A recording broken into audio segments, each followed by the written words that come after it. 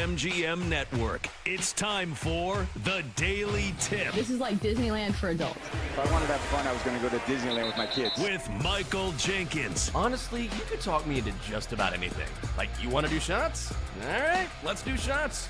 You want to put together a 10-leg teaser? Sure, let's put some money on it. In fact, I do a parlay with Champions League Soccer and the WNBA. And Chelsea Messenger. Let's try to beat the rest of the network at being degenerates, because maybe, just maybe, we can win in that regard. I do like the idea of a parlay. Hey, Dad, don't forget about me, the dogster. Presented by BetMGM.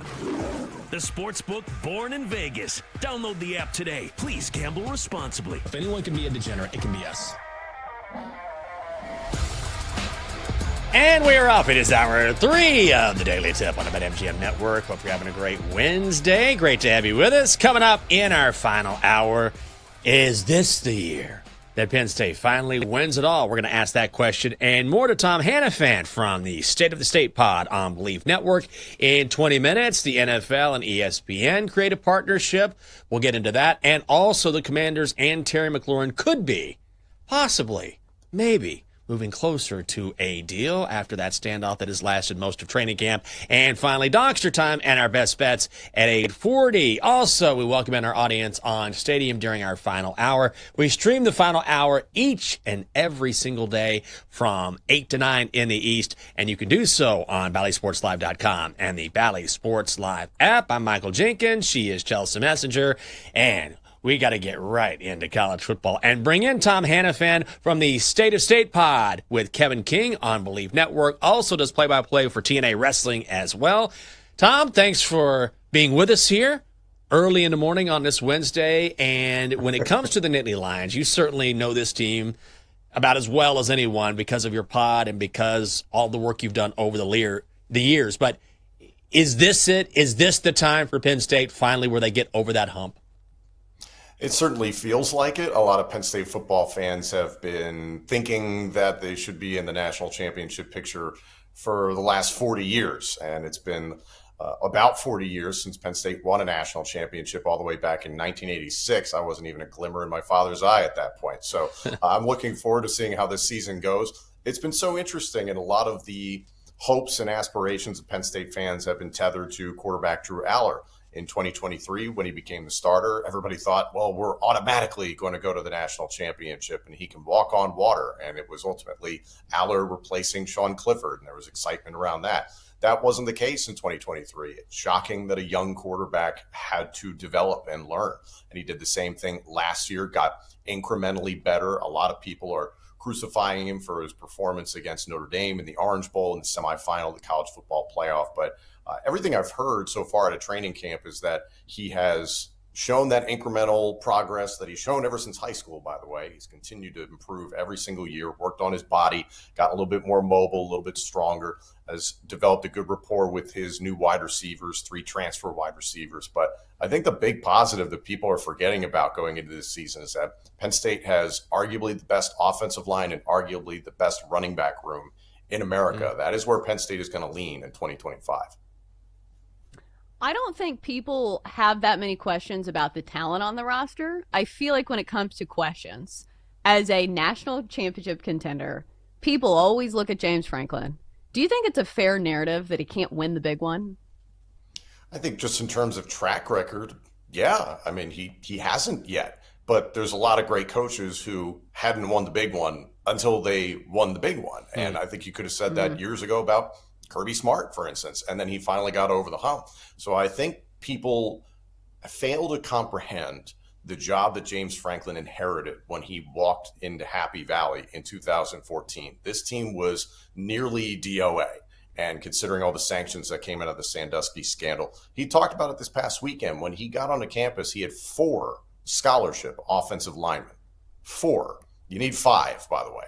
So now he has roughly 22 to 25, 8 to 9 of which he believes could be starters anywhere in America. The depth that he's created has been absolutely incredible. The job that they've done recruiting, not just going for the high dollar value guys or going for the 5 stars, no matter what, we're just going for the stars next to their name. It's going for the right fit, culture, all those sorts of things that are really important for team football. And I think also the infrastructure that he's had to improve at Penn State to make it a top flight program to compete with the big boys in the Big Ten and the SEC.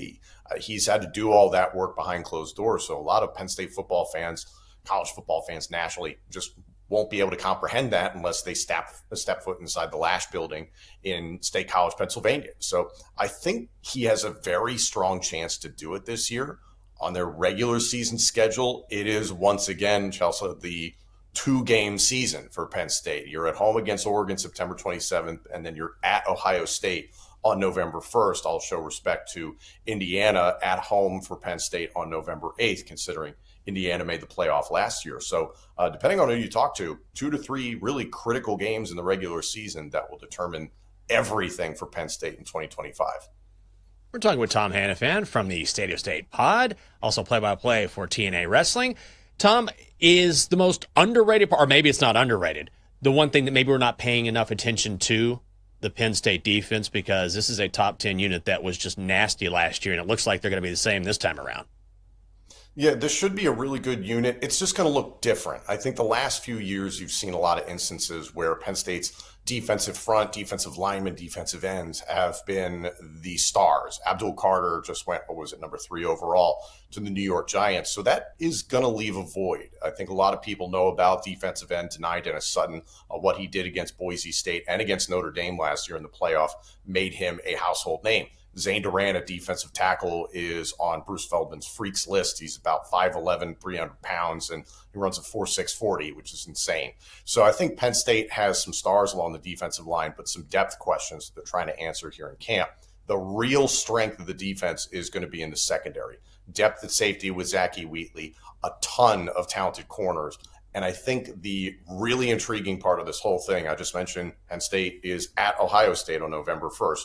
Well, their new defensive coordinator is Jim Knowles, who was the defensive coordinator for Ohio State when they won a national title last year, had been there for a while, and is largely respected as maybe the best defensive coordinator going right now in college football. So if Jim Knowles can take this defense and mold it quickly, considering this is a team dealing with injuries from last season and learning this install program right now, they're going to have a really good chance. It's just going to look different. I think you're going to see a lot more coverage pressures, a lot more pass breakups than you will see, for instance, sacks.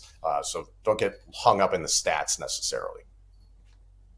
Yeah, I think that kind of leads into my next question, because you're right. It is a few big games that will determine the season for Penn State. So looking forward, how do you think they match up against some of these top contenders? Because sometimes it's about matchups. And of course, you look at Texas and you see Arch Manning, and you kind of mentioned some of the guys on the defensive line. Is this a defense that could get after the quarterback enough? And how do you think they match up against Texas, against Oregon, against some of these other contenders? Texas is such an outlier right now, right? I mean, everybody's projecting, depending on which sportsbook you look at, Arch Manning's already going to win the Heisman. Well, what did he start? One full game last year against a competent opponent? I mean, he came in the Georgia game and he looked like a deer in headlights. So I'm curious to see what Arch Manning actually looks like as the starter for the Texas Longhorns. Can Penn State hack it with some of these top flight programs? I think from a talent perspective, yes. At least just looking at their schedule, the teams we know that they're going to face. I think the Oregon game sets up really nicely for Penn State. You have 3 non-conference games, and no disrespect to these teams, but it's Nevada, FIU, and Villanova. Those should be virtually preseason games for Penn State. Then they get a bye. Then September 27th at night in a whiteout, they're going to host Dante Moore and the Oregon Ducks. Dante Moore, granted, showed some flash at UCLA as a freshman, sat behind Dylan Gabriel last year, but we really don't know what he's going to be as the full-fledged starter for the Ducks and offensive coordinator Stein there. So I'm curious to see how that plays out. And then also for the Ohio State game, okay, Julian Sayin at quarterback, similar situation with Dante Moore. There's talent, there's a lot of hype. We don't know what it looks like, and he has less experience as a starter. In fact, he has no experience as a starter. Is he the guy? And Jeremiah Smith and company, yes, there's that talent. I think Penn State's secondary is going to be able to provide a decent challenge for Ohio State, and they talked about it this past weekend, not just being so hell-bent on playing man every single time they go out there. James Franklin said it. 2 to 3 opponents a year, you can't just do that. You're going to have to show different looks. And I think that's the thing about Jim Knowles is he's prepared to put multiple looks out there, and he has a lot of experience against these Big Ten teams. So I feel optimistic that Penn State can hack it with the best in the country. Tom, when you look at Ohio State in particular, and I feel like, I mean, I'm a Texas guy, but I feel like Texas is a little overvalued here just based on Arch and the hype surrounding that. But you could maybe say the same about Ohio State because they're the defending national champions, but also they lost 9 players on offense. They're working in Julian Sayin. From your perspective, is there a possibility that the Buckeyes are maybe getting a little too much credit because they lost so many integral pieces? I think, yes, 100%. I very much believe in I'll believe it when I see it. So for people to be projecting ahead of, oh, they're absolutely going to win the Big Ten championship or they're going to compete for the national championship, we don't know what this team is going to look like. To your point, the pieces that went off to the National Football League on offense and defense, some guys that were really critical locker room leaders like Jack Sawyer. Now you still have a fantastic safety there in Caleb Downs, a lot of really talented pieces along the defensive line and at linebacker. So I think Ohio State is Ohio State at the end of the day. They're deep. They have a lot of talent. They're going to be able to put some interesting pieces out there. I think the real question mark going into this season for them is replacing both of their coordinators. And Brian Hartline stepping up from wide receivers coach, maybe the best wide receivers coach in the country, to full-fledged offensive coordinator after Chip Kelly was in and out. That's going to be a real question mark. Now, granted, you have a big red easy button in number 4 with Jeremiah Smith and a lot of other talented wide receivers, tight ends, all those sorts of things. What does the running game look like? Is Julian Sayin going to pick up where Will Howard and so many other great Buckeye quarterbacks have left off? Or is there a learning curve? Does he develop in October and November? Does he really round into form? What is he like? We talked about James Franklin and Drew Allar in the big games. What does a true first-time starter look like in the big-time games in arguably the biggest program in college football? So I think there's reason for optimism and positivity for Ohio State, justifiably so, but we'll believe it when we see it. So we've talked a lot about the positives of Penn State. Let's flip it on its ear. What are the sabotage factors? What is stopping Penn State from winning a national championship this year? I think long-term health is always an issue now that the college football playoff has been expanded to 12 teams, because Penn State played its longest season ever this past year, going all the way into the semifinals. So they've had a number of key players that were banged up from last season, were limited in winter workouts, limited in spring training, and are just kind of getting into the mix here now with fall camp getting underway. And some of those guys are still recovering. I mentioned the 3 non-conference games that are going to be really useful for Penn State. My concerns are going to be, number 1, wide receiver. 3 transfer wide receivers, Kyron Hudson from USC, Devontae Ross from Troy, and then Trebor Pena from Syracuse. There's a lot of excitement about. But again, we don't know if that's going to work out. We sincerely hope it will, and they have previous production, but it doesn't necessarily mean it's going to project and work out at Penn State. Hopefully it does. I am interested to see the depth at defensive end opposite Denida and Sutton. As I mentioned, Abdul Carter, a monster at defensive end, is off to the National Football League. The next starter opposite DDS is expected to be Zariah Fisher, who has been with the program for now 6 years and has dealt with a ton of injuries. So it's just a question of, can he stay healthy and can he produce? Behind defensive tackle Zane Durant, a lot of question marks. Alonzo Ford, banged up for most of the offseason, most of 2024, transferred from Old Dominion a few years ago. He's number 2 behind Zane Durant, and he's just kind of getting into the flow here with Jim Knowles and this install for the defense at this point in time in August. What's the depth behind those guys? Linebacker, it's a 4-2-5 defense, and you have a transfer in Amari Campbell from UNC. Okay, how does that work out? So there's just a lot of question marks in terms of depth pieces. And again, if you're playing into December and January, like Penn State expects to be, you need to feel really confident in your depth pieces. He is the co-host of the State of State pod on Believe Network, also play-by-play for TNA Wrestling. It is Tom Hannafan. Tom, really interesting stuff, and good luck to your Nittany Lions this season. You have to be pretty excited.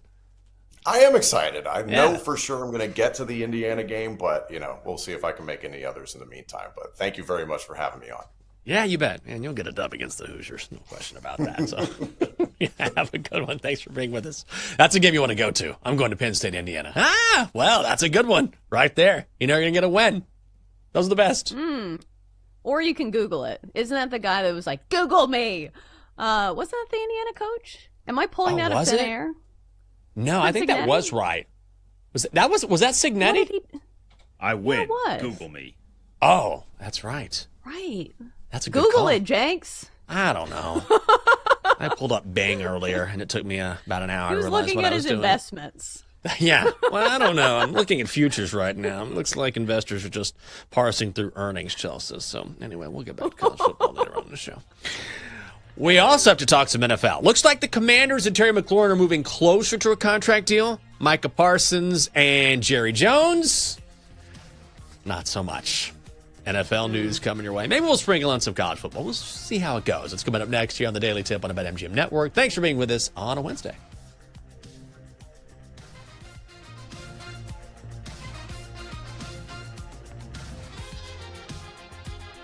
Chelsea and Jenks will be right back on the Daily Tip on the BetMGM Network. Download the app today. Please gamble responsibly.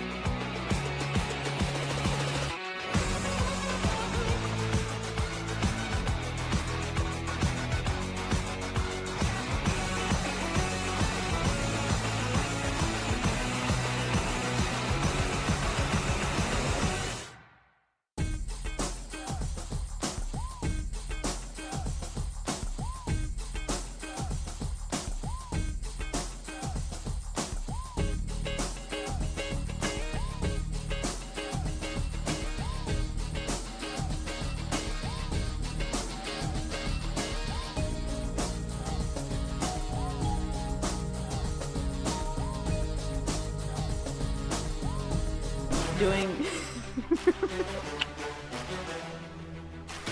Welcome back to the Daily Tip, presented by BetMGM, the sportsbook born in Vegas. Download the app today with Michael Jenkins and Chelsea Messenger on the BetMGM network. Welcome back to the show. It is a Daily Tip on the BetMGM network. I'm Jinx. She's Chelsea. What are you grokking right now? I don't think that's a term. What are you asking grok on X? You're grokking? Okay. Right. So our last guest was talking about a Penn State player who was 5'11 and 300 pounds. I said, pause. 5'11 and 300 pounds? Did he mean 200 pounds? And so we've decided that he actually meant 300 pounds. So I guess this player who we need to figure out who he is, he must be an absolute bowling ball. But so I Googled, I said, what does 5'11 and 300 pounds look like? I should have specified that I wanted what it was for a man to look like. So instead of, football players, I have sassy women who are taking selfies of themselves. Awesome. At the height and weight. You get, here is the cast of my 600-pound life. You're like, all right, I got to ask this again. That's not what I was going for. Okay. Sassy women. I ruined my algorithm. Like, now my algorithm is just going to be like, wow, this is her type. Big women. Chelsea loves big women. And then it was listening to your conversation earlier about big women on horses when you were competing. It's like, wow, all she cares about is bigger women. God, who's that guy, Jason Whitlock? We need the, soundbite of him talking about Joy Taylor. That's what my computer thinks I am right now. Your phone is listening to you, and let me tell you something. Your content is going to be just out of this world for the next 24 hours. Wow. Do you know that comment I'm talking about with Jason Whitlock? Where, I think he's trying to, dunk on Joy Taylor, but instead he's like, and that soft, milky mocha skin. And you're just like, oh, that creamy peanut butter skin. It's like, oh, my God, what are you doing? Are you listening to yourself, Jason? Oh, my God. Well, since we're talking about guys who often pontificate on air, how about Colin Cowherd? I'm trying to transition as best I can. Who does not have... Joy Taylor was on Colin Cowherd. That's true. Oh, yeah. Now, Colin does not have that peanut butter skin. Milky, white, cream cheese skin. So, yesterday, it's more me, honestly, than Colin Cowherd. Colin Cowherd yesterday, oddly enough, decided to pick a really interesting beef with Cowboys head coach Brian Schottenheimer. Take a listen. I don't like backward hats. What's worse is a backward visor. That's a 2-win team. I'm taking away 4 wins. So when you sit in front of a podium, you're representing the Cowboys, you're representing Bank of America, you're representing a $12 billion corporation. I think you got to do better as a head coach than a visor backwards. There's a reason that country clubs and private clubs, you have to wear collared shirts and jackets. There's a reason for that. There's a standard. I don't want to look like a guy that's here to move my couch. I want you to do better than that. That's awful. That is so bad. Okay. He's representing Bank of America, by the way. When I see Brian Schottenheimer, I think, I wonder how much interest I can get on a money market account from Bank of America. Okay. So Brian Schottenheimer heard this, and this was his response. Oh, sorry, Colin. Let me turn my hat around.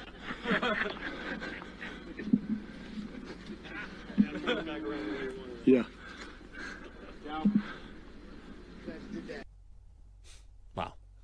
Quick response. I just want to say this. What a response. That's the best response, which is dumb, moronic take. But I'll agree with one thing. If you're the head coach of the Dallas Cowboys, you need to wear a neatly pressed shirt, only one button unbuttoned. You are leading young men. All right? Do you think these guys, you think fans want to see chest hair? No, it's one button undone. You're leading young men. This isn't Chippendales, okay? It's a National Football League. All right? You want to go to the club? That's Jerry's job. All right? Jerry goes to the club. You coach his football team. And I want to see neatly pressed, okay? This isn't the UFL, okay? This is not Furman. It's the Dallas Cowboys, neatly pressed. What, are you some drug dealer in your mom's basement? Huh? Handing out cocaine? Might as well put on your drug rug. All right? And what about Bank of America? What are we doing here? Neatly pressed shirt. You're the head coach of the Dallas Cowboys. How do you have serious rants like this? They're so stupid. I mean, Jenks, how am I supposed to focus with that cream cheese skin on Colin Cowherd? That's what I was thinking the whole time. But I feel like in a day and age when we have influencers who are making these huge brand deals where it's like Alex Earl curled up on her couch, like in a towel, like, putting on her makeup, we are past the days of having to dress up for things. We talked about this yesterday. Yeah. Like, everything is more relaxed, and I think people want authenticity more than anything. Like, we used to have coaches who would wear full-on suits, when they're coaching football. We moved away from that. Like, there's always, a goalpost that's constantly moving for fashion, for what is acceptable. Who's that coach that used to wear, suits and ties all the time? Was it Al Golden who, did it recently? Or is it PJ Fleck? PJ Fleck always wears, he wears the pullover. He has the, the shirt and tie and then the pullover. I feel like that's his signature look. Yeah. But it's not the norm. Right. In fact, it looks strange. Especially when they start sweating. That was the worst part of Al Golden being at Miami, because it's Miami. And he's in a full-on suit, and he's just sweating profusely, and you just feel bad for him. So back to the backwards hat thing. Why is Colin Cowherd so stuck on this? Because remember the first time he had this rant when it was about Baker Mayfield? Baker Mayfield has gone on to have a pretty good career in the NFL. I feel like this was a valid take maybe 10 years ago, but in the year 2025, it's not. It's ridiculous. And also Baker Mayfield schooled him during that interview, which was hilarious. Baker was like, you didn't look at the full video. Did you see this? Did you see this? And Colin Cowherd kind of backtracked or tried to. It was an awkward moment. I don't know. I feel a lot of this is just for attention and a soundbite. And look, it worked, right? Because Brian Schottenheimer was talking about it, which is exactly what you want if you're Colin Cowherd. Not that he necessarily needs the attention, but it doesn't hurt for sure.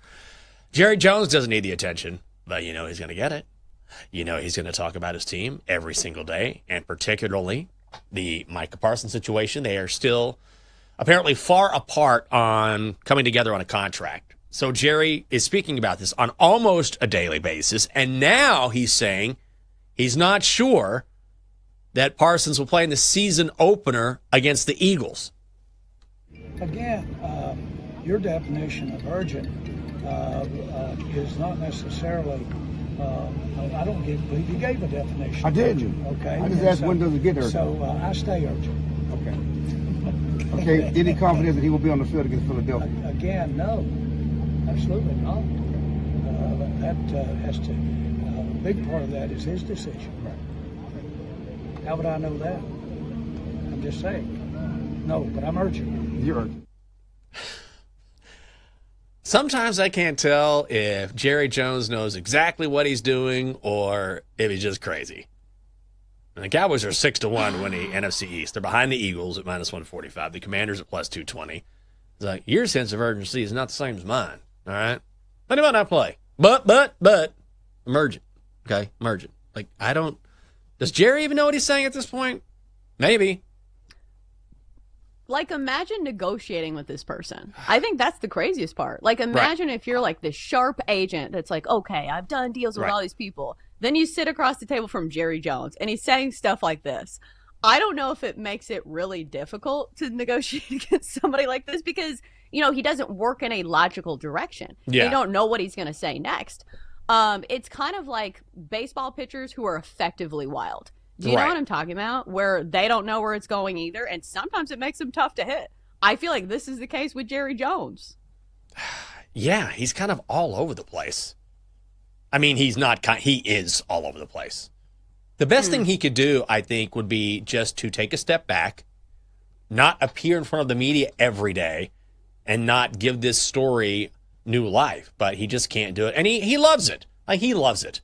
Yeah.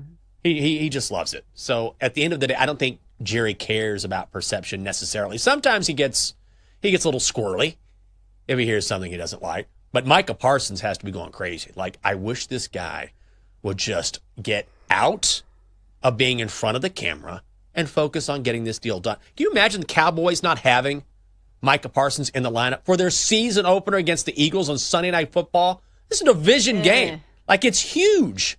It's huge. Yeah, it's game one. It still matters in a big way, especially if you're a team like the Cowboys who needs to stack as many dubs as possible. Right. I think this is where Jerry needs to think about his ego and then think about his team. Because right now it feels like he likes the chess match. He likes going back and forth in these negotiations, and he wants to talk every day.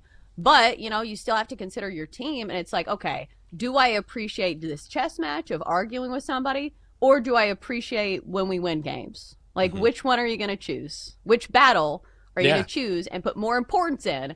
And it feels like we all know the obvious answer, but is Jerry going to choose it? Yeah. Well, the Commanders will certainly win more games if Terry McLaurin is in the lineup, and they appear to be moving closer. Diana Rossini, senior NFL insider for The Athletic, was a guest yesterday on B. Mitch and Finley, right here on 106.7 The Fan in D.C., just upstairs. And she gave some what looks to be positive news. He's a class act. He's a professional. He loves his team. He's all Washington all the time. Yes, he asked for a trade. But do we all really think Terry McLaurin wants to play somewhere else? No, of course he doesn't. And we know Washington wants him there just based on everything that he provides this offense, knowing that he's the number one weapon, and knowing all the other great stuff that fits into the culture of what Dan Quinn wants. And he is the poster child for what a commander should be. I think we could all agree. It's just who's going to give here? Who's going to be willing to say, all right, Terry, you're not going to get the 32, 33, 34 top dollar right now because the reality is you are 30 years old. But at the same time, Washington, you've got a quarterback on a very cheap deal. You're all in. You've got the vets signed up. They're ready to win. You went all the way to the NFC Championship game last year. You can do this year. Champagne problems. This is a good problem to have, and you got the money. Maybe you're willing to overpay a bit. So I think we're at that point where it's starting to feel like we're getting closer. I just can't report right now at this moment, like, guys, any second. I don't think it's that close.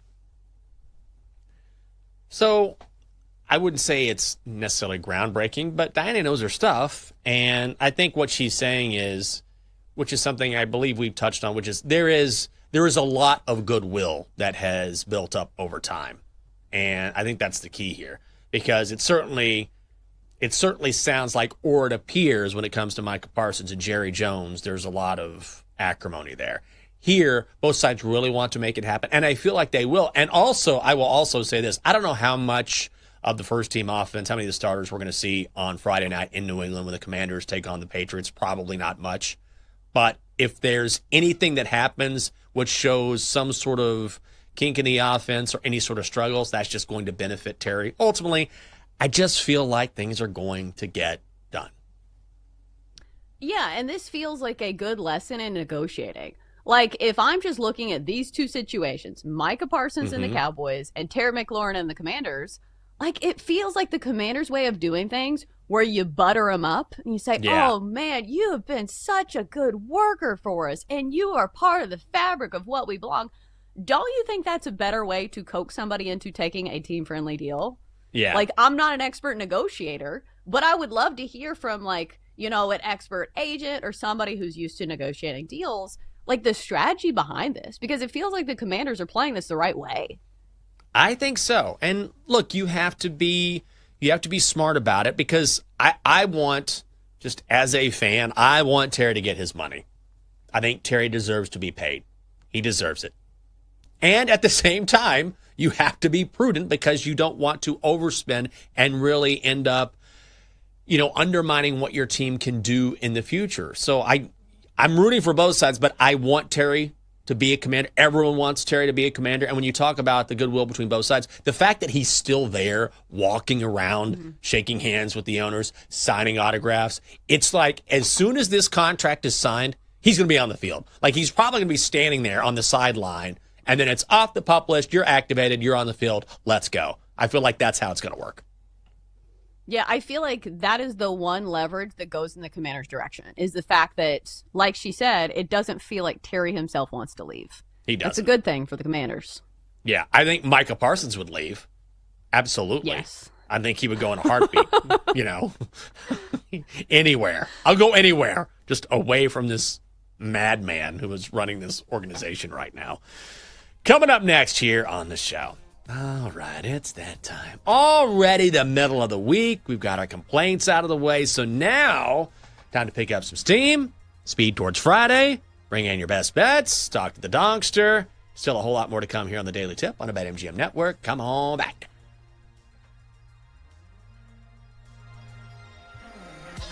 Coming up, Jenks and Chelsea give out their best bets here on the BetMGM Network. Presented by BetMGM, the sportsbook born in Vegas. Download.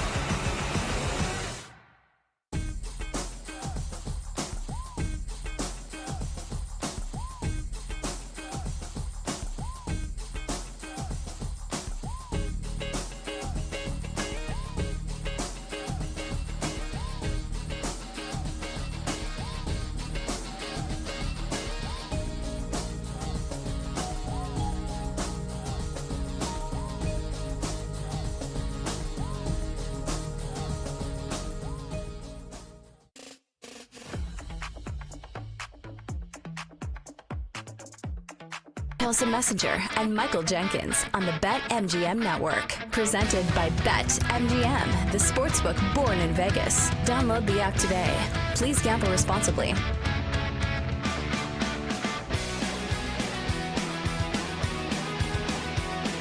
Welcome back to the show, the Daily Tip on the BetMGM Network on a Wednesday. Great to have you with us. It's Chelsea Messenger and Michael Jenkins. Got Dylan, Denton, Double D here. Middle of the week. I'm excited about some afternoon baseball today. So, Chelsea, you better get in that nap real quick. I'm talking straight to bed. You get an hour and a half, 2 hours, and then it's up. You got to watch baseball all afternoon.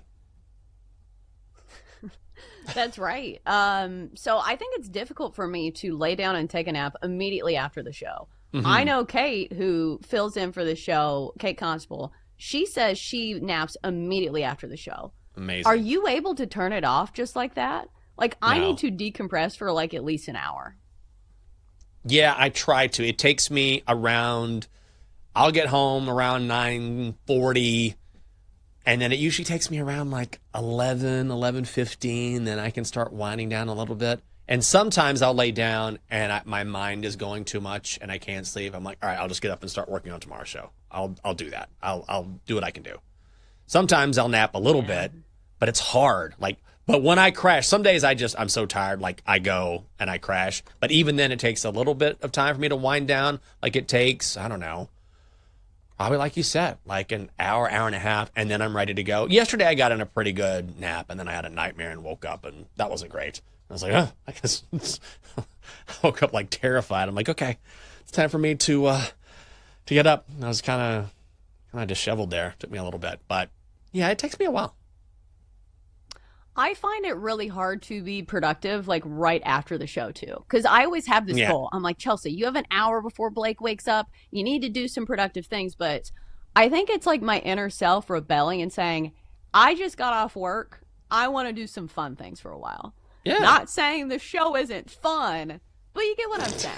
Like, you want some me time. You get what I'm saying. Yeah. It's like you want to do something that you want to do. Like, I'll give you an example. Like, I love this history account on Instagram where this lady, like, talks about, like, historical, like, oddities. Yeah. And I just dive into that. Like, something that's not productive that you can just kind of dissociate.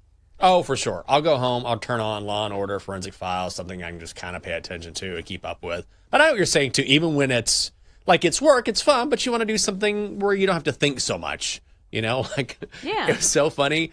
On our Commanders pod, we just celebrated 2 years, and our producer, Anna, who's great, and Anna and I are sitting across from each other out in Ashburn, and her reaction, I was like, wow, 2 years, that's amazing, Anna. And she's like, yeah.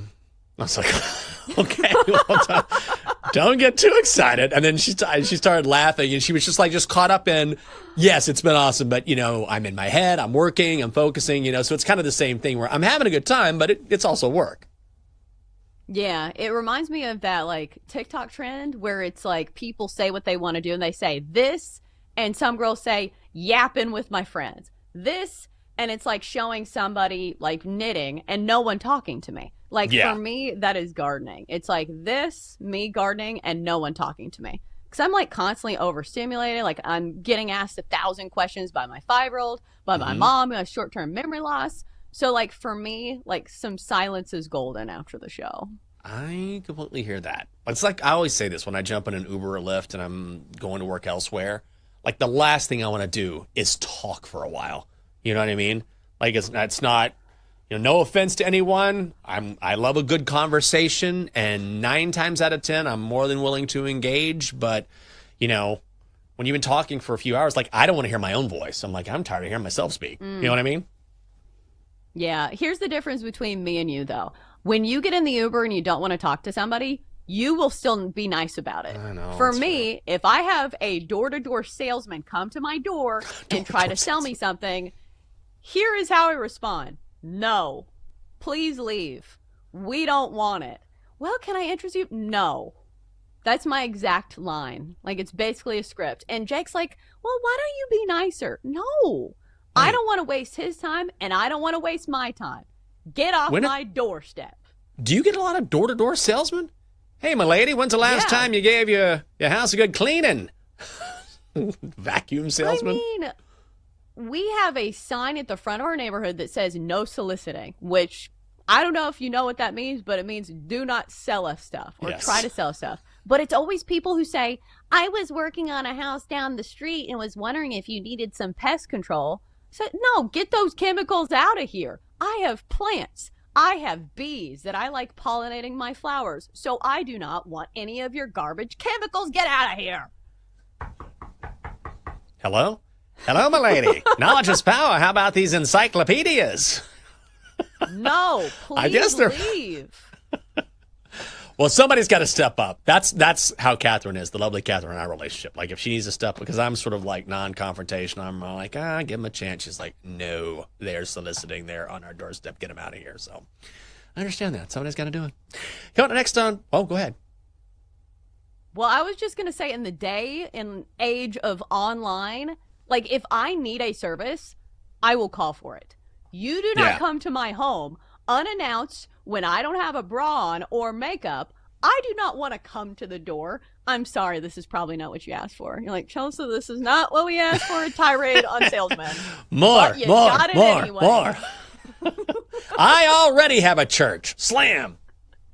I mean, it does happen. Coming up on Bet Switch, Joe and Sammy P will preview the Dallas Cowboys. Oh, Jerry. Sometimes he just cries in his pillow when things aren't going well. They'll also give their best and worst coordinators in the NFL. Then Gilles Gallant from the Action Network joins at 10:20, and former Major Leaguer Jason Kipnis will be along at 11 o'clock. Time for our best bets. Time to place your bets. As I just said, nailed that. All right, Chelsea, one play on the card today. Let's do it. Yeah, one play and one play only. So I was going to play the Phillies, reliable today, but this is out of respect for the opposing pitcher for the Orioles. Trevor Rogers has been outstanding for the O's this year. 4-2, 1.44 ERA, and has been really dependable at not giving up runs. In fact, 3 runs or fewer in every single start this year. So the way I'm going to play this is first 7 under 6.5 runs for minus 125. The reason I'm doing this is because Trevor Rogers has shown that he can go more than 5 innings. In fact, last time around, he went 8 innings. I wouldn't expect him to do that back-to-back. But you get a better price when you play the first 7 innings. And you don't have to, sit through whatever the closing situation is for the Orioles. Meanwhile, you look on the other side of the coin, Ranger Suarez, somebody who's won me a lot of money this year, somebody who goes past 5 innings routinely, and also is having a great season. If you look at Ranger Suarez this year, 8-4, 2.68 ERA, and also facing an Orioles lineup that I am not afraid of. So instead of going with the Phils here, we will go with a first 7 under 6.5 runs for minus 125. You ain't scared? I'm not either. I'm going to play this. I ain't scared. I'm going to go Orioles-Phillies under 8.5. It's minus 120, so I will spare the repetitiveness of your handicap, but I'm with you there. I will go under 8.5. Also, Giants-Pirates, some early money on the card, hopefully today. Giants money line, shopped around, found it at minus 145. Robbie Ray going for the Giants, 2 runs or less in 6 of his last 7. Very strong away from home, 3.16 ERA. Andrew Heaney, surprisingly good early in the season. Not lately. Since, June 1st, ERA has gone from 3.39 to 4.89. He has given up at least 3 runs in 4 of his last 5. Pirates' bats have been better of late. Then they regressed to the mean yesterday. I don't think they have enough against Ray on the mound. So let's go Giants money line. Also, the old favorites. Blue Jays on the run line in Colorado. Why not? It's been 2 full weeks. You got to fade the Rockies. Kyle Freeland on the mound for Colorado. His splits at Coors Field, not great. ERA of almost 5. Toronto is 11th in slugging, 6th in OPS against lefties. Kevin Gausman, not a good outing last time out against the Royals. Got touched up, 5 runs over 6 innings. But still, on the road this season, an ERA of 3.72. The Jays are the 3rd best team on the run line in all of Major League Baseball. The Rockies, not surprisingly, they are dead last. I had to find it. It is the 1.5 run line. I'll lay the juice. Let's have some fun at Coors Field. Blue Jays run line, minus 152. All right. We got to find out. I don't know who's up next. Is it Joe O? Is it Sammy P? We'll be surprised. But before we get to those guys, to get a little preview of Bet Sweats, we have to bring in, I was going to say our good friend. He's a guy. It's the Donkster. He's here. Donkster, good morning. What's going on? Is anybody here getting my Snapchats? Yeah. Your snaps? I don't. I'm trying to send Dylan some stuff so we can start a streak, but he's not answering. Oh. Well, I can't speak for Dylan, but I know he's listening. What username do you have? Oh, let me check. Let's see. It's Honkers81. Oh. I'm not certain. I don't think that's him. I'll send you some more pictures just in case. Okay, you do that. Yes. Honkers 82 already taken. Okay. Do you have a bet, Donkster? Giants, Pirates under 8. Okay, good job. Let's find out what's coming up next on Bet Sweats. And for that, oh, what a pleasure. It's Joe O. Joe O. Once known as Honkers 83, I think. Good morning. How you doing? Donkster in action again last night in the WNBA. Number 3. Oh, the guy's everywhere. He is everywhere. How do you talk about that story without, like, I don't even know if you can say that word on air. Like, that's the craziest thing. It's like, it's happening in the WNBA, but it's so unserious, sexual. Because I will say this, we have precedents. Because didn't this happen at a Bills game? It didn't hit anybody. Yeah. But it has happened. It's challenging. It's serious business, Joe. I've always lived by the rule in this business. Well, if you have to hesitate, if you have to ask, it's probably a no. And I had the same reaction as you. Can we say this? Can we? But the good thing is there are so many ways to say it without saying it, which is also fun. And now apparently you can bet on it too. As far as Green Goblin. the color. You can do. I have a whole toy box full. Oh. Oh, no. And sane. And batteries. Okay, we gotta go. Joe, we can't wait to hear the show. Make sure you listen to Bet Sweats. For Chelsea, I'm Jinx, the entire crew. Great to have you with us. We'll see you early tomorrow.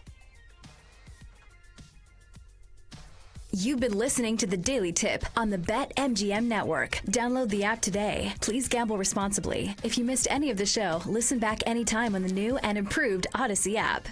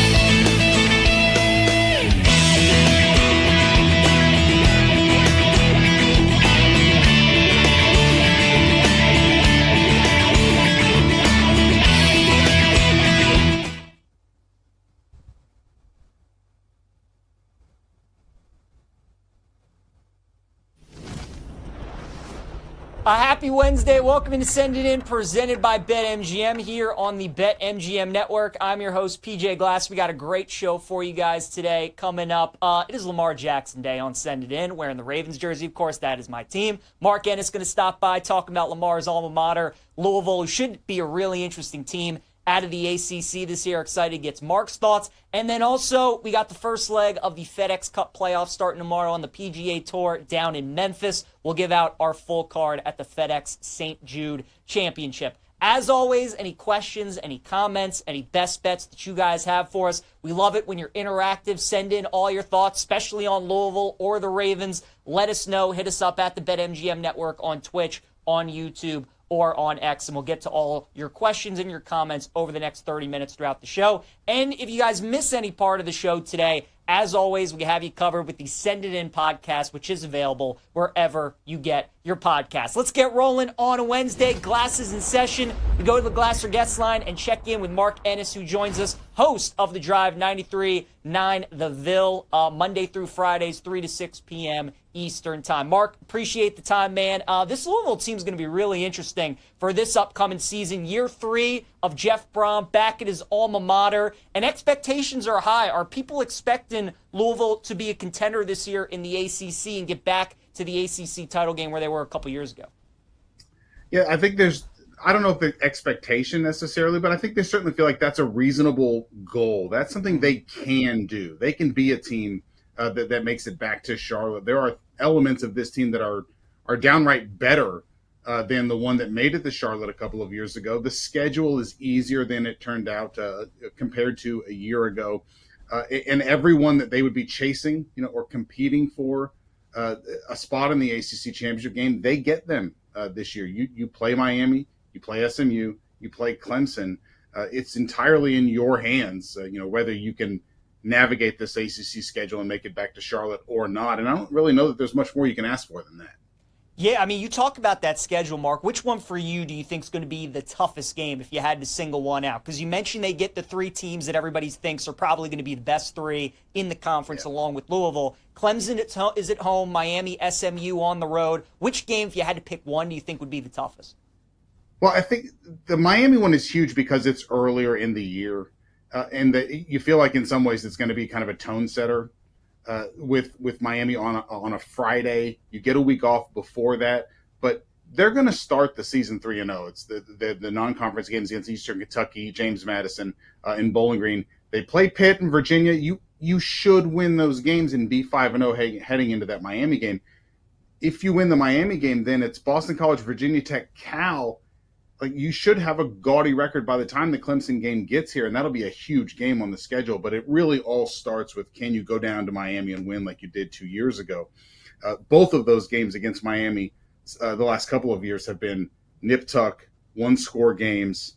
But Louisville was able to pull it out 2 years ago, lost in a one-score game last year against a Miami team. The guy, it just seems like they couldn't do anything with Cam Ward against the Cam Ward. So it's the Miami game early, I think, really keeps every big goal on the table if you win that game early in the season in October. Yeah, no doubt. Mark, something I've been noticing when we've been previewing a couple of these ACC teams, it's interesting the strategic bye weeks that some of these teams have. And what I noticed with Louisville is that they have their 2 bye weeks kind of early on in the season. So they're going to finish the year with 7 straight games. And obviously, if they do make it into the ACC title game, there's a chance they could be playing 8 games in 8 weeks. I know they had something similar where they played 7 straight games, had Clemson where they upset the Tigers in Death Valley last year before going into their bye week. Is that something that Jeff Brom does? Has he talked about that? Because I do find it interesting how their bye weeks are a little bit staggered early, play all these games late. Obviously not ideal when you're playing that many games against a lot of good teams. I'm just curious if that's something that he does by design or if he's talked about that at all. The answer is no. It's not something that he does by design. It really kind of gets handed down from on high by the ACC. You get some say in your non-conference games, but they get all the say really in the last 8 weeks of the season for the most part. And not only does he not do this by design, he's pretty pissed about it. He's not really thrilled with that down the stretch. And so, I think it's imperative that they use the first 5 games of the year which includes those bye weeks in there. So that first half of the schedule, you got to take care of business against Eastern Kentucky, against James Madison, against Bowling Green. You got to keep some of the wear and tear off of guys and basically kind of have 2 seasons where after that Miami game, it's, hey, this is who we are for the rest of the year. And we got to keep some of the mileage off some of these key guys, because if there's anything that got the team 2 years ago, it was they were very beat up by the end of the year. Jamari Thrash was a big threat for them, and he barely played the second half of the year. Jawar Jordan barely played the second half of that year. And it made a difference. It kind of hampered them, down the stretch. And I know they want to avoid that this year for sure. Yeah, that second bye week, Mark, comes on October 11th. So from October 17th through November 29th, 7 straight games of football for Louisville. We're talking the Cards here with Mark Ennis on Send It In. Mark, let's talk about the quarterback this year. Miller Moss comes over from USC, another one of those guys in the era that we're in with college football, where I think people that are getting ready for the season, they're like, wow, Miller Moss is now in Louisville for the Cardinals. But I think it's going to be a great fit with Jeff Brom and company this year. Obviously does such a great job year in and year out with his QBs. What have the early thoughts, impressions been so far with Miller Moss throughout the summer? Yeah, he's made an impression on folks. He comes across really well. Jeff has a type, and it's not necessarily a physical type, but Jeff has a type of like a mindset guy. Guys who feel like, hey, I only have one more shot at this. This is my last year. I've got something to prove. People are doubting me. Miller Moss got benched, 2/3 of the way through last season when they lost 4 out of 5. I had a really rough game against Washington, 3 interceptions, and got benched in kind of a youth movement at USC, and feels like he's got a lot to prove. And this is the first time I really feel like Jeff hit the portal looking for a quarterback, wanted this guy, got this guy. Like he wanted Miller Moss, and you can see sort of what he wants out of a quarterback and why he wanted him. He's not as physically gifted, like he's not 6'5", 240 like Tyler Shuck was, but decisive. And if there's one thing that I've really learned from Jeff the last couple of years, like he values in a quarterback, like you cannot play passively, you cannot play fearfully. Like you've got to, if that's the throw, make the throw. If it's high risk, fine. But if that's like, make it. Don't be indecisive. And Miller Moss is not that. The players really gravitate towards him. He stands out in practice. Like if you didn't have numbers on, you would be able to tell. Okay, that's clearly the starter. I think it's a good marriage. And really, of the 3 quarterbacks that Jeff's brought in now, he drops into really the best situation with what's around him on the offense for sure.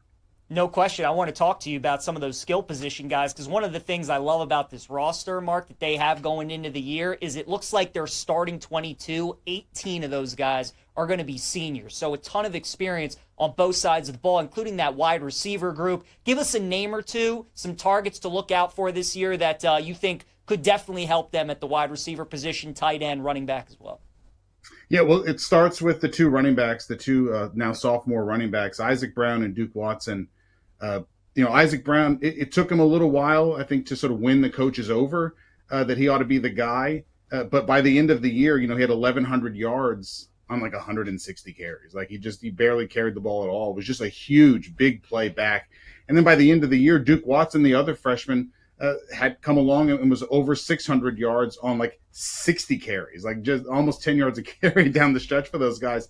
And they were huge. And Isaac Brown was well over 100 yards against Clemson, well over 100 yards against Kentucky in kind of the rivalry game at the end of the year. Like these guys really emerged as what makes the offense go. And I'll give Jeff credit. He has this reputation as a quarterback's wide open, throwing it guy. But when he's got running backs, like he will build the offense around what they're good at, and those guys are really going to make everything go. But they have wide receivers. The 2 of the top 3 receivers from last year, Chris Bell is a huge physical kind of in the DK Metcalf kind of mold, a big guy. If I told you he was a linebacker, you'd probably believe me, if just looking at him. And Colin Lacey was really, I think, the guy they were super excited about a year ago as a slot receiver. And then he hurt his collarbone in the preseason and barely played at all. And so they got him back for the bowl game. He's been fully healthy through spring and fall camp now and really looks the part. So a lot to work with around Miller Moss, better than either of the other 2 quarterbacks inherited. Quick thought on the other side of the ball, Mark. When people think Louisville, they think Brom, they think offense. The defense, though, his first couple of years has been pretty good. This one, again, a lot of returning pieces, some older guys. What do you expect from the defense this year? I don't know, and so I don't want to, overpromise or fake take it here that I think the defense is going to be good. This is the biggest question mark that the defense has been coming into a season. They lost two huge kind of stalwart pieces on the defense, and Ashton Gelati up front, who's now playing for the Chiefs, Quincy Riley now playing for New Orleans, and both of those guys kind of pushing for early time. I'd be lying to you, if I said I knew for certain where the production will come on the defense in place of those two guys. But, last year's defense wasn't great in the biggest games, especially like the first half of the year. They gave up 52 to Miami, well into the 30s against SMU. But by the second half of last year had sort of settled down.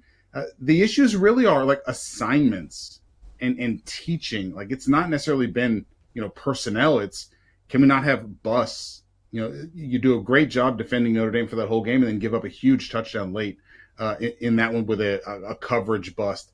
It's far more about, I think, assignments and just this being a sound defense, because they're going to be so good offensively. Mm-hmm. If you can just be adequate to good and don't give up a bunch of chunk plays that really change like the feel and the vibe of games, you should have a chance in just about every game you play. Mark, we'll leave you with this, about 30 seconds. I think it's interesting at BetMGM right now. There's a couple of bets that are the same price. Plus 350 for either Louisville to make it to the ACC title game, so they don't even have to win, just to make it, or plus 350 to make the college football playoff. We obviously saw SMU make the playoff last year, losing in the ACC title game. Which one would you rather bet? Would you just take the Cards to make it to Charlotte, or bet them to make the playoff if you had to choose? If I had to bet, I would take Charlotte, because you have far more control over that. Mm-hmm. Like I mentioned earlier, you play Miami, you play SMU, you play Clemson. You're going to have far more control over that. And this year in the non-conference, Eastern Kentucky, James Madison, Bowling Green, not great. They don't play Notre Dame like they have in several of the previous years in the non-conference. And Kentucky's not nearly as good as they were just even a couple of years ago, to where it just feels like there's going to be less grace for a Louisville team in terms of playoff consideration, unless they outright win the ACC.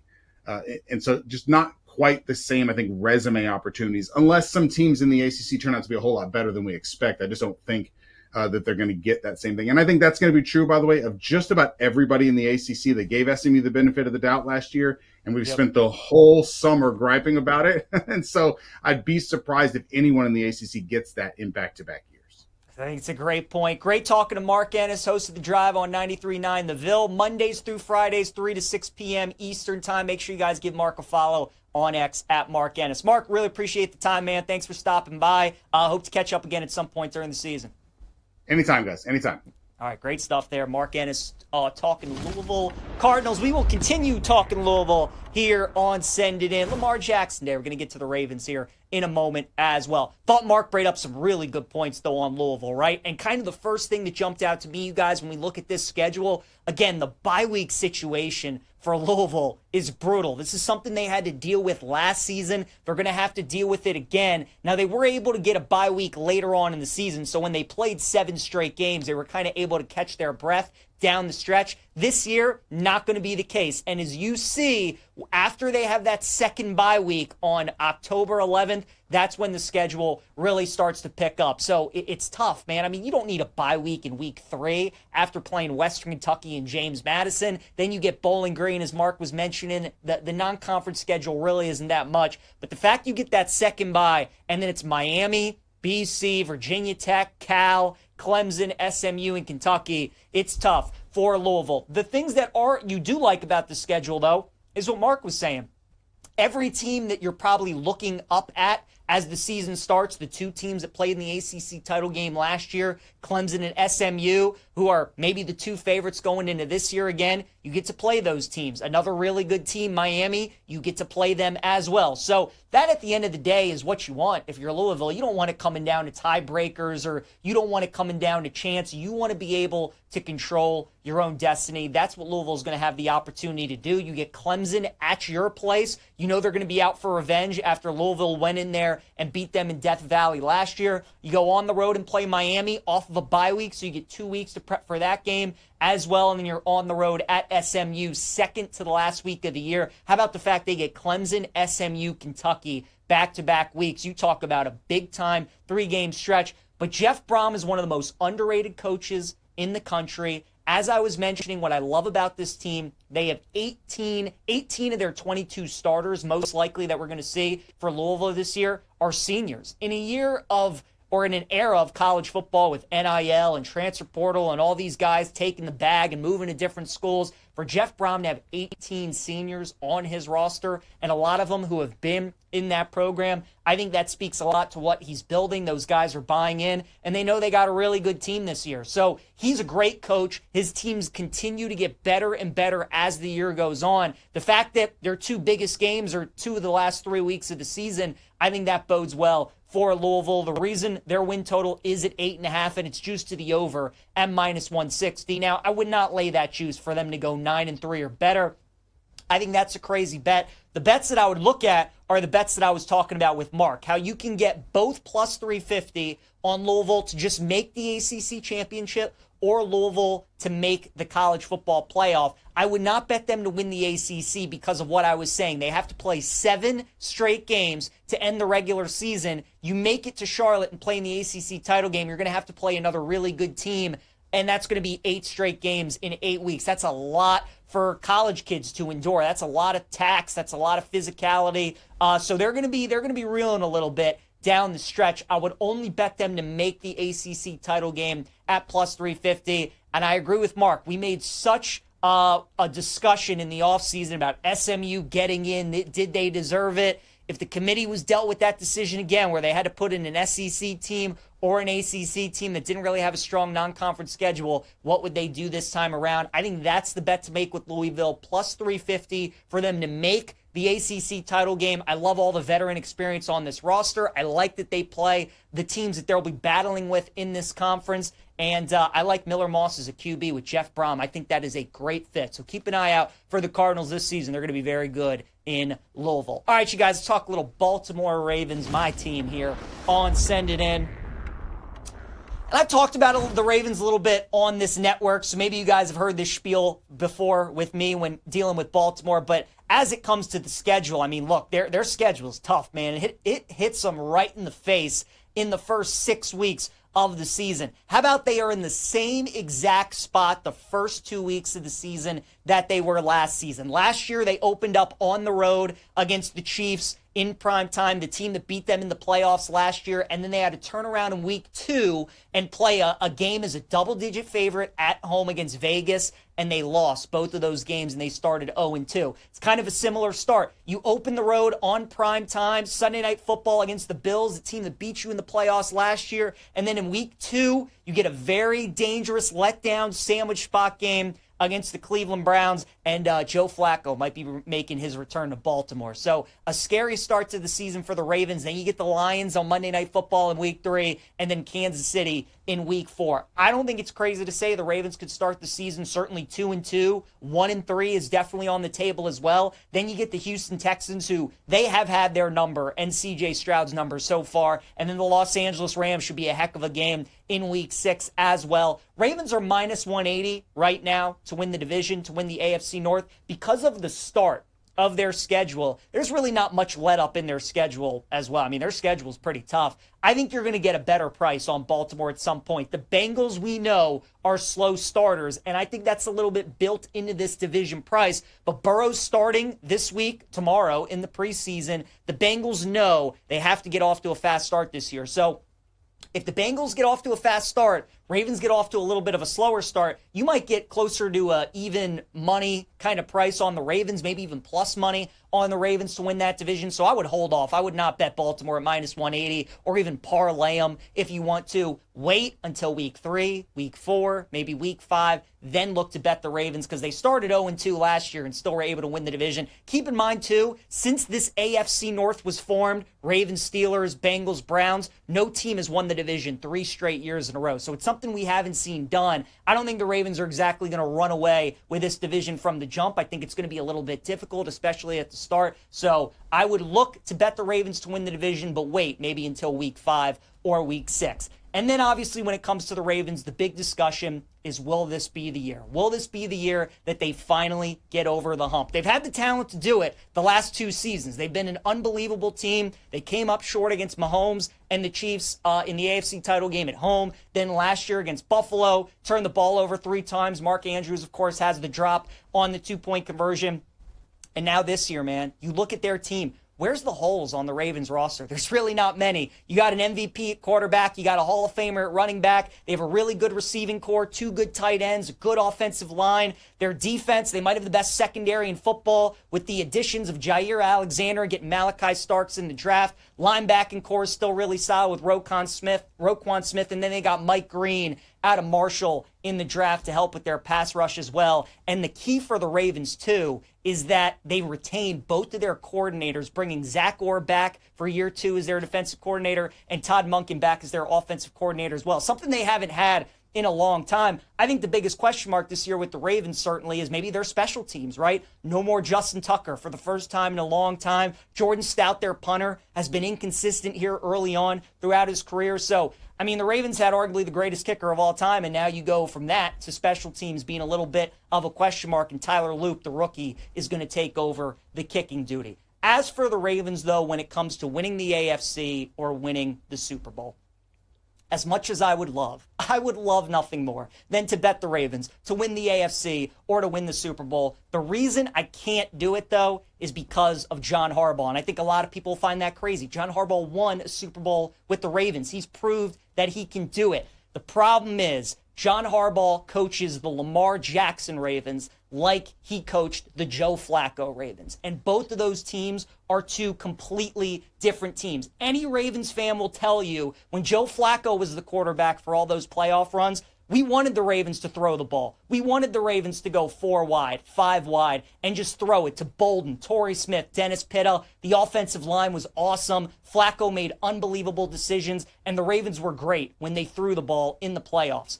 With Lamar's teams, you got to be able to run the ball and run the ball early and often and continue to run. And that's the problem that the Ravens have gotten to themselves when they get to the playoffs and they come up short year after year. They don't run the ball as much as they need to. And when they play against the Chiefs or the Bills and it's this matchup of Lamar versus Mahomes or Lamar versus Josh Allen, it feels like Harbaugh and the Ravens have kind of built up this idea in their head that they need to prove to themselves and everybody that they can win games through the air when all they need to do is run the football. The Ravens, the 3 best teams that they have had in the Lamar Jackson era were the 2019 team when he won his first MVP, and then the last 2 years when they lost to the Chiefs and the Bills in the postseason. All of those playoff games, the Ravens abandoned the run one way or another. The playoff game against the Titans in 2019, they only had 6 carries for Mark Ingram and 3 carries for Gus Edwards. Only 9 carries for their running backs. Against the Chiefs in the AFC title game, a lot of you might remember, they only had 6 carries with their running backs in that game. And then last year against Buffalo in the postseason, Lamar Jackson had 0 design runs. Not a single design run for the greatest rushing quarterback of all time against Buffalo. That is a fireable offense from John Harbaugh, not having a single design run from Lamar Jackson. And was what was more infuriating about that is the fact that against the Pittsburgh Steelers the week before was the best playoff game the Ravens have played in the Lamar Jackson era. Derrick Henry ran the ball 26 times for 186 yards, and Lamar Jackson ran the ball 15 times for 81 yards. The Ravens were unbelievable that game. They ran the ball 50 times. They were running the zone read, and Pittsburgh, a team that should know them better than anybody because they play in their division, had no answers for Baltimore and their run game. And keep in mind another thing, too. When the Ravens have played the Steelers like the last 4 or 5 years, usually the Ravens always have the better team, but they always turn the ball over, and that's how Pittsburgh finds a way to win those games. The Ravens didn't have a single turnover in that game against the Steelers because they ran the ball. So the reason I cannot bet the Ravens to win the AFC, I cannot bet the Ravens to win the Super Bowl, is because John Harbaugh still coaches the Lamar Ravens like he coaches like he coached the Joe Flacco Ravens, and he needs to run the football. I thought they turned a corner after that playoff game against the Steelers, and he figured out how he needs to win in the postseason, and it's running Lamar. Lamar needs to get double-digit carries in every playoff game. Derrick Henry needs to get 23-plus carries in every playoff game, and then they just revert to their old ways against Buffalo, and they're going to do the same thing again this postseason. So they are capable of winning a Super Bowl. They can do it, but Harbaugh proves time and time and time again, when we get to the postseason, they just abandon who they are. They don't lean on their ground game, and that is, again, why I think they will come up short in the postseason for this upcoming year. All right, let's talk a little golf. We got the FedEx St. Jude Championship down in Memphis. Told you guys yesterday, love me some Sepp Straka this week in Memphis. He is 45-1. I also like Matt Fitzpatrick at 25-1 as well. Matty Fitz, one of the hottest golfers in the world right now, playing outstanding, and he has 3 top 10 finishes on this course. He loves this place, and I think he's going to perform really well yet again. Sepp Straka has been great on courses this year where you need to drive it long and you need to drive it straight. He is top 5 on the PGA Tour in strokes gained tee to green, which is the key metric this week. So those are the 2 guys I'm looking to win outright. Let's go with Tommy Ladd, Tommy Fleetwood to finish in the top 10. You guys know we'd never bet Tommy to win, but top 10, absolutely Matt Fitz. And then Victor Hovland as well. Another guy, this course should be great for him. And what I love about TPC Southwind this week, you don't really need guys with a great short game. You don't need guys that can scramble. It's pretty easy course. You just need guys that are accurate off the tee, are great ball strikers, and that's what Victor Hovland is. So we'll take him top 10, we'll take him top 20, and we'll take Sepp Straka in the top 20 as well. 2 other golfers I would look at this week, Aaron Rai, who's 35-1. I think he could be a guy to watch. He's had a really good year, top 20 in strokes gained tee to green. He's in good form, great ball striker. I think he's got a good chance this week. And then Ben Griffin's had an awesome season, currently battling to get himself one of those spots on the Ryder Cup team. These are the kind of courses that he's been playing well all year. He's cooled off just a little bit, but we're getting 40-1. I think that's a nice price. Keep an eye on Ben Griffin. All right, you guys, a promo from our friends at BetMGM. It's an MLB Parlay Boost token. Swing big on your next MLB parlay. Use this Parlay Boost token to score a bigger payout if your baseball parlay hits. Brought to you by the Sportsbook Born in Vegas, BetMGM. Download the app today. Please gamble responsibly. All right, PJ's plays here on Send It In.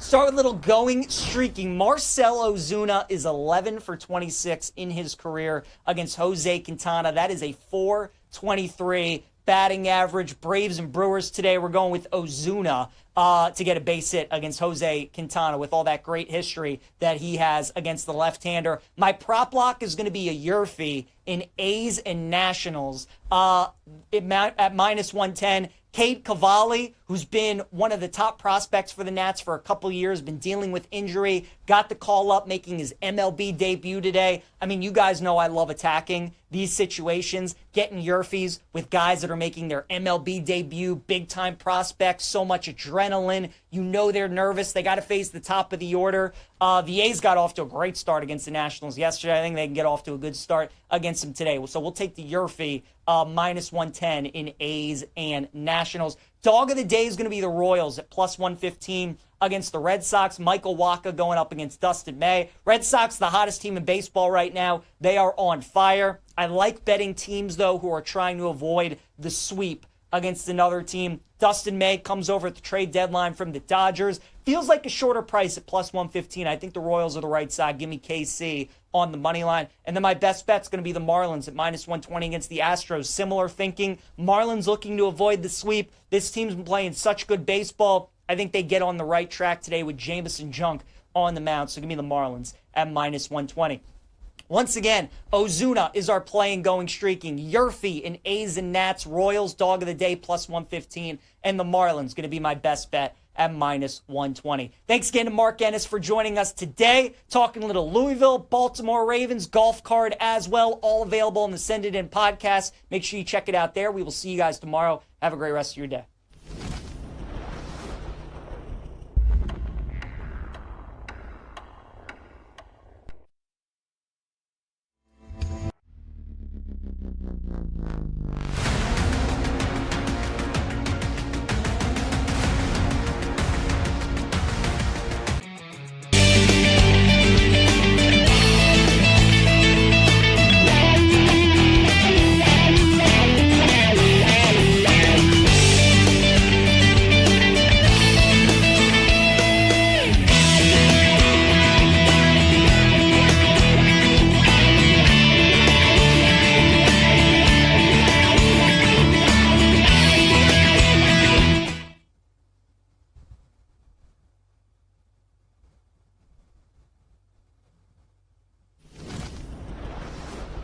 Happy Wednesday. Welcome to Send It In, presented by BetMGM here on the BetMGM Network. I'm your host, PJ Glass. We got a great show for you guys today coming up.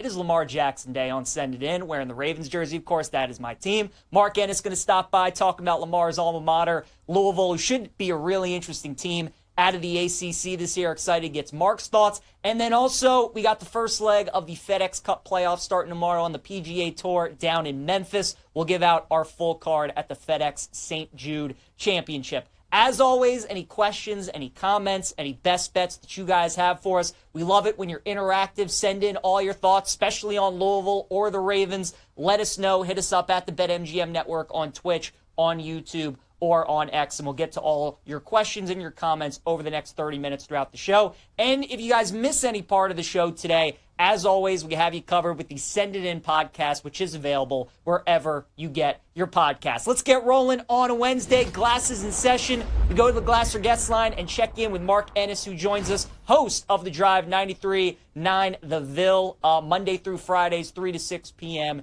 Eastern time. Mark, appreciate the time, man. This Louisville team is going to be really interesting for this upcoming season. Year 3 of Jeff Brom back at his alma mater, and expectations are high. Are people expecting Louisville to be a contender this year in the ACC and get back to the ACC title game where they were a couple years ago?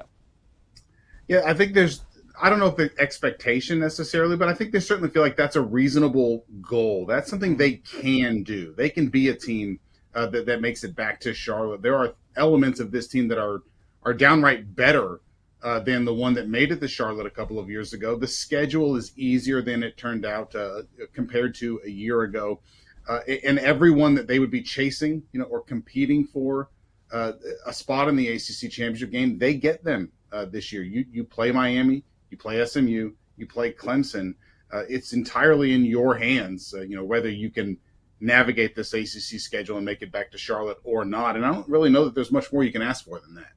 Yeah, I mean, you talk about that schedule, Mark. Which one for you do you think is going to be the toughest game if you had to single one out? Because you mentioned they get the 3 teams that everybody thinks are probably going to be the best 3 in the conference, along with Louisville. Clemson is at home, Miami, SMU on the road. Which game, if you had to pick one, do you think would be the toughest? Well, I think the Miami one is huge because it's earlier in the year. And you feel like in some ways it's going to be kind of a tone setter with Miami on a Friday. You get a week off before that, but they're going to start the season 3-0. It's the non-conference games against Eastern Kentucky, James Madison, in Bowling Green. They play Pitt and Virginia. You should win those games and be 5-0 heading into that Miami game. If you win the Miami game, then it's Boston College, Virginia Tech, Cal. Like, you should have a gaudy record by the time the Clemson game gets here, and that'll be a huge game on the schedule. But it really all starts with, can you go down to Miami and win like you did 2 years ago? Both of those games against Miami the last couple of years have been nip-tuck, one-score games. But Louisville was able to pull it out 2 years ago, lost in a one-score game last year against a Miami team. The guy, it just seems like they couldn't do anything with Cam Ward against the Cam Ward. So it's the Miami game early, I think, really keeps every big goal on the table if you win that game early in the season in October. Yeah, no doubt. Mark, something I've been noticing when we've been previewing a couple of these ACC teams, it's interesting the strategic bye weeks that some of these teams have. And what I noticed with Louisville is that they have their 2 bye weeks kind of early on in the season. So they're going to finish the year with 7 straight games. And obviously, if they do make it into the ACC title game, there's a chance they could be playing 8 games in 8 weeks. I know they had something similar where they played 7 straight games, had Clemson where they upset the Tigers in Death Valley last year before going into their bye week. Is that something that Jeff Brom does? Has he talked about that? Because I do find it interesting how their bye weeks are a little bit staggered early, play all these games late. Obviously not ideal when you're playing that many games against a lot of good teams. I'm just curious if that's something that he does by design or if he's talked about that at all. The answer is no. It's not something that he does by design. It really kind of gets handed down from on high by the ACC. You get some say in your non-conference games, but they get all the say really in the last 8 weeks of the season for the most part. And not only does he not do this by design, he's pretty pissed about it. He's not really thrilled with that down the stretch. And so, I think it's imperative that they use the first 5 games of the year which includes those bye weeks in there. So that first half of the schedule, you got to take care of business against Eastern Kentucky, against James Madison, against Bowling Green. You've got to keep some of the wear and tear off of guys and basically kind of have 2 seasons where after that Miami game, it's, hey, this is who we are for the rest of the year. And we got to keep some of the mileage off some of these key guys, because if there's anything that got the team 2 years ago, it was they were very beat up by the end of the year. Jamari Thrash was a big threat for them, and he barely played the second half of the year. Jawar Jordan barely played the second half of that year. And it made a difference. It kind of hampered them, down the stretch. And I know they want to avoid that this year for sure. Yeah, that second bye week mark comes on October 11th. So from October 17th through November 29th, 7 straight games of football for Louisville. We're talking the Cards here with Mark Ennis on Send It In. Mark, let's talk about the quarterback this year. Miller Moss comes over from USC, another one of those guys in the era that we're in with college football, where I think people that are getting ready for the season, they're like, wow, Miller Moss is now in Louisville for the Cardinals. But I think it's going to be a great fit with Jeff Brom and company this year. Obviously does such a great job year in and year out with his QBs. What have the early thoughts, impressions been so far with Miller Moss throughout the summer? Yeah, he's made an impression on folks. He comes across really well. Jeff has a type, and it's not necessarily a physical type, but Jeff has a type of like a mindset guy. Guys who feel like, hey, I only have one more shot at this. This is my last year. I've got something to prove.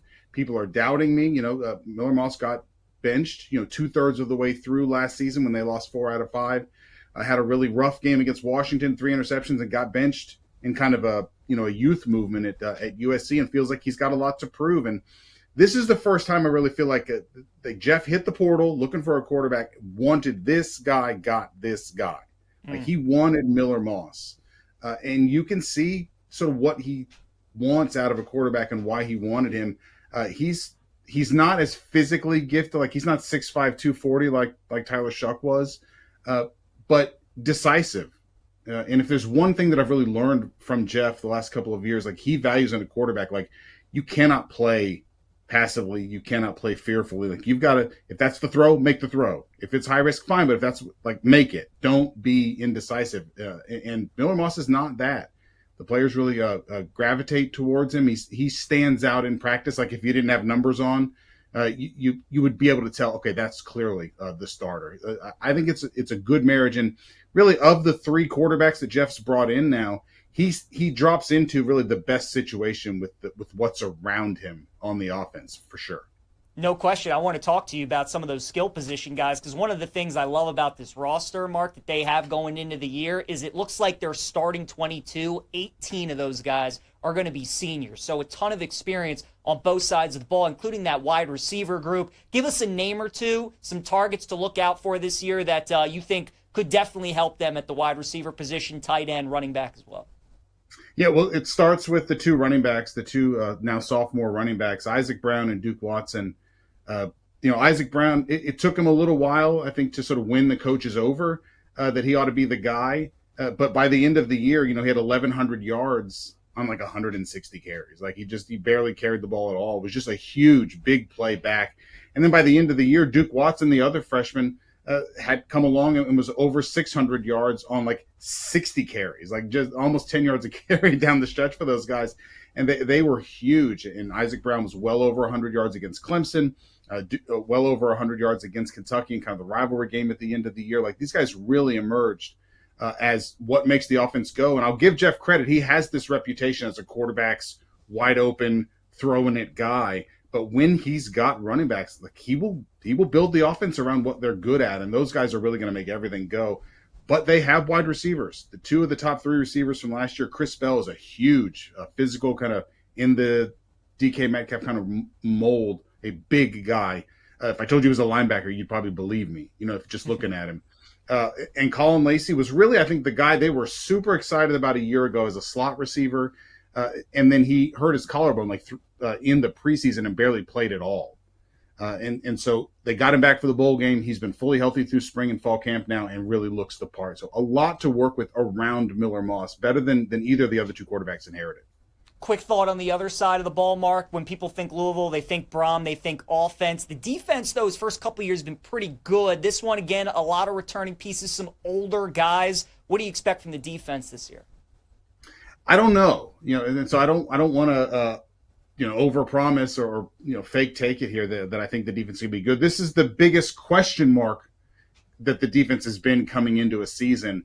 They lost two huge kind of stalwart pieces on the defense, and Ashton Gelati up front, who's now playing for the Chiefs, Quincy Riley now playing for New Orleans, and both of those guys kind of pushing for early time.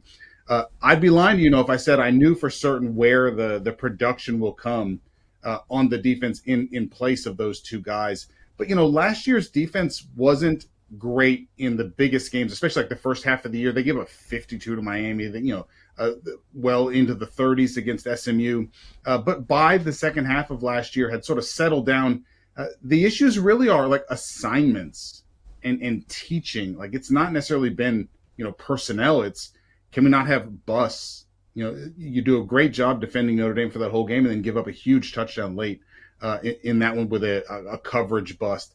It's far more about, I think, assignments and just this being a sound defense because they're going to be so good offensively. Mm-hmm. If you can just be adequate to good and don't give up a bunch of chunk plays that really change like the feel and the vibe of games, you should have a chance in just about every game you play. Mark, we'll leave you with this, about 30 seconds. I think it's interesting at BetMGM right now. There's a couple of bets that are the same price. Plus 350 for either Louisville to make it to the ACC title game, so they don't even have to win, just to make it, or plus 350 to make the college football playoff. We obviously saw SMU make the playoff last year, losing in the ACC title game. Which one would you rather bet? Would you just take the Cards to make it to Charlotte or bet them to make the playoff if you had to choose? If I had to bet, I would take Charlotte because you have far more control over that. Mm-hmm. Like I mentioned earlier, you play Miami, you play SMU, you play Clemson. You're going to have far more control over that. And this year in the non-conference, Eastern Kentucky, James Madison, Bowling Green, not great. They don't play Notre Dame like they have in several of the previous years in the non-conference. And Kentucky's not nearly as good as they were just even a couple of years ago, to where it just feels like there's going to be less grace for a Louisville team in terms of playoff consideration, unless they outright win the ACC. And so just not quite the same, I think, resume opportunities, unless some teams in the ACC turn out to be a whole lot better than we expect. I just don't think that they're going to get that same thing. And I think that's going to be true, by the way, of just about everybody in the ACC. They gave SMU the benefit of the doubt last year, and we've spent the whole summer griping about it. And so I'd be surprised if anyone in the ACC gets that in back-to-back years. I think it's a great point. Great talking to Mark Ennis, host of The Drive on 93.9 The Ville, Mondays through Fridays, 3 to 6 p.m. Eastern Time. Make sure you guys give Mark a follow on X at Mark Ennis. Mark, really appreciate the time, man. Thanks for stopping by. Hope to catch up again at some point during the season. Anytime, guys. Anytime.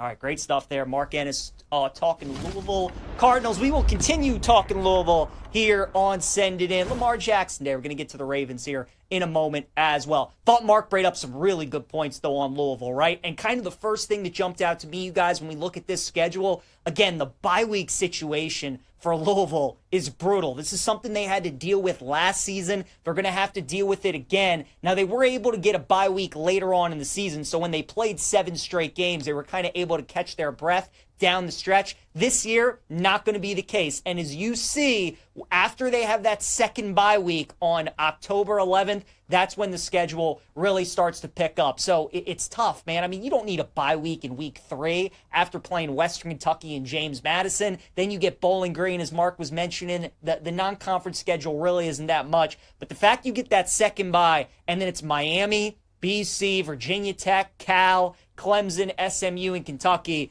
it's tough for Louisville. The things that you do like about the schedule, though, is what Mark was saying. Every team that you're probably looking up at as the season starts, the 2 teams that played in the ACC title game last year, Clemson and SMU, who are maybe the 2 favorites going into this year again, you get to play those teams. Another really good team, Miami, you get to play them as well. So that at the end of the day is what you want. If you're Louisville, you don't want it coming down to tiebreakers, or you don't want it coming down to chance. You want to be able to control your own destiny. That's what Louisville's going to have the opportunity to do. You get Clemson at your place. You know they're going to be out for revenge after Louisville went in there there and beat them in Death Valley last year. You go on the road and play Miami off of a bye week, so you get 2 weeks to prep for that game as well, and then you're on the road at SMU, second to the last week of the year. How about the fact they get Clemson, SMU, Kentucky back-to-back weeks? You talk about a big-time 3-game stretch. But Jeff Brom is one of the most underrated coaches in the country. As I was mentioning, what I love about this team, they have 18 of their 22 starters, most likely that we're going to see for Louisville this year, are seniors. In an era of college football with NIL and transfer portal and all these guys taking the bag and moving to different schools, for Jeff Brom to have 18 seniors on his roster and a lot of them who have been in that program, I think that speaks a lot to what he's building. Those guys are buying in, and they know they got a really good team this year. So he's a great coach. His teams continue to get better and better as the year goes on. The fact that their 2 biggest games are 2 of the last 3 weeks of the season, I think that bodes well for Louisville. The reason their win total is at 8.5 and it's juiced to the over at -160. Now, I would not lay that juice for them to go 9-3 or better. I think that's a crazy bet. The bets that I would look at are the bets that I was talking about with Mark, how you can get both plus 350 on Louisville to just make the ACC championship or Louisville to make the college football playoff. I would not bet them to win the ACC because of what I was saying. They have to play 7 straight games to end the regular season. You make it to Charlotte and play in the ACC title game, you're going to have to play another really good team, and that's going to be 8 straight games in 8 weeks. That's a lot for college kids to endure. That's a lot of tax. That's a lot of physicality. So they're going to be reeling a little bit down the stretch. I would only bet them to make the ACC title game at plus 350. And I agree with Mark. We made such a discussion in the offseason about SMU getting in. Did they deserve it? If the committee was dealt with that decision again, where they had to put in an SEC team or an ACC team that didn't really have a strong non-conference schedule, what would they do this time around? I think that's the bet to make with Louisville, plus 350 for them to make the ACC title game. I love all the veteran experience on this roster. I like that they play the teams that they'll be battling with in this conference. And I like Miller Moss as a QB with Jeff Brom. I think that is a great fit. So keep an eye out for the Cardinals this season. They're going to be very good in Louisville. All right, you guys, let's talk a little Baltimore Ravens, my team here on Send It In. And I've talked about the Ravens a little bit on this network, so maybe you guys have heard this spiel before with me when dealing with Baltimore. But as it comes to the schedule, I mean, look, their schedule is tough, man. It hits them right in the face in the first 6 weeks of the season. How about they are in the same exact spot the first 2 weeks of the season that they were last season? Last year, they opened up on the road against the Chiefs in prime time, the team that beat them in the playoffs last year, and then they had to turn around in week 2 and play a game as a double-digit favorite at home against Vegas, and they lost both of those games, and they started 0-2. It's kind of a similar start. You open the road on prime time, Sunday Night Football against the Bills, the team that beat you in the playoffs last year, and then in week 2, you get a very dangerous letdown sandwich spot game against the Cleveland Browns, and Joe Flacco might be making his return to Baltimore. So a scary start to the season for the Ravens. Then you get the Lions on Monday Night Football in week 3, and then Kansas City in week 4. I don't think it's crazy to say the Ravens could start the season certainly 2-2. 1-3 is definitely on the table as well. Then you get the Houston Texans, who they have had their number and CJ Stroud's number so far. And then the Los Angeles Rams should be a heck of a game in week 6 as well. Ravens are minus 180 right now to win the division, to win the AFC North. Because of the start of their schedule, there's really not much let up in their schedule as well. I mean, their schedule is pretty tough. I think you're going to get a better price on Baltimore at some point. The Bengals, we know, are slow starters, and I think that's a little bit built into this division price. But Burrow's starting this week, tomorrow, in the preseason. The Bengals know they have to get off to a fast start this year. So if the Bengals get off to a fast start, Ravens get off to a little bit of a slower start, you might get closer to a even money kind of price on the Ravens, maybe even plus money on the Ravens to win that division. So I would hold off. I would not bet Baltimore at minus 180 or even parlay them if you want to. Wait until week 3, week 4, maybe week 5, then look to bet the Ravens because they started 0-2 last year and still were able to win the division. Keep in mind, too, since this AFC North was formed, Ravens, Steelers, Bengals, Browns, no team has won the division 3 straight years in a row. So it's something something we haven't seen done. I don't think the Ravens are exactly going to run away with this division from the jump. I think it's going to be a little bit difficult, especially at the start. So I would look to bet the Ravens to win the division, but wait maybe until week 5 or week 6. And then obviously when it comes to the Ravens, the big discussion is, will this be the year? Will this be the year that they finally get over the hump? They've had the talent to do it the last 2 seasons. They've been an unbelievable team. They came up short against Mahomes and the Chiefs in the AFC title game at home. Then last year against Buffalo, turned the ball over 3 times. Mark Andrews, of course, has the drop on the 2-point conversion. And now this year, man, you look at their team. Where's the holes on the Ravens roster? There's really not many. You got an MVP at quarterback. You got a Hall of Famer at running back. They have a really good receiving core, 2 good tight ends, a good offensive line. Their defense, they might have the best secondary in football with the additions of Jair Alexander, getting Malachi Starks in the draft. Linebacking core is still really solid with Roquan Smith, and then they got Mike Green out of Marshall in the draft to help with their pass rush as well. And the key for the Ravens, too, is that they retained both of their coordinators, bringing Zach Orr back for year 2 as their defensive coordinator and Todd Monken back as their offensive coordinator as well. Something they haven't had in a long time. I think the biggest question mark this year with the Ravens certainly is maybe their special teams, right? No more Justin Tucker for the first time in a long time. Jordan Stout, their punter, has been inconsistent here early on throughout his career. So, I mean, the Ravens had arguably the greatest kicker of all time, and now you go from that to special teams being a little bit of a question mark, and Tyler Loop, the rookie, is going to take over the kicking duty. As for the Ravens, though, when it comes to winning the AFC or winning the Super Bowl, as much as I would love nothing more than to bet the Ravens to win the AFC or to win the Super Bowl. The reason I can't do it, though, is because of John Harbaugh. And I think a lot of people find that crazy. John Harbaugh won a Super Bowl with the Ravens. He's proved that he can do it. The problem is John Harbaugh coaches the Lamar Jackson Ravens like he coached the Joe Flacco Ravens. And both of those teams are 2 completely different teams. Any Ravens fan will tell you when Joe Flacco was the quarterback for all those playoff runs, we wanted the Ravens to throw the ball. We wanted the Ravens to go 4 wide, 5 wide, and just throw it to Bolden, Torrey Smith, Dennis Pitta. The offensive line was awesome. Flacco made unbelievable decisions, and the Ravens were great when they threw the ball in the playoffs. With Lamar's teams, you got to be able to run the ball and run the ball early and often and continue to run. And that's the problem that the Ravens have gotten to themselves when they get to the playoffs and they come up short year after year. They don't run the ball as much as they need to. And when they play against the Chiefs or the Bills and it's this matchup of Lamar versus Mahomes or Lamar versus Josh Allen, it feels like Harbaugh and the Ravens have kind of built up this idea in their head that they need to prove to themselves and everybody that they can win games through the air when all they need to do is run the football. The Ravens, the 3 best teams that they have had in the Lamar Jackson era were the 2019 team when he won his first MVP, and then the last 2 years when they lost to the Chiefs and the Bills in the postseason.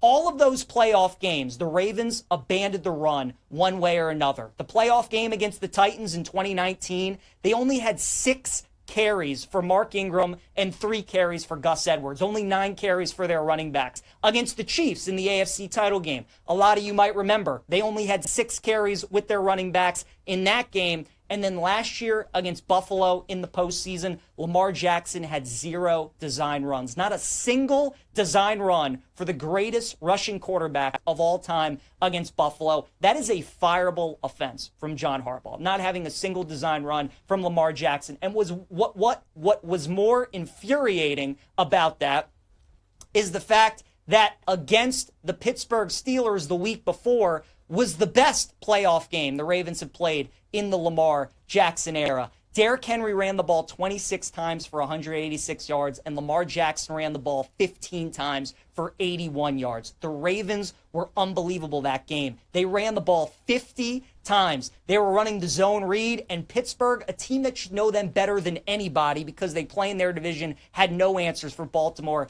and their run game. And keep in mind another thing, too. When the Ravens have played the Steelers like the last 4 or 5 years, usually the Ravens always have the better team, but they always turn the ball over, and that's how Pittsburgh finds a way to win those games. The Ravens didn't have a single turnover in that game against the Steelers because they ran the ball. So the reason I cannot bet the Ravens to win the AFC, I cannot bet the Ravens to win the Super Bowl, is because John Harbaugh still coaches the Lamar Ravens like he coaches like he coached the Joe Flacco Ravens, and he needs to run the football. I thought they turned a corner after that playoff game against the Steelers, and he figured out how he needs to win in the postseason, and it's running Lamar. Lamar needs to get double-digit carries in every playoff game. Derrick Henry needs to get 23-plus carries in every playoff game, and then they just revert to their old ways against Buffalo, and they're going to do the same thing again this postseason. So they are capable of winning a Super Bowl. They can do it, but Harbaugh proves time and time and time again, when we get to the postseason,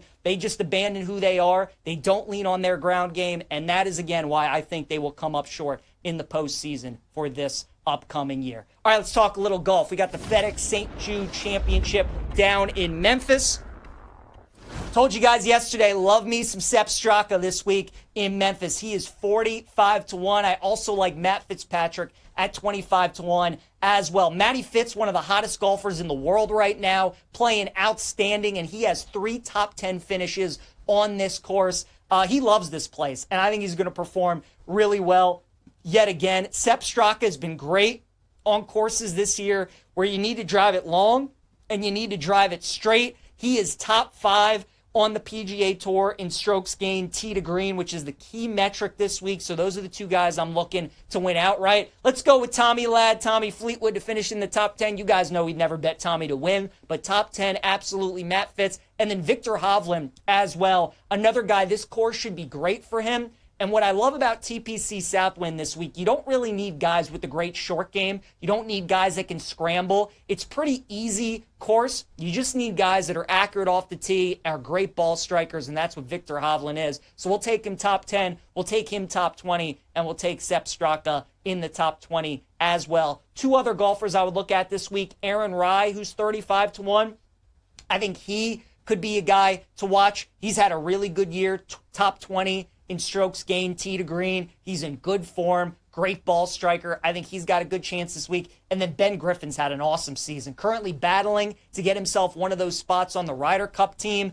These are the kind of courses that he's been playing well all year. He's cooled off just a little bit, but we're getting 40-1. I think that's a nice price. Keep an eye on Ben Griffin. All right, you guys, a promo from our friends at BetMGM. It's an MLB Parlay Boost token. Swing big on your next MLB parlay. Use this Parlay Boost token to score a bigger payout if your baseball parlay hits. Brought to you by the Sportsbook Born in Vegas, BetMGM. Download the app today. Please gamble responsibly. All right, PJ's plays here on Send It In. Start with a little going streaking. Marcell Ozuna is 11 for 26 in his career against Jose Quintana. That is a .423 batting average. Braves and Brewers today. We're going with Ozuna to get a base hit against Jose Quintana with all that great history that he has against the left-hander. My prop lock is going to be a Yurfee in A's and Nationals at -110. Cade Cavalli, who's been one of the top prospects for the Nats for a couple years, been dealing with injury, got the call up, making his MLB debut today. I mean, you guys know I love attacking these situations, getting Yurfies with guys that are making their MLB debut, big-time prospects, so much adrenaline. You know they're nervous. They got to face the top of the order. The A's got off to a great start against the Nationals yesterday. I think they can get off to a good start against them today. So we'll take the Yurfee -110 in A's and Nationals. Dog of the day is going to be the Royals at +115 against the Red Sox. Michael Wacha going up against Dustin May. Red Sox, the hottest team in baseball right now. They are on fire. I like betting teams, though, who are trying to avoid the sweep against another team. Dustin May comes over at the trade deadline from the Dodgers. Feels like a shorter price at +115. I think the Royals are the right side. Give me KC on the money line. And then my best bet's going to be the Marlins at -120 against the Astros. Similar thinking. Marlins looking to avoid the sweep. This team's been playing such good baseball. I think they get on the right track today with Jameson Junk on the mound. So give me the Marlins at -120. Once again, Ozuna is our playing going streaking. Yurfee in A's and Nats. Royals, dog of the day, +115. And the Marlins going to be my best bet at -120. Thanks again to Mark Ennis for joining us today. Talking a little Louisville, Baltimore Ravens, golf card as well. All available on the Send It In podcast. Make sure you check it out there. We will see you guys tomorrow. Have a great rest of your day.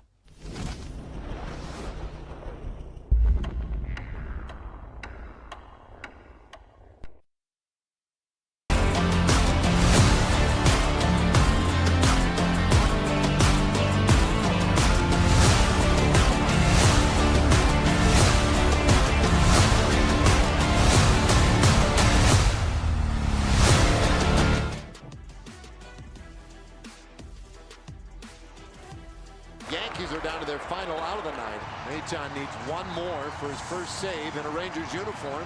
The 1-2. Got him swinging! Maton puts the finishing touches on a 2-0 Rangers win over the Yankees. Welcome back to Bet Sweats with Joe Ostrowski and Sam Panayotovich on the BetMGM Network. We'll check in with Jason Kipnis coming up in a few minutes. You mentioned Kansas City, that you are liking them today, but you got the Red Sox winning 7 straight games, a $1.40 dog. Is this a big picture thing that you're not completely buying in, or just as far as today's matchup with the Red Sox? No, they've come together. And let's give Alex Cora some credit, and let's also give Craig Breslow credit. He was getting absolutely shredded in the press when they traded Rafi Devers. And we gave the numbers on Monday. Complete inverse. I believe the Red Sox without Devers were 25-15, and the Giants with Devers were 15-24. So they deserve all their flowers. They got younger, and that clubhouse has come together. That is something a lot of people really didn't see coming here in Boston. Yeah, that AL East is fascinating right now. Arrow way up for the Boston Red Sox. It's down on the Yankees right now. And then the team that not enough people are probably talking about with the red-hot offense is the Toronto Blue Jays leading the way by a few games there. Joe Ostrowski, Sam Panayotovich with you. This is Bet Sweats, weekdays 9 a.m. to noon Eastern time on the BetMGM network. And every day at noon Eastern, there's Foul Territory, which you can check out, podcatcher of your choice, or over on YouTube Live. We've got Jason Kipnis, a 2-time All-Star, most of his career over in Cleveland. Jason, thank you for joining Joe and Sam here. How you doing, man? I'm doing well. Morning, guys. Thank you for having me. I'm not going to ask you the question that your high school teammate Justin Weiner wants me to ask you, so I'll go in a different direction. That's a good idea. Yeah, right? Yeah. I'm like, no, I'm not going to ask him that or that or that. But I will ask you about playing for Tito. And you spent several years in Cleveland when Terry Francona was the manager. And I always felt like whether it was in Boston or in Cleveland, those teams just found ways to win in August and September. How did he handle that clubhouse? Because he's got a relatively young team now in Cincinnati, and that's a popular team in Vegas. Guys bet the Reds day in, day out. What was it like playing for Tito in those late months as you got closer to the playoffs? Well, you always hear he's a player's manager. He's a player's coach. He's someone who players want to play for. I think so. He handles the clubhouse at the end of the year almost by not handling the clubhouse. He handles it throughout the regular season where he's got the best stories. He's fun to play with. He's fun to show. You show up with a smile on your face every day because you're excited to see him. Like you become friends with a guy. Like you do want to fight for him. And so by that time at the end, you've earned his trust. He's earned your trust, where by the end of the season, it's kind of like, okay, we need to police this ourselves. We don't want to let this get back to Tito or something like that. If it gets to Tito, it's gone too far. So something like that. So it's like everybody's responsible. Everybody's mature enough about it. And then you add his experience. I think he pushes and pulls at the right time. I think he pushes the right buttons with the bullpens for the most part.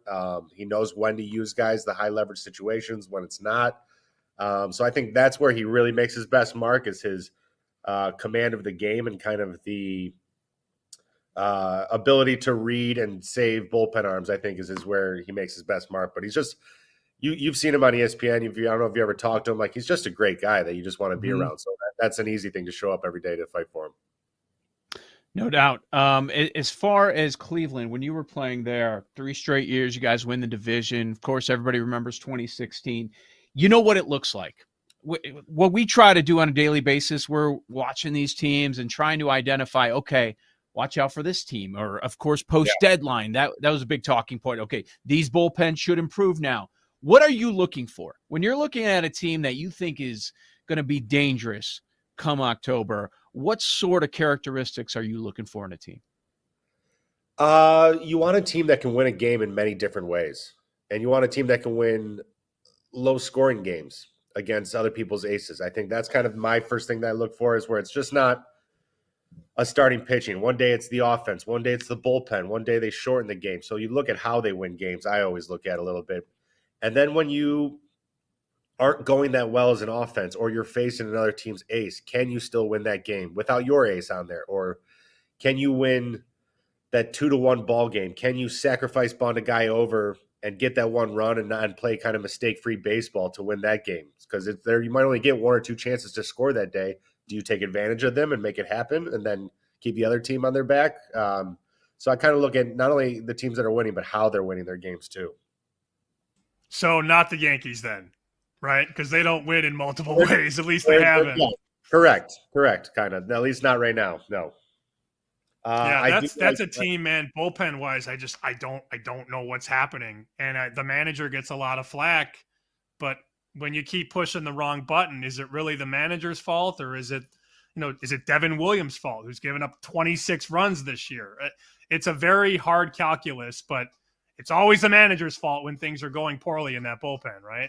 I always played that it's never the manager's fault. They're not hitting for you. They're not throwing the pitches for you. So I'm just I always played that way. I had never, you take it personal when like a team's struggling and a hitting coach gets fired. You're like, well, he doesn't have any at bats, so it's not his fault. Like they can only give us so much information and give us the ball so many times. It's up to the players to do it. Maybe I'm being prisoner of the moment, but as you talk about teams that can win in a number of ways, first thing that comes to mind is Milwaukee. With the run that offense is on and top of the rotation and the bullpen that they have, like that's a team that stands out to me. How about you? That's definitely a team that I'm talking about when I think of teams that win in multiple ways. 100%. You nailed it right there. Listen, you have like the Dodgers can win in multiple ways because the Dodgers are just a fantastic team right now. They have fantastic players, and that's their luxury they have. But Milwaukee has kind of a smaller market, but they have to find ways. They have to get creative and stuff like that. But I like the Red Sox. I like the Padres. Those guys, I mean, like there's some really good teams this year. I think there's a lot more parity in this year's than there has been in a few years past. There's a big surprise when I pull up like some of the best runs saved in the majors in terms of defense. And you were always a really good defensive player. The Rangers have saved the most runs in baseball this year. I would have not guessed that. I would have had them near the top, but I would have not have had them number one. 71 runs saved. And then the Cubs and Braves are 2 and 3. The Red Sox are 4. This Texas team, Joe and I were talking on Monday about sleeper teams to win the pennant, because it's not always the best team that does it. Sometimes it's the hottest team or the team with the most momentum. If they start hitting the baseball the way that they can, and we've seen some of that in the last week or so, they were 20-1, Jason, to win the pennant on Monday. So 100 wins you 2,000. Are you buying or selling the Rangers as an all-around contender? I'm buying just because I think they're only 3 years removed from a title. I think it's 3. So they still have that kind of core. They still have Seager and Simeon and all those guys who were there for that year. DeGrom's starting to look like DeGrom. I think they're one of those teams that might need that momentum, but I think they're only a half game out of the wild card. Do I think they're going to win the division? Probably not. I think it might be tough to chase down those teams ahead of them, but I don't want to see Corey Seager and Jacob deGrom across from me in a playoff series. I know that. Mm-hmm. So I think that's they're not. They're one of those teams that they need to get that momentum going. And if they do, they can make some noise for sure. So the Cubs don't do really much of anything at the deadline. No, that was actually another team that I thought the Cubs win in a bunch of different ways. I think they I can't remember if you mentioned them. I think they're a very good defensive team too, aren't they? Second. Yeah, right up the middle. Okay, second. So I think they're a very good defensive team. Their bullpen's been great throughout the year, for a lot better than people I think they are. I don't think they've ever got their full credit as a bullpen. And then the offense is, when we talk about scoring in different ways, winning in different ways, scoring in different ways, I think the Cubs offense might have the best one to score in different ways. I think they kind of have 1 through 9 of just guys who can all kind of run, hit, do everything a little bit. What about your former team, the Guardians? Where do they sit? I mean, or so early in the year, people are like, oh, it's over. Yeah. Detroit, everything's come together, kind of where they they left off last season. But where are you on the Guardians? 3 games above 500, right in the thick of that wild card race. I mean, they need to get on a run, and they need to get on a run now. They're running out of time before. I think Detroit's good. Cleveland in years past, when I was there or after I was there, especially these last couple of years, I don't think they ever get their full due. And you look up at the end in September, and they're in the playoff spot, and they've locked down the playoffs, and they just seem to be that team that's always there. But unless they go on this big run or something like that, I'm not sure we're going to see them this year. I am so surprised, man, by the AL East, just the way we all saw it on August 6th. Toronto in first, Boston in second, the Yankees in third, then the Rays, then the Orioles. Baseball is a crazy game, but if you would have said pick the 5 teams in order August 6th, I would have never put that in order the way it is right now. No. Like you said, baseball's a crazy game. It's a funny game. Ideally, there's enough games in the season where it usually evens out at the end, or the best teams usually rise. But there's just some years where shit happens, for lack of a better vocabulary. Sammy P. Bet Sweats with Jason Kipnis of Foul Territory here on the BetMGM network. So after the trade deadline, there were 2 teams. The big reaction was, all right, I love what the Mariners did. Looks like they fixed their offense, and love what the Padres did. It's another trade deadline where they add to that bullpen. Do you have a preference? Do you believe in both teams, or maybe you're on the other side of things? I believe in both teams for sure. Absolutely. I love the starting pitching of Seattle. I love the offense, and then adding Mason Miller to the back end of the bullpen for the Padres too. Seattle, or I'm going to say San Diego, might have that more experience-ish, I guess, of just maybe with the Machados and the likes of them in the middle of the order and something like that. But listen, starting pitching plays in this game, and especially late in the year, and especially in postseason. I'm a big fan of Seattle's rotation. All right, this team is going to win the World Series. The Jason Kipnis prediction. You got to call your shot right now, early August. Long way to go. What do you like?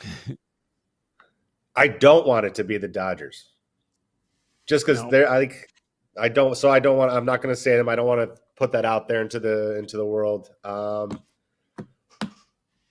going to go Philadelphia Phillies. I'm just going to go. I think this is their year. I think it looks like it's one of the most electric places to play in the postseason. The crowds are insane there. I'd like Schwarber. I'd like Harper to get one. Who knows? Maybe it's just their time. I'm just hoping it's their time. I'm just hoping it's not the Dodgers, because there's just so much talent there. You just want to kind of root for anybody else. Yeah, it could be their time. Schwarber, now he's being mentioned as possible MVP. Those odds are really close with Ohtani, who pitches today. And I'm sure you saw it over the weekend. The Duran entrance is electric. Did anybody, when the music would hit, was anybody like a closer when you played where it was just different? You had that different feeling coming in the 9th? I caught the very end of like the Mariano Enter Sandman years. Yeah. So that was always fun. It was never the light show that the Duran walkout is. I love it. I think it should be. It should be like a WWE entrance or WWF entrance. It should be. I want the lights down and like everything, because I want him pumped up and I want him ready. That's how you know he's going to be ready. He had that entrance, same thing going to Minnesota, but it just seems to be a lot cooler right now in Philadelphia. It's been to more people's attention, I guess, when you're not in Minnesota. Welcome to the AL Central. Not everything gets noticed in the AL Central. Very fair as a White Sox fan. Trust me, I know that. Also, I mean, when the Cubs got Chapman, and they used to, I'll be very fair, they used to jack the gun up a little bit at Wrigley. I know that for a fact. He was not throwing 105. Yeah. But when they brought him out to rage against the machine, that had to be intimidating, man, to face that guy throwing that hard. Yeah, he was only throwing 103. They jacked up the gun so much. Yeah. It wasn't his music that we were worried about at that point. But it is like, you want it to be like The Undertaker and the WWE, like as his bells go off or something, you're like, oh no, it's him. Like it's like one of those moments. You want that closer, you want your closer to install that fear into the other team. Absolutely. That's why I think it does play. An entrance can help a closer.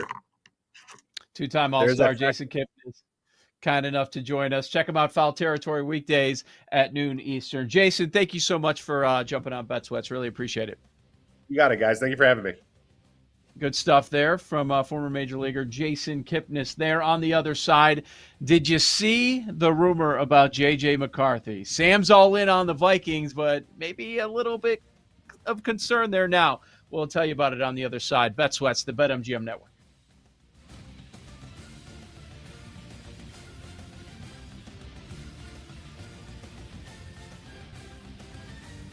You're listening to Bet Sweats with Joe O and Sammy P on the BetMGM Network.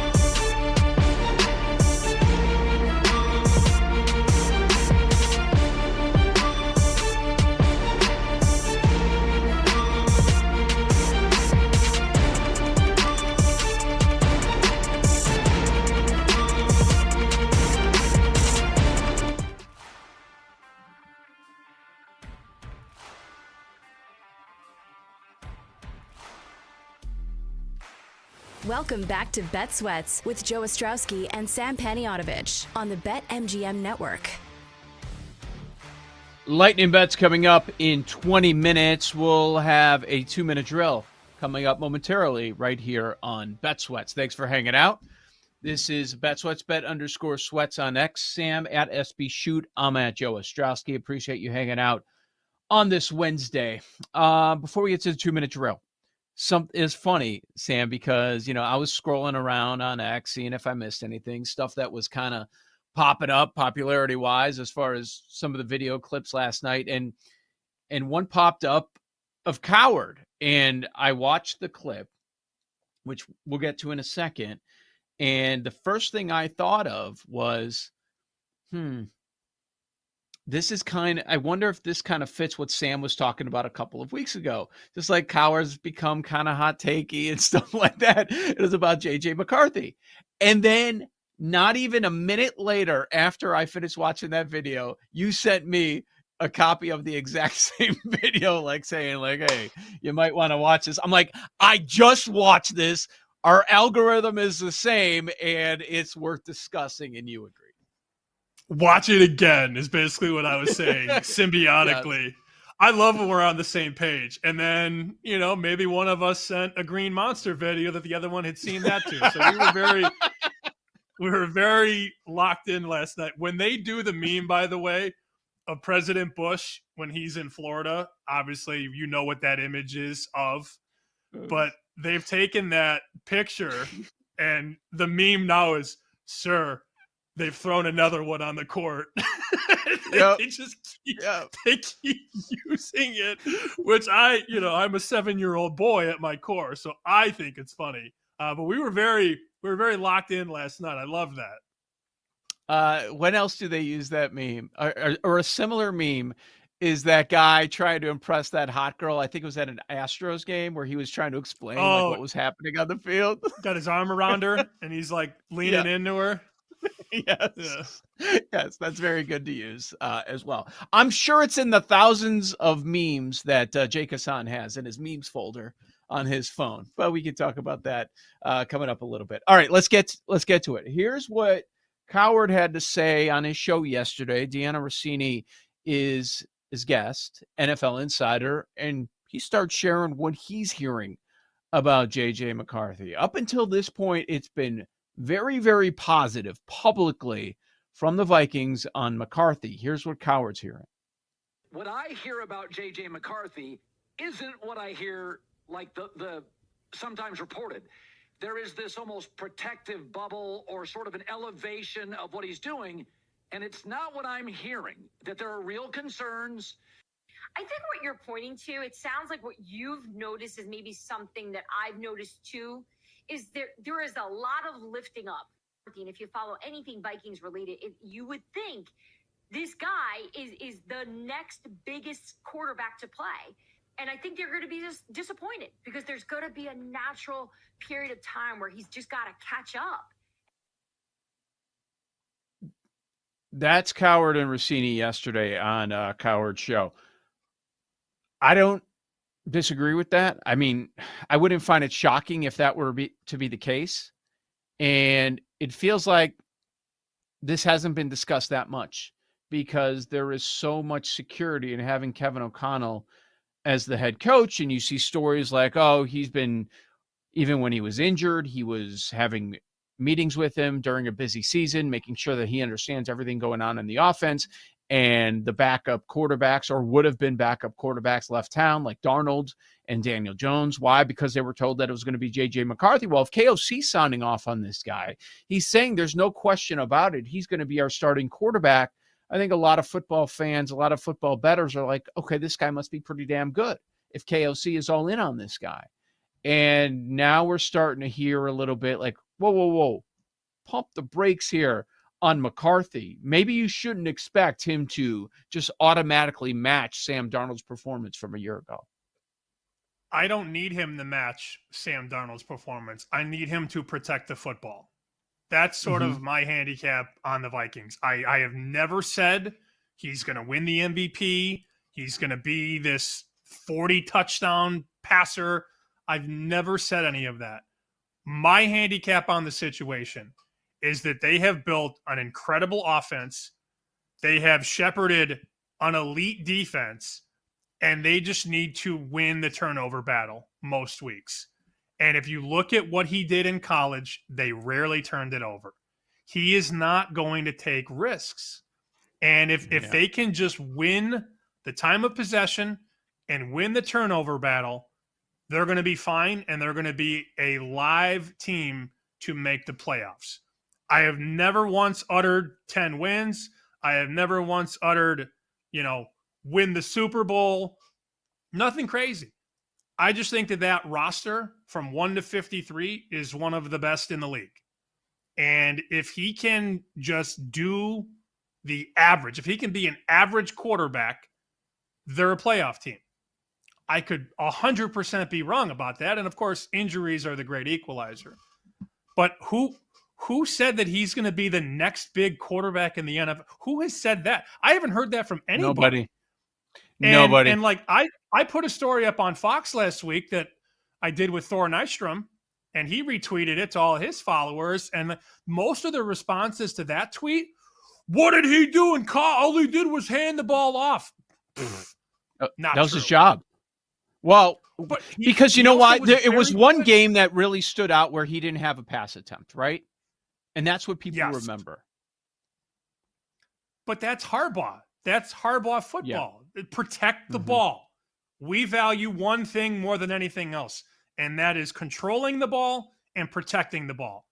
And if Kevin O'Connell handpicked this quarterback and was whispering in the ear of the GM, we don't need to pay Darnold, we have the answer, that's all I need to hear. Maybe I trust Kevin O'Connell too much. It's not that I trust J.J. McCarthy, it's that I trust Kevin O'Connell. And maybe that's my fatal flaw.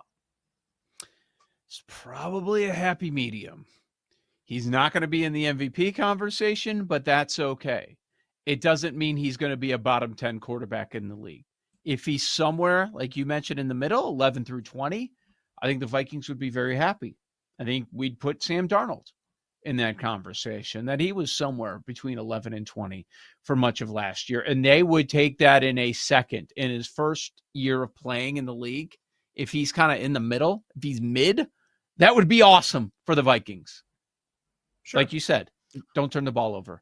He is fifth. Look, we have comeback player ahead, Joe, odds. sorry. He's fifth in comeback player odds. He hasn't played yet, but he's fifth in comeback player odds behind Hutchinson, Dak, CMC, and Trevor Lawrence. They've gotten bet. Understand that this is a team that has been bet. The win total has been knocked up a whole win.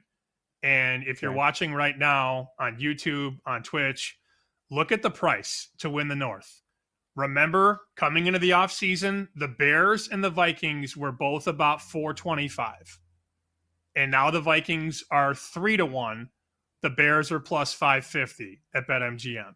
So there is financial support in the market for Minnesota. Not saying it's right, but it's there. Mm-hmm.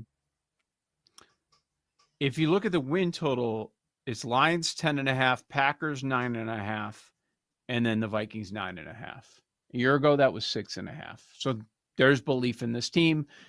Certainly understand why we were talking earlier, whether or not this coaching staff is top 3 in the league. We ended up keeping them out of our top 3, but you could make a strong case. Ben Solak said they're number 1 in the NFL. He's probably not alone. A lot of people would put them top 2, top 3 in the league. So that's going to be interesting to watch. A lot of noise. We always talk about the noise that you hear during training camp. A lot of noise surrounding the Minnesota Vikings. Are you buying or are you selling? That's going to be very, very interesting to monitor moving forward. All right, let's go to the 2-minute drill. We bring in our executive producer, Paul Aspen. Paul? Joe, is this a bad time to bring up the idea that I brought in the middle of the summer when I think Sam was off? But I was like, I made kind of a crazy pitch for not the actual bet, but looking at the number for the Vikings to be at the bottom of the league. And you made the counter with the floor with Flores and O'Connell. I brought up the 1-score games and turnover regression. I think that's a stretch, but I'd probably on the other side of I'm not surprised to see this. And to the noise point, I think it's maybe it's Vikings Twitter. Maybe being here in Chicago and us, you guys being Bears guys, maybe it's Vikings Twitter and seeing a different clip of like JJ McCarthy. Oh, look at he anticipated the break and blah blah. Like maybe that's the hype that the pushback is on. So I don't know. Like and we're me and you in Big Ten country, and yes. we knew the name from high school too. He's an area guy, so we've been hearing this name for a long, long time. Then he ends up being a high pick, and he's playing in the North with one of the better. All he's done is win. His entire life, he's won. Well, it's going to continue now then. Yeah, we'll see. When Paul said worst record, what do you think, Sam? No. Oh, Joe lost it. Joe lost it. Joe like laughed in my face. He's like, "Stop it! Get out of here." Worst record. Which is fair. Speaking of a team that we have seen a ton of buzz on going to the college ranks now, this headline, which the writers don't write the headlines typically, as Sam's well aware, but this headline from USA Today, Illinois football, led by Brett Bielema's swagger, ready for a college football playoff run. That is from yesterday. Your thoughts? Blake? Go ahead. Who's this? Blake Topmeyer. And again, I don't want to put it on him totally, but yeah, it could be him. I mean, he wrote the article kind of backing it up. We haven't seen a negative story on Illinois. I haven't seen it. It's all positive. Everybody buying. They're this year's Indiana. Okay. And Bielema is concerned about it. And he's talked a little bit about it. But now, as we're getting closer and closer, I'm seeing him everywhere.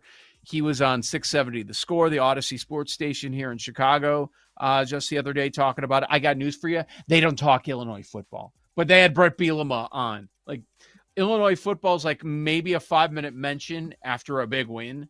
And that's pretty much about it. But what did the article start? How did that start the other day that you maybe a couple weeks ago you saw in the Chicago Sun-Times about Illinois?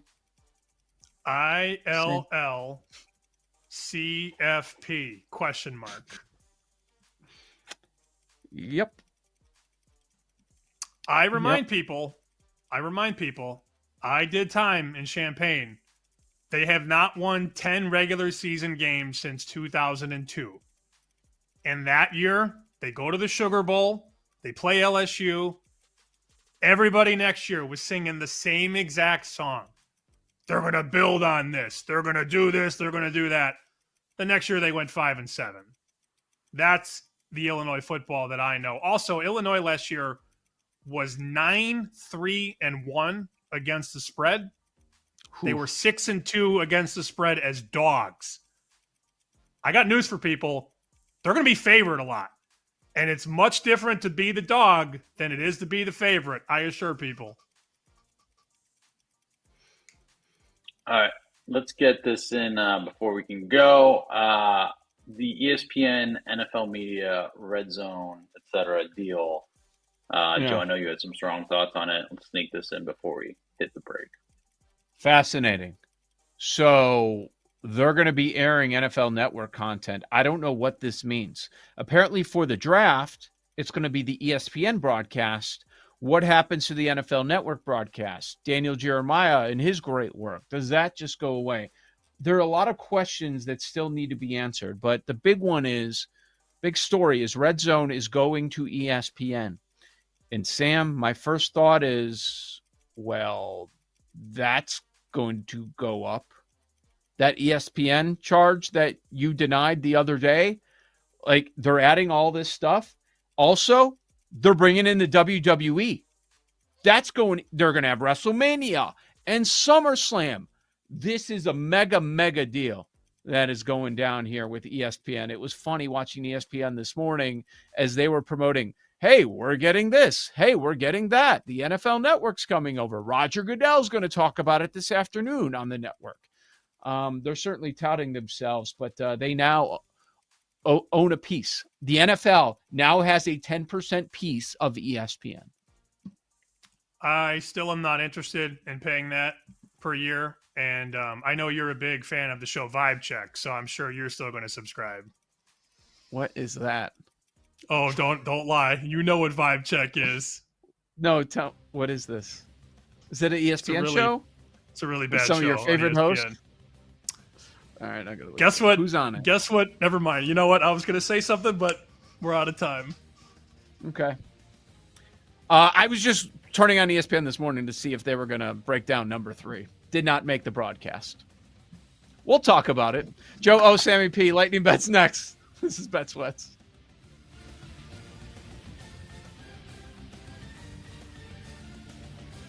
You're listening to Bet Sweats with Joe O and Sammy P on the BetMGM Network.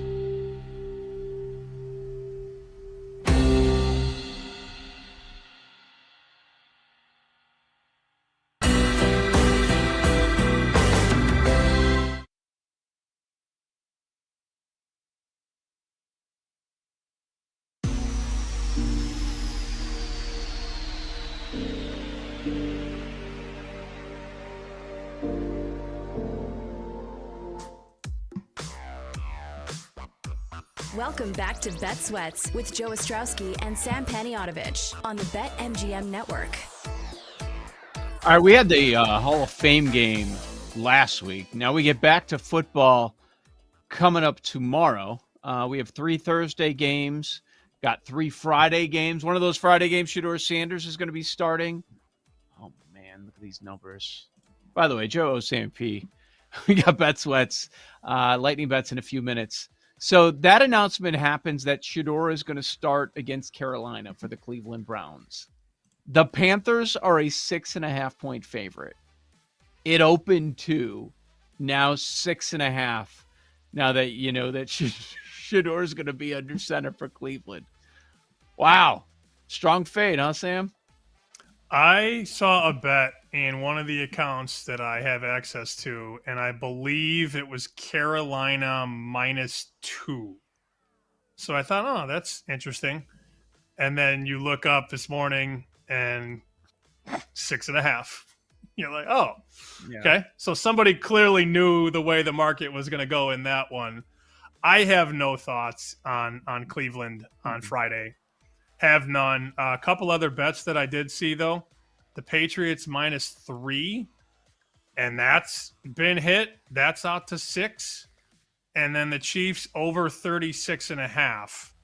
That is now 38.5. So there's been a lot of movement on the preseason markets.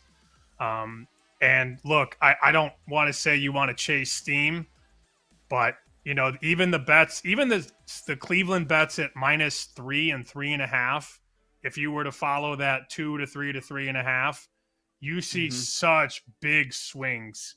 I mean, that's moved 4.5 points already. Some of these totals have moved 3-4 points. So again, not advocating to chase the late steam, but a lot of this early steam, it doesn't stop in the preseason. And it's very funny to me because people will always say, oh, you bet in the preseason? What are you, a scumbag? Yeah. Those are the same people that send you their 5-leg parlays and go, what do you think? It's very funny to me. Oh, you're a scumbag for betting the preseason and beating the line by 3 points, but you're not a scumbag if you make a 5-leg parlay inside the same game.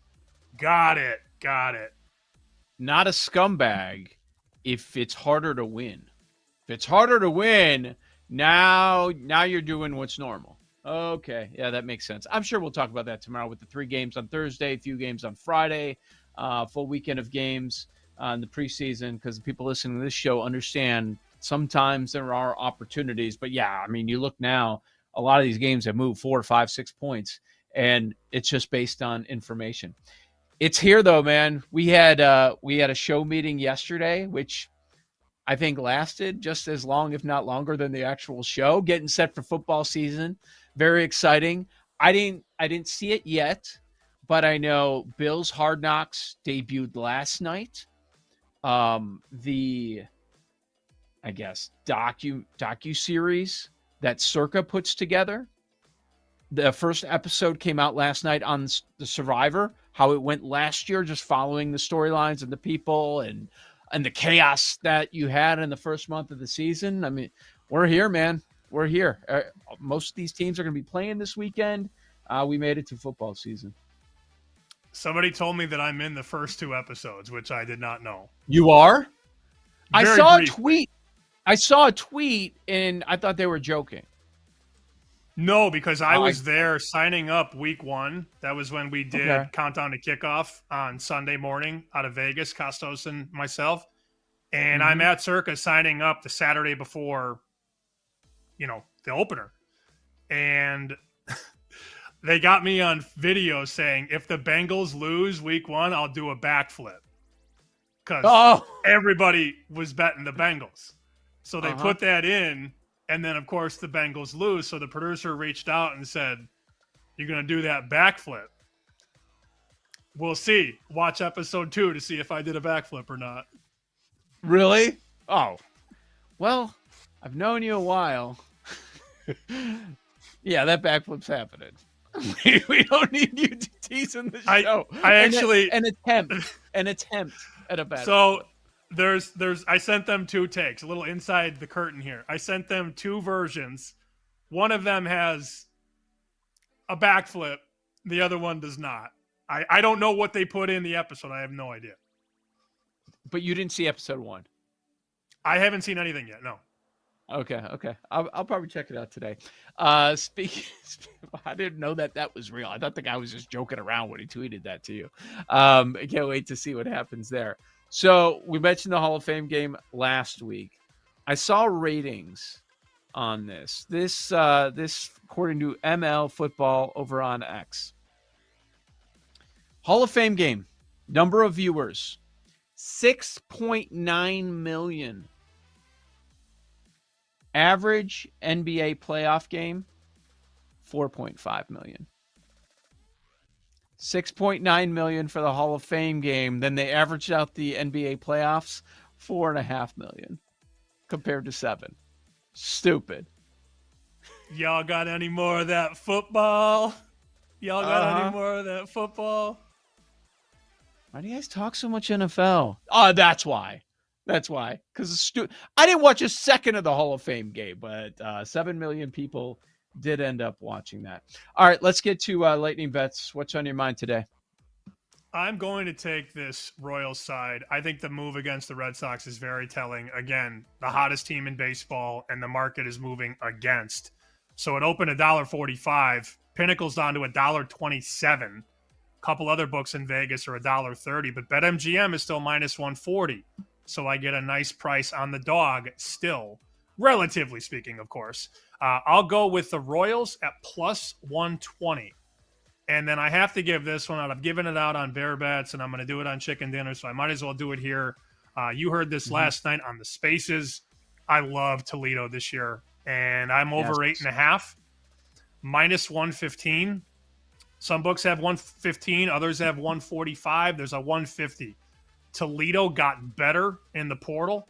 Toledo added a running back from Ohio State and Virginia Tech. The defense is going to be fine. Most returning starters in the MAC. While other teams have gotten ravaged by the portal, Toledo got better in the portal. And it's going to be very difficult for teams in the MAC to stop that running game this year. 8.5 over, minus 115. I love that bet on Toledo. Yeah, I'm figuring out dinner last night, and I pop on X. I have a notification. Sammy P is talking in a Spaces. Like, oh, family's out of town all week at the in-laws lake house in Michigan. Let me see what Sammy P, me and Tucker listening to Sammy P's breakdown. Oh, he's talking college football with Nadu and Pick Six previews. There you go. And yep, that's the part I did hear. I did hear you guys talk up Toledo, both you and Nadu on the same page. Nanu went on a mini rant about how he hates betting college football win totals, doesn't understand why anybody does it. And then he goes, Sam, what's your favorite win total? Like, what? Yeah. And Nadu is my guy. He likes Toledo week 1. They're catching 10 at Kentucky. He actually called me yesterday and goes, dude, I saw your clip about Toledo on Bear Bets. I love them week 1. You want to do a Spaces tonight? Sure. Yeah. I can do that for you. Very good. Yeah, I heard a little bit about that. So there are some Cowboys bets that I like, and they were our team today. I'm not going to give it out for lightning bets. I'm sure I'll do it another time. I'll just quickly mention the 7.5. I like them over. My favorite season prop of the ones we discussed is Dak to go over 38.50 passing yards. But as far as baseball today in the afternoon, give me the Reds as a dog, plus 120. Cubs are not hitting. Abbott's been outstanding this season. I think the Reds sweep them. Reds plus 120 at the Cubs this afternoon. Then tonight, let's keep it rolling with the Brewers. They've won their last 5. They're going against Strider. The offense is red hot, and you've got the Brewers as a dog, plus 116. So I'm taking a couple of dogs in the NL Central, Cincinnati and Milwaukee. Let's go to Paul and Jake. What do you guys have? Quick note from our guy Zach Cox up in New England. Mike Vrabel is bleeding from his face after diving into a pile to try to prevent a fight. Can't say I've ever seen that before. Wow. Classic Little Vrabel. Dan Campbell in him. Yep. Yeah. You got a game you guys brought up earlier. A couple of starters. Total's 8. I'll play over 8 in the Yankees and the Rangers. Give me the Over 8. Rangers. Lungs. This Yankees team. How many Also, lungs? Aaron Judge yesterday. How many Aaron lungs Judge yesterday, can you 0 for bring up? 3, 2 strikeouts. Just saying. So, might not be looking great. Might be a door open for Tariq Skubal MVP, as somebody who may have bet that a couple weeks ago. Just saying. But I'm also percolating on something. I kind of want to bet Cubs to miss the playoffs at 12-1. I watch this team, and they stink, baby. Like, Kyle Tucker has 1 home run since the end of June. Like, Dansby Swanson's hitting about 170. Seiya Suzuki's hitting about 150. Just the vibes are terrible. I haven't pulled the trigger yet. Maybe we could talk about it more tomorrow. But I'm staring at that number, and I have been for a couple of days, and I'm real close to pulling the trigger on that. I am going to play the Reds on the money line today, though. So that is, like, that's not spot number 7. What is not make the playoffs? Like, what is miss the playoffs? Miss the playoffs 12-1 out there right now, I think is the best that I've No, seen. I know, but, like, is that you get a wild card spot but don't get out of the wild card round, or is it if you're No, one you of the, don't like, even get in. Don't You even don't get a get wild in. card. Miss completely. Does that mean the Giants are making it and they're not? Am I I would counting say teams Giants wrong? or Reds. Well, that's the problem. It'd have to be Giants or Reds. That's why it's 12-1. Right, not a ton of Yeah. options. Right, exactly. Yeah. By the way, But I mean, also the off way the Reds are playing right now, they look great. So, quickly on our show meeting yesterday, Jake, we have a couple new segments coming out during football season. I'll give you 3 of them. Lovely. Monday Moons, Friday Feels, and my personal favorite, 10 Toes Down. What's your favorite, Jake? Just based off name. I mean, Monday Moons like that. It's how, based on our group channel, how is it not Monday Moons? Immediately favorite. Lot planned this upcoming football season. Tell a friend about the show. Bet Sweats, weekdays, 9 a.m. to noon Eastern. We'll be back tomorrow right here on the BetMGM Network.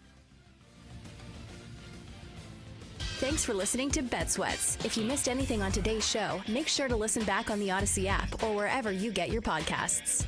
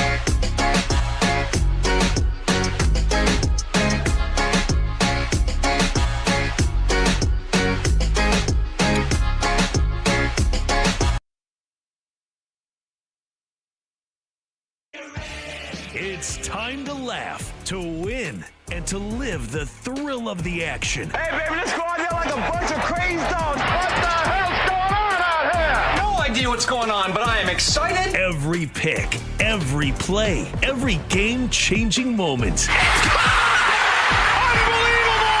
This is You Better You Bet, brought to you by BetMGM, the sportsbook born in Vegas on the BetMGM network.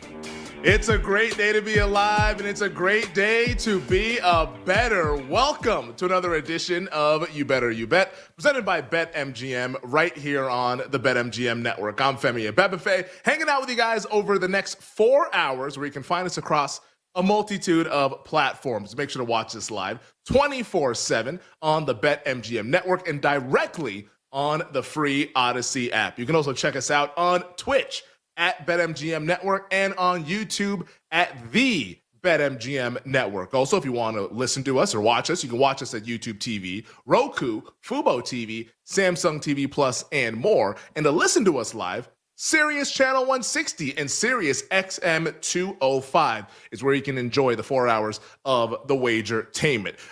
Also, throughout these 4 hours, make sure you hit us up on social media. You can find me on Twitter at Femi Abebefe. You can find me on Instagram, Femi_Abebefe. Check out the show on Twitter at You Better You Bet, and the entire network at BetMGM Network over on Twitter. If you like our show, Bet Sweats, BetMGM Tonight, Daily Tip, all the shows that we have across the network, weekdays and weekends, once again, at BetMGM Network over on Twitter. We got the crew hanging with us here on this Wednesday, Hump Day. How about that? We got Tyler Morales, Jake Kassan, no Bill Zimmerman. He is now on, I think, day 4 of sitting on a pontoon drinking beer. Bill Zimmerman, living the life right now, but he will be back with us on Monday, I should say. Today is Wednesday. Bill will not be back with us today, but he's enjoying some nice time off. Tyler filling in as our executive producer. Mike Brown holding things down. Sean Ha, Addie Bates, Nick Costos. He joins us at the top of the hour with his thoughts on his New York Yankees and this losing streak. These Yankee games are something else. And Nick will go ahead, I'm sure, give us a passioned speech about the New York Yankees coming up in about 60 minutes. And also, in the NFL world, expectations for Aaron Rodgers and the Pittsburgh Steelers. Rodgers has been looking pretty solid in training camp. We'll see if we see him in the preseason. Mike Tomlin usually plays guys in the preseason. In fact, Mike Tomlin has actually given us one of the better quotes about the preseason. He says, you know what? You got to spar in order to go out there and box. And that's how Mike Tomlin approached the preseason, usually putting the starters out there. We'll see if Aaron Rodgers is among that crew later on this weekend for the Pittsburgh Steelers. But Nick talking about the Yankees and the Pittsburgh Steelers to begin the next hour at 4 o'clock here on You Better You Bet. We will be deep diving the NFL preseason quarterback depth charts all throughout the show. And if you miss any portion of it, make sure you check us out in podcast form. Just search You Better You Bet wherever you get your podcasts. And while you're there, you might as well subscribe, rate, and review. We greatly appreciate how much you guys love the Wagertainment. We have one guest who will be joining us throughout these 4 hours. During the Power Hour at 6:20 Eastern Time, it is the great Jay Croucher who returns to You Better You Bet, NBC's lead betting analyst, co-host of the Fantasy Football Happy Hour with Matthew Berry and Connor Rogers. Guess what we're talking? National Football League. We're catching up with Jay to talk all things NFL. We missed Jay last week on vacation, traveling. This is the time of year where everybody who talks and writes about the NFL is like, hey, let me get that last second vacation. And we missed Jay last week. But Jay will be back with us during the Power Hour at 6:20 Eastern Time as we'll get his thoughts on all things National Football League. But let's go ahead and get into last night's betting recap before we get into some of the biggest news from around the National Football League. Last night, we were really ambitious with the home run bets. Bet 5 of them because I'm having fun betting home run bets. And I'll just say this. Thank you to Teoscar Hernandez, who saved me from losing my shirt last night. Obviously, a little bit of an exaggeration because we make sure to scale down on the home run bets. But Teoscar Hernandez was the only home run bet that I cashed last night of the 5. Kyle Tucker swinging and missing all over the place. Ellie De La Cruz watching some of those ABs. Woof. They're making Shota Imanaga look like Greg Maddux out there. Like, I don't know what the hell he was doing at the plate. Zach Neto did not hit a home run. Julio Rodriguez did not hit a home run, although he had a couple of hits. Nice night for Julio Rodriguez. But Teoscar Hernandez hit a home run, plus 350, met the moment, read the room, and he left the yard. I'm kicking myself because I did not bet the Teoscar Hernandez 2+ home runs because he hit 2 of them things. last night against the Cardinals for the Dodgers. So the Dodgers taking advantage of Miles Mikolas, just like they did of Sonny Gray the other night. The Dodger game starts at 1 o'clock West Coast time, 4 o'clock Eastern. No home run bet for me in that one, but who are they going up against? Is it Liberator? So maybe that's not a good game to bet a home run. Yeah, Matthew Liberator right now for the Cardinals. So I'll lay off the Dodgers in this afternoon's game, but shout out to Teoscar Hernandez for last night's home run. But let's talk about what's going on in Los Angeles in terms of the NFL team, because I continue to talk about the story because, in my opinion, this Matthew Stafford back soreness, injury, whatever we want to call it, it's the single biggest injury and the single most impactful storyline happening throughout NFL training camps in the NFL. Like, I don't understand why this isn't a bigger deal. It's starting to become a big deal. Like, we've been talking about it for a couple weeks, and I know everyone's probably heard me talk about this, but we haven't really dove into the exact markets that this impacts, which is what I want to do here before we chat about a little bit of baseball here as well in this opening segment. But Matthew Stafford was reported earlier this morning from NFL Network's Ian Rappaport that he is dealing with an aggravated disc and has received an epidural, which is, sometimes they work, sometimes they don't work. The Rams do believe that he'll be ready for week 1 against the Houston Texans. Like, the betting market for that game, it's actually started to move. And there's no longer 3s available. I guess one domestic sportsbook has a 3 available that's pretty prominent. But outside of that, I'm seeing 2.5 minus 110 or 2.5 minus 115. Even the heavily juiced 2.5s are no longer available. There is now pessimism about the Los Angeles Rams in this week 1 game. And how could there not be? I think for right now, the Rams, that's a terrible spot if Matthew Stafford's not going to get the usual workload of preparation time leading up to a game. Now, on the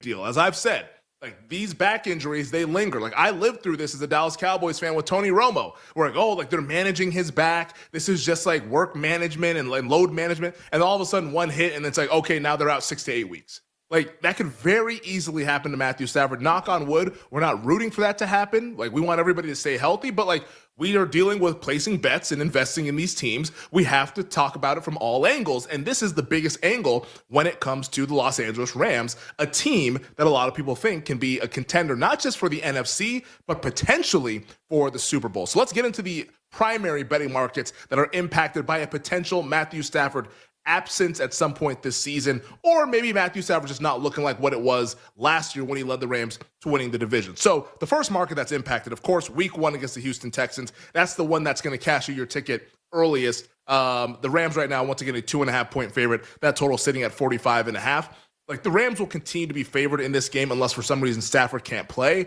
We have not been led to believe that he cannot play. Now, what percentage will he be? We're going to find out in real time about a month from now when they actually host Houston. But I would be Houston or pass. And also the under looks really appealing to me as well. It screams 20-17, that kind of a game between these two defenses that are really strong, pass rushes that are awesome, offensive lines that are a little bit banged up or have big-time question marks. I would like Houston in that game or just pass the game in general. Another market that's obviously impacted by this, the Rams win total for this 2025 season, which the win total is sitting probably 10 is the right way to describe it, but the 10.5 is juiced heavily to the under, the 9.5 juiced heavily to the over, but 9.5 is what we'll call it here, over minus 145, the under plus 120. I think the under is a solid look here. It's not one that I've placed yet because I want to continue to gather more information about this back injury. But that is a market that is directly impacted by a potential disastrous injury run out for Matthew Stafford as we get closer to the regular season.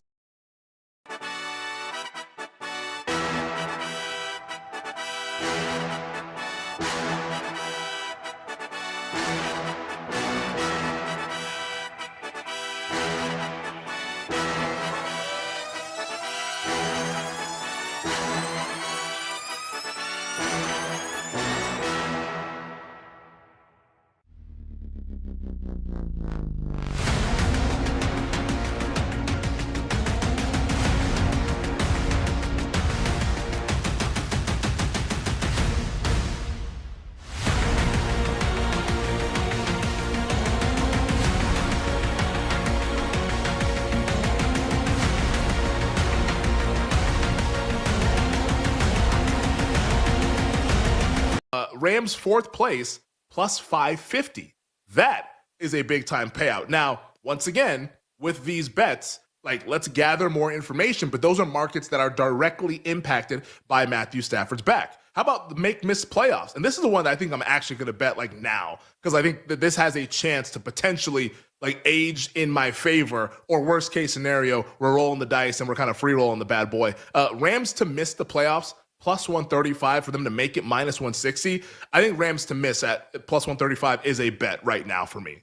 Like, that is a bet that I want to make, because like the NFC, I could see so many different teams having like kind of like surprise seasons. And if you have uncertainty at the most important position, I could see that going poorly for the Rams, to where maybe this team that we all loved last year, you know me, like nobody loved them more than I did. Maybe they actually missed the postseason this year after making all those additions for like guys like Devontae Adams, et cetera, et cetera. How about the secondary market? So this one I put in the secondary because there's other teams that you can bet as well. But like the typical ones you think about, NFC West to win the NFC. Rams are kind of co-favorites with the Niners in the NFC West. That's a hard disagreement for me. I think the Niners should be the clear favorites to win the division, given Stafford's back issues and also the fact that San Francisco on paper is a really talented roster.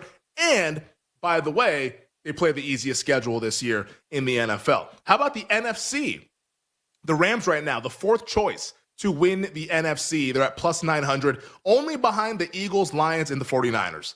I disagree with that. If Matthew Stafford's going to be a little bit banged up, you can see how that market would be a little bit jumbled, and all of a sudden there's some really fun bets to be made, like the Green Bay Packers, who are 11-1, the Minnesota Vikings, who are 12-1, the Tampa Bay Buccaneers, who I'm not as high on, but we've had other smart people come on the show and say that they're high on, 17-1. How about that? I think that market also impacted. And then the tertiary betting market's impacted by this Matthew Stafford news. It's obviously the award stuff. MVP, I mean, that one directly is impacted. I would never bet Stafford. I don't think anybody really wants to bet Stafford to win the MVP at 35-1. But how about his teammates? Offensive Player of the Year, Puka Nacua, 20-1.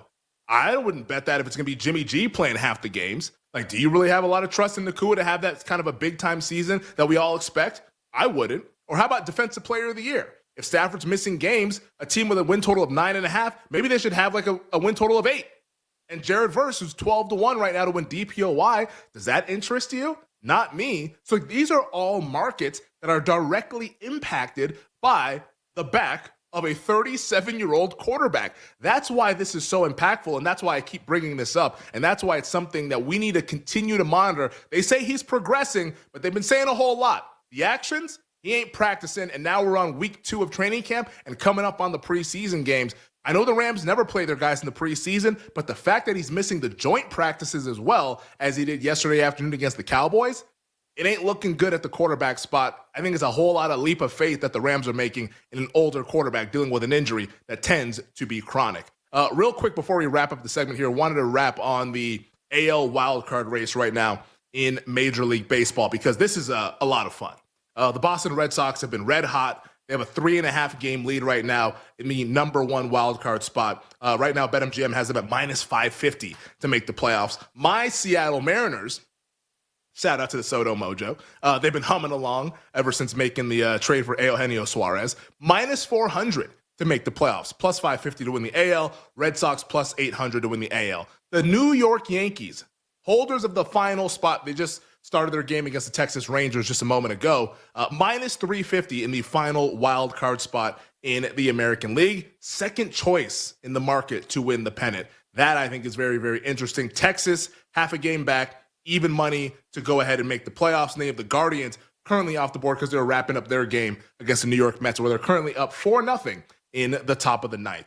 To me, I think there's one, maybe 2 teams that could potentially win the American League from this wild card group. Like, the Mariners are in there, but that's also baked into the price, plus 550 now to win the AL. Like, that's what we've been talking about since the deadline. I bet them at 10-1 the night they traded for Eugenio Suarez. That's a team that I think can make a deep run if the pitching can continue to look as it has over the last week or so.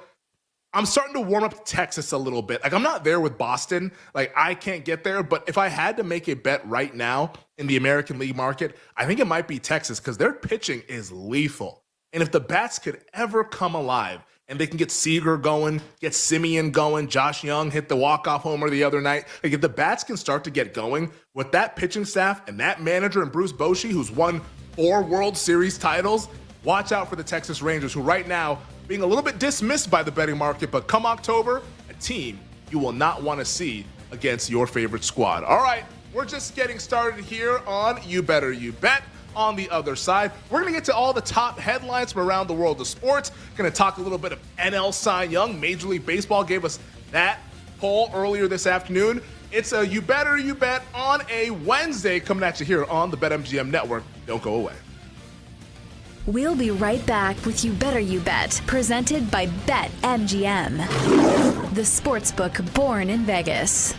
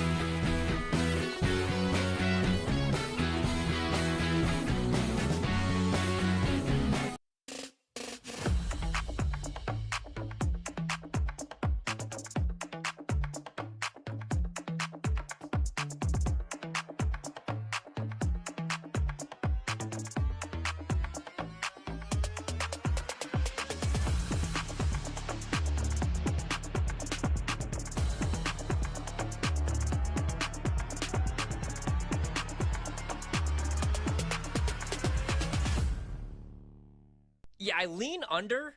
If Scott Satterfield doesn't win at least 7 games, I think he's out, man. He's 8-16 in 2 years as head coach. Last year was a weird year. They started 5-2 and looked pretty good. They were on their way to a bowl game. All they needed was one more win. Instead, they lost their last 7 games of the season, and their offense only averaged 19 points per game. They bring back their quarterback, Sorsby. They bring back their top running back, Evan Pryor. He rushed for 418 yards and had 118 yards receiving last year. The wide receiver room is pretty much all new. It's a bunch of dudes from the portal. Cyrus Allen from A&M, Jeff Caldwell from Lindenwood, Caleb Goody from Colorado State. Their tight end's back, Joe Royer. He's pretty good. He had 50 receptions last year. Defense is decent. I don't like the schedule, though, even the non-con. They kick off their season against Nebraska, who I'm pretty high on this year. So I lean under, and I think Scott Satterfield is probably fired after next year for Cincy. Oh, Hemi and Lindenwood. Go Lancers! Yeah.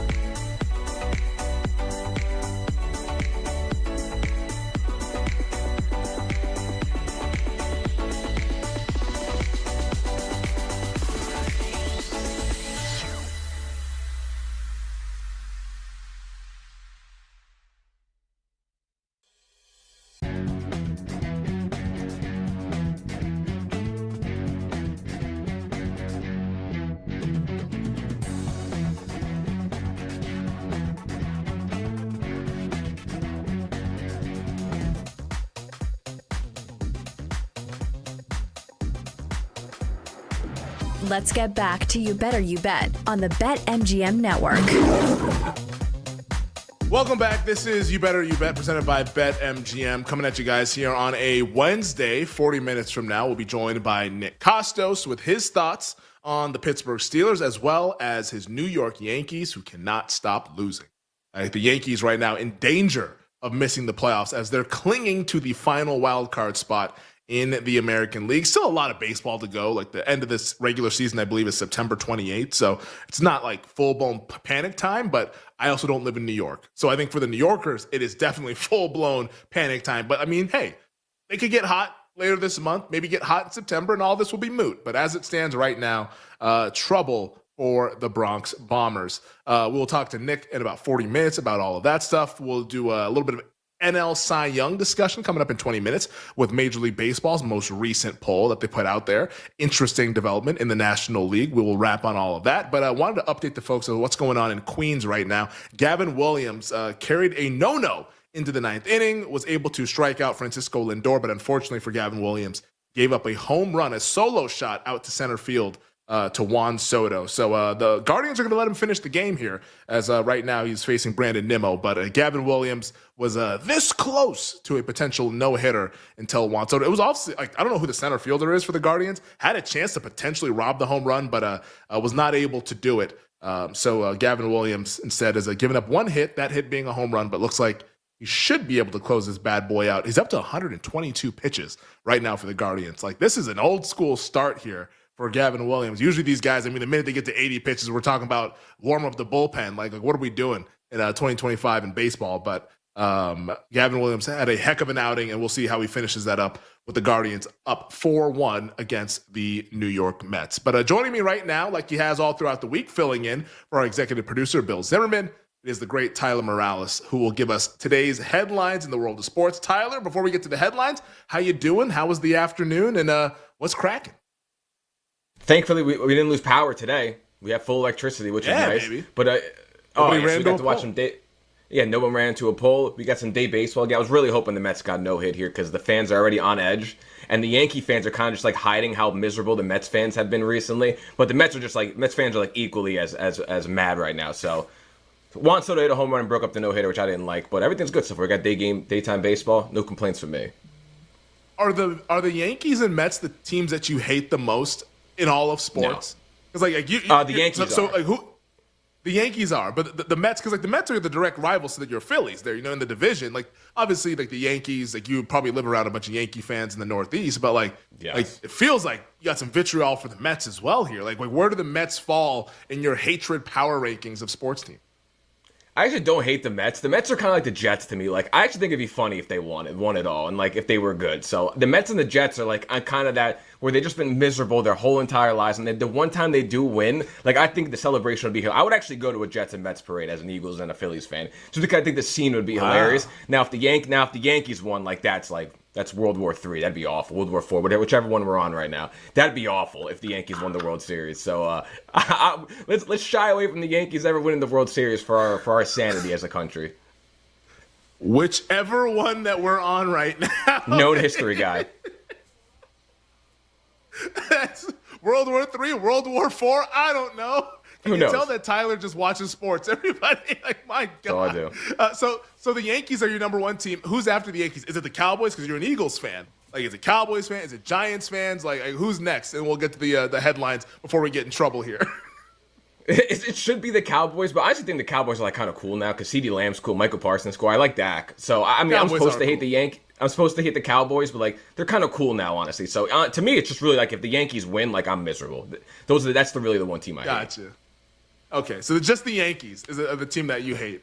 Yes. I do hate the Eagles. Sorry to tell you that. I hate the Eagles as a Cowboys fan, but we're hateable. You know what? That's very much so. Yes. Eagles fans out there, but I love you, and I love the fact that you're going to give us these sports headlines here that we have on this Wednesday. Tyler, what's the number one thing we need to know this afternoon?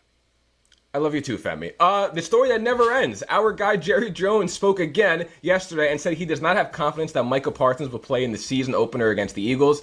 Things are getting ugly in Dallas, it seems like. Femi, are you now worried about the Cowboys heading into the regular season?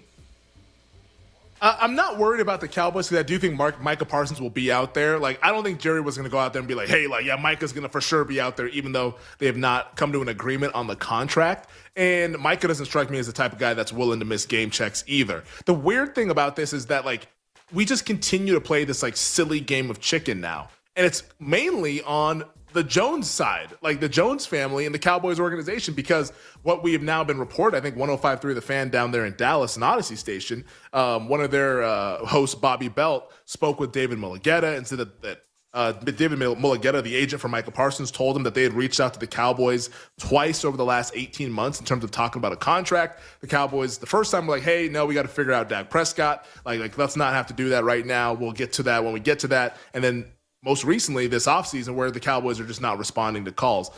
Jerry Jones is firm in his belief that he and Micah Parsons already came to an agreement on a deal and doesn't want to tweak that, which it's like so incredibly shady, by the way. Like let's come to the deal now without your agent, and then like just take it to the agent and sign it. Like that's not what actual protocol is. So the fact that Jerry Jones did that is like pretty disheartening, honestly. It's just incredibly shady. But I just think that we're in a situation where we're going to sit here in a holding pattern. My guess is that once they leave Oxnard, which I think they're going to do in about a week or so, to head back to Dallas to finish up training camp and finish up the preseason, I think something gets done there. Like in Oxnard, the story of the holdout, the trade request, I don't think Jerry wants to give in right now and then all of a sudden set a precedent of, oh, well, if you request the trade, then I'll pay you right after that. I think he's going to let it play out a little bit more because that's how he wants to operate. He doesn't want to be seen like he's kind of like kowtowing to like the best player on the team or whatever. I think they get it done once they head back to Texas, and then this will all be moot in about 2.5 weeks, maybe 3 weeks. And unfortunately for Micah Parsons, he's probably going to miss all of training camp and then have like about 10 days to get ready for the Philadelphia Eagles. Not the way I would like to run my team, but I don't run the Dallas Cowboys. Jerry Jones does, and Jerry Jones seems to be on his own schedule as opposed to a normal person's schedule, which would be to pay your best player. Tyler, hit me with the next story. Titans head coach Brian Callahan announced Cam Ward and the starters will play every preseason game. Now, Cam Ward has been very vocal during training camp, that calling the offense mid and very average during after practices. Do you like this move from the Titans, and is Tennessee a bye team for you in the preseason? I do like this move for Tennessee just because, like, it's a young quarterback. Like, he needs to play, and he needs as many reps as possible to get ready for the regular season. Now, in terms of their preseason roster, like, I mean, it's Brandon Allen, who I think is terrible, and Tim Boyle, who I think is terrible. And, like, not just terrible in regular season games. I don't trust these guys in preseason games. Maybe Brandon Allen could do something, but Tim Boyle, I've seen him play in the preseason. That dude's trash. Like it's not good. So I don't think the Titans are a bet-on team. Maybe in the first half, a full game, I'm good. I don't need to go ahead and go down that road. But in terms of the overall regular season, Tennessee, I might be alone. I know Nick kind of likes them as well. I think this team can be frisky. And I think the Titans, if Cam Ward is what we all believe he is, which was a guy that dominated in college football, number 1 overall pick, why can't the Titans finish in second place in this AFC South? Like, I know Indianapolis is a pretty solid roster if Richardson kind of gets going, but like Cam Ward was a better college quarterback than Anthony Richardson. Like, we have proven data with Cam Ward as a college quarterback as opposed to Anthony Richardson, who started like 13 games at Florida and had like 1 great game against Utah, and outside of that was like kind of up and down or injured. Like, that's the Anthony Richardson story. And it's kind of carried over into the NFL. Funny how that works, right? Like, oh, it's up and down, he's hurt. That's what it was in college. Cam Ward in college, baller. Balled out at Washington State. Balled out at Incarnate Word. Balled out at the University of Miami. Why can't he ball out for the Tennessee Titans? And if he does, that's a defense last year that gave a lot of people trouble. If they can build off of that with those 2 defensive tackles, Jeffrey Simmons and Tavondre Sweat, all of a sudden it's a good defense perhaps, and you have an offense that will have a big upgrade at quarterback after what we saw last year with Will Levis and Mason Rudolph, now with a big-time prospect in Cam Ward. Like, don't sleep on the Titans. Maybe Callahan's a disaster at head coach, but I don't think he had much to work with Will Levis, who I think is not even a starting quarterback in the NFL. Like, that dude's a backup. Like, he looked like a backup in college, and they played him in the NFL, and he looked like a backup quarterback. Like, he's never looked like a starter. So I don't know why people thought Levis could do something. This is a big upgrade, and if Ward balls out, I think the Titans might be like an 8-win team, maybe even a 9-win team in a pretty wide open AFC South. Tyler, hit me with the next one. Honestly, maybe my favorite wide receiver of all time. Definitely, I think one of the most underrated of this era. Keenan Allen reunites with the team that drafted him, the LA Chargers. Allen helps fill the void with the Chargers receiving core that desperately needs more pass catchers behind Ladd McConkey, and we'll see what Keandre Lambert-Smith is. Does this addition move the needle for you at all, Femi, in the AFC West or with the Chargers? It does not. And it's probably the opposite for me. This kind of sounds the alarms a little bit. Like honestly, I think this is the first time in this offseason where I felt a little bit, I don't know about the Chargers right now. Because signing Keenan Allen, in my opinion, right now at this part of training camp, that tells me that the Chargers don't trust anyone beyond Ladd McConkey and that wide receiver. And if that's the case, man, good luck. This is a Chargers team that earlier this offseason, lest we forget, they signed other Charger retread, Mike Williams. Mike Williams got to camp day one, said, you know what? I ain't built for this anymore. I'm going to retire. We wish Mike Williams the best of luck. Keenan Allen, who they cut last year, mind you. They literally cut this guy. He went to Chicago for 1 year. I think he runs like a 5'1" 40 right now just because he's a little bit older. And now they bring him back to get another veteran presence in there. What's going on with the young guys? Quentin Johnston, we're waiting on that one. We're probably just going to keep waiting because he's probably just not a good player. Trey Harris, the guy that they drafted, maybe he's not ready. Keandre Lambert-Smith, the guy that balled out in the Hall of Fame game. I know Nick likes him, but he's also not a high pedigree player, and he's a rookie. Can't expect him to all of a sudden be a guy that you immediately rely on. It tells me the Chargers just do not trust anyone beyond Ladd McConkey. And if that's the case, you got to lower their ceiling a little bit. As much as I love Jim Harbaugh and Justin Herbert, that head coach quarterback combination, you have to lower their ceiling, which opens the door for a team like Denver, who I'm not high on, or a team like the Raiders, who I am high on, to potentially challenge for that second place in the AFC West behind the Kansas City Chiefs. For the Chargers, Keenan Allen in 2025, Tyler, I'm with you. I thought Keenan Allen was underrated in his prime, but now he's all name, no game. This ain't the guy that you want in your receiving core. And the fact that the Chargers felt that they needed him, this might be a rough passing game, which is already led by Greg Roman, who's archaic when it comes to airing out the football. Tyler, give me the next one. Earlier today, Jordan Love joined Kevin Clark's This Is Football show and had some rave reviews on rookie wide receiver Matthew Golden. Love said that Golden is going to be a stud. He has very aggressive hands, smooth route runner, and he's got speed. This kind of just adds to all the Matthew Golden training camp hype we've been hearing. Femi, are we sleeping on the Packers heading this season, and is Matthew Golden a viable Rookie of the Year candidate? Yes, I think we are sleeping on the Green Bay Packers. And I think at some point before the season starts, I'm guessing some people will start to get hip to this team, but I don't understand what's not to like about Green Bay. I know people say, they don't have any stars on defense or whatever. The defense was pretty solid last year, especially in the second half of the season. You look at once they got to the second half and got a little bit more comfortable with Jeff Hafley as a defensive coordinator, now entering into year two, if they can build off of that, this team can be a top 12 defense, maybe even top 10 if they become opportunistic and start to force some turnovers. That's the formula for Green Bay. And then on offense, yeah, they don't have a Justin Jefferson, Jamar Chase type at wide receiver, but you know what they do have? They got 4 guys who are B-level receivers. And if that's the case, everyone's viable on every play. And that's actually a really tough offense to stop, especially with a trigger man with Jordan Love, who the last time we saw him healthy was the back half of the 2023 season, and he was ripping through the league and ripped through the Dallas Cowboys defense in the playoffs. Jordan Love has a very high ceiling. I think this passing game has a very high ceiling. The offensive line is always solid. LaFleur's a really good head coach. Why not Green Bay? And when you look at the other teams in the NFC, you can poke holes in all of them. San Francisco, where's Brandon Ayuk? Still rehabbing from the ACL injury. What does Christian McCaffrey look like? Let's see if he can be healthy throughout the course of the season. The Detroit Lions, I don't know, they lost 15 coaches over the offseason. How does that work out this year? The Rams, we've been talking ad nauseum about Matthew Stafford and that back injury. The Eagles, let's see what the secondary looks like. They're probably the team that I feel the best about in the NFC, but beyond them, these other teams, you could poke holes. Green Bay, I'm looking at the holes that we're poking is that they're just young.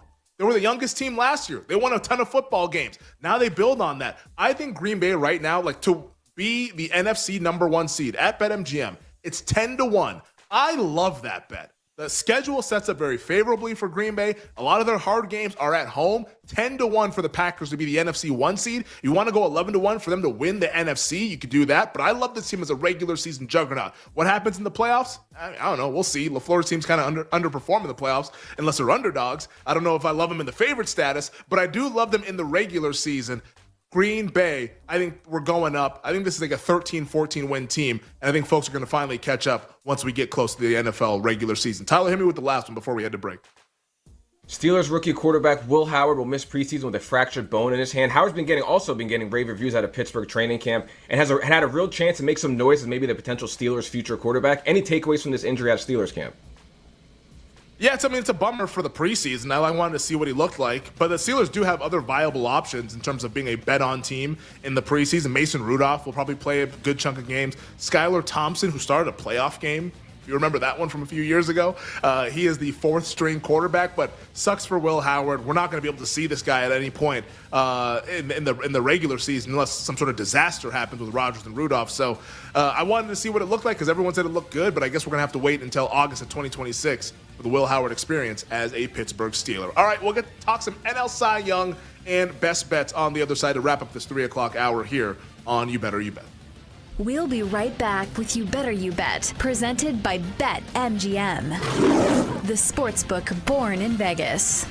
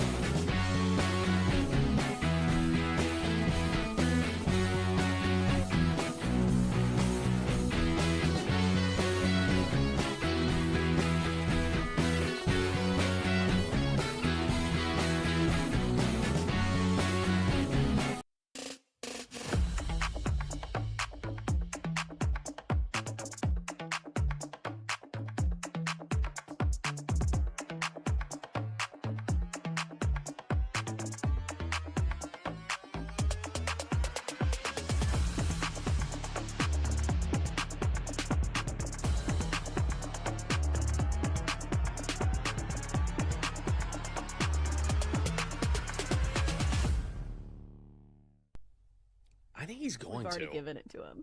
I think he's going to do it. I really do. It's like me and Paul Feinbaum on the same page for the first time ever. I think the problem with Arch is because of the hype, this number is shorter than it should be. And already, I understand it. As a Texas fan trying to take a step back, you're looking at this, you're like, all right, enough with the Arch Manning hype. I get it. If the back of his jersey said Johnson or Smith or Williams or whatever, we would not hear this hype. He hasn't done anything. He started a couple games. Yeah, he's got some wheels. He's got some talent. But the thing is this, Arch is really that good. He really is. Watch when he's played for Texas. Watch how he throws the deep ball. Look at the receivers he has on that offense between DeAndre Moore and remember the name Ryan Wingo. He's going to be an absolute stud this year, a sophomore who has a deep connection with Arch on a long ball. I'm telling you, Arch is that good, and the fact that he's playing in Sark's offense, which is going to be able to utilize him in ways that they couldn't use or utilize Quinn Ewers, is going to be a difference maker because Arch can run and because he can go down the field. I just think he's going to be that good, and he's going to get a ton of opportunities because the Texas defense should be a top 10 defense. Arch is going to get the football a lot, and I actually think he's going to get it done. I think he is worthy of the hype. There are very few players who are worthy of such massive, unbelievable expectations, but when you're a part of the Manning family, you are different. I think Arch is different, and I think he's going to win it.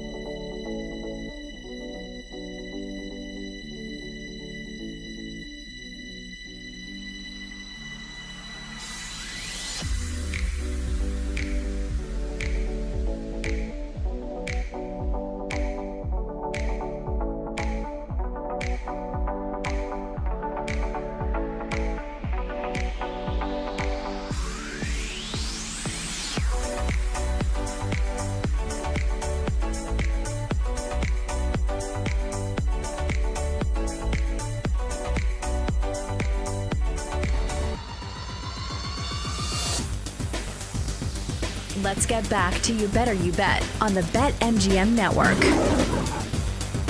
Let's get back to it here on a Wednesday on the BetMGM Network. This is You Better You Bet. I'm Femi Abebfe, hanging with you guys here this afternoon. 20 minutes from now, I'll be joined by Nick Costos with his thoughts on his New York Yankees, who currently have a 2-1 lead in the top of the fourth against the Texas Rangers. Can they salvage what has been a disastrous series down in Arlington? We'll see if they can do it. They're getting to Jack Leiter here right now in the fourth inning. Runners on the corner with 1 out. So we'll see what happens here with the Yankees and the Rangers. But it hasn't been great for the Bronx Bombers. Nick will be talking about that and where they sit in this American League wild card race. And also, the Pittsburgh Steelers. It's been pretty good for Aaron Rodgers at training camp. What are realistic expectations for the Steel Curtain in 2025? Nick will let us know in about 15 minutes. But I wanted to go ahead and get into the MLB.com NL Cy Young poll based on what we saw earlier this afternoon. So this is always interesting with these polls because you always wonder, first thing that I think of, all right, like we got the results, but like when was the poll conducted?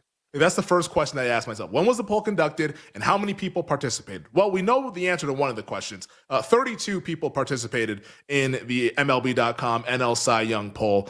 We do not know when the poll was conducted. The article says that the stats are through Monday, so maybe it was around that time. But, you know, looking at the results, I think it might happen before Sunday night because it's a little bit interesting. But let's get to the results right now where Paul Skeens did win the poll. It matches up with the betting market currently. Skeens received 26 of the 32 first-place votes. Zach Wheeler of the Phillies received 6 of the first-place votes. No other pitcher got a vote for a first-place vote. Christopher Sanchez of the Phillies, coming off that 8-inning gem that he pitched the other night on Sunday against the Tigers, he received 0 first-place votes, but finished in third. Yoshinobu Yamamoto finished in fourth, and then Logan Webb of the Giants finished in fifth. So those are your top 5 right now, according to the writers and editors over at MLB.com. Are these the people that actually vote on the Cy Young? No, but you know they tend to think like the people who will decide who wins the award in late September and early October. But why I ask when the poll was conducted is that Christopher Sanchez not receiving a single first-place vote seems very, very strange, coming off of that 8-inning gem that he pitched the other night. Now, my guess is that this was beforehand because like you look at all the numbers and you look at the stats, Sanchez is ahead of Wheeler right now, like just in terms of pure production. Like that's not debatable. Like he's been better than Zach Wheeler. Zach Wheeler has been struggling as of late. Also, by the way, saw Rob Thompson of the Phillies, their manager, say that Zach Wheeler's next start will be pushed back to Sunday as he's dealing with some shoulder soreness. They had an MRI. The MRI came back clean, but they want to go ahead and push the start back to give him a little bit of extra rest. Wheeler, 35 years old, you know, he's pitched a lot of innings. And maybe that soreness is actually the explanation for the last couple of Wheeler starts, which have been mediocre. Like it has not been Wheeler-like the last couple times out there. Once against the White Sox, I believe it was, and another one this most recently against the Detroit. Or so it was the Yankees and the Tigers were the 2 most recent Zach Wheeler starts that have just been kind of mediocre. So right now, Sanchez, in my opinion, has passed him. Now, the voters, like if this was taken before Sunday, maybe they were all just putting in Zach Wheeler just because Wheeler's the pedigree guy. He's the guy that's probably the sentimental favorite, the guy that people want to see win this award because so often he's been the bridesmaid, finishing top 3 in the Cy Young vote. But like, that's not reality. And I think the big thing with this Wheeler news about the shoulder soreness and also based on how people kind of see these 2 Phillies pitchers, man, it's a great day to be Paul Skeens, right? You know, like Skeens right now, who I believe is about minus 200 or minus 250 at BetMGM. Like this is a guy that, I mean, he has a start tomorrow. If he shoves tomorrow and gives us like 6-7 dominant innings of Paul Skeens type pitching, like he might need to be minus 350, minus 400, honestly, because like he can really pull away. But on the flip side of that coin, if he's just mediocre or has like a mess start, man, I think Christopher Sanchez becomes live all of a sudden to potentially win NL Cy Young. I've been slower to get there on the Christopher Sanchez train just because it's so hard for these non-pedigree guys to win these awards, especially when they're going up against the pedigree guys. You almost have to be like way better to beat one of those guys out. If it's close, they're just going to go to the guy who, in like the minds of the voters, that they think is the better pitcher. In this instance, that'd be Skeens and or Wheeler, his teammate. But if Sanchez continues to go on the path that he's on, where he's been dominant going on like, a couple of months now, and if Skeens falls back a little bit, maybe Sanchez could actually be a legitimate challenger. But right now, for me, the Skeens start tomorrow is the biggie. Like, that's the one that we all have to watch. I wouldn't bet anything until that start, but I would watch it very closely. I know some sports books, they leave the markets up during the games. Those would be the sports books that I'm hanging out at tomorrow night, watching this Paul Skeens start. So that is the MLB.com NL Cy Young poll. I want to bring on Jake Hassan, our baseball aficionado, to get his thoughts on the poll and where the things sit right now in the NL Cy Young. Jake, you heard my thoughts on this one. Like, I question that this was taken after Christopher Sanchez's start on Sunday, because like there's no way that that's true if this is what's going to happen, and it's going to be 26 for Skeens, 6 for Wheeler, and no first place votes for Sanchez. How do you kind of see this as we're now less than 50 games away from the end of the regular season and starting to get to nitty gritty with these pitchers as well? Yeah, I also have that question about when the poll was conducted, because on one hand, yeah, it feels like based on the voting that it was before Sanchez's Sunday night start, but also the article does specifically mention his Sunday night start. So I don't know if that's like trying to put the finger on the scale a little bit and be like, oh, hey, I mentioned it. See, so don't think about it that way. I don't know. But I agree with you that I think Sanchez is ahead of Wheeler right now. And this is the thing, Femi, I'm always right. I need to stop going back on my own word and the things that I know, because I finally started giving Zach Wheeler his flowers. I finally started backing down that maybe he'd be a contender and be able to win. And no, just here it is, Zach Wheeler. Zach Wheeler in 3 of his last 4 starts. 6 innings, 4 earned runs against the Padres, 5 2/3, 4 runs allowed against the Yankees. And then his last start, 6 innings, 3 earned runs, 4 total against the Tigers. Now, granted, he had 10 strikeouts in a couple of those starts, so that helped him out a little bit. But Sanchez is the only pitcher, per this article, since June that's gone 8 innings or more in 3 separate occasions. Like, he's been awesome. And I am totally not biased as somebody that's been banging the table for Christopher Sanchez since January and has had bet slips on Christopher Sanchez at 35 and 40 to 1 since March. No, that's not me at all. But the problem is Skeens. And tomorrow he gets the Reds. So he's faced a couple of times, and against this roster, he has a 42% K rate, and they hit just 179 against him. Now, on the flip side of that coin, the Reds are playing really well right now. So maybe something breaks here, something gives. I hope it does. But push comes to shove, I still think one Skeens stumble isn't even going to be enough. I think you need 2-3 starts maybe of Skeens stumbling.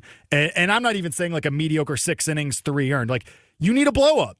You need a blow up for Sanchez to be viable, in my eyes. And that, again, that pains me to say as somebody who has been betting Christopher Sanchez and been the champion of Christopher Sanchez since March. But facts are facts, is what it is. People love Paul Skeens. I do think that the one thing that may work in our favor is boredom. He's been the favorite since opening day, since these odds were announced. I do think that fatigue might work in our favor a little bit here, but I'm not willing to bet that. I have my tickets from months ago. I'll sit on them. I'll cross my fingers and my toes and hope against hope that we can get there, but I'm not super confident in it. Yeah, like you need almost like the Skeens start that he had, I think it might have been a month ago, maybe 6 weeks ago against the Milwaukee, where like I think he only went like 4 innings, gave up like 4 earned runs or something like that. Like that's what you need or to the get Cubs Sanchez start into where he this gave thing. up 3 home runs. Exactly. Yeah, it has to be like, all right, like he's getting just tatered out there, and all of a sudden he just doesn't have it for a given night, and then maybe it gets to be a little bit more active. I will say this, and it was kind of interesting last week when we had on Bob Nightingale, our Odyssey MLB insider, and I think he's more contrarian in this thought, but like he says that in his voting process, he weighs like the leverage of the games that you're performing in. Like Christopher Sanchez will be pitching in big time games in this NL East race with the Phillies and the Mets. Paul Skeens is going to be pitching in just Paul Skeens night.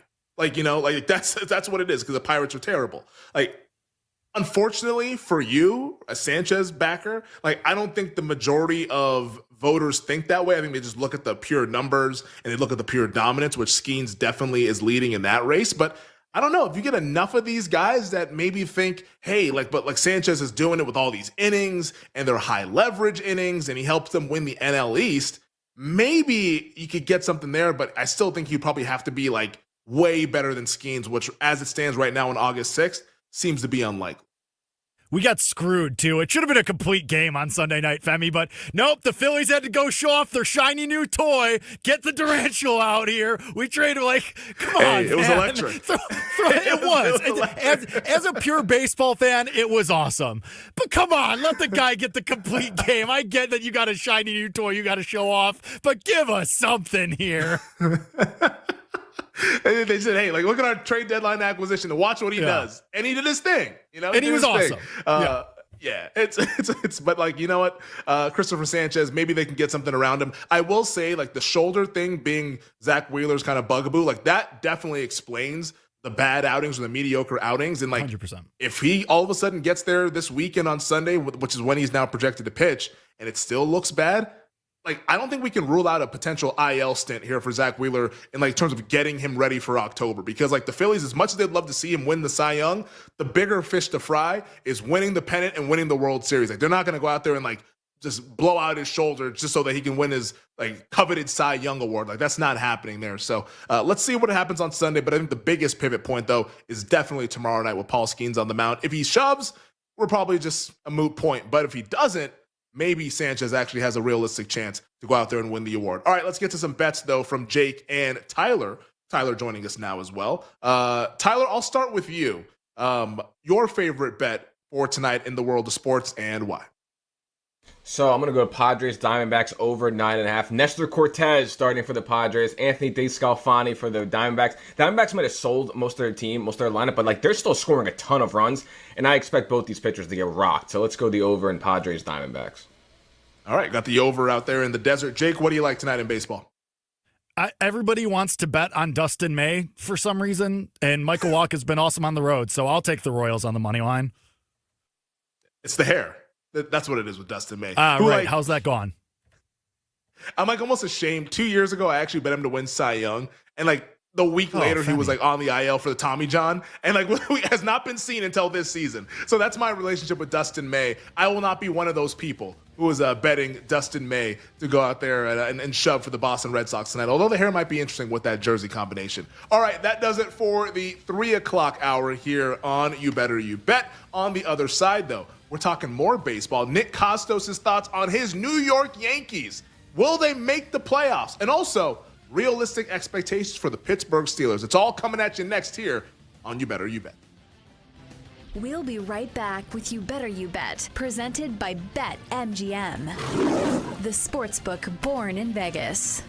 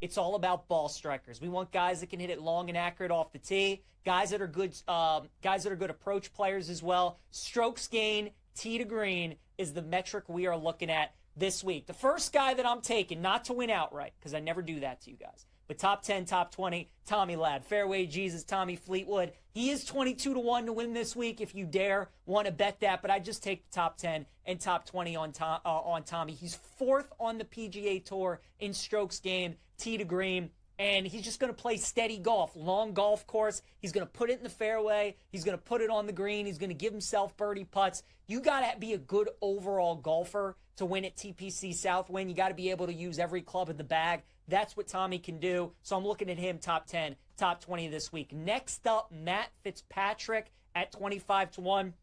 Matty Fitz loves this golf course. He's finished in the top 10 here 3 times, and he's one of the hottest golfers in the world right now. He's playing really, really good golf. Always a good ball striker. Really putts well on this golf course. So Matt Fitzpatrick, course history here, terrific. Current form, terrific. Checks a lot of boxes. 25-1 with Matt Fitzpatrick. How about another Englishman? Let's go with Aaron Rye at 40-1. Keep an eye on him as a top 20 as well. Rye's coming off a T5 finish last week at Sedgefield Country Club, finished 12th here last year, and he is 18th right now on the PGA Tour strokes gained, tee to green. Aaron Rye's having a very good season, very good iron player, very good ball striker. I think he can contend this week, so give me Aaron Rye, 40-1. And then finally, the guy that I absolutely love this week. If you said, PJ, free $100, who would you bet this week? Sepp Straka, without a doubt, at 45-1. Love me some Sepp this week.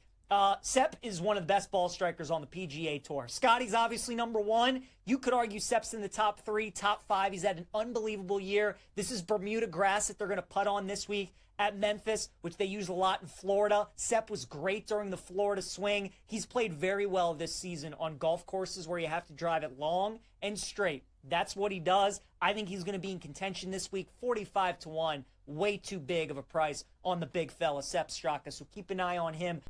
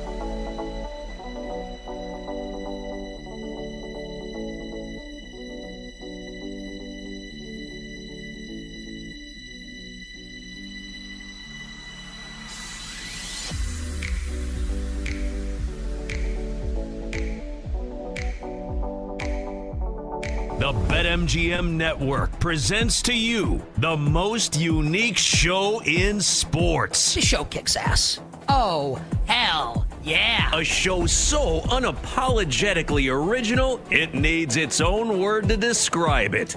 Wagertainment. Money won is twice as sweet as money earned. Featuring the prop king himself, Nick Costos. Some people are addicted to drugs. Cam Ward's addiction is getting in front of the media after Titans practice and declaring the entire team, including himself, to be mid. If you told me Travis Hunter's playing this season fully at wide receiver, I am running over women and children. Not my child. She's precious.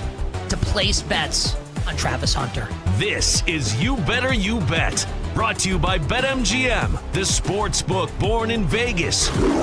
On the BetMGM Network.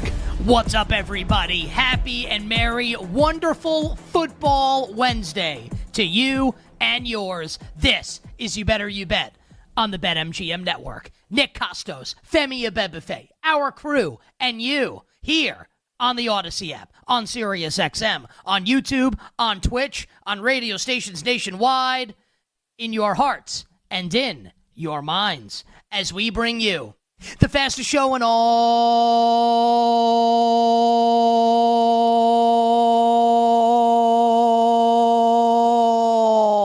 of Wagertainment. Talking all things sports betting. The show presented today and always by the sportsbook born in Vegas, the great people at BetMGM. Download the BetMGM app. Visit BetMGM.com. Coming up today on the show, Femi and I will continue rolling through preseason depth charts at quarterback in the National Football League as we look to make valuable bets for week 1 of the exhibition season. We've got news as far as starting quarterbacks. Will they or won't they play? We've got backup and third-string quarterbacks dealing with injuries. We've got intrigue, all sorts of good stuff coming up to help us and you, dear listener, you, dear viewer, bet the NFL preseason, which is back in our lives tomorrow night with a triple header. We're going through all of it today on You Better, You Bet. Oh man, and I absolutely cannot wait to talk about it. I'm very excited to get into it. We'll be joined later on in the program by NBC sports betting analyst, the great Jay Croucher, and I'm going to ask Jay Croucher, hey Jay, what's your single favorite award bet right now in the National Football League?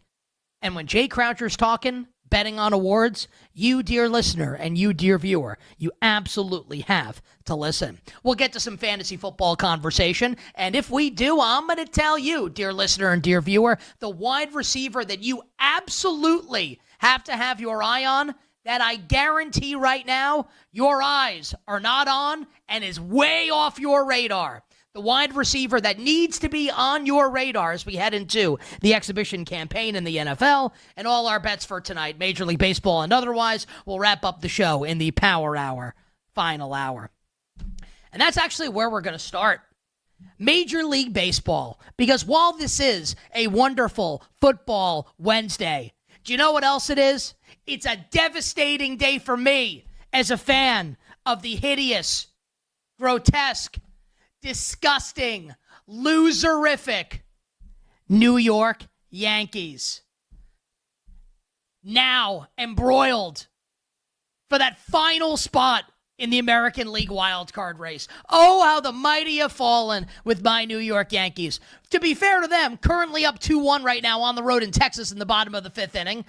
We'll see how they blow it, how Aaron Boone mismanages the bullpen. Maybe Devin Williams will come out in another big spot. I hate Devin Williams. I despise Devin Williams. I also love how the Yankees, this offseason decide to, forego years of tradition. Years of tradition with George Steinbrenner that, we're no longer going to make the players shave. Players can now wear beards for the New York Yankees. Who cares about tradition? Who cares about all the wins, all the championships that the Yankees racked up when all the players had to be clean shaven? You can wear a mustache, but you can't have a scraggly beard. Who cares about any of that? Nah, we got to appease. We got to bow down to. We got to kowtow to the spoiled, entitled athletes like Devin Williams with his stupid beard. Great. Devin Williams' beard looks awesome. Also, he couldn't get me out at the plate right now. But good thing the Yankees bent the knee to Devin Williams. Oh, he's got to have his beard. Got to have the beard. So here's what happens, right? Devin Williams has the beard, but he can't get anybody out. Beard, but no outs. I'll take clean shaven and get people out. I mean, what the hell's going on here with this frickin' baseball team? The New York Yankees. How pathetic is this? Devin Williams. I mean, the day the Yankees traded for Devin Williams, the first thing I thought was, isn't that the curtain jerking jabroni that served it up to Pete Alonso in the DS in the playoffs? Like, because let me tell you something. When you're the New York Yankees, that's the guy you want. You want the closer who served up a season-ending home run to a player on the Mets. It's just like, we're in bizarro world here. Up is down, left is right. People don't know their asses from their elbows. It's unbelievable. So maybe Devin Williams comes in a big spot and blows this game for the Yankees because that's Aaron Boone's favorite thing. Let's bring Devin Williams in to screw the entire game up. Because last night, and I bet the Yankees last night, which makes me extra salty about last night's loss for my New York Yankees, who are now, pending the results of this game, we'll see, entering the game a half game up on the Rangers for the final wild card spot in the American League.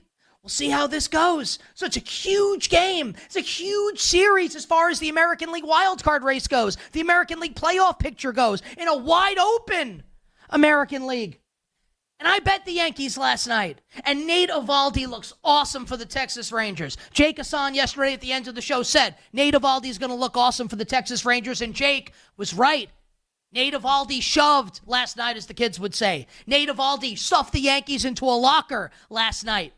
But the Yankees pitching, able to get by. Will Warren, scrappy. Maybe got a little lucky, but Will Warren gets there. No earned runs. The Yankees bullpen gets to the 8th inning. No runs allowed, and we are scoreless going into the bottom of the 8th. And here's where Aaron Boone can't help himself. Because with better options in the bullpen, like David Bednar, who they just traded for, no. Here comes Devin Williams. And what a shock. Devin Williams gives it up. Who could have ever seen it coming? And then, of course, and then with Dominguez, with just like, I mean, some of these plays the Yankees make in the field, Jason Dominguez, it's like an achievement in a video game, right? Where you're playing like a game on PlayStation, and it's like you have to try and field the ball in MLB The Show and have it knock off your glove, and you get like 50 bonus points or something. Or like you get like I don't even know how this works now. Like you get those notifications of like when you make a 3-pointer in NBA 2K, some notification comes up. You know what? When I was a kid, we didn't get notifications. We just played the goddamn game. And that was good enough. But that's a story for another time. Jason Dominguez butchers a ball in the outfield, and Devin Williams can't get anybody out, and the Yankees go down 2-0, and you know the game's over at that point. I did enjoy, in the 9th inning for the Yankees, Giancarlo Stanton coming up as a pinch hitter. We talked about this on the show yesterday, because only the New York Yankees would be forced to bench their hottest hitter because he can't play the field because their best hitter is hurt and can't throw from the outfield. It is unbelievable with this baseball team. And every year I say, I'm not going to get sucked in because I know what's going to happen. This would be like if your favorite television show, if you knew before the season started that the ending was going to piss you off. Like you had the script. You know, I'm going to hate the ending. Like if you hate the ending of The Sopranos, if you hate how that ended, and you had before the season started, you're like, I don't have to watch this. I know how it's going to end, and I hate this. Don't stop believing? Members only jacket? Tony gets whacked in front of his family? What the hell's going on here? Like, if you had the script, would you sit through it? Would you sit through it? Like, we have the script. We know how this is going to go for the Yankees. Like, maybe they could get hot. Maybe they make the playoffs. Maybe they hold on. I don't even know if they're making the playoffs. The American League sucks. Maybe they don't have Juan Soto to carry them this October also. He's with the Mets. Maybe the Yankees can make the World Series. And if and when they do, they will get vaporized, wiped off the face of the earth by whoever wins the National League pennant. Like the Dodgers did last year, and then the Dodgers spent months urinating all over the Yankees. My God. You like golden showers? The Dodgers supplied the Yankees with one for months.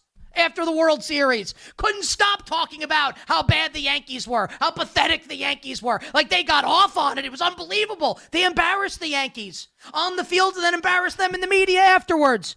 Sick. It's ridiculous. Absolutely ridiculous. But here I am, like a fool, like a sucker. I'm back in, and I'm hate watching now. And I would say, I guess in a morbid way, I kind of do like it because I'm dying. I'm dying for the manager to get fired and the general manager to get fired.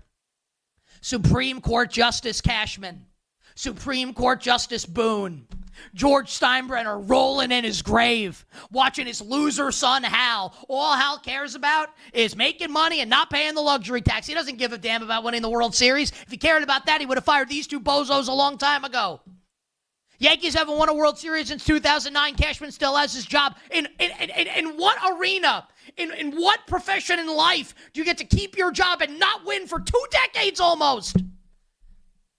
I said in 2018, after the Lance Lynn debacle in Game 4 against the Red Sox in the division series, this guy's got to go. He sucks. Aaron Boone's terrible. Devi Garcia, 2020, Jay Happ against the Rays, so on and so forth. A million different examples. Regular season, postseason, that Aaron Boone can't cut it. Supreme Court Justice. Nothing matters. Like, you could go out there and, like Jazz Chisholm, get doubled off first base on a pop-up to the second baseman. Do you get pulled out of the game? No, you get to stay in the game. You get to hit fifth the next day.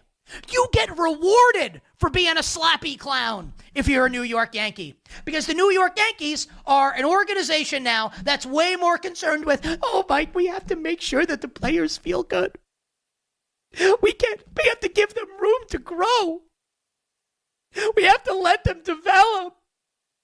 What's going to happen to Anthony Volpe if we sit him down? Is he going to be able to recover?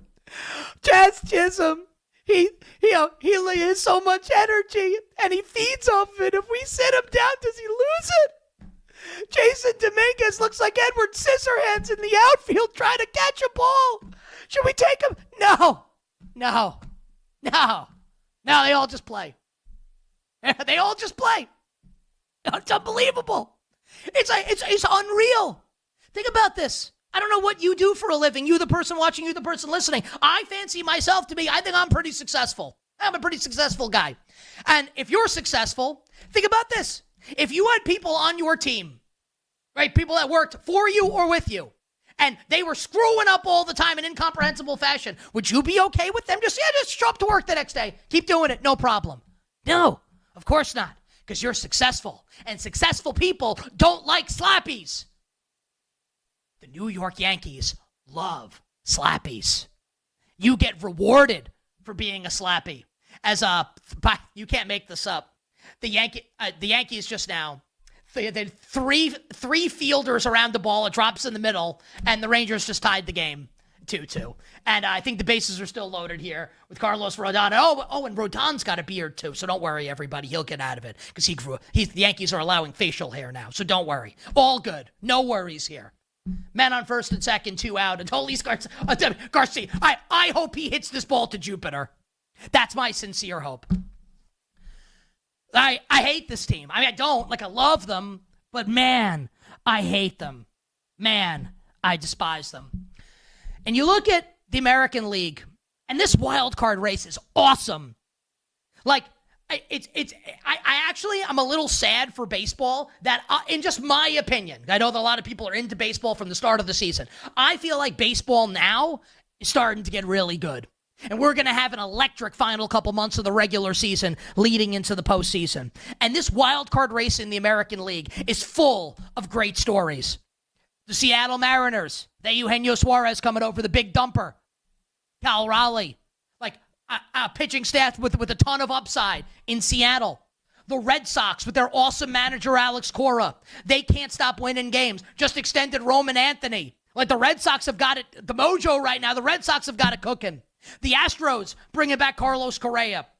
Right now, the Blue Jays first place in the American League East and a big favorite to win the AL East. Right now, in terms of odds to make the postseason, the Red Sox are a huge favorite to make it. The Mariners are a huge favorite to make it. The Astros are a huge favorite to make it. The Blue Jays are a huge favorite to make it. Which leaves us with 2 teams potentially battling for one spot. The Yankees and the Rangers. And even if the Yankees win this game today, that's taking place right now in Arlington, would you take Aaron Boone and the Yankees over Bruce Bochy and the Texas Rangers? I wouldn't with my money, and respectfully, I wouldn't with yours. On the other side, we will go from one American sports franchise royalty to another, and the one I'm going to talk about next, I'm feeling more positive about. You Better You Bet on a Wednesday. We'll be right back with You Better You Bet, presented by BetMGM, the sportsbook born in Vegas.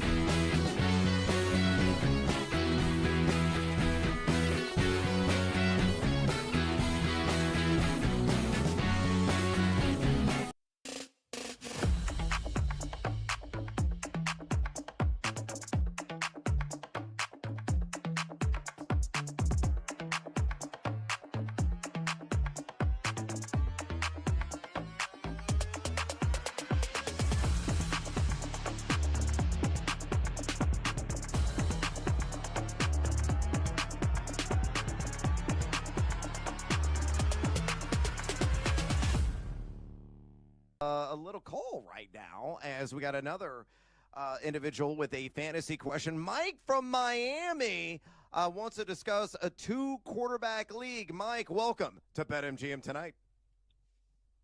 Hey guys, love your show. Listening here on 560 every night.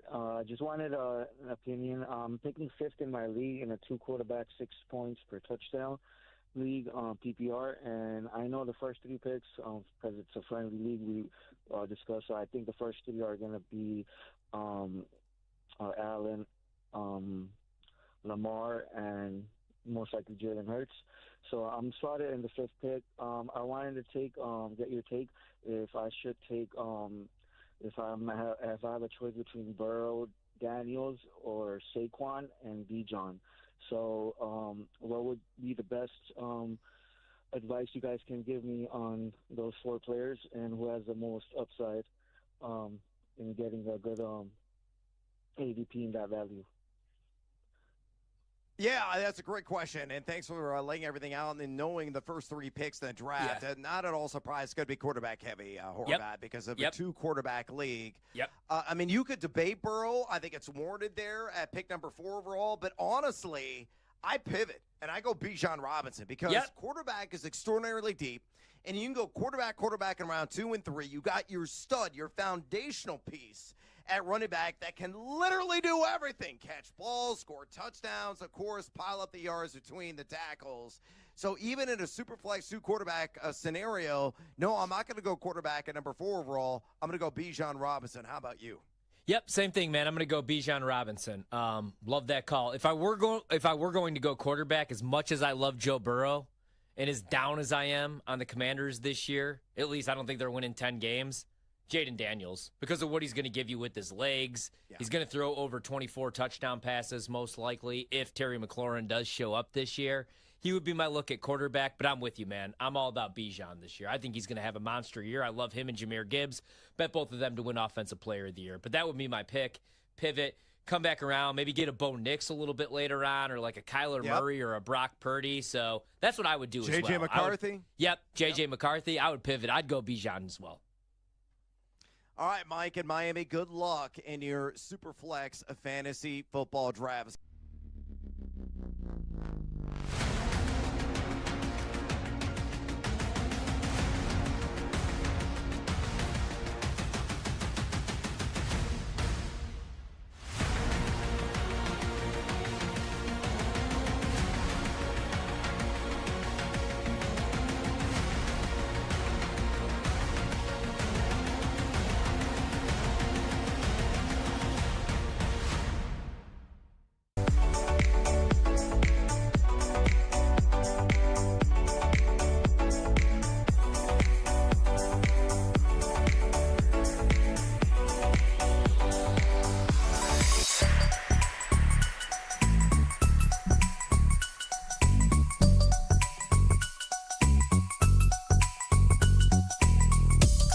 His love affair with the game of football.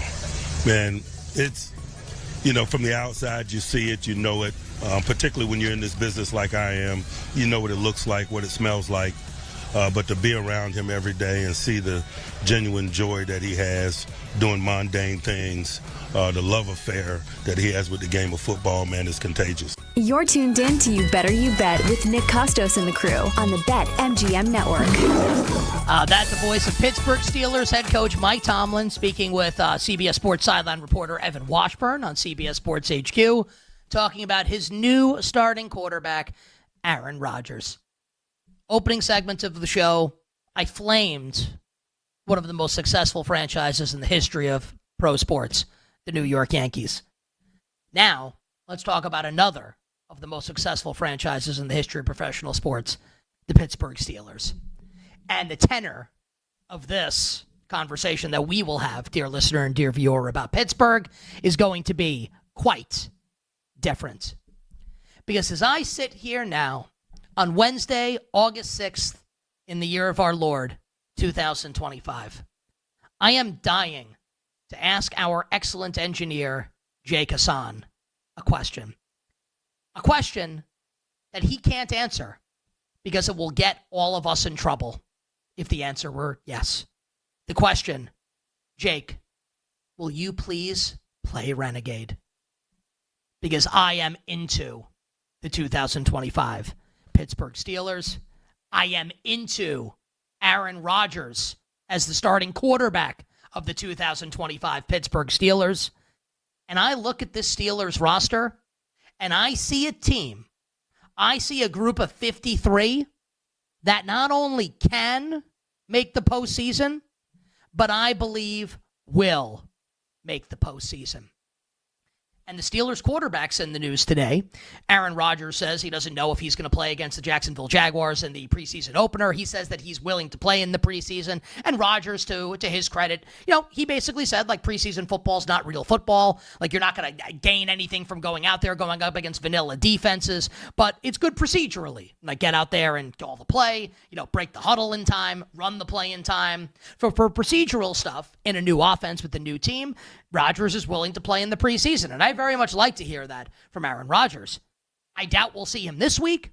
Maybe it's for a couple series in the team's second preseason game, but I think it's good that we're going to get Aaron Rodgers in his Steelers uniform prior to the opener, Sunday, September 7th, on the road at his previous team, the New York Jets. And just as an aside, and Femi and I will get into this a little later when we're doing quarterback depth charts in the preseason, Steelers' third-string quarterback, Will Howard, broke his hand, and he's going to be out for the entire preseason and should be back for the regular season. Obviously, he's going to be the third-string quarterback. Mason Rudolph is the backup. So it looks like, for the time being, the Steelers' preseason quarterbacks will be the aforementioned Mason Rudolph and one-time wild card weekend starter. This is actually a good trip. We should actually look this up. Like, how many teams right now in the NFL have a quarterback depth chart where 3 quarterbacks have all started playoff games?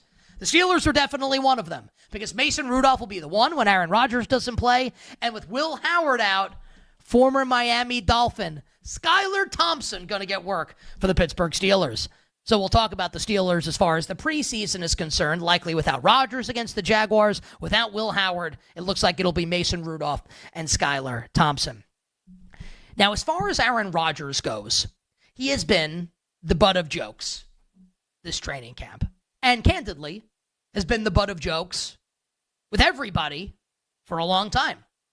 Rodgers has become, despite his obvious physical gifts, despite the fact that he is one of the greatest quarterbacks in the history of the NFL, I think he's a top 7 quarterback in the history of the National Football League, despite the fact that he is electrifying to watch, aesthetically pleasing when the ball comes out of his hand, explodes out of his hand, got the cannon arm, got the accuracy. People hate Aaron Rodgers. And I don't even think people love to hate Aaron Rodgers. I think people just hate Aaron Rodgers. And if it's your opinion, you the person watching, you the person listening, that you dislike Aaron Rodgers for whatever the reason, probably because of his political beliefs, because of his thoughts on vaccine, whatever it is, I'm not going to judge you for it. If you dislike Aaron Rodgers personally, if he turns you off with the way he conducts business, with the fact that he's one of the great divas of all time. Like, he basically watched Brett Favre be one of the greatest divas of all time for years in Green Bay and said, hold my beer. Like, Brett, you think you've got this diva routine down? I'm about to blow this ish out of the water. And Rodgers has done that in spectacular fashion. So I can understand the people out there that don't like Aaron Rodgers, and you have to acknowledge that if you don't like him, that bias against him, because you don't like him personally, might bleed into the way you view him on the field and view the 2025 Pittsburgh Steelers. Because when I see Aaron Rodgers, and I acknowledge that I'm biased towards him, I like Aaron Rodgers, I always have. When I see Aaron Rodgers, I see a quarterback last year that had absolutely no chance. And look, I'm the moron, and I don't know how many times I can say that. Like, I fell for it last year. I did a monologue last year, an open of the show last year, where I said the Jets have all the pieces in place to be a Super Bowl team.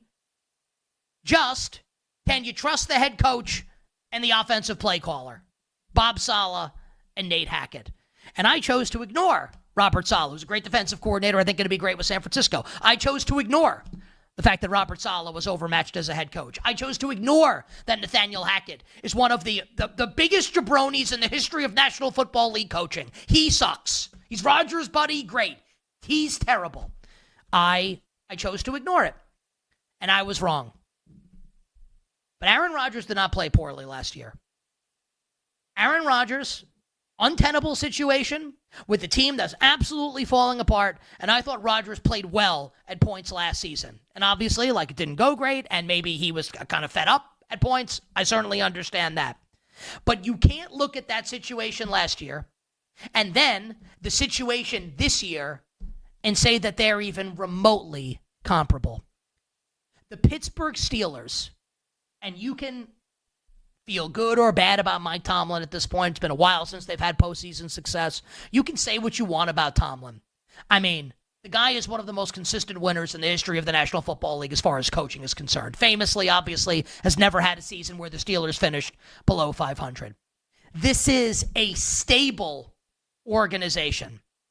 And if there were one organization in the league where you could say definitively, beyond a shadow of a doubt, an organization that could absorb everything that comes with Aaron Rodgers, the diva tendencies, all of it, throwing teammates under the bus, shooting daggers at teammates. If there was one organization that could absorb it and handle it and corral the stallion that is Aaron Rodgers, it's the Pittsburgh Steelers. I think Aaron Rodgers is set up for success. Now let's get away from Aaron Rodgers for a second, and let's talk about the rest of the Steelers team as I view them right now. I like this offensive line. Now, there are a bunch of publications, whether it's, Brandon Thorne, who does a great job for Establish the Run, or Pro Football Focus. I really respect PFF. I respect ETR. They do their offensive line rankings. And the Steelers, I think, are 21st in both of Thorne and PFF's offensive line rankings, which doesn't sound great. I am going to choose to be, and I think I'm going to be right about this, I am choosing to be optimistic about the Steelers' offensive line, which is ridiculously young, has got a top 5 center already in Zach Frazier, and has got 2 bookend tackles, right? Fatanu and Broderick Jones, who are both young, high draft capital, and both have enormous potential to be studs at the NFL level. And I've got a quarterback in Aaron Rodgers that absolutely knows what he's doing and is in firm command. I'm optimistic about the Steelers' offensive line.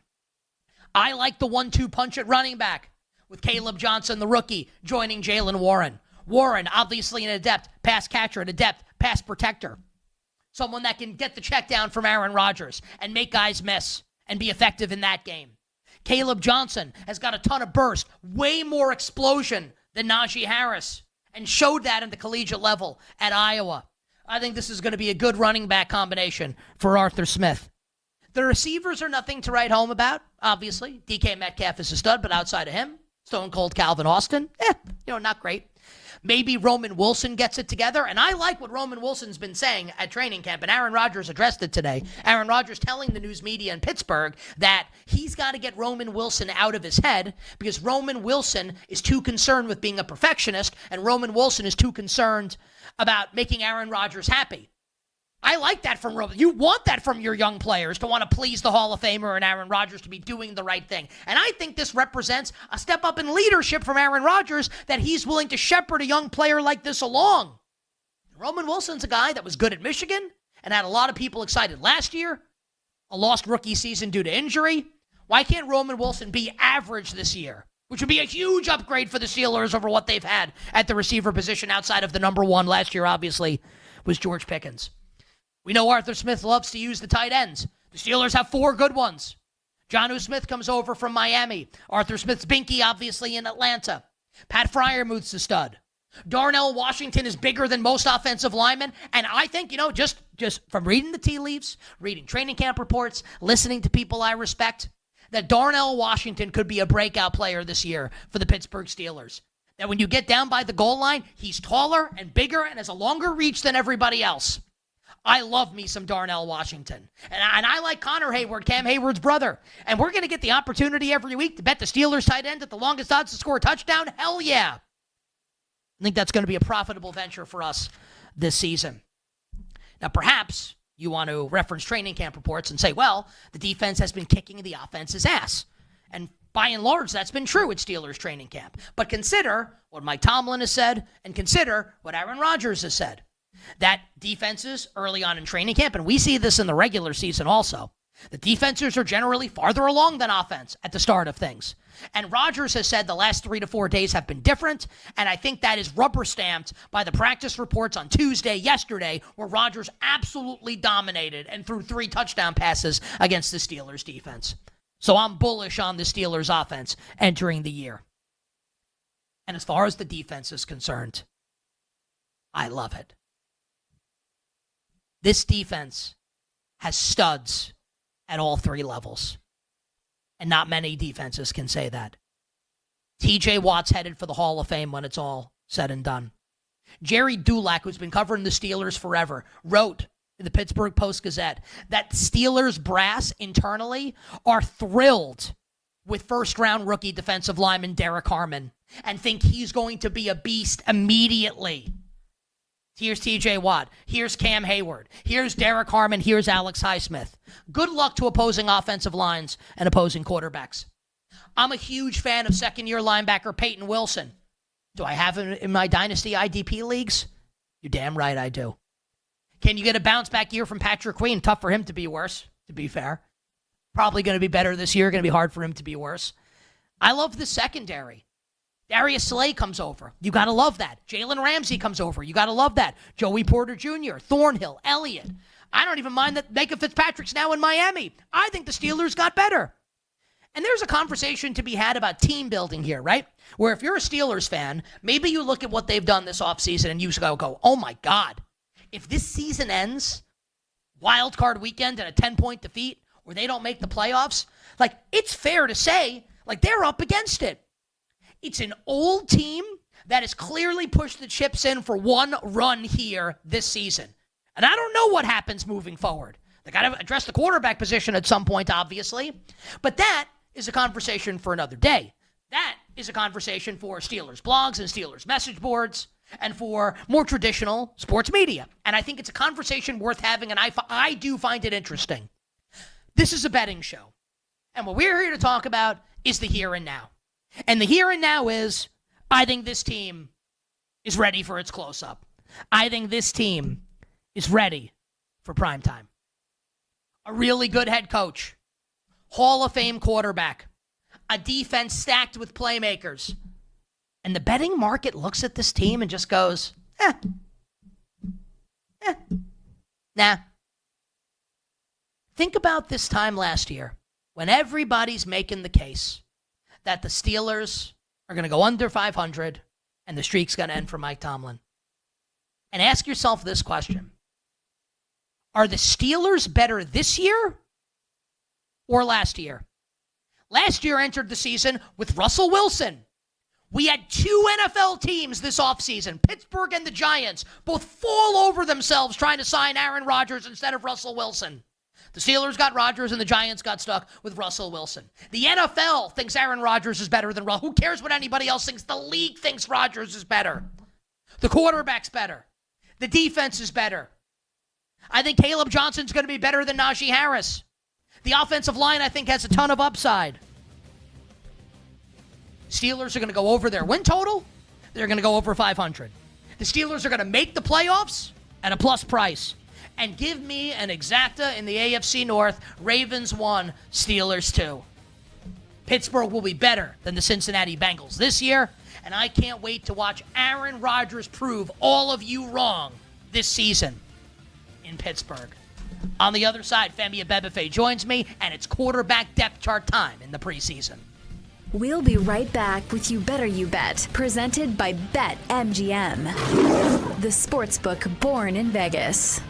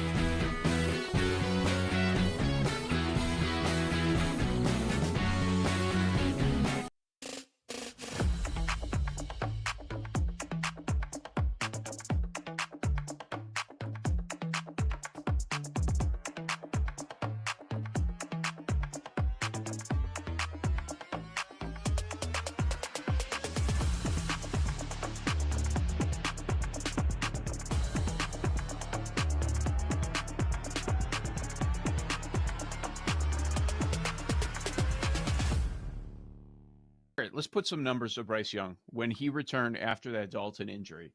So he played in the last 10 games of the year for Carolina. Bryce Young did. In those 10 games, 15 touchdowns, 6 interceptions.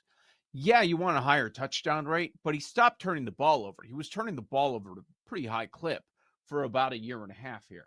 So 15 touchdowns, 6 interceptions.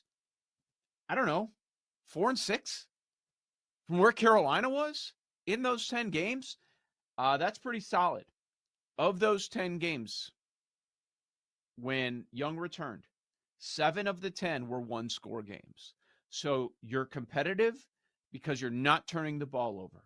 And now let's give you a weapon. We're going to bring in Tet McMillan, according to most people, the best receiver. It was a weak class, but the best receiver in the draft.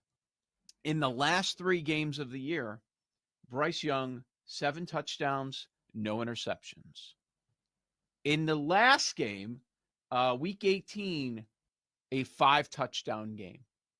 That's how they end the season. He had 3 passing, 2 rushing. It was a ridiculous performance out of him. So obviously, people leave the season like, okay, we got our guy. I don't know that that's unanimous because you don't forget about what was going on before that. But, I mean, that's a good half of football.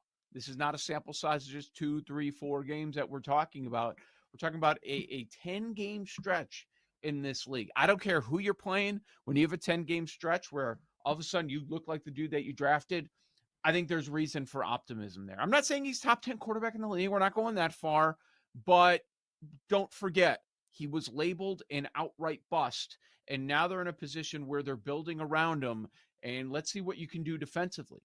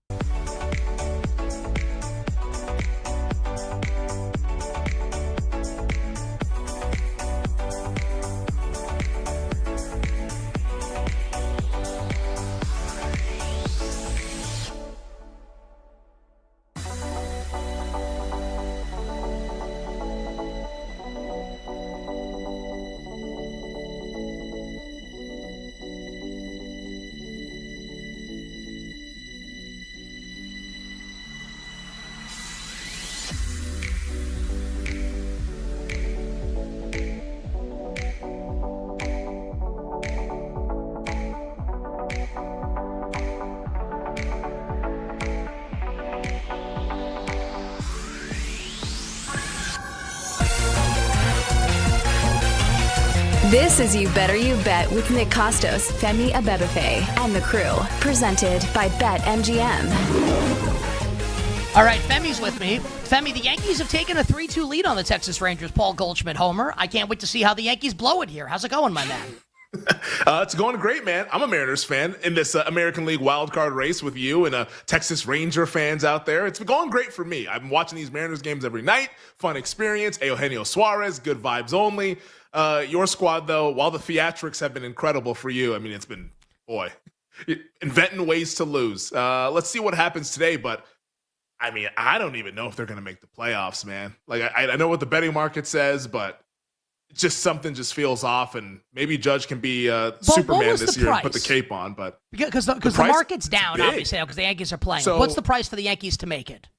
So before the game, because I wrote them down, like before the game it was minus 350 for the Yankees to make the playoffs, plus 275 and what was on Texas? the no. And what was Texas? Was even money to make it minus 120. But here's what's funny: like not all these teams can make it. Exactly. like one of these teams is not making the play. So let's assume Houston wins the AL West, right? Let's just assume that for now.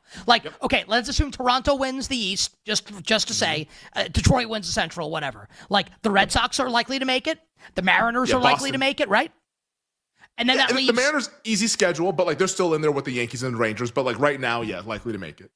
So like who do you think's on the outside looking in when it's all said and done? I think it's your Yankees. Like the Rangers pitching staff is electric.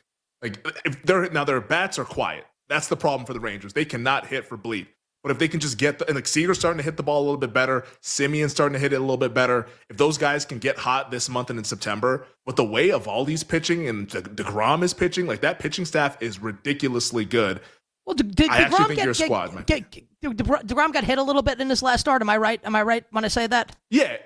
I mean, it wasn't like that great, but like DeGrom is going to be pretty solid. Like you would trust him a lot more than anybody I think the Yankees have out there. Like even Max Fried, who's kind of come back down to earth a little bit in the Fried's summer not months. healthy. Here. That's the problem I think with Fried is that he's got the blister. To me, I bet against him the last couple starts. I don't think I think like an IL stint's in his future. I don't know if he's going to be out for long, but Max Fried does not look healthy to me. Yeah, and if that happens, that obviously takes a hit. I know Luis Gil is back. Maybe they can get something from him this month in September. But I mean, based on the pricing, especially if we factor that in, like the Rangers are 12-1 to win the AL. The Yankees were plus 450. Like, I'd much rather bet the 12-1. You know what I mean? And like one game it's one game, like half a game separates the two teams. Let's see what happens in the final couple of innings here. But like only half a game separates them. Like, I don't understand why the price is that big of a discrepancy. I mean, the Rangers can't hit. Maybe that's the reason why. But I mean, the Yankees keep losing games. So like eventually it's going to catch up to them. And I think they actually end up being on the outside looking in. And you get your wish and the heads finally roll. I don't even know if they would. And you know what's sick? Like I'm a mess. To miss the playoffs and they're safe? Yeah. I mean, they missed the playoffs in 23 or 22 and they're all back. They came back. It's just, it's what's really sick, because I mean what I say when I say it, right? So like last night I tweet, I would gladly take the Yankees missing the playoffs if it got everybody fired. Mm-hmm. I don't want them to miss the playoffs. Like I want them to make it, which means that you want your team to be a part back. of October. I really want them to be a part of it. This is an abusive relationship with me and the Yankees. Doesn't sound healthy. I'll say that. And I'm not the only Yankee fan that I think like every Yankee fan feels this way. But is it because they're now in the thick of it? Like that's because like I feel like before the season started, if I told you, hey, the Yankees are going to miss the playoffs, but Boone will be fired, I feel like you would have signed up for that. And now you're not signing up for it. I don't know. Because now it's like we're here and we're in the race and like I don't know. Yeah, like we're gonna watch the playoffs and like my team's not going to be in it. Like what fun is that? Well, I can tell you it's not a lot of fun over the last 2 decades with my team that's made one playoff appearance in that time. Yeah, like you want them to be in, and then like at least you're in it. But do you think they can actually make a run? Like that's where I think if I was they in could your win shoes, the American League. They could win the American League sucks, and then they can't win the World Series. But I think they could win the pennant. I felt that they could up until like a few weeks ago when it just kept going downhill. Like they're no longer on the short list for me of teams I think that could win the season's pennant. so long. They could get. Listen, I'm not saying they're gonna. I don't think they're gonna win the World Series. But you could tell me in all sincerity, right? And Mike, leave this on the screen for people watching the show. Mike's got the American League odds at BetMGM on the screen. You could tell me, Femi, right now that the Tigers represent the AL in the World Series. I wouldn't bat an eyelash. The Blue Jays wouldn't bat an eye. Astros, Yankees, Mariners, Red Sox, Rangers. I think I wouldn't say that about the National League. I think every team that I just referenced in the American League, like if that's the playoff field or whatever, like one of the teams doesn't make it, like I think any of those teams could win the pennant. I think it's wide open. Like why can't the Yankees win it? Like I think they can and then get annihilated by the Dodgers or whoever wins the National League. I just don't trust the lineup anymore. And maybe Judge goes back to playing right field pretty soon, which it sounds like he might, by the way. Like they got some really good reporting on that. Could be this weekend that he's going back to right field, which puts Stanton back at the DH, and you have both those big bats in the lineup. But like beyond those guys, like maybe Bellinger, who he's been a playoff performer in his days with the Dodgers. Maybe that can give you something. But he's the second best player on the team. Are we trusting this team? Like based on what the production has been in 2025? I think the lineup just leaves a little bit to be desired. Like, I get it. They can do it. But maybe if that's the case, maybe like once we get to October, we just bet the longest price of the team that's in the playoffs. Like, because like I it think might that's be not unless bad. it's like unless it's Cleveland. I will not bet the Cleveland Guardians because I'm just out on these like AL Central teams. Like the Tigers too, I wanted to be in. I'm kind of out on them. But like in terms of the big prices, I mean, who's going to be the biggest price that we're talking about here? It's probably going to be like, it might be Boston. I mean, I guess Texas if they get into it. But like maybe it ends up being Boston, who they look pretty scary right now, the way that their pitching staff is humming along and that lineup too. Jake Hassan is with us, not only our engineer on the show, but also a great baseball bettor, massive baseball guy, famously.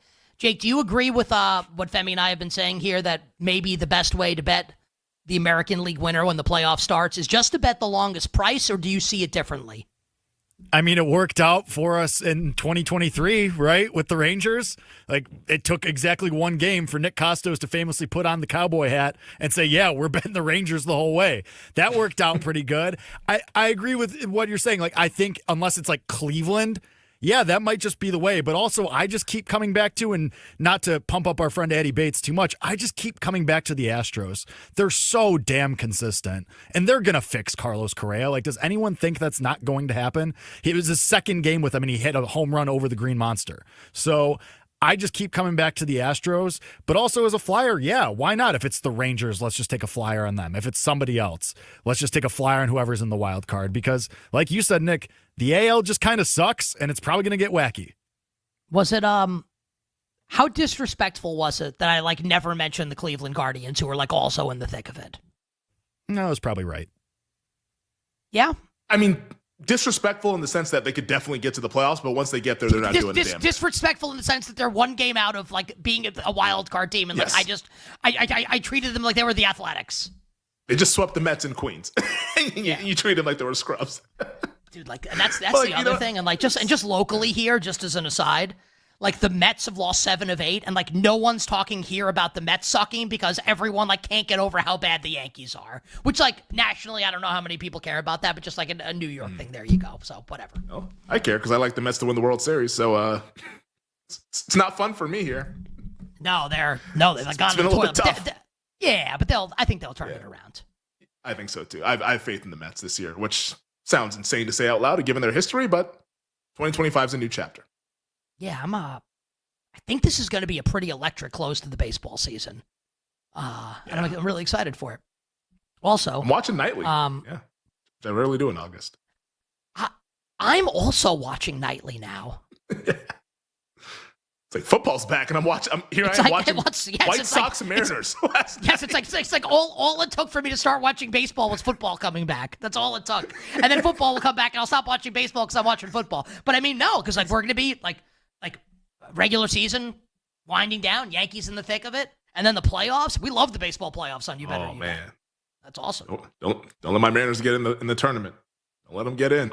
I want them to make it. Same. I'm very much invested, like emotionally as a fan, but also financially. I would love to see the Mariners make the playoffs. But I do think they could actually do some damage once these pitchers start getting going, which they have been over the last week. So things are looking good right now. And like they have a good vibe. And Cal Raleigh's been in the dumps, like no pun intended. Like he's been really bad over the last month or so. And like the other guys are picking him up. So if he can get back to somewhat of what he was prior to the home run derby, I don't think he's ever going to be that hot. But like if he can at least kind of get back to being regress to the mean, this is a scary, scary lineup that's probably the best in the American League. Can I, just because we're like in a weird spot here with hard time breaks, like we could just keep talking about baseball, but we got to get to preseason depth charts. We want to knock a lot of it out today, and then we'll do a lot more coming up tomorrow on the show. Jay Croucher will join us in the Power Hour, all our bets to close the show. I have a bunch of fantasy stuff prepared. We could probably do a lot of it tomorrow on the show, but there's one thing I wanted to mention in the time we have remaining here. And just as a tease, I have my notes here. Some of the topics which we will go over will be, when we do it in full, Keenan Allen signing with the Chargers. Just like the cliff notes there is, like, don't stop drafting Ladd McConkey just because they signed Keenan Allen. Like, please. Although I do think Keenan Allen's likely to be like their number 2 receiver now, which is probably says more about the chart. Like, that's not good for the Chargers, that's the case. No, it's not. We'll talk Bears running backs. I think it's going to be an interesting rotation there with DeAndre Swift, Roshan Johnson, and rookie Kyle Monangai. Vikings running backs. I think people will be surprised how the Vikings deploy Jordan Mason and Aaron Jones. We'll talk Jaguars running backs, where I have a really strong opinion on who the starter is going to be. Maybe not in week 1, but certainly as the season rolls along. The wide receiver in the NFC West that I can't stop drafting right now. But how's this for a name? I think he's going to make the team. And I teased this at the start of the show. A wide receiver that is not even close to being on anyone's radar.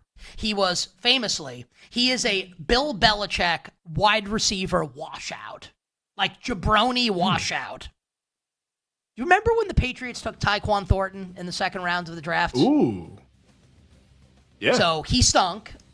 He's got like a speedster. He has reemerged with the Kansas City Chiefs. And beat reporters can't stop gushing over Tyquan Thornton. I think Sky Moore's not making the Chiefs.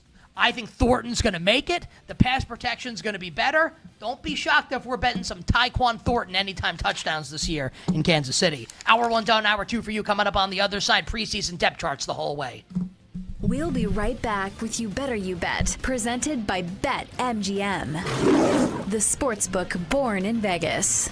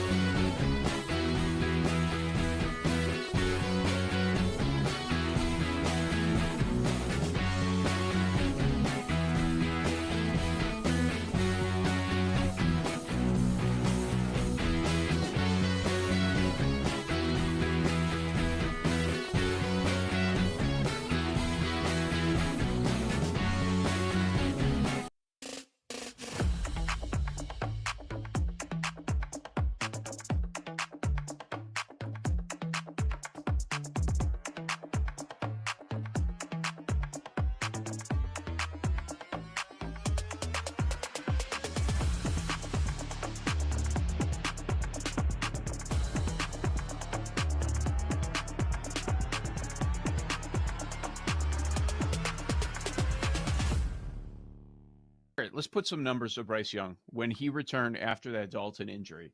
So he played in the last 10 games of the year for Carolina. Bryce Young did.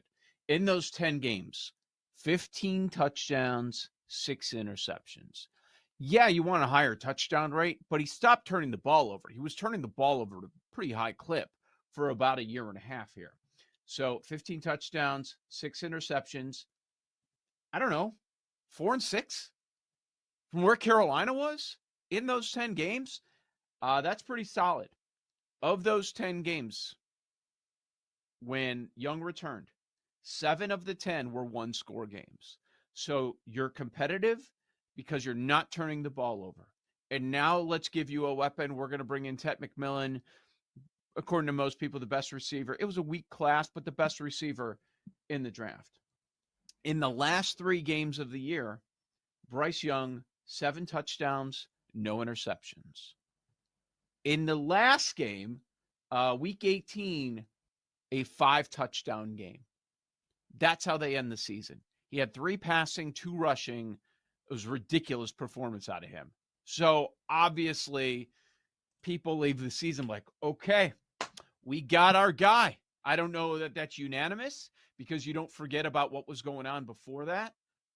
But, I mean, that's a good half of football. This is not a sample size of just 2, 3, 4 games that we're talking about.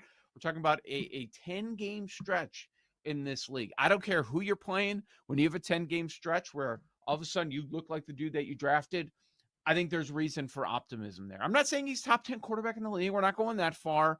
But don't forget, he was labeled an outright bust. And now they're in a position where they're building around him. And let's see what you can do defensively.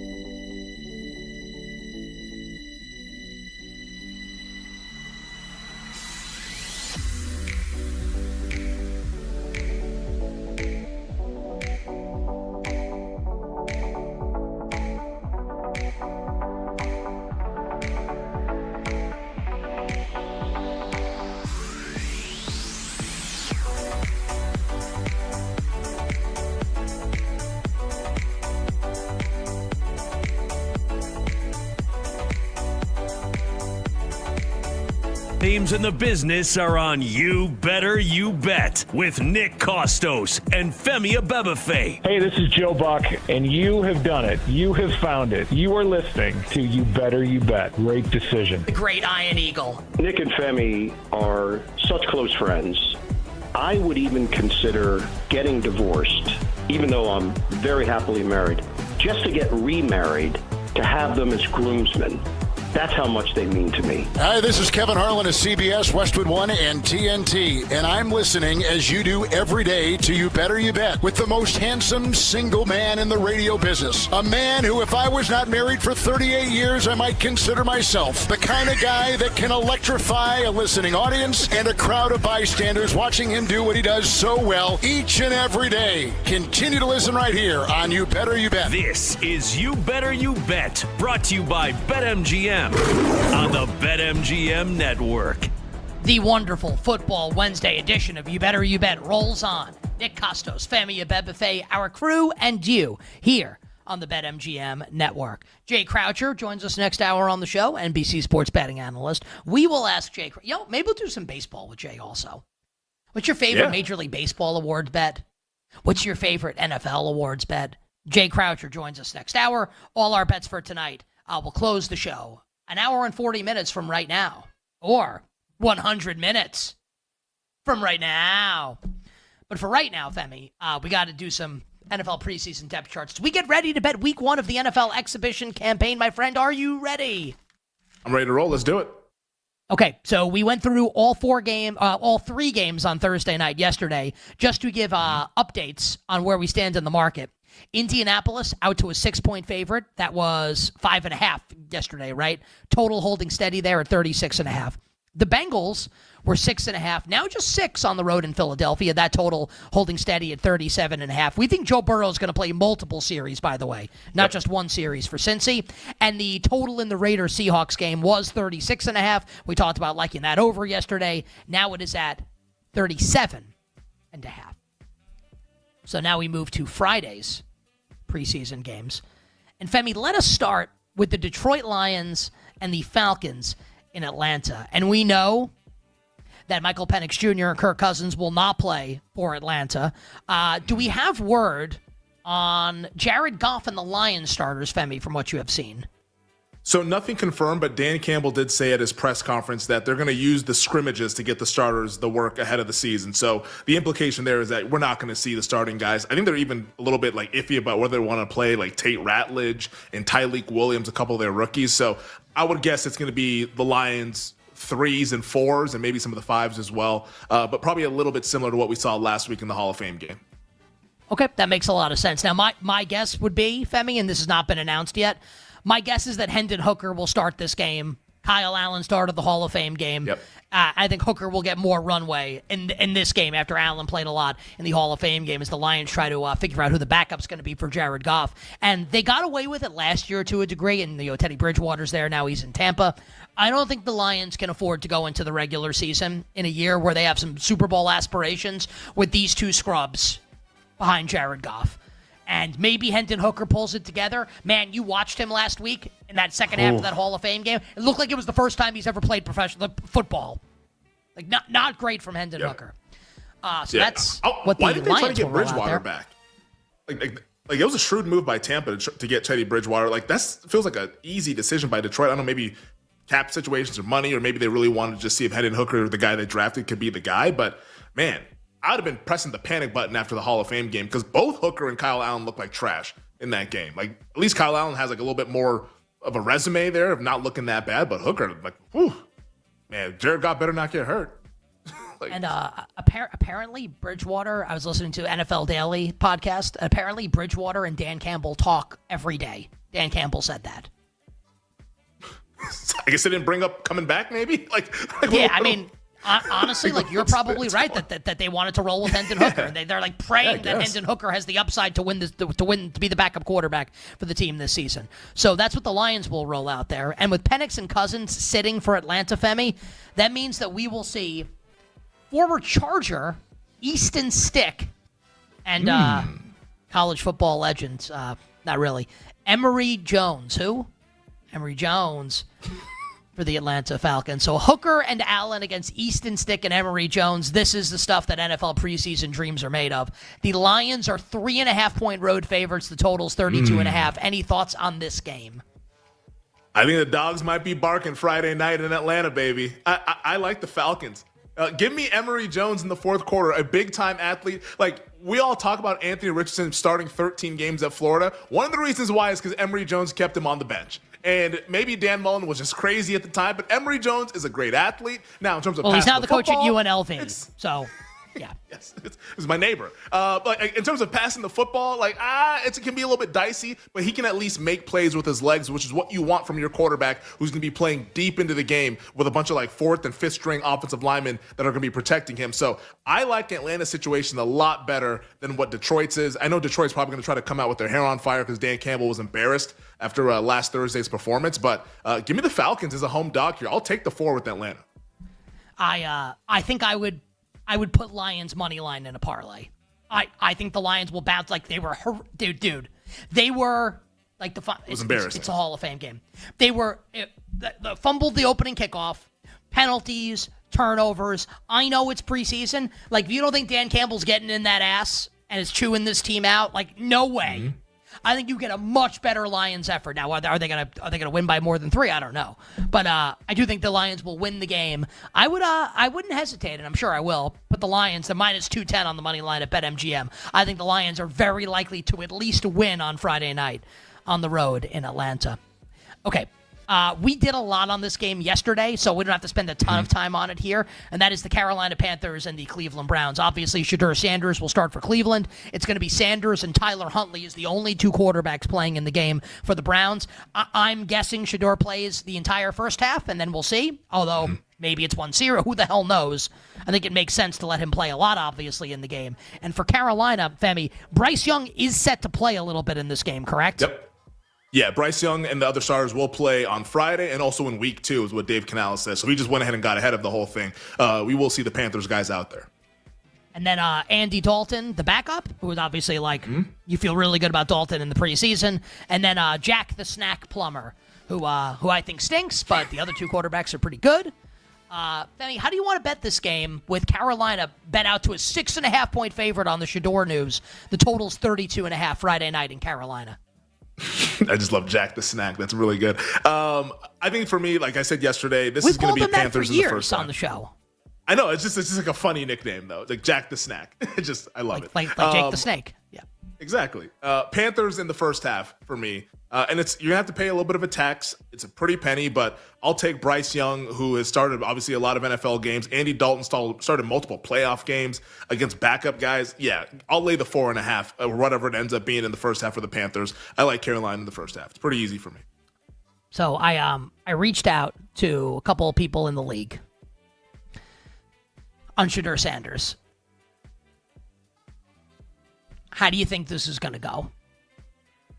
I got some varied opinions. I had one person who I really respect tell me straight up, he's terrible. And this is going to go really poorly. I had somebody else that I respect say that he's up, head and shoulders better than Dylan Gabriel, and that some of the best throws made at Browns camp are courtesy of Shedeur Sanders. I think I need to be on the sidelines here, man. Yeah, I think I need to be on the side. I don't know how you can.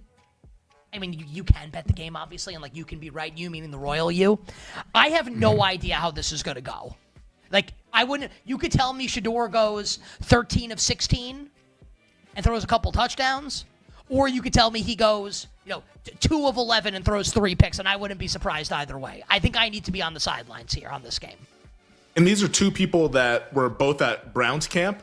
I just find it fascinating that you get 2 completely different. Maybe not there, but people that are very plugged in with the league that are gotcha. That watch the film, etc. Yeah. Gotcha. Okay. Gotcha. Yeah. I mean, we're gonna find out in real time. I just think the fact that he has not worked with the starters or gotten those first team reps, the bulk of reps, I think that's gonna hurt him in this situation. Yeah, but I don't think Judy's not playing, Tillman's not playing. but like even practice reps in general, like I don't think he's been getting like the lion's share. It's been Pickett for a lot of it, and Flacco obviously, and then even Gabriel getting a little bit more than he is in the front of the line since Gabriel was a 3rd round pick and Shedeur was a 5th round pick. Now he has to be out there, and it's kind of like, all right, man, like let's get you up to speed, let's get you kind of ready to go and play. I don't think it's going to work out. I think the Carolina Panthers do it. So we're all flying blind, but I'm choosing to be a little bit more negative on Shedeur, even though I'd like for him to prove me wrong because I think this story is really cool and I hope he succeeds, but I don't see it happening on Friday. I also hope he succeeds. It's just, and it's less about like rooting for him specifically. It's just like the season would be so much more fun if like Shedeur was at least decent and he played this year at points for the Browns. It'd be a lot of fun. All right, you bet on this one. Some of the takes move on. It's what's your favorite one? I've seen that. I think my favorite's that the Browns are trying to sabotage Shedeur. I think that's my favorite take. Like I just like what are we? What are mental we doing? Gymnastics involved? Like, it doesn't make sense. I actually love this. Nonsensical. Like Mike Brown has on our screen right now. Browns open parentheses with Sanders close parentheses versus Panthers. Mike, this is not like local news. Like we can do better than this. Like what is that? Like come on, man. Mike, I loved it. Like I mean, like and like Mike's like Mike is 10 out of 10 at his job. That's just like what are we doing here? Brown with Sanders. Like who's adds a little Sanders? Juice. Like what? But like it should be like with Huntley. Like that's the surprising thing is that Tyler Huntley's playing. Anyway, it's not just the Browns. It's the Browns with Sanders. With the Browns with Sanders. With Sanders. As opposed to like the Panthers, like with Young. With Young, yes. Yes. Because honestly, the fact that Bryce Young's playing is way more surprising than Shedeur Sanders is playing. It is noteworthy. That's for damn sure. Okay. Right. In 2025, starting quarterback playing in the preseason, noteworthy. All right, we move on. The Commanders and the Patriots on Friday night in the number 2, number 3 overall pick from last year's draft poll. Femi, I don't think I need you to tell me that Jaden Daniels isn't playing to know that Jaden Daniels isn't playing. Given the fact that the Patriots are 6.5-point home favorites in this game, the total's 34.5. What do we know about the Patriots and Commanders' plans for this game? Yeah, and I think a lot of the reporters anticipating that Jaden Daniels and the other starters will not be playing because Dan Quinn said that they're going to get a lot of work at today's joint practice with New England. So that's how the Commanders are going to be treating this thing. They're like their starters were out there getting after it, so they're probably going to be chilling on Friday. Vrabel, though, said that the healthy players will play. So I think that the starters for New England will be out there. He did not specify for how long, but we'll at least see those guys maybe for a series, maybe 2, which is why the betting market sits where it sits. For me, I mean, I'll let you give me the quarterback depth chart for Washington because, like, outside of Daniels, I'm not sure. I don't think is Mariota still there? I'm not even sure if he's still there, to be honest. Yeah, Mariota's the backup. Okay. Yeah. Okay. So, and who knows how long he plays, given the fact that like he's the backup and Daniels also missed a little bit of time last year. I think I'm going to pass this game unless the quarterback depth chart looks great. Mariota is not playing. So the Commanders quarterbacks on Friday night will be, I don't think this is that bad. It's going to be Josh Johnson. Well, so we like Josh Johnson, obviously, like journeyman's played with like every franchise. I guess like the other quarterback isn't great, but I'll tell you what, man, he makes up for being bad at football with being maybe the most handsome man on the planet. Oh, that's right. He is on the team.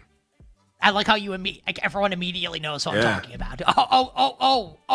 You mean Sam Hartman, obviously. Mm-hmm. Like the most handsome person on the planet. We'll probably play probably a lot of this game and he sucks, right? And I'll just say this. Like, okay, how about if you could be as good who's like an ugly good NFL quarterback? Like a quarterback who's good but is ugly. It's ugly. I mean, I don't know if we have like ugly good guys. Like, I think we have a lot of good looking quarterbacks. Like Justin Herbert. I don't think Justin Herbert's ugly. I don't know. Ugly. Like he's got like bad skin. Yeah, I was like Lamar has bad skin. I think Lamar has some bad skin. I don't think we have ugly guys. Like Burrow's good looking. Like Mahomes is good looking. Hurts is good looking. Dak's good looking. Jalen Hurts is good looking. Like Dak's good looking. Like this is a golden era of quarterbacks. Yes, of hot quarterbacks. And I'm being a little Josh Allen's married to Haley Steinfeld. He's a good-looking guy. Honestly, good-looking quarterbacks. Like Jordan Love's kind of ugly. Is he though? I don't think he's ugly. I don't think he's like great. CJ Stroud I think he's average. No, I don't think he's ugly. I think he's pretty ugly. Maybe I'm just like conflating the aura and the ability with their attractiveness. Do me a favor. But like, don't say conflating. Like let's not. It's not like SAT class, okay? Like I know what it means, but like, can we not do that? Okay, maybe I'm projecting the aura. Is Drake May's kind of ugly, right? I think he just has bad skin. I think it's just like kind of like a little bit of like almost teenage acne going on there. What do you like work for Maybelline? I mean, it's unbelievable. I mean, have you All right, seen on the other side, I'll ask my ridiculous hypothetical, and then we'll continue breaking down the NFL preseason. We'll be right back with You Better You Bet, presented by BetMGM, the sportsbook born in Vegas.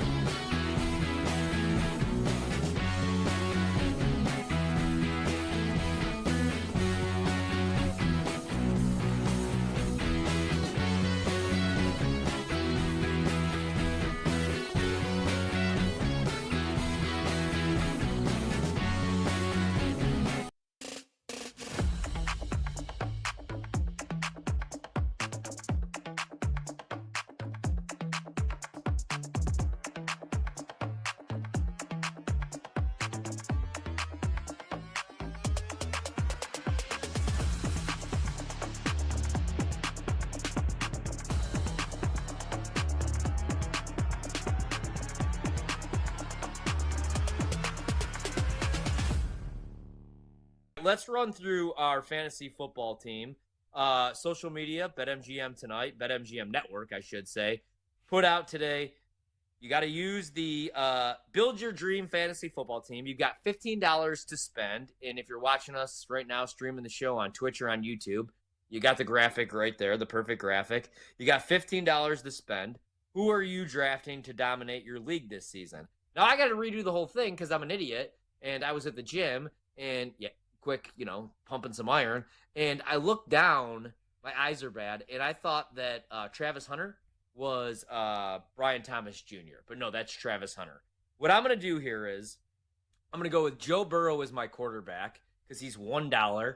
Great value. I know he's not going to give you a whole lot of rushing yards like a Lamar Jackson, like a Jaden Daniels, or like a Josh Allen, or even at times Patty Mahomes.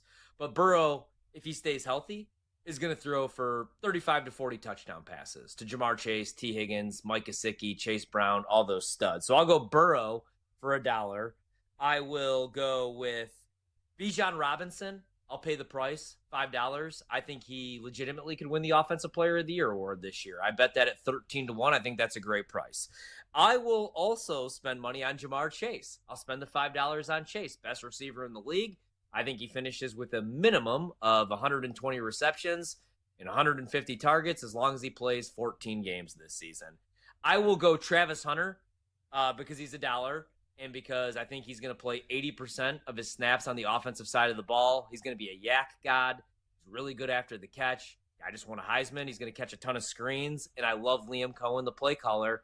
And I'm high on Trevor Lawrence this year to at least throw 22 touchdown passes, over 21.5 touchdown passes, minus 110. And then I'll go cheap at the tight end position. Give me David Njoku. I don't think the Browns will be very good this year. So whoever the quarterback is probably going to have to drop back 35 to 40 times per week. And Njoku's a stud. Even when he's hurt, he's out there playing. So that's my team.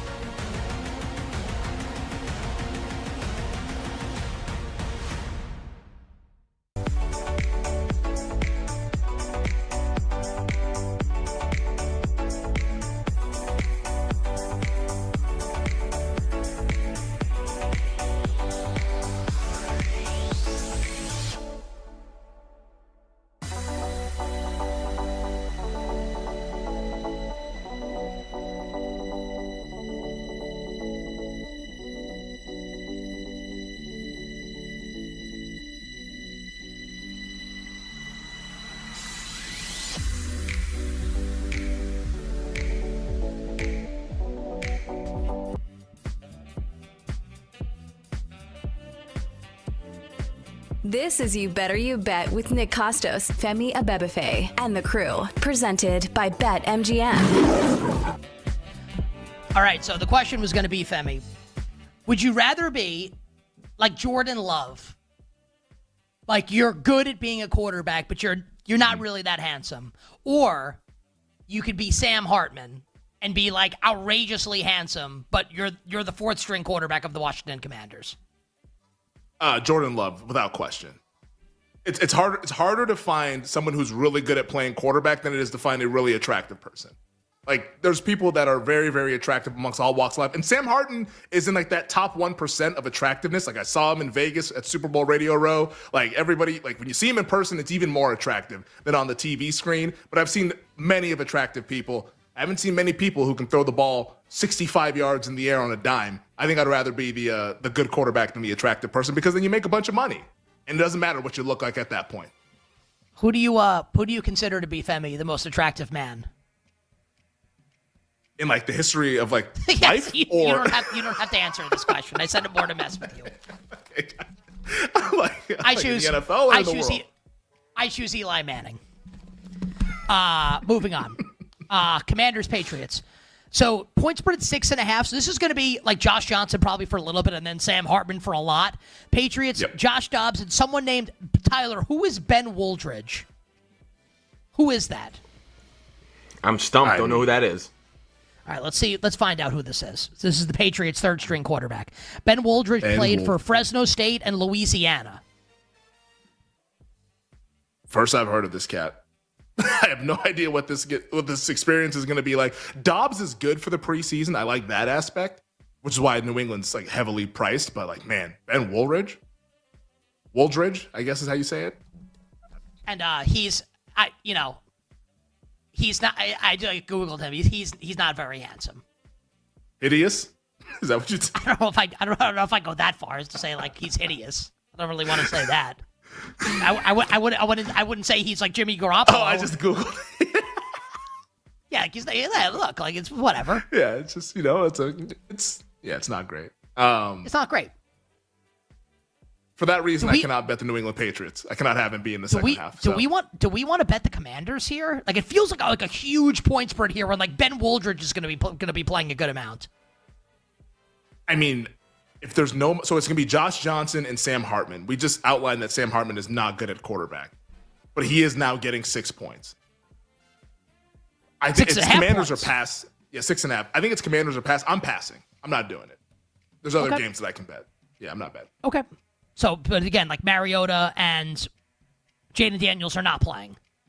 So it'll be Josh Johnson and Sam Hartman at quarterback for the Commanders. It's commies or pass. We'll finalize this tomorrow. Okay. So that's it for Friday. Now we go to Saturday. The Super Bowl 25 rematch that the world's been waiting for, of course, won by my New York Football Giants 20-19 over the Buffalo Bills on January 27th, 1991 in Tampa, Florida. The Giants are 1.5... Whitney Houston singing the national anthem. We got Ray Charles. You got the Pepsi theme song. You got the right one, baby. I have the, do I have it here? Yeah, hold on. That was the white Pepsi can too, wasn't it? That was back in the day when we had the. When did they make the transition to the blue can? I have here in my office, and if you're not watching the show on video right now, you're missing this. This is Super Bowl 25 on VHS. Oh hell yeah! This was from January 27th, 1991. We taped the game, and I have the VHS tape of Super Bowl 25. Hell yeah! I've watched it, not in a long time. Because, like, at some point, like, I grew up. Like, do you have a VHS player? You mean a VCR? Yes, I mean a VCR. Do you have a VHS player? Yes, a VCR. No, I don't have a VCR. I do not have a VCR. Because at some point... I was around for VCRs, too. I don't know why I'm saying that. Yes. At some I probably watched that tape, like, 30 times in my life. It's amazing. It's a great Super Bowl. And then at some point, I was like, you know what? I'd like to one day get laid. Why is that stopping you? I'd like to not die a virgin. Maybe I should stop watching Super Bowl 25 on VHS. Oh. Congrats on the sex. I can go out on a date, or I can watch Bud Bowl 2 for the 30th time during the halftime show. Watch Bud Bowl more times than I can. I think Bud Light wins that Bud Bowl. No, this is you. Do you remember Bud Bowl or no? You have to be a certain age to remember Bud Bowl. Yeah, Bud Bowl was. I remember the Clydesdales. Bud Bowl was. No, this was Budweiser versus Bud Light, and you'd have to find it on YouTube in terrible graphics, like a football game played by beer bottles. And it was Budweiser versus Bud Light. And I'm pretty sure Bud Light won Bud Bowl 2, which is Super Bowl 25. Anyway. So there you go. Giants and the Bills coming over tonight. Nice. Femi, what do we know about the plans at quarterback for these two teams in this preseason game with Russell Wilson and Josh Allen, et cetera? Yeah, so for the New York Giants, Brian Dable hasn't said if he's going to play the starters or not. He actually had a pretty long quote about it, talking about how it's different for every team. There's no right or wrong formula, et cetera, et cetera. But essentially, we're still up in the air for the New York Giants. I'm assuming tomorrow we'll probably get a better detail on what because this game is not until Saturday as we're sitting here on Wednesday. We'll probably get some more clarity on the Giants. Sean McDermott said that we'll see. When it comes to the Buffalo Bills, when he was asked if they were going to get Josh Allen some snaps in the preseason. Now, historically, we have seen Josh Allen play a series in one of the games, whether it's game 1 or game 2. I would anticipate that's what happens. We just don't know if it's going to be on Saturday, but my guess is you're going to see the twos out there for Buffalo. For the Giants, I mean, you're at least going to get a fun quarterback depth chart that's pretty talented for the preseason. I mean, Jameis Winston, Jackson Dart, who we're all waiting to see, Tommy DeVito. The Giants are one of those teams that it's going to be really cool to watch them play in the preseason, which is why they're favored in the game. Brian Dable has gotten and I don't blame him just because he's a human being, He's been very salty with the media already, and the season hasn't started yet. It doesn't feel great. It's feeling the pressure. So I mean, how could you not? Let's say Josh Allen plays a series. From there, we go to Mitch Trubisky, who probably won't play much for the Bills.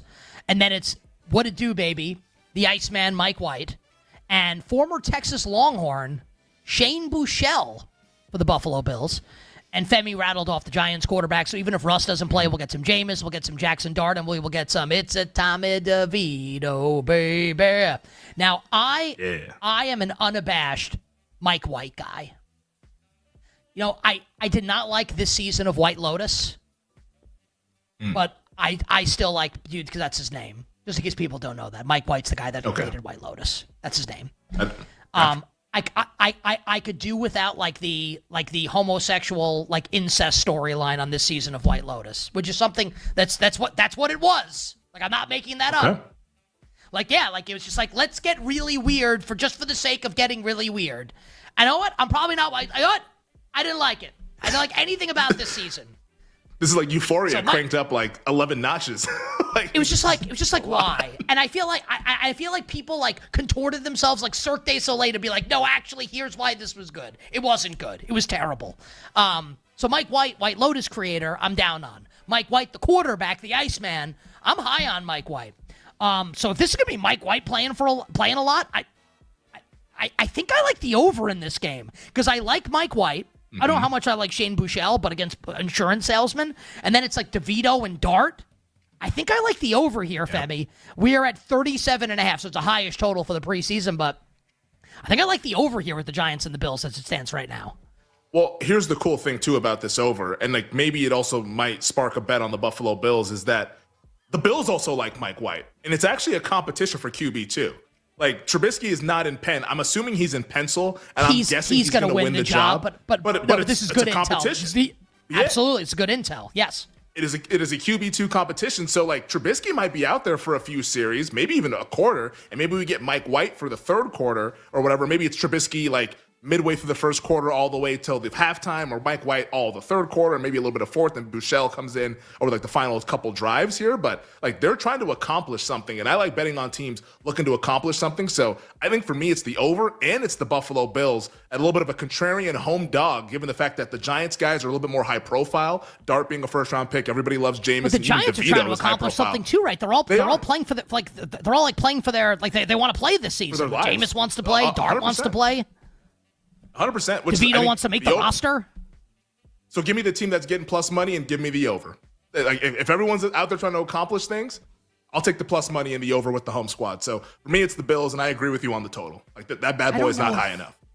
As far as winning the game, because it's like I don't know how much Trubisky's going to play.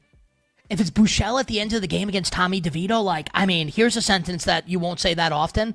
Like, give me Tommy DeVito. I think I like the Giants. You have to take DeVito.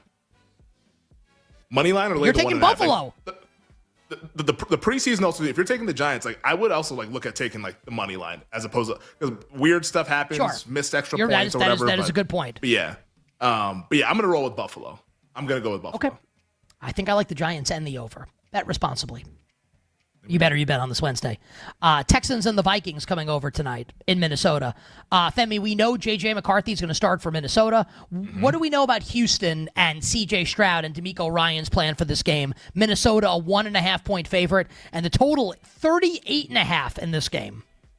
So we have not heard anything. DeMeco Ryans has not addressed it at all yet. So like, I'm assuming that's coming tomorrow. When we get like sort of their last practices or whatever before they get to the preseason, have to travel to Minneapolis. So I'm flying blind here. I don't remember what they did last year. Did Stroud play last year in the preseason? Like I don't remember watching any of the Texans preseason games. But like McCarthy though playing in the infrastructure that they have in Minnesota would lead me to believe that I'd want to bet the Vikings because Brian Flores, it feels like he only knows how to coach defense one way, and that's to send the house. And I feel like that's gonna be problematic for a second half, third, fourth string offense having to deal with what Flores is sending at him, even though he has third and fourth stringers to work with as well. He's not going to be running like exotic concepts here, man. In the preseason, it's not going to be his best stuff, but he's going to be blitzing. He's definitely going to be blitzing. That is a fact. Like it's not going to be do we know that? Like did he blitz in the preseason last year? Yeah, last year. Last year he was sent in the house. Like even 2 years ago with Ivan Pace, his rookie season. Like it's like, oh, look at Ivan Pace, free runner with the blitzer. Like that's how they play.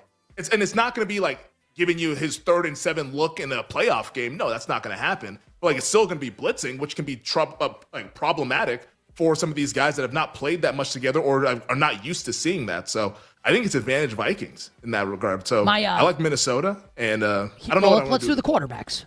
Let's do the quarterbacks. So behind C.J. Stroud is Davis Mills. Stroud and Mills are probably neither one's going to play a lot. Then we go to Graham Mertz and Keaton Slovis.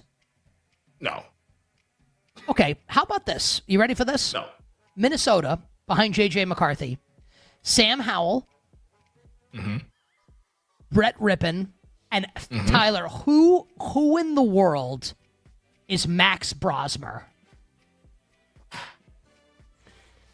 He played in maybe Minnesota somewhere. He was a college quarterback for a few years. And again, just average. Nothing special.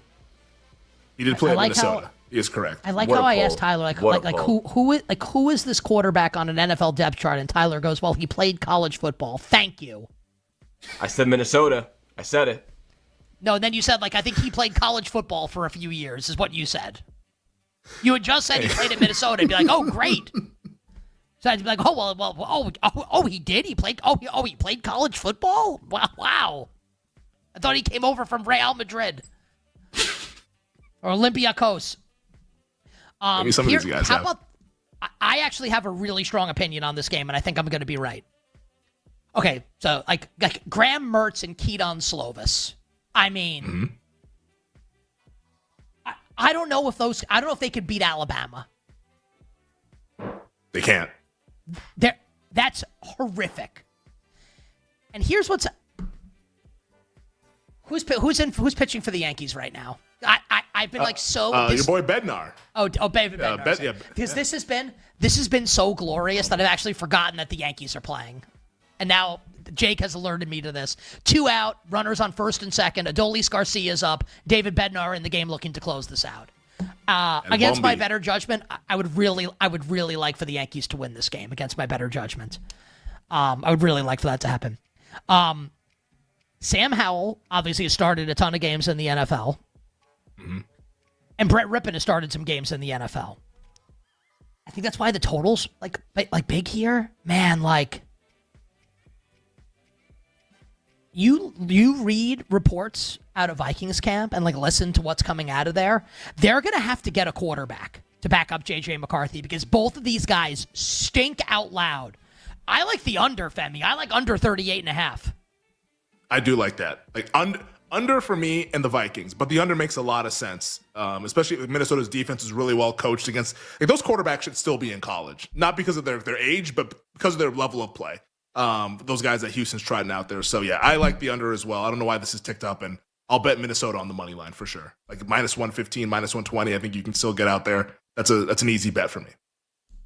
If David Bednar gets the save, I think he earns the pinstripes. On August 6th. Get Monument Park. Like, get the bus ready. Right next to Garrett and Ruth. Hashtag true Yankee. It's like the biggest moment of the season right now. And we're going to commercial break. We'll talk about it on the other side and more NFL preseason depth charts here on a Wednesday. We'll be right back with You Better You Bet, presented by BetMGM, the sportsbook born in Vegas.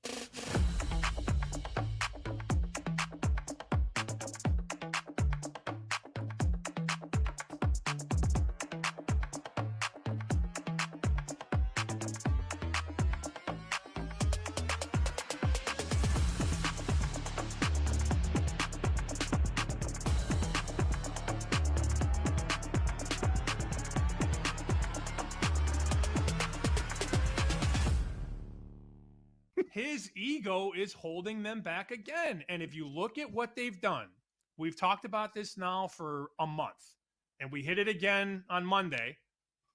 When Dak and Micah are on the field, this team is very, very efficient on both ends of the field. Dak has become a very good quarterback, and Micah is one of the best pass rushers in the league. That run from 21, 22, 23. They go 12-5, 12-5, 12-5. That's because you had Prescott and Parsons for the majority of those seasons. When you don't, trash. 7-10, 6-10, 8-8. That's the reality. So knowing all that, the owner does not want to compensate or make one of the best players in the conference, in the league, happy. He's under contract. I get it. But he's not playing without a deal, a new one. He's not going to play. Like, I've been told that multiple times. If he does not get what he wants, he's not going to play. And you look at these books, you look at the betting market, we try to always bring it back to betting.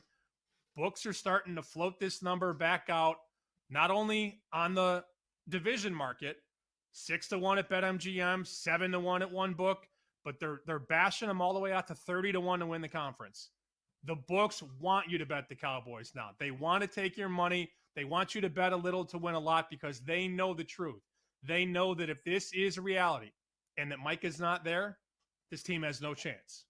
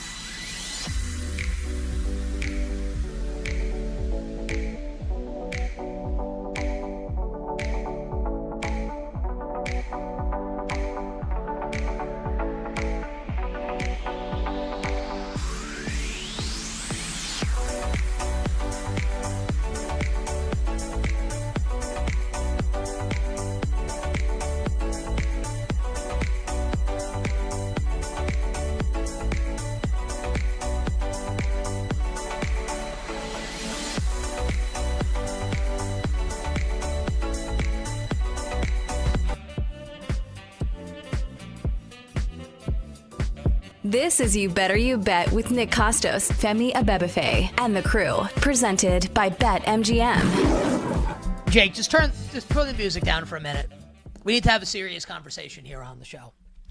Look, sometimes I say things that I don't really mean. And in the moment, I do mean them. But as time goes on, I think about it. And I say, maybe I was a little hasty. Maybe I took things a little too far.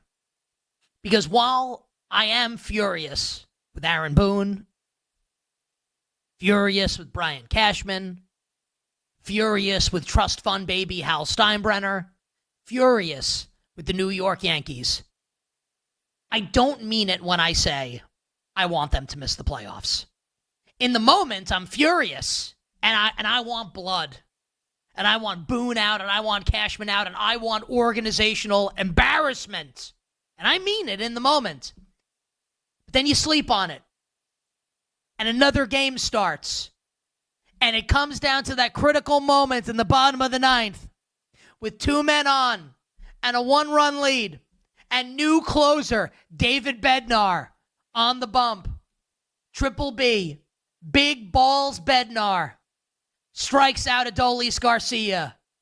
Yankees win. The Yankees win. And hot damn, I need this team in the playoffs.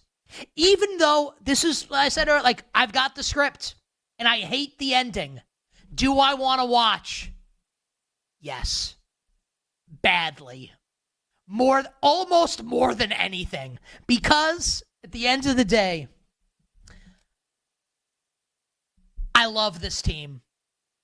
I love the Yankees. I've loved them my entire life. And I can't let a slappy manager and a slappy general manager and a slappy owner ruin that for me. What a win for the Yankees. Get the Boston Monument Park ready for David Bednar. Ruth, Gehrig, Mantle, DiMaggio, Jeter, Rivera, Bednar. We are back. Back in the saddle. Back in the American League playoffs as of right now. Up on the Texas Rangers. And we're coming. The New York Yankees are back. Taking on Houston this weekend. Oh, yeah. Let me tell you something. Yankees win this series against the Houston Astros, and I'm going to be all the way back on my New York Yankees. I meant everything I said at the start of the show, except for not wanting them to make it. I don't want them to make it. I need them to make it. For better or worse, I love this team. Femi, what a win for the Yankees, baby. Big win. Big win. They needed to salvage what was happening down there in Arlington based on like the close losses, the walk-off losses, etc. This was massive for them. Can they turn this into something good? Let's see the lineup come alive once again. But this is a massive, massive win. And you know what? As a Mariners fan, it helps the Rangers get pushed down a little bit as well. So I guess kudos to your New York Yankees. We were watching it during the break. High leverage as it gets in August 6th. It was fun. Maybe a little bit of an appetizer of what's to come later on in the fall and October. I'd like to spend a minute and talk about, honestly, like one of the great losers in the history of life. Like someone who is just like a person who literally like exists on hate and jealousy. Just a frick. I hate people like this. I hate losers that sit in their house or wherever they are and pray and root on the downfall of others because their lives are pathetic.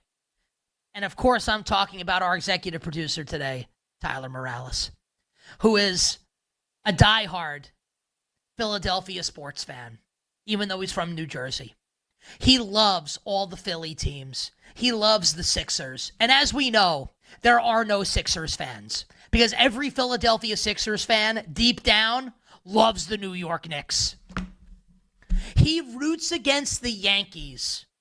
Like the Texas Rangers are his favorite team, not the Philadelphia Phillies. That's how you know someone's a huge, like the Mets fans are huge. Who are your favorite teams? The Mets and whoever's playing the Yankees. Congratulations, losers. Like that's your life? Oh, it's my favorite team. Whoever's playing the Yankees, I love that's my team. Like, shut up. What a loser. And people like, you root against you should want the Yankees to win, to shove it where the sun don't shine to all these people. I'm so sick of it. So sick of it. He's a number one hater. Player hater's ball. Tyler's there. He's just whoever's playing the Yankees. He hates the Yankees more than he loves the Phillies. I mean, that's a fact. I was asking him. I was like, hey, give us your power ranking. I asked him, I was like, because he's also an Eagles fan. I said, do you hate the Cowboys? He's like, no, I actually think the Cowboys are kind of cool. I just can't stand the Yankees. Like the hatred runs deep for our guy. Which, you know what? On one hand, it's pathetic. But on the other hand, I do respect an A1 hater. Like an A1 top tier hater. Like you got to go deep. So I do respect it a little bit. Be that kind of a hater. Yeah, did a great job booking guests today in the show. Jay Croucher will join us next hour. Couldn't get a second guest. But that's okay. We rooted against the Yankees. Whoever's playing the Yankees, my favorite team. Comes with the territory. You know that as a Yankee fan. All right. Okay, Jake, you bring the music back up here. Yankees win. The Yankees win. All right, preseason. We continue on. Steelers and the Jaguars in Jacksonville. Femi, we don't know if Aaron Rodgers is going to play. We're guessing not, that Rodgers is not going to play. But maybe he'll play in the second preseason game. Yeah. Will Howard is out for the entire preseason for the Steelers, which means Pittsburgh's quarterback depth chart will be Mason Rudolph and Skylar Thompson. At least maybe they'll bring another quarterback in. We'll see. But that's what it is right now, Rudolph and Skylar Thompson. Do we know what Liam Cohen's plans are for Trevor Lawrence and the Jaguar starters? No, Liam Cohen was pretty non-committal when he was asked about it earlier this week. He said that they're still working through things. My guess is he'll decide tomorrow or like maybe in the coming days about what they wanted to do. But he wanted to kind of like see what happened over the next couple days with the padded practices, see how guys came out of that, how they were feeling. So it's non-committal right now. Some of these younger coaches tend to rest guys, but we'll see if he wants to get those guys out there and get them a little bit more experience as they hit the ground running for the regular season. But my guess is that I think there's a chance we see a good amount of the Steelers guys, because usually Tomlin plays his guys in the preseason. And I know some coaches now recently are like, all right, well, let's go to the other coach and see what they want to do, their plan, and then we'll play our guys if they will. But if they're not going to play their guys, we won't. Tomlin doesn't care. He marches to his own beat. So maybe Rodgers isn't out there, but I would guess that maybe a lot of the other guys are out there that we're going to expect to see come regular season for the Pittsburgh Steelers. So it makes sense to me as to why the Pittsburgh Steelers are in this spot here. And that's actually interesting that they're a dog. I don't know, man. Based on their quarterback depth chart, I kind of like Pittsburgh in this game. Unless Jacksonville has some guys that I'm not aware of. And by the way, I'm seeing this here from around the NFL that Trevor Lawrence thinks he's going to play. Okay. Then that might be why then if Jacksonville is going to be a 2.5 point favorite. So if that's the case, then man, what's the rest of the Jags depth chart? It's not just that, dude. Dude, the Jaguars, I like this quarterback room in Jacksonville behind Trevor Lawrence for the preseason. You have Nick Mullins, who could be Brady in the preseason. Yep. John Wolford, who I love, started a playoff game for Sean McVay. I like John Wolford a lot. I don't know who this guy is. I have no idea. Who is Seth Hannigan? It's the first time for Memphis. Is he good? He's not bad. He airs it out. He played on a good offense. No, he's a stationary. He just lets it fly. No, give me the Steelers. Is Seth Hannigan's favorite team whoever plays the Yankees? It should be. It's people say that proudly. My favorite team is the Mets and whoever's playing the Yankees. No Yankee fan cares about any other team except for the Yankees. Iteration, holleration. God. All up in the dancery. I'm dying. Oh my God. I would honestly you told me and I love the I would take an 0-82 Knicks season next year for the Yankees to win the World Series this year. No, you wouldn't. You've seen the Yankees win the World Series. You've seen it plenty of times. No, because I think the Knicks to go 0-82. No, because it makes everyone mad when the Yankees win, and everyone wants me to be miserable as a Yankee fan, and I want them to be miserable. I want your day to be ruined if you hate the Yankees because I love them. Anyway. Jaguars. People feel that way about the Knicks too, kind of. Not to the same extent, but it's just people just hate New York. Yeah. Yep. What can I say? We're the capital of the world, and you're not. Also, a communist is probably going to be our next mayor, and I'm going to leave. Here we go. Put that in the open. He's Zoran Mamdani is a communist, and he's probably going to be the next mayor of New York City. That's not opinion. That's a fact. These are facts.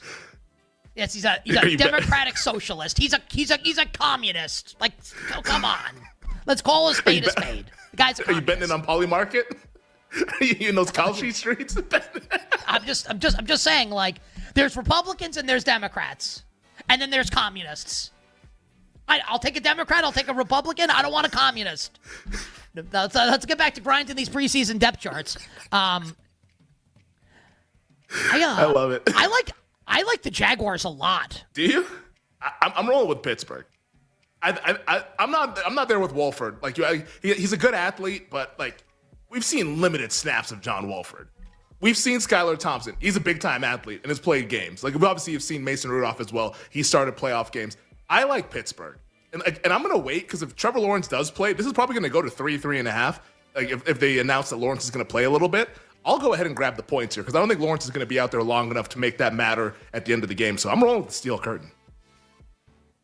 So I think we'll be Oppo on this one because I do like the Jaguars. Yeah.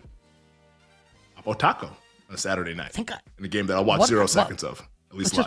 How much is Mason Rudolph going to play? Dude, it might be honestly I like the over too because you're right about Skylar Thompson's not good, but if he's playing in the second half of a preseason game, he could probably perform pretty well. Yeah, this total's 35. This total should be 36.5 or 37.5. I like this over.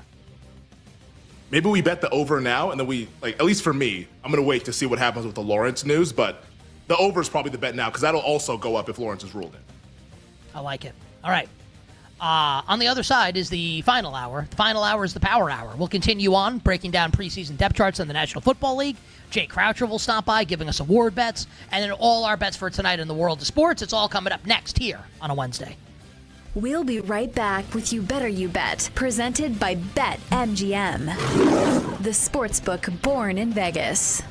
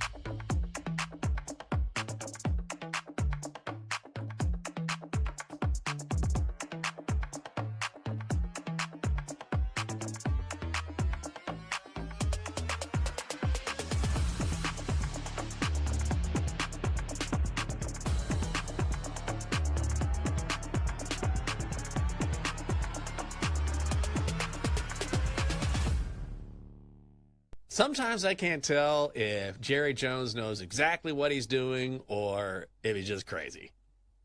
And the Cowboys are 6-1 to win the NFC East. They're behind the Eagles at -145. The Commanders at +220.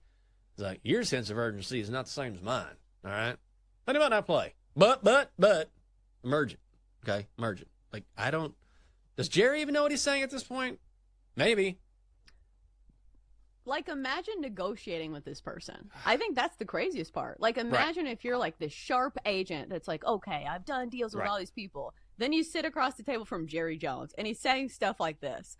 I don't know if it makes it really difficult to negotiate against somebody like this because, you know, he doesn't work in a logical direction. Yeah. You don't know what he's going to say next. It's kind of like baseball pitchers who are effectively wild. Do you know what I'm talking about? Where they don't know where it's going either, and sometimes it makes them tough to hit. I feel like this is the case with Jerry Jones. Yeah, he's kind of all over the place. I mean, he is all over the place. The best thing he could do, I think, would be just to take a step back, not appear in front of the media every day, and not give this story new life. But he just can't do it. And he loves it. Like, he loves it. Yeah. He just loves it. So at the end of the day, I don't think Jerry cares about perception necessarily. Sometimes he gets a little squirrely if he hears something he doesn't like. But Micah Parsons has to be going crazy. Like, I wish this guy would just get out of being in front of the camera and focus on getting this deal done. Can you imagine the Cowboys not having Micah Parsons in the lineup for their season opener against the Eagles on Sunday Night Football? This is a division game. Like, it's huge. It's huge. Yeah, it's game one. It still matters in a big way, especially if you're a team like the Cowboys who needs to stack as many dubs as possible.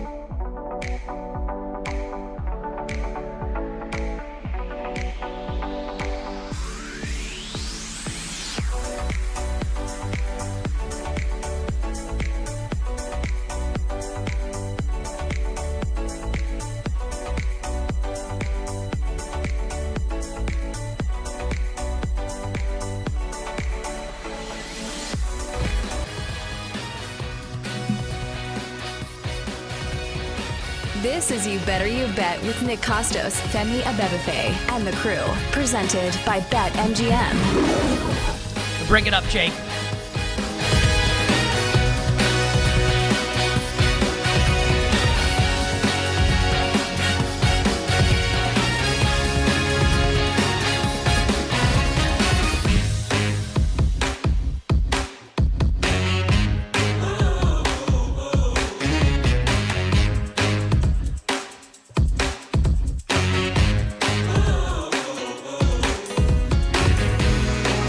Final hour.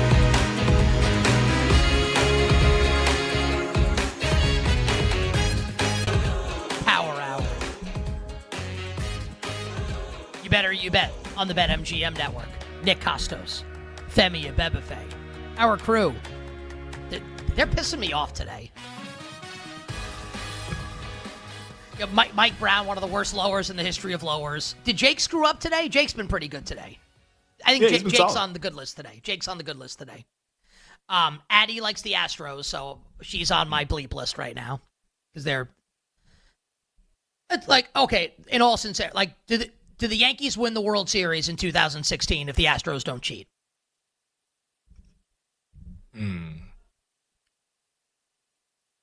That year, the 16, Astros the Cubs beat. won. I was going to say, I'm yeah. incorrect about that, yes. That was the year the Astros beat the Dodgers, correct? In 17? And yes, and cheated in the World Series also, especially in Game 7 against Yu Darvish. Yeah, they lit him on fire. that was a terrible experience. No, I think the Dodgers beat the Yankees. I think that was the Yankees team. I think that was the team. Anyway, Really no good one team. cares. No one cares. Honestly, like, not even me. Yankee fans care. I do. Yeah, I hate the You do. Astros You because they care. cheated. Yeah. I mean, I guess like the Astros like kill the Yankees all the time, but they did cheat then. They did. For sure. Which, hey, And like, that's what they got wanted their away with legacy to be. Yeah. They won another one without cheating, allegedly, but 17's always kind of I don't want to. I don't want to talk about this anymore. I'm sorry I brought it up. Because like, Blood is boiling. Yeah, it's just like, yeah, I hate them. Because they cheated. Okay, back to the NFL preseason. Jay Croucher will join us in 20 minutes. We got the Cowboys and the Rams, Femi, in Los Angeles. So we know Matthew Stafford's not playing because he can't like walk yet with his back injury. Yep. The Cowboys are That's only all 2.5 point favorites, which tells me, Femi, that we should not expect to see Dak Prescott coming up on Saturday night. What do we know about the plans for the Cowboys and the Rams on Saturday night in Los Angeles?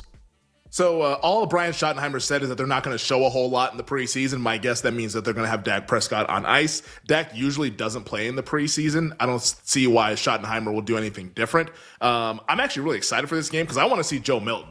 Like, Joe Milton's been throwing bombs in training camp, and like, it's actually an intriguing guy. We saw him play in Week 18 for New England last year. I think that's a fun aspect of this game. But the Rams, McVay never plays his guys. And in fact, I think the minute the game starts, the Rams are trying to get the game over as quickly as possible. So that's what we have to work with these teams. But maybe Joe Milton gives us something fun to watch out there. All right, so quarterback depth chart for the Cowboys, once we get past Dak Prescott, is the former New England Patriot who was awesome in Week 18 against helped cost the Patriots the first pick in the draft. He did. Joe Milton is the backup, and Will Grier, former West Virginia Mountaineer, is the third stringer for the Dallas Cowboys. And behind Matthew Stafford for the Rams is obviously Jimmy Garoppolo. And there's no way Jimmy G's playing in the preseason game, No, right? not a chance in hell. I'd be stunned if Jimmy's out there. So that means it's going to be Stetson Bennett, and we have this conversation. I think this is the third year, maybe. Who in the world is Dresser Wynn? That's a great question. Because like I Tyler, know him from the NFL who is preseason. Dresser That's Wynn? it. Yeah, it's like we talk about him every year. Dresser Wynn Played at Tennessee Martin. played in the Tennessee Martin, and also played for the Edmonton Elks of the Canadian. I thought they were the Eskimos. I'm not really up on the CFL team other than like the Argonauts. I think that's Toronto. I No, but believe. in all seriousness, but wasn't it the Edmonton Eskimos? Maybe. Did they change the name to the Elks? Because I see Elks now. Let's see, Edmonton Eskimos. Yeah, I just see Elks when you type. They must have changed the name because whenever The you team search discontinued Eskimos, Eskimos in 2020. Elks announced on June. Why? Was like Eskimos offensive? I feel like we could narrow that down to that. Yeah. I guess that's what happened. They just wanted to change. Do you think the president of the United States will be posting about this? he's gonna tag Justin Trudeau. He's not even the guy Trudeau anymore, and well, I think did Trudeau get voted? Oh, it's Mark. I thought they Carney, got somebody else, right? Yes, I know they got some. I don't know the name. Was it Canadian? Is it Prime Minister? Right, that's what they have. Yeah, I think Mark Carney is his name, right? Yeah, Mark Carney. Yeah, since 2025, so recently. Mark Carney. Yeah, so tag Mark Carney and be like, listen, like culture's a little different now. Like things have changed. Like things are no longer woke. Like we demand that the Elks go back to being the Edmonton Eskimos. It's like if Canada will run drugs. Like bring back the Eskimos, period. Now in all caps with 9 exclamation marks. Otherwise, otherwise we will block TSN and no funding. Dude, like the now with all the is insane. Now, bring like it back. oh well, let's push the button and do it right now at the second.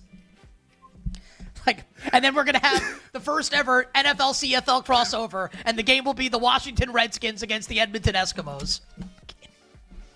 The anti-woke bowl. and honestly, we'll have a football baseball crossover, and the Cleveland Indians will be in the game as well. Like we got to make the Blue Jays an offensive name. Like Cleveland versus the Toronto something. That's all right. So the Edmonton Elks. All right. Anyway, that's what he was. Yeah. So Dresser Wynn played for the Edmonton Eskimos, aka the Edmonton Elks. And the betting market here is Cowboys minus 2.5. Like I think I like Dallas, right? Like Joe Milton. Yes. Or do you, like I mean. Stetson Bennett was more successful in college, but like Joe Milton's a way better NFL prospect than Stetson Bennett. Yeah, and Joe Milton's the exact kind of guy that you want in the preseason as well. Super big athlete, like the guy that's going to be able to sort of like correct some of the wrongs of the offensive line that's out there. I think Milton probably plays a half. Now, he did like kind of like bang his hand on an offensive lineman earlier this week, but they held him out of practice yesterday. Sounds like that was just precautionary. They wanted to make sure that he'd be good to go for Saturday's preseason game. So I think we see him for a half, and then maybe Will Grier the other half. I want to see Milton the whole game, but that's just me as a fan. But yeah, I think if I had to bet this game, it's going to be Dallas. It's probably Dallas money line. I don't want to mess around with laying 2 and all that stuff. Like those numbers are actually key numbers in the preseason. So I'll lay some minus 135 or try to put it in a parlay. Do you get the sense that that Shoddy's going to be a preseason tryhard? I don't. He keeps saying that he's holding stuff back. I don't know if that's like to like excuse the bad performance that they had in the joint practice, which didn't sound like that went well against the Rams. He's like, we're holding stuff back. I don't think he's going to be a tryhard. Now, I don't think he's just going to be like the McVay route where like he's actively trying to end the game. But I think that they'll be like neutral, like similar to what McCarthy was. McCarthy wasn't a tryhard. He didn't really like not care, but like it was just kind of neutral. I think that's what Shoddy will be. Okay. So I think both of us like the Cowboys. No real opinion for me on the total. I guess I lean towards the under, and that's what's getting bet. The total's 33.5. Because once you get past, it's dude, the under might be the bet because it's Will Grier, Stetson Bennett, and Dresser Wynn. It's not great. Yeah, I think I like the under. I really don't want to watch Will Grier. Well, I got good news for you. No one's forcing you to watch this game. We'll move on to the Titans and the Buccaneers in Tampa, where Tennessee's a 3.5-point road favor, total 32.5. We know Cam Ward and the starters are playing like all 3 preseason games. That's already announced by Brian Callahan. And Femi, this betting market tells me that Baker Mayfield and the Bucs starters will not be playing. What do you have for us on Tampa in the preseason? And then we'll do the depth charts. Yeah, Todd Bowles said that if the joint practices go well with Tennessee, that he'll focus on playing the younger guys in the preseason. So I'm assuming that went well because right now there's no indication that we're going to see the Bucs starters. So that's where we sit right now with Tampa Bay Buccaneers. And then you mentioned the Tennessee, they're going to play their guys. So I guess it's the Tennessee 1s versus the Bucs like 2s and 3s in the first half. To Tennessee, quarterback situation, once we get past Cam Ward, remember Will Levis is out for the season. It's not good. I mean, it's fine for the preseason, but I mean, if Cam Ward goes down, they might go 0-17.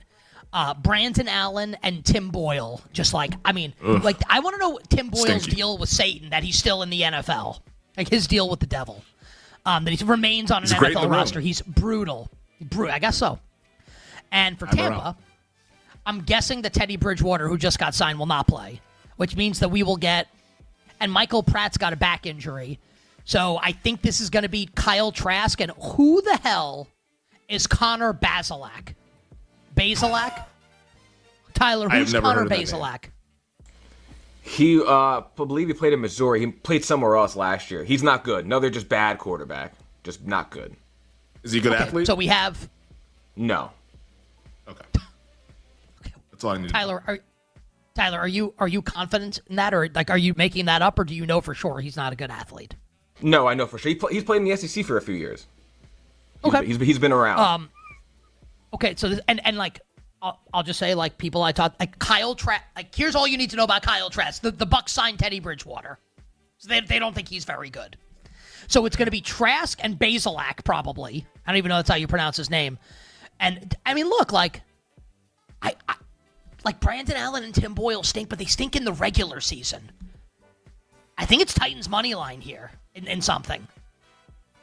Yeah. Doesn't Boyle kind of stink in the preseason too? like I don't know. Like Brandon Allen, I'll be a little bit more confident in that one, but Boyle, I feel like he just stinks in general. I think it's the under for me, and it's already super low. Like there's 133 that I see, but I see mainly 32.5. BetMGM has 32.5. I think I'm betting the under. I don't trust these quarterbacks, and I think this could end up being just like a putrid football game, as most preseason games are. But this one in particular, I like the under. I think I like Titans money line as part of a parlay piece, but we'll talk about this more tomorrow. I want to do at least one more game here, Titans, and then we'll finish out tomorrow. How about Chiefs Cardinals in Arizona, where the Cardinals are 1.5-point favorites? The total's 38.5. Femi, what can you tell us about Jonathan Gannon's plans? I believe Kyler Murray's playing, right? And what is Andy Reid planning for Patrick Mahomes and the Chiefs starters? Yeah, so Jonathan Gannon is going to play Kyler Murray. This is a little bit of a change after what we saw last year. They sat Kyler Murray, didn't play at all in the preseason. He's going to be out there with the rest of the starters Saturday night. And I think this is in anticipation of the Chiefs playing their guys. I think the Cardinals want to get a realistic look. Andy Reid traditionally plays Mahomes, not just in one, multiple preseason games. So I would expect that to be the same. Have not heard anything yet from Andy Reid, but my guess is that tomorrow he'll confirm that Mahomes and those guys will play like a couple series. So this will be fun, at least in the first quarter. So I think that's what we have to work with the Chiefs and the Cardinals. But yeah, I would have guessed that we're going to see Patrick Mahomes and Kyler Murray dueling it out Saturday night. The Chiefs always have like a good backup quarterback. Like they're really good about it behind Patrick Mahomes. Mm-hmm. This year, the Chiefs backup is Gardner Minshew. Yeah. Also in the Chiefs quarterback room is former Patriot Bailey Zappi, who I once referred to as Bailey Slappy because he lost me a bet. And this guy's on a roster every year. Chris Alodakun. I think that's how you pronounce it. Okay. So Minshew, Zappi, Alodakun behind Patrick Mahomes. And for the Arizona Cardinals, behind Kyler Murray, we have Jacoby Brissett and Clayton Name That Tune. Remember they put him in there against the Cleveland Browns a couple years ago? Oh, I do. They sacrificed Clayton Tune. Did he start week one? No, right? No, there was like whispers that he might, but he did not start. Because like that was the year like Dobbs ended up starting Kyler week one because they had just signed him like 2 weeks that's ago. Exactly I believe. right. And correct. That's exactly right. Because Kyler was coming off the ACL. Yeah, and then like Dobbs and they cut him or whatever, and then when Kyler got back, And then went to the Dobbs Vikings went and played for the like the Vikings. 400 yards. Yeah. And Dobbs was good those couple games for Arizona. Yeah. So this is Brissett and Tune against, we'll see how much Minshew plays, against like Zappi and Alodakun. I mean, Minshew obviously is clearly the best guy. Total's 38.5. I mean, it kind of makes a little bit of sense. You know, like Tune started a game. Now, it wasn't great. And also, and most importantly, like Mahomes and Kyler are going to play a little bit. Yes, those guys are playing. So, yeah, like those guys maybe give you a little bit of a head start there. Minshew kind of gets you to probably midway through the second quarter. Zappi takes you to halftime and beyond. I could see that why the total's pretty high. I think for me, it feels like Arizona would be a bet for me. I think they want to really like kind of change the way that they go about things. And the fact that they are playing Kyler feels like they're being a little bit intentional. So if I had to bet the game, I think it would be the Cardinals, but I'm still kind of back and forth with this one. I don't know if I'm going to bet it. I think I think everything's right. I think I'm going to pass this game. Yeah. Well, then you're right to do that. Cardinals slight favorites. I think that makes a lot of sense. Okay. Let's start Jets-Packers, the Aaron Rodgers Bowl, and we'll do more on it tomorrow. So Green Bay's a 2.5-point favorite. Total's 36.5. The Favre Bowl also. Do we know the plans, Femi, for either Justin Fields and the Jets and their starters, Jordan Love for the Packers and their starters? What we know is that LaFleur refuses to tell anybody. He said he's made up his mind, but is not telling anyone, the media, the players, the coaches. So I guess we're going to find out Saturday night. Nothing yet from Aaron Glenn and the New York Jets. My guess is that they play. Justin Fields has been campaigning to play. We'll see if Aaron Glenn hears him out. For the Packers, behind Jordan Love, Malik Willis, Sean Clifford, and someone named Taylor Elgersma. And for the Jets, Tyrod Taylor, Adrian Martinez, and someone named Brady Cook behind Justin Fields. On the other side, NBC Sports betting analyst Jay Croucher joins us here on the BetMGM Network. We'll be right back with You Better You Bet, presented by BetMGM, the sportsbook born in Vegas.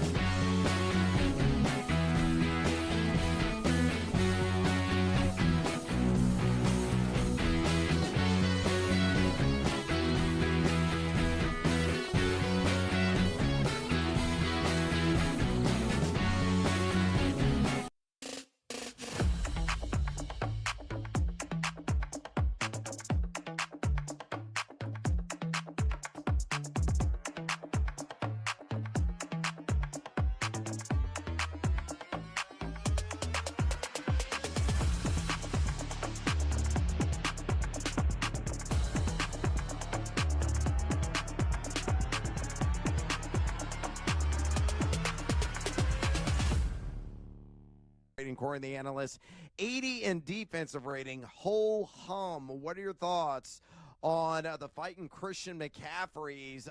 Can they win 4 games this year? If they do, it's a handsome plus 145.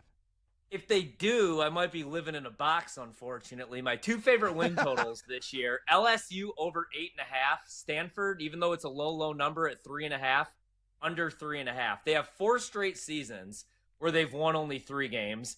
Andrew Luck is in control of the program right now, so he brings in Frank Reich. Frank Reich is now the head coach, man. They have a former 4-star quarterback, Elijah Brown. I don't know if he's any good.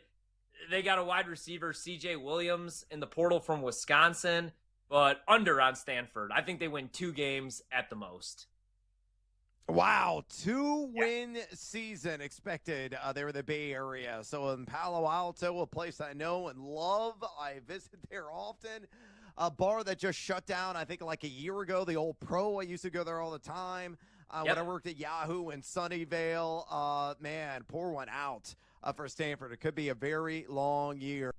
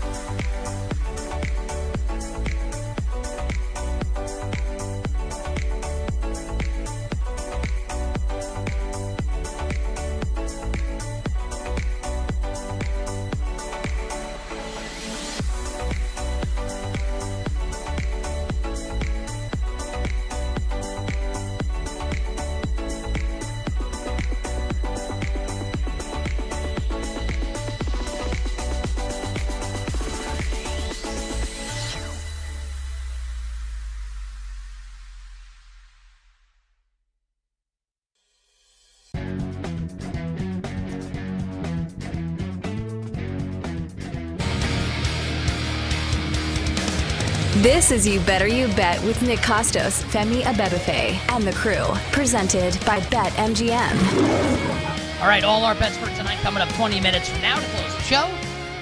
Let's be honest. The main event of Major League Baseball happened already today, and he's on my screen right now.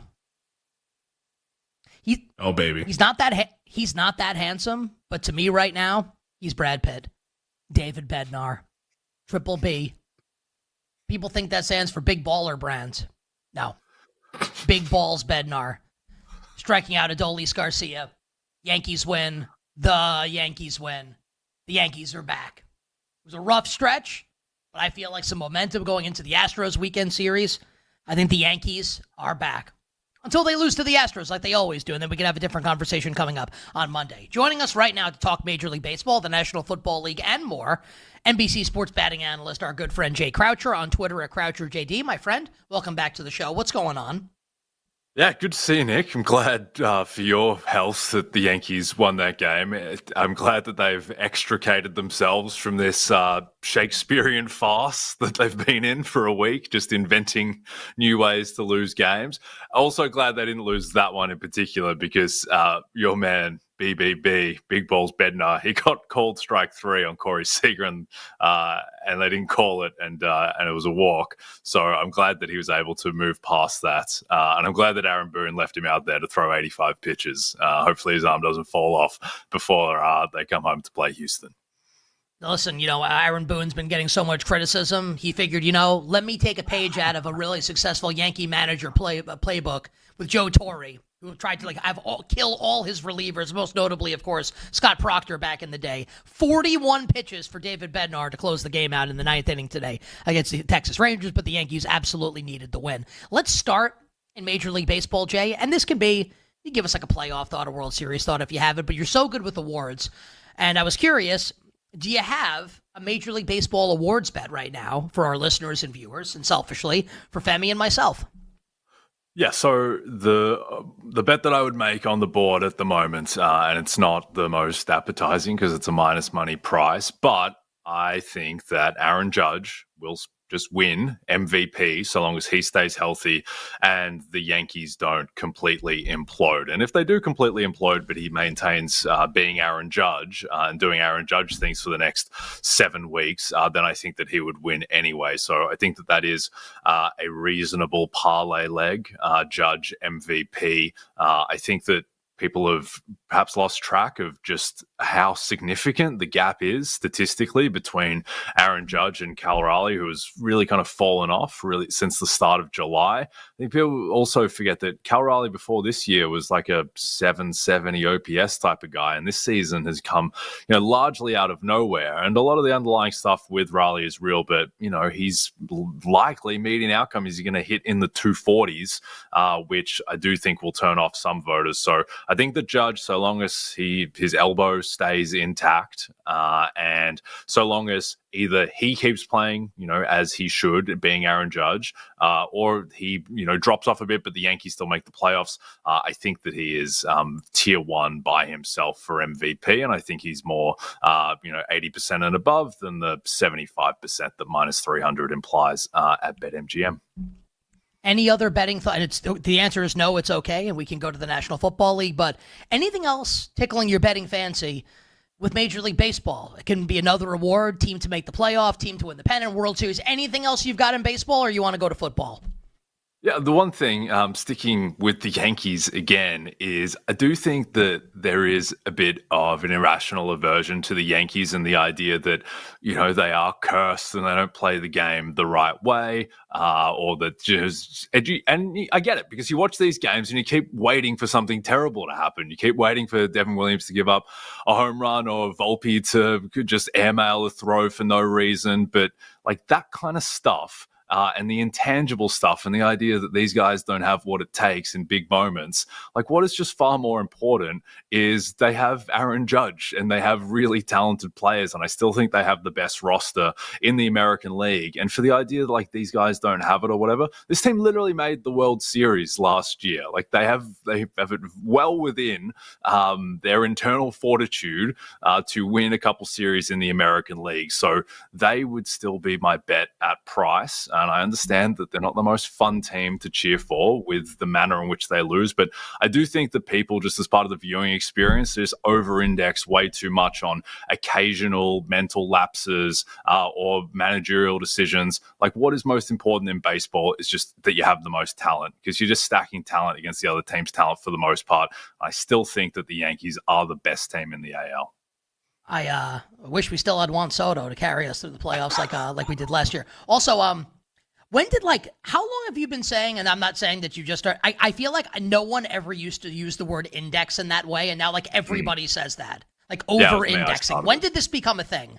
Did you start it? It was when I moved to the US in 2019, and then everyone started copying me in America. It just means that you're putting too much value on something. I think people may have started saying it before I moved here, to be clear. But yeah, it's just people, you're just overdoing it, and you're placing too much weight on whatever factor. I don't like it. If that makes sense to you, Nick. Is that okay? Well, I mean, yes. Talk about football? The concept of placing too much weight on something makes sense. I don't necessarily like the term over-indexing. But anyway, let's go to the National Football League. So last week I asked you your favorite award bet right now, and you talked about Jordan Love at price to win NFL MVP. Does that mean you like the Green Bay Packers, Jay, in what is an absolutely loaded NFC North? I do. They'd be my favorite bet of anyone to win their respective division at the moment. I think that they are just as likely as the Lions to win the NFC North. I think that as bettors, as fans of a given sport, sometimes what we don't internalize as much as we're thinking about the next season is the aging curve and the fact that young teams tend to just get better naturally. And the Packers are the youngest team in the NFL. And I understand there are some questions about their defense, but they have guys like Edgerrin Cooper going into their second year. And I think that Edgerrin Cooper in the next couple of years is going to be competing for Defensive Player of the Year type of stuff and, all pro teams. Like, I think he is that good. I think the defensive line has a lot of high upside pieces and a lot of youth. And, if guys like Lucas Van Ness take a step up, then all of a sudden it looks completely different. They have one of the best safety tandems in the league in Xavier McKinney and Evan Williams. Cornerback room, not great. That's the floor of the team. But the offense is very young too. And Jordan Love, when he has been healthy, since a rocky first 2 months in 2023, his first year as a starter, since he has been healthy, since then, he has been elite. And I think a lot of the things that Jordan Love does, they're not valued appropriately by people. Like the fact that he is amazing at avoiding sacks, the fact that he is amazing when he is pressured at not getting sacked from that position. So I think that this team, just with their youth, with the fact that Love is healthy, with just the different shots that they can take in that receiver room, like I think Jaden Reed has upside, Matthew Golden has upside, even Romeo Dobbs, like these guys are all, 26 and under, and I think that one of them is likely to hit. And then you have Matt LaFleur, who I think everyone acknowledges is one of the best coaches in the NFL. So combine that with just the Lions having an absolutely brutal schedule. Yes, the Lions will be healthier on defense because they were insanely injured, but on the other side, they likely won't be as healthy on offense. The Vikings have a ton of questions, and they're on the wrong side of the aging curve in a lot of ways. And I suspect the Bears are probably still a year away. So I think that the Packers win the NFC North.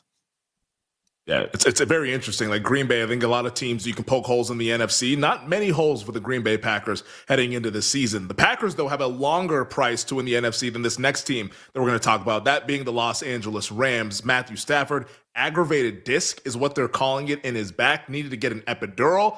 I'm pressing the panic button on the Rams. I know the Rams are trying to tell everybody it's A-okay, he's going to be fine. What's your level of concern for the Rams, and how does that kind of affect your handicap of the NFC West?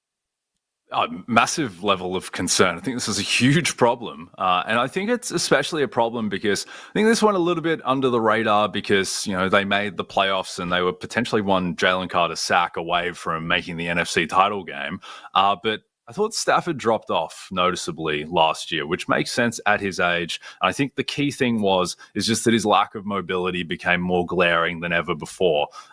In terms of EPA per play under pressure, in terms of PFF grading under pressure, Stafford was one of the worst quarterbacks in the league last year. And I get that like pressure stats, they are variable year to year, but the other worst quarterbacks in the league were like Will Levis and Deshaun Watson, and the best quarterbacks under pressure were Lamar Jackson, Josh Allen, Joe Burrow, and Jaden Daniels. So I think there is some signal there. And Stafford was in the first group, the bad group. And just eye test, he would just have these games like he's really bad against the Niners. He was really bad against the Dolphins. He didn't, towards the end of the season, particularly outdoors, just didn't look great. And the fact that now he's dealing with this back issue is a real concern because this team cannot go without Matthew Stafford.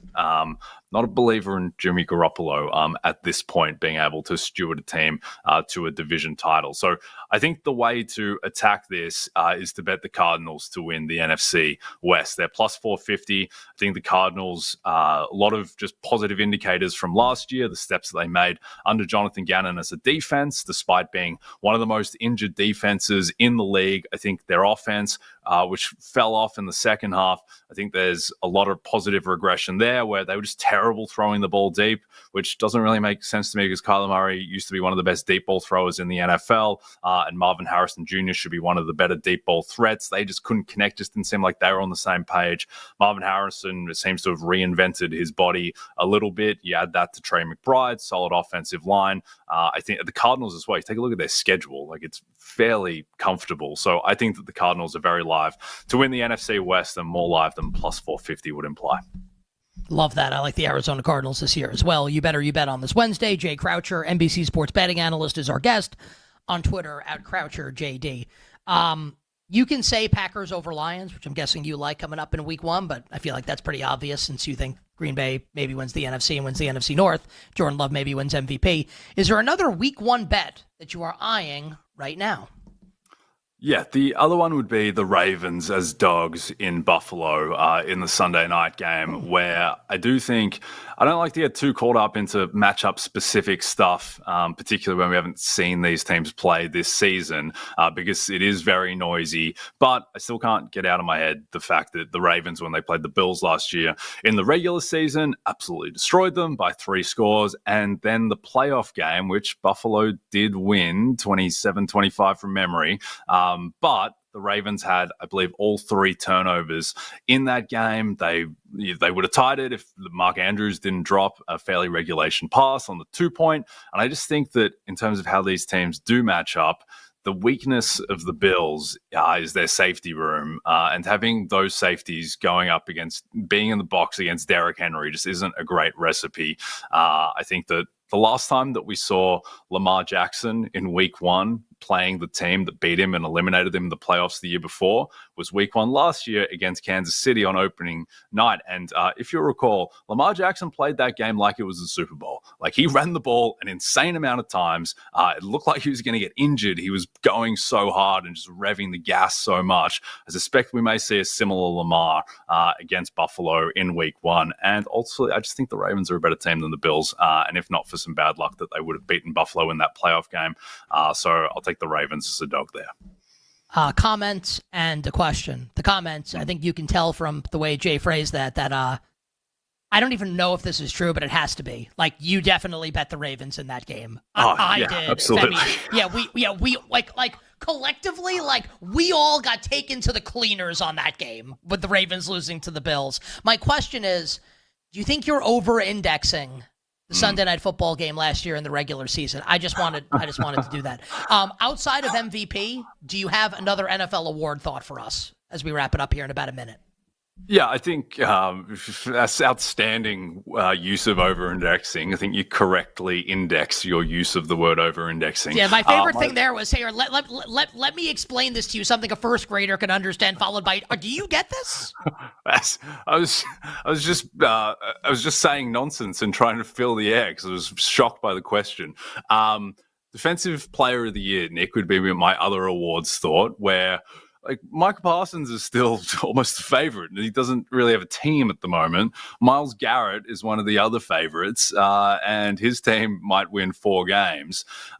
Aiden Hutchinson as well. I think that the Lions, I think that they're just going to have a weaker year than last year, given that they're going to be coming off winning 15 games and their median outcome, according to the market, is winning about 10. My guy in this market, and he's not super inspiring because, well, at least he's not super exciting and new because he's always in this discussion, but I think TJ Watt is more likely to win Defensive Player of the Year than Micah Parsons and Myles Garrett, and he is not priced that way. I think that he is on likely the best team out of those three big dogs in this market every year. I think he's on by far the best defense of those three, and I think that he got a little bit unlucky last year with the way that he tailed off and not having any sacks the last month. That defensive line is absolutely loaded. I think the defense will be very good overall, and he's a sack machine, and he's TJ Watt, and he's got all the pedigree in the world. So I think TJ Watt is the most likely player to win DPOY. Yes or no answer to this question in 2 seconds. Do the Pittsburgh Steelers make the playoffs this year? Yes. Right answer. Jay Croucher, NBC Sports betting analyst on Twitter at CroucherJD. My friend, be well. We'll catch up with you soon. Appreciate it, fellas. Have a good one. We never over-index Jay Croucher's importance to the show. All our bets for tonight. Wrap it up on the other side. We'll be right back with You Better You Bet, presented by BetMGM, the sportsbook born in Vegas.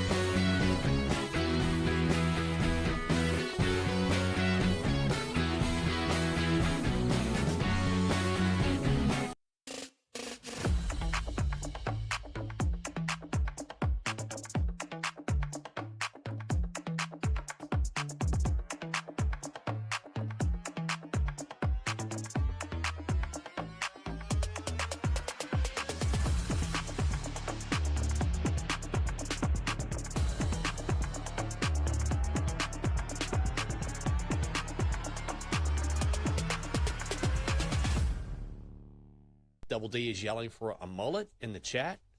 But you know, the fall's almost here. Then it'll be winter. I got nothing else going on. I don't have kids. I'm not dropping a kid off to school. Might as well just spend some time staring at myself and seeing where it goes. But here's the thing, like the mullet is like the it hairstyle for 12 to 16-year-old boys. Oh, so is that a demographic that you want to be a part of? Like, Sure. That's the thing. It will look like you are trying to be hip if you grow a mullet. Maybe I will be hip. Maybe they'll be like, hey, man, what's going on later? I'm like, I don't know. I'm just going to go and probably just look at some TikToks and maybe text some people.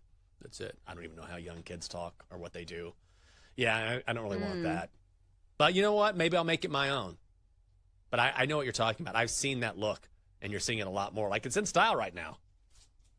I miss the days of like actual mullets that come from like an original place. Like if you grow up in Alabama, if you like Leonard Skinner, if you drink Mountain Dew, you can have a mullet. I remember there was a kid in my kindergarten class. We've been talking about kindergarten a lot lately since Blake just went to kindergarten. His name was Jonathan, and he had a rat tail. And he would wear NASCAR T-shirts all the time. He had a rat tail that was braided. Do you know what a rat tail is? It's Yes, when I you do. have a full buzz cut with the exception of one long ponytail that's braided at the very back. And it was glorious. Sweet. If you have the guts to grow a rat tail, it's immediate respect.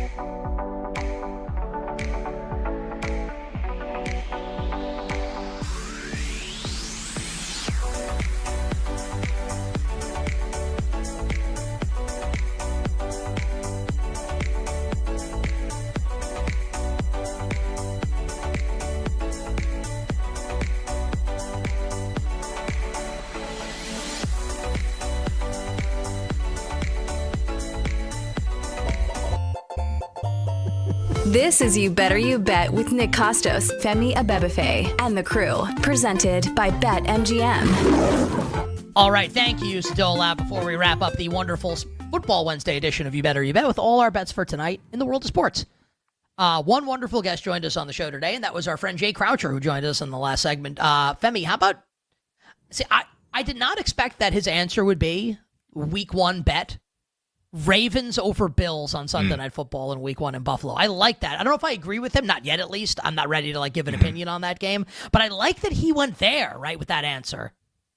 Yeah, it's a tricky game to handicap. I want to see what the injury report looks like Khalil Shakir with the high ankle sprain. Hopefully he's good to go for Buffalo. We want to see both these teams at full strength. But, man, that is probably the most high leverage game for sure of Week 1 in terms of who might win the Super Bowl, because we could be talking about that being the tiebreaker who decides as the AFC number 1 seed. And you got the 1 seed, you have a pretty good path. So hell of a game. I'm not there yet as to say who I like in the game. Kind of lean Buffalo, but it's just a lean right now as we're still a month out. You will do, and I will also, but it's really going to be, I'm going to highlight you as when we do the segments. So next week on the show, we're going to roll out our award content. Who's going to win all the various NFL awards. I haven't given a ton of thought yet on Defensive Player of the Year. It's usually a market that's how many guys can feasibly actually win the award. Just listening to Jay, I did my thing on the Steelers earlier in the show. I think they're going to the playoffs. I love his thought on TJ Watt, Defensive Player of the Year, plus 850, and just the fact that he's priced behind Micah Parsons, who's not we don't know if he's going to play in Week 1 yet. Myles Garrett, the Browns are going to be terrible. Aiden Hutchinson, I think the Lions will take a step back this year, even if I don't think they're going to be bad. I love that thought on TJ Watt, Femi, Defensive Player of the Year that Jay Croucher had. Yeah, it's made DPOY fun, the fact that all these heavy hitters play on teams that are not great. Because if they were all on good teams, it's okay, well, this is pretty damn obvious. Like the year when Nick Bosa won it. And maybe Nick Bosa might be the guy that wins another one, given the fact that his team has a really easy schedule and he's a big pedigree player, having already won the award. But I think this makes for fun long shots potentially that have other high pedigrees, just like we saw last year with Patrick Surtain II. Nobody was talking about Surtain because nobody had high expectations for Denver. Their win total was 5.5. He's a corner. But when you have pass rushers on bad teams, that's how those guys end up winning. And there could be some fun other guys that we could look at in that kind of same Surtain mold that we can bring up next week here. But yeah, I'm picking up what he's putting down with TJ Watt. I think he has a bounce back year after kind of being shut out of the sacks, especially in the second half of the season. Our executive producer today, Tyler Morales, who's a A1 player hater. Is that what we call him? 100%. Hateration, holleration. He is a S-tier hater. S-tier hater. Yeah. Because, Femi, what's his favorite baseball team? Whoever's playing the Yankees. Yeah, my favorite, whoever's playing the Yankees. I like the Phillies and whoever's playing the Yankees. Freaking loser, man. Grow up.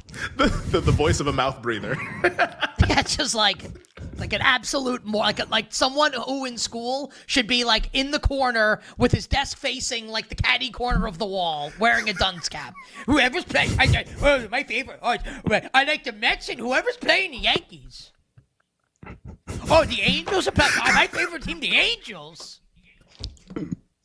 It's turned into an Adam Sandler character. I don't know. I don't know what to say. Our technical director, Sean, smile at his mouth, hand on his hop.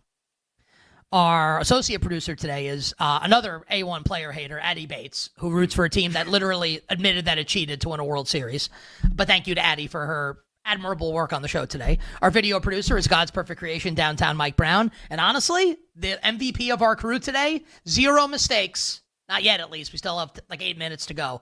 This is we're in the bottom of the 9th here. And he's we're 1 out away from a Jake Hassan perfect game. Jake's our MVP. Gavin Williams. Jake the Snake Hassan. Yeah.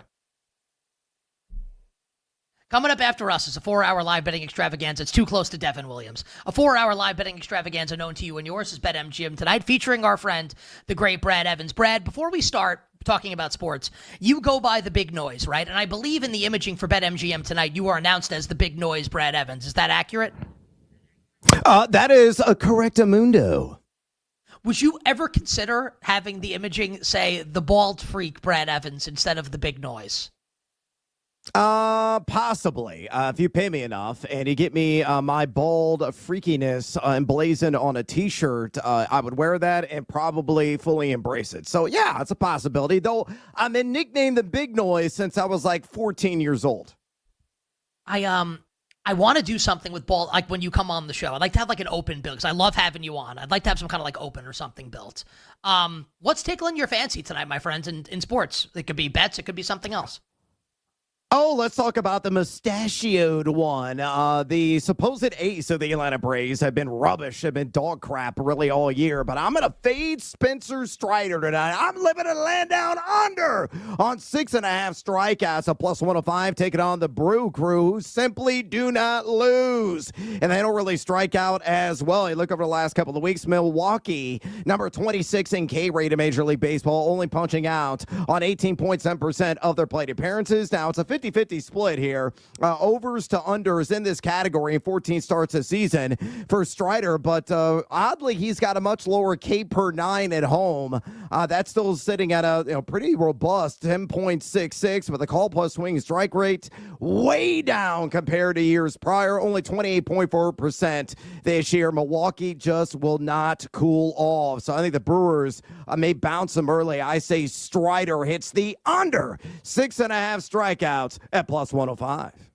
What do the people have to look forward to tonight, Brad? BetMGM tonight, 7 to 11 p.m. Eastern, starting in about 15 minutes here, a little less on the BetMGM network. Oh, you like fantasy football? We're going to tickle your fancy this evening. We're talking round 8 targets and 12-team fantasy draft scoring ADP. We're going to do a little feed or follow on guys that may or may not reach 1,000 receiving yards this season. We're talking some ACC win totals and breaking down all the latest news and notes, especially about all the hyperbole coming out of Packers camp about your boy. We have a taken out on at 30-1 and win Offensive Rookie of the Year, and he's gaining that big mo right now, and that is the former Longhorn Matthew Golden. Get him in your fantasy drafts, folks. I think he is going to be the surefire WR1 in northern Wisconsin this season. You were saying about like wide receivers to reach 1,000 yards. Who is a receiver you're going to be talking about tonight? George Pickens. It is plus 115 to reach that 1,000-yard threshold right now at BetMGM. Yeah. So I'll ask you the question, fade or follow Pickens getting to 1,000 yards? Follow. Femi. Follow. Femi. Follow, baby. But I'm also a Cowboys fan. I love follow. I think CD and Pickens are both going to be monsters this year in fantasy, Brett. I love George Pickens in fantasy this year. I love both of them in fantasy this year. Which means you also love Dak Prescott, I assume, as well, who's an extraordinary value, who is a guy that we're going to be talking about, who is going consistently right now in round 8 of single quarterback drafts. So if you're going to be on the wait on the quarterback crowd, Dak Prescott needs to be one of your top targets. Dude's going to have a monster season, could lead the league in pass yards.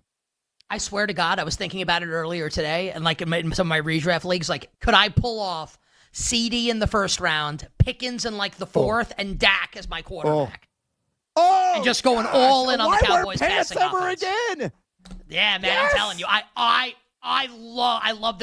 love Pickens this year. He's a beast, and they're going to throw the ball a ton. I love it. Brad, have a great show tonight. BetMGM tonight. We'll be watching, we'll be listening, and we will catch up with you tomorrow. Jackie Young over 15.5 points at plus 100. I'm out. That's the great Brad Evans joining us here on You Better You Better. Love Brad. On Twitter at Noisy Huevos. BetMGM tonight coming up after us. We do need Russ to record some imaging. The bald freak. How would he say it? The bald freak. Which is the most disturbing way to say it. Like, is it? Because I feel like the sports radio way would be like the bald freak, but that's not as disturbing. Like, you need to emphasize the freak, right? And you got to stretch. Yeah, you got to stretch out. Freak. Yes, it's if it's not stretched out, it's not the Russ way. So we're stretching it out. It's the bald freak. Yeah, that's gross. Yeah, it's disturbing. Serious question. Do you think and then we had that playing underneath? Evans, Horvat, Glasser, Morales, Bates, Haw. Do you think Brad likes or dislikes being called the bald freak? Be honest. I mean, he's such a great sport. It's hard to tell. I'm going to say he likes it. I think he leans into the freakiness. I think he leans into. I'm not sure, honestly. He said my bald freakiness, so I think he's actually leaning into this. All right. Let's get all the bets. Jake, please drop the dope ass beat. All right. I think we got the perfect game. No matter where, well, last night he like the ending of the show was butchered, so we'll see. No matter where the action is, we'll supercharge the odds on your next sports bet. Use BetMGM's Odds Boost token to boost your potential payout for a winning bet. Download the BetMGM app, please. Gamble responsibly. We got a small card tonight in Major League Baseball. Only a couple games. Femi, for me, the headliner tonight, the Diamondbacks and the Padres. That's where my bet is, and I will be fading Nasty Nestor Cortez. I'll bet the Diamondbacks is a home underdog tonight. Snakes plus 120 against the Padres. What do you got tonight in Major League Baseball? I'm picking up what the bald freak is putting down, that being Brad Evans. I'm looking to fade Spencer Strider, and let's go. Let's go with Christian Yelich to hit a home run tonight, plus 550 for the Milwaukee Brewers. Like, Strider's been giving up some barrels. Yelich, I think, in this Brewers lineup has really come alive in the summer months, so I like him at this big price. He's leaving the yard. And then also, Randy Arozarena. We're going to Randy Land tonight at the Pacific Northwest, plus 350 against Jonathan Cannon and the Chicago White Sox. So Yelich plus 550, Arozarena plus 350. Let's make it 3 straight nights. Anything with the Aces and the Valkyries tonight in the WNBA. Aces 5.5-point road favorites.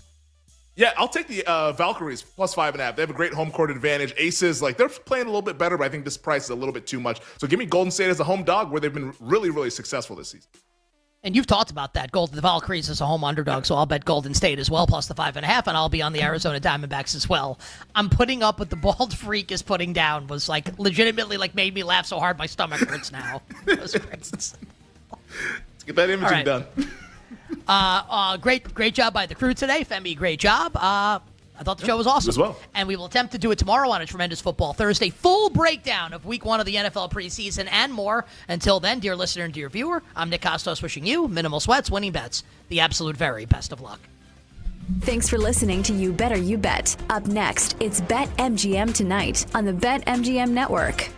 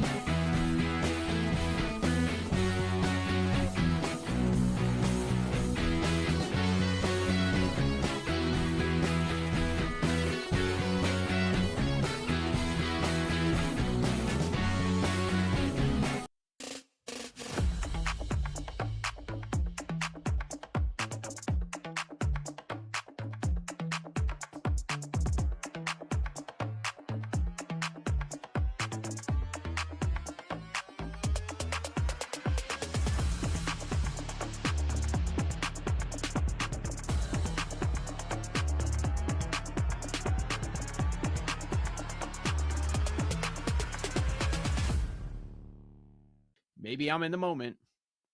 Do we need to bet Eovaldi 35-1 for AL Cy Young with an ERA of 1.38?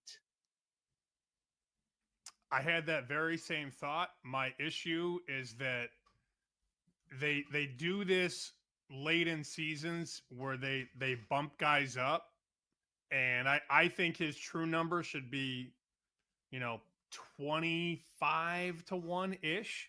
So when you dangle a 35 in my face, I'm intrigued, of course, because if my true number is 25, why is it 35? A wise guy, for the most part, is going to see that 35 and just bet it. I heard Dinsick the other day on You Better You Bet talking about the price on Travion Henderson, because Omarion Hampton is down to 6-1 for Offensive Rookie of the Year, and you have Henderson at 22-1, 25-1, 30-1, and he's like, I just bet it. It's a bad number. I think some people would say that number on Evaldi is a bad number. But I also, in some weird way, I feel like I'm being baited by that number, if that makes any sense. 10-3 record, a 1.38 ERA. The question is the workload. Like, if we want to look at Fangraphs WAR, he has the same as Valdez at 3.7, which is third best. Skubal, Crochet, your top two favorites in the American League, they're up there. But because he missed 3 to 4 starts, the workload is behind those guys. The top three guys in WAR, they're at 140 innings. And Evaldi is at 111 right now. So he can't miss any more starts moving forward. If you look up like a lot of stats on some websites, he's not going to be listed because he doesn't have enough innings to qualify. So the workload is going to be the thing. The strikeout rate is also less than Skubal and Crochet. So that's why we get that number. But man, that minuscule ERA. You know, Crochet 2.24, Skubal 2.18, Valdez 2.83. If he stays sub 1.5, I think Evaldi's going to be in this conversation soon.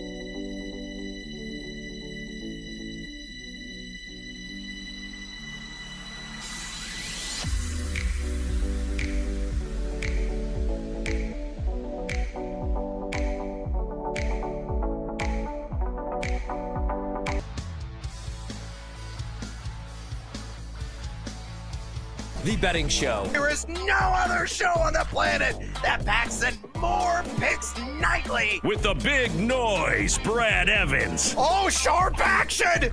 They gotta listen to the sharps! Get the heck out of here with that nonsense. I'm on JMU as well. Drake, hate the Drake. Love the Drake, hate the Drake. No, you never fade the Drake! And the mad better, Ryan Horvat. The Keep the Points special. I'll keep cashing tickets around here on Odyssey. Yeah, put me at night, baby. That's where we cash tickets. They're bringing the heat and helping you cash in big. It's a lock! It's over! It's a guarantee! It's easy money! Nobody wants to bet Seattle U, except for this guy. They're going to win this game outright, but I'll be safe and take the points plus 6.5. And delivering the late night sweats. And it's gone! It's gone! Oh, and it's gone! No way! It's gone! Holy God! It is gone! I need to celebrate tonight with my family! Do it for my kids! Do it for my boy! It's BetMGM tonight on the BetMGM Network. Hola, amigos! It's time to bring the noise on another ear-blasting edition of BetMGM tonight on this Hump Day. I'm Brad the Big Noise Evans alongside my guy, Ryan Horvat, and we got an action-packed program for you this evening. Of course, we're going to view our top three picks tonight on our cards here momentarily. Hopefully going to break out the brooms and get a clear across-the-board sweep. Then Partly P's going to stop on in, get his parlay of the day locked and loaded. We're going to say hello to our little friend and the Sledgehammer special. Roll the shoulders of plus money, get seduced by the juice, and also working some bonus time bonus time wagers as well. Then another rousing edition of Better Up. Not as many games out on the left coast tonight, but we do have a pair of matchups when the sun goes down. So we're going to fire off a couple of bets in those contests between Arizona, San Diego, and the Chicago White Sox on the road, the Great Northwest, taking on the Seattle Mariners. And hopefully, if the gambling gods are kind to us, we're actually going to cash in on our Crew to Cash hot hit parlay. We swung and missed so far this week, but tonight is a new night. Stay tuned for that four-legger we're going to feature a little bit later on in the show. Then after that, RJ Choppy is stopping in. We're talking all things Dallas Cowboys. We are going to get the inside scoop on the potential usage of a training camp star that needs to be blinking right now on your fantasy radar, and that is the rookie Jaden Blue, who just continues to make splashy play after splashy play. We'll ask about George Pickens, another guy who's making all kinds of splashy receptions. CeeDee Lamb, Dak Prescott, that defense. We're going to get the straight scoop from RJ Choppy in Seg 4. Then we're going to pivot to the junior gridiron. We're going to talk some more college cash, another 4-pack of ACC teams, over under on wins. Then fade or follow, kind of a hybrid fantasy and player prop position edition, as we're going to be talking 1,000-yard wide receivers, whether or not we are buying or selling on certain guys to reach that threshold. Then the legend himself, Jonathan Coachman, is going to be joining us.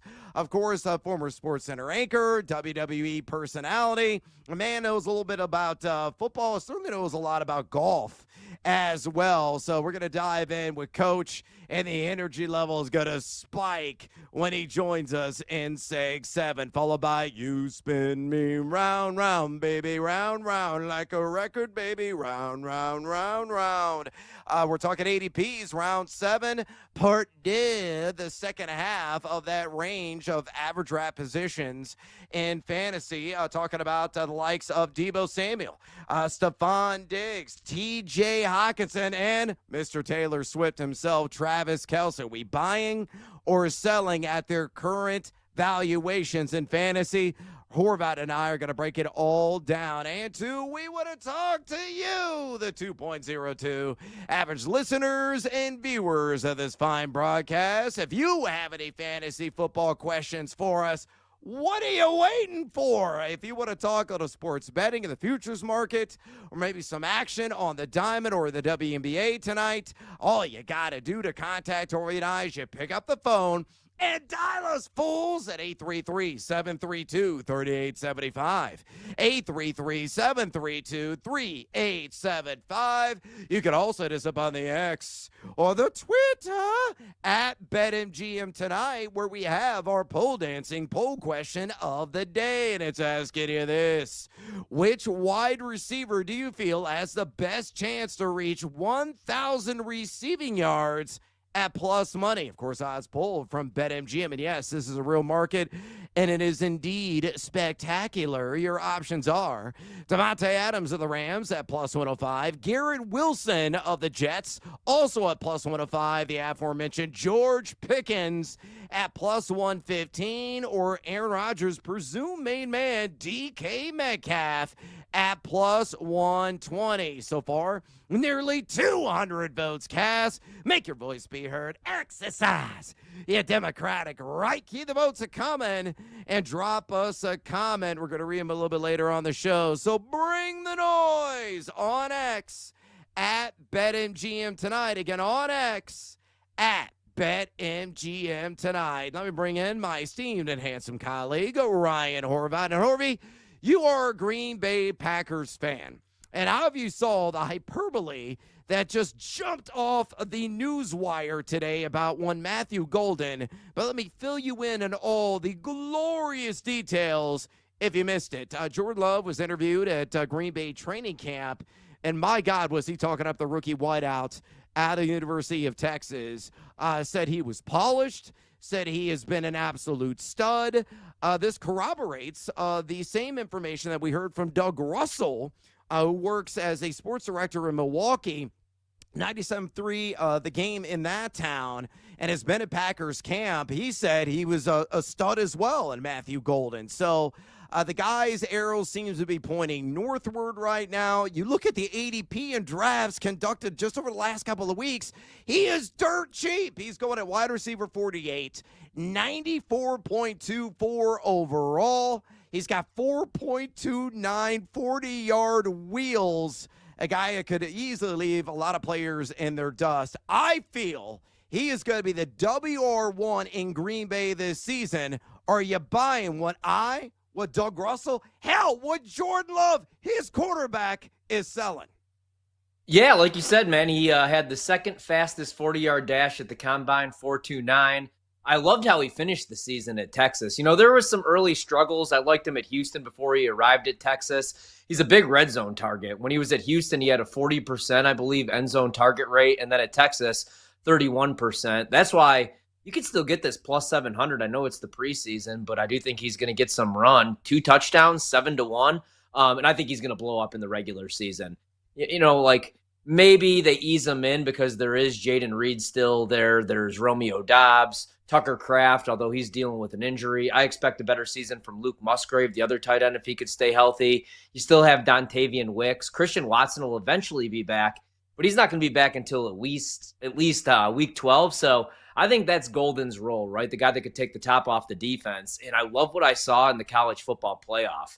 He caught 19 of 29 targets for 411 yards, 3.37 yards per route run. So I wouldn't be shocked, Brad, if he scored double-digit touchdowns his rookie year. And I think ultimately he will be the number one weapon. I can't wait to see how they use all these guys, though, because you still have Josh Jacobs. They're still going to want to run the football. But now you have Dobbs as the possession guy. You have Wicks, who I don't really think we've seen his full potential. I like the tight end room. Green Bay's offense is going to be really scary, man. Yeah, it could be quite explosive, especially with those speedy wheels that he possesses. Look, this is not remotely a hot take, or at least it shouldn't be. I have moved him inside my WR Top 30 right now at thegamingjuice.com. It could view all my fantasy rankings free of charge at thegamingjuice.com. Officially, I'm at wide receiver 27. And I think he's going to be the most valuable first-year wide receiver in fantasy. Yes, I think he's going to be better than Ted McMillan of the Carolina Panthers. And honestly, I may move him in the WR2 ranks. And again, that shouldn't be remotely a spicy take. The guy's got, skills to pay the fantasy bills. He's showing up and showing out right now at Packers camp, and I'm a firm believer he's got a pretty high floor and is going to be a certifiable WR1 in that offense and ultimately could be a WR2 in 12-team half-point PPR fantasy drafts. All right, let's go ahead and get after it with our card this evening. These are our top 3 plays of the night. What do you have, mi amigo, at numero uno? All right, nice little start to the day. I bet the Cubs, and so I'm going to double down on one, actually, man, because money's coming in against me. I'm fine with that. I actually bet the Braves minus 136 right now at BetMGM. I believe you could get the Braves minus 130. Atlanta this season, obviously a disappointment. They're 47-65, and they're minus 130 favorites against the Brewers, who are 69-44. I don't remember the last time they lost the damn game. But one, I want to selfishly cheer against them as a Cubs fan. And two, I'll back Spencer Strider. I mean, the record's not great, 5-8, but he's got a 3.71 ERA. In his last start, 5 innings against the Royals, gave up 2 runs, 7 hits. So I think he's going to have a bounce back here tonight. And Jose Quintana has actually been pretty damn good for the Brewers, man. 8-4 this season with a 3.50 ERA and 16 starts. Last start came against the Nats August 1st through 5 innings, only gave up 2 runs, 6 hits. They ended up winning that game 16-9. He's been really good on the road this year, too. A 2.49 ERA and 9 starts. Wish he would have did this with the Cubs years ago, but he didn't. But I'll take a shot with the Braves, man. I think that they actually steal one from the Brewers, and the Brewers actually drop a game. But hopefully, I mean, Braves can't hit. They're hitting 234 since the All-Star break. So not the biggest bet, but I do kind of like them against the Brewers tonight. From your lips to the baseball god's ears, hope you are correct as a fellow diehard Chicago Cubs fan. Numero uno on my card. Let's stay in the same game. I'm going to play a little bit differently. On the SGP, give me Jose Quintana, 2 or more walks, and then give me a little negative correlation here. Milwaukee at plus 2.5. They can still lose a game. just by 3 or more runs. So plus 2.5 on the run line. That shakes out to an even Steven plus 100 juice. Atlanta has the highest base on ball rate of any team in the bigs over the last couple of weeks. They're drawing a free pass on 12.8% of their plate appearances over that span. Quintana has gone over 2 or more walks in 12 of 16 starts this season. An abhorrent 3.61 base on balls per 9 mark this year. Milwaukee, you're right, man. They're just not losing any games. Number 3 in WRC plus the last couple of weeks. The ATL, middle of the pack, at number 16 in that category. Strider's been better, especially at home. 3.07 ERA. But I think ultimately Milwaukee will keep this one nice and snug. So same game parlay for me. Jose Quintana, 2+ a base on balls. And the Brewers at plus 2.5 on the run line. That shakes out to plus 100 at BetMGM. Numero dos on your card. What else do you have? All right, let's go with the Diamondbacks tonight. I do think there's going to be a lot of runs scored in this game. More on that later. But we got DeSclafani, who's 1-2 this season with a 4.91 ERA. But Cortez is making his first start since April 3rd, man. So I don't know how long he's going to last. He's going against this Diamondbacks lineup, which hasn't been their issue. It's been the pitching. Cortez making his first start with the Padres since coming over from Milwaukee. He's pitched in 2 games this season. Like I said, he hasn't been on the mound since April 3rd. He did hold the Reds scoreless, but then gave up 8 earned runs to the Yankees. So let's go with the Diamondbacks. You could actually get this right now, plus 130. It was plus 120 this morning. So some money coming in on the Padres, but I'll fade them and take Arizona at plus 130. I think it's a good bet. All right, numero dos on my card. I'm going to take the over in Royals in Red Sox at Fenway. It's 9 flat on the total at a minus 102 juice. A little bit lighter juice there, all the more attractive. I think runs are really going to pile up in this game. I look over the last couple of weeks. Boston, number 8 in WRC+. KC, a respectable number 13 in that category. The over in this series this season is cashed in 3 of the last 4 games. And you got Dustin May, who just came over from the Dodgers via trade on the mound for the Red Sox against Michael Walker with a 4.10 road ERA this season. And May has been stanky with a 4.85 ERA on the year. Also has already faced KC. Only went 4 innings and gave up 3 earned runs back in late June. So Royals, Red Sox, I think cashes the over at 9 at minus 102. Numero trace on your card. Bring it home. All right, let's go with the Mariners on the run line. Minus 118 is the price. George Kirby, he's been shaky at times this season. 6-5 with a 4.13 ERA, 18 walks, 74 strikeouts. But in his last 3 starts, he is 2-1 with an ERA sitting right at 3, a 106 whip, 6 walks, 18 Ks. It's his 3rd career start against the White Sox, who they've been playing better ball since the All-Star break, but he's 1-0 with a 2.13 ERA, solid whip, only 1 walk to 16 strikeouts in 12 2/3 against them. Small sample size, but we'll go with the Mariners, and I'll have more on this game coming up a little bit later on as well in Batters Up. But minus 118 is the price. Just need them to win by 2 runs. And I'll go quickly. A newborn chase on my card. Jackie Young over 15.5 points against Golden State. She has done this in 2 or 3 matchups against the Valkyries. She's averaging 16.7 points per game, hitting the over in 3 of her last 4. Love that at plus 100. All right, we got to take a little siesta here on BetMGM tonight. When we come back, Parlay Pete's going to drop on by, get his bet on the board, and we're going to say hello to our little friend. Don't go anywhere, fools. This is BetMGM tonight on the BetMGM Network. Wherever you go, we're there. Listen to the BetMGM Network live on Odyssey, TuneIn, and now on the iHeartRadio app. Wagertainment for every fan.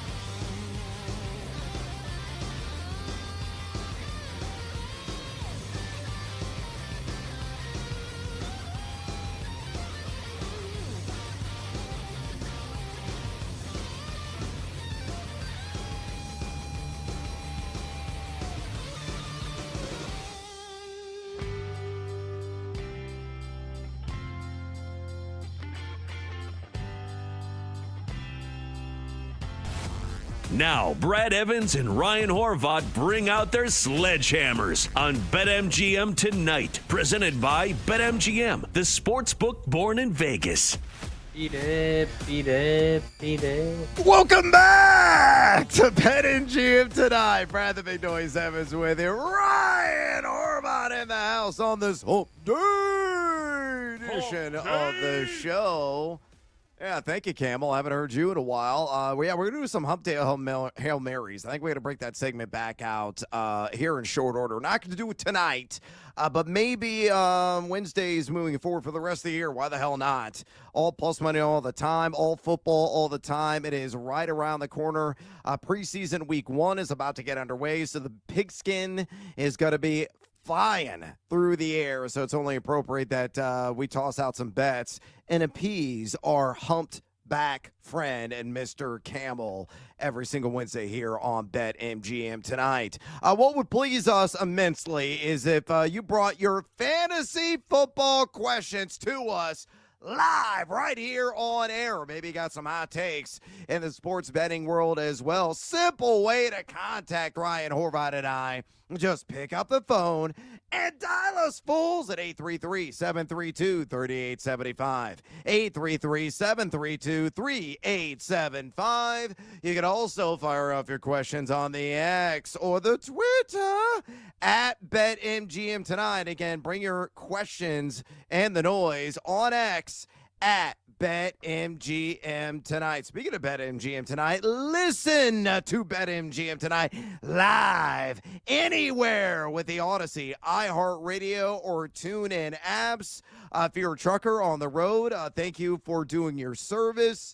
If you're out running some errands, maybe you're going to be mowing the lawn after work today. Maybe you're swimming laps in your luxurious pool in your backyard, listening to all of our spicy hot takes. Well, congratulations. And if you're not, go ahead right now with the Odyssey, iHeartRadio, and TuneIn apps. Listen live anywhere to BetMGM Tonight. All right, we got to get after it here and get some more bets on the board. Hopefully make some buckaroos. And pardon me for a second. I got to yell at this jackass at the bar. Hey, boating dead guy, get over here. Yeah, shiver me timbers. I'm here to make some booty. Parlay Pete is in the house and he's itching to get some action on the late night tip in the world of Major League Baseball. So, leg numero uno, he's going to go with the Seattle Mariners on the money line. And let's correlate, synergize, and bring it all together, Parlay Pete. And leg numero dos, he's going to take George Kirby, but, a twist on the under 6.5 strikeouts against the Chicago White Sox. I'll reserve the juice. Let me give you the reason straight from the cold, dead hand of one Parlay Pete. Again, leg numero uno on this SGP. Mariners to win this game straight up on the money line. This season, Seattle 3-1 against the Southsiders in the series. In fact, they've won 4 of the last 5 games up there in the Great Northwest at home. The White Sox is 5-5 in their last 10 overall, and 5-5 as well in their last 10 away from the south side of Chicago. John the Cannon's going to be towing the rubber for the Chi Sox. He has given up a 5.64 ERA in his last 4. In Seattle, a team is just hot right now because it's got a lot of big boppers, including the Big Dumpa and Cal Raleigh. Should be able to support George Kirby and steal the win as well. So Mariners on the money line, leg numero uno. Meanwhile, speaking of Kirby, the under 6.5 strikeouts in this matchup. You look at the White Sox. They have the second lowest K rate of any team in Major League Baseball the last 2 weeks at 16.1%. And in Kirby, 9.25 K per 9, impressive overall, but much lower at home at 8.01 this season. He's actually lived in the land down under on 6.5 strikeouts in 10 of 13 starts. So let's put it all together. Yar! Shiver me timbers, SGP in baseball. Mariners money line. George Kirby under 6.5 strikeouts. That shakes out to a cool plus 130 for my dead guy, Parlay Pete. Good luck to you, dude with an eye patch. All right, it's time to pivot, and say hello to my little friend, Ryan Horvath. What is the phrase that pays? Daddy wants, daddy needs, daddy's got to have it. Give me the sledgehammer, Brando. There it is. Ooh, yeah. Also, have to issue a quick apology. I thought you guys were frozen on your end and something happened. So I apologize, Brad, for when you came back and I was just singing away on Beat It, Michael Jackson. And I also apologize. That was good. If, I just ignored you guys through the entire commercial break. Don't know what happened there. I was living in Ryan's world. Rookie mistake. All right. Last night we talked about the Bills pass catchers, and you asked me who I think would benefit the most now with the Shakir injury. And I said, hopefully Dalton Kincaid, because I need him in fantasy football, man. Granted, he's a tight end. I would love more receptions. But I like Keon Coleman. So then I looked at his numbers. I found his receiving yards, 750 and a half, minus 110 is the best price that you could get. So I bet that small, but I like this one a little bit better. 4.5 receiving touchdowns. Hashtag people forget he was dealing with a wrist injury last year. He was also a rookie. Yep. That kept him off the field for 4 games. But if you look, week 1, week 2, he ran a route on 90% of their dropbacks. And I know they rotate their receivers a ton. Then he comes back fully healthy week 17, week 18, ran a route on 97% of the dropbacks. And even though he missed those 4 games, he still led the Bills in targets thrown to the end zone. Finished second next to Matt Collins, who's no longer on the roster. So I like him to score at least 5 touchdowns this season, and I like him to have 750 and a half receiving yards. I'm hoping it's Dalton Kincaid, but I think it's going to be Coleman, man. I know he's going to be pushed for snaps with the addition of Josh Palmer, but Palmer was outproduced last year by Quentin Johnston. So I think Keon Coleman's going to take that year 2 leap. And again, apologies for Beat It. No, I actually love that rejoiner. I thought it was a sounder that we had collected. Maybe the prior segment. It was just playing to rejoin the show. I absolutely loved it. That might have become a staple here. Thank you. BetMGM tonight. We can't use the licensing for this song, but play a little BC Boys in your head. Hey, ladies, get funky. Daddy want, daddy need, daddy gotta have it. Let's go. Baby.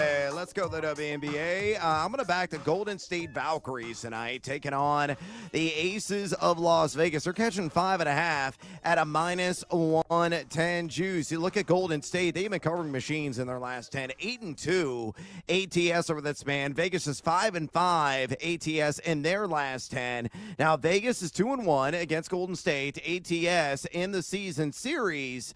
But you look, Golden State, a team that is at home, and the last time Vegas went there, they got clobbered, losing that one 95-68. I don't think it's going to be a similar outcome. I think Asia Wilson might have missed that prior matchup, but she's going to be in uniform tonight. Should be nip and tuck.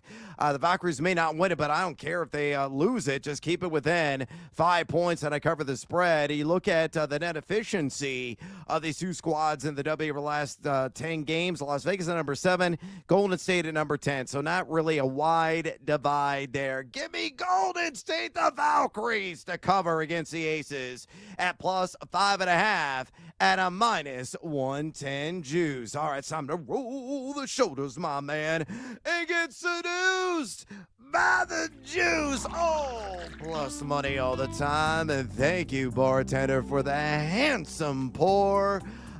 Give me a very attractive bet available right now at BetMGM, Horvath. Let's slug some shots, catch a buzz, and hopefully count our winnings. Who do you like? All right, so I don't know that the Patriots win 9 games this season. I'm hoping that they don't, since I bet the under 8.5, but I do think that they're going to be more competitive. So I was looking at some Drake May props, man. For Drake May to go over 4,000 passing yards, that's plus 390. I like the offseason. I don't think Diggs is completely washed, even at 31 coming off a knee injury. And I really like Kyle Williams. I mean, Diggs last year, going back to him really quick, was on pace for his 6th consecutive 1,000-yard season before he got hurt. And he's going to be ready for week 1. And he's got the Cardi B effect going on. But instead of doing that, I looked at the rushing yards. It was 475.5, minus 110. Then I saw Drake May 500 rushing yards, plus 125. So I'm going to take a shot with both of those. You know, the 10 full games that he played last season, He's a really underrated athlete, man. And it also helped that he was Yep. playing behind a terrible offensive line. I know that they fixed that up this offseason, but he averaged 36.3 rushing yards in those 10 games. Josh McDaniels, you got to remember, like when Cam Newton was there for 1 year, they really used his legs a ton. He scored 12 touchdowns on the ground and averaged just under 40 rushing yards per game. And that was washed up Cam Newton. So I'm going to go Drake May, 500 rushing yards, plus 120. And play the regular price at 475.5 minus 110. I think he's going to have a big year this year behind a real offensive line. I'd rubber stamp that wager. Absolutely love that. I think it's going to be a minimum of 5 bills on the ground. All I need is 476 to cash that over. All right, let's do a little live dive right now. And I'm going to get seduced by the juice. So a little baby version of Seduced by the Juice. Spencer Strider, I'm going to live and land down under on 6.5 strikeouts against Milwaukee. Right now in the live dive at plus 105, available at the Lions Roar, that, of course, being BetMGM. Strider has gone under this prop in 7 of 14 starts, so it's a bit of a coin flip, 50-50 proposition overall. The call plus swing strike rate way down compared to prior years for him at 28.4% this season. Oddly, Horvat, he's not striking out a whole lot of guys at home. He's got 11 plus K per 9 overall this season, but it's much lower at home at 10.66. You throw in the vac as well. The Brew Crew in their last 14 days, number 26, the fourth lowest K percentage of any team of the Bigs at 18.7%. Put all together, Spencer Strider, give me the under 6.5 strikeouts plus 105 on that live dive against Milwaukee. All right, it's bonus time. Whether in baseball, possibly WNBA, or you're looking ahead at some of the futures available right now in college football or the NFL, all I ask is for you to give me another bet. So give it to me. Give it to me. I'm going to go with a little double bonus, some action for tonight. I also like Stephon Diggs over 750 receiving yards, but I kind of just broke it down, man. I like Drake May. I like Josh McDaniels as a play caller, not a head coach. And I don't think Diggs is completely washed. I actually think he's going to have a decent season, maybe go over 1,000 receiving yards. But I like this one a little bit too, especially with the price. Let's go with a hitter prop, and let's go with Blaze Alexander, one of my favorite names in Major League Baseball. Only hitting for the Diamondbacks this year. 229, 1 homer, 6 RBI. I saw over 1.5 total bags. You could get plus 125, or you could just take him to have a hit, minus 135. Short sample size, but his career against Nestor Cortez, he's 2 for 3 with an RBI, 667 batting average. I'm already fading Cortez. Let's go with my guy, Blaze Alexander, both to get a hit and to go over 1.5 total bags, plus 125 for the Diamondbacks. Hopefully going to go down in a blaze of glory. Shout out to Bon Jovi and that classic rocker right there. All right, bonus time for me. We're going to talk about this market a little bit later on, but I'm getting doubly seduced by the juice. Jacoby Myers to get to 1,000 receiving yards is plus 240. Take my money, BetMGM. Take it.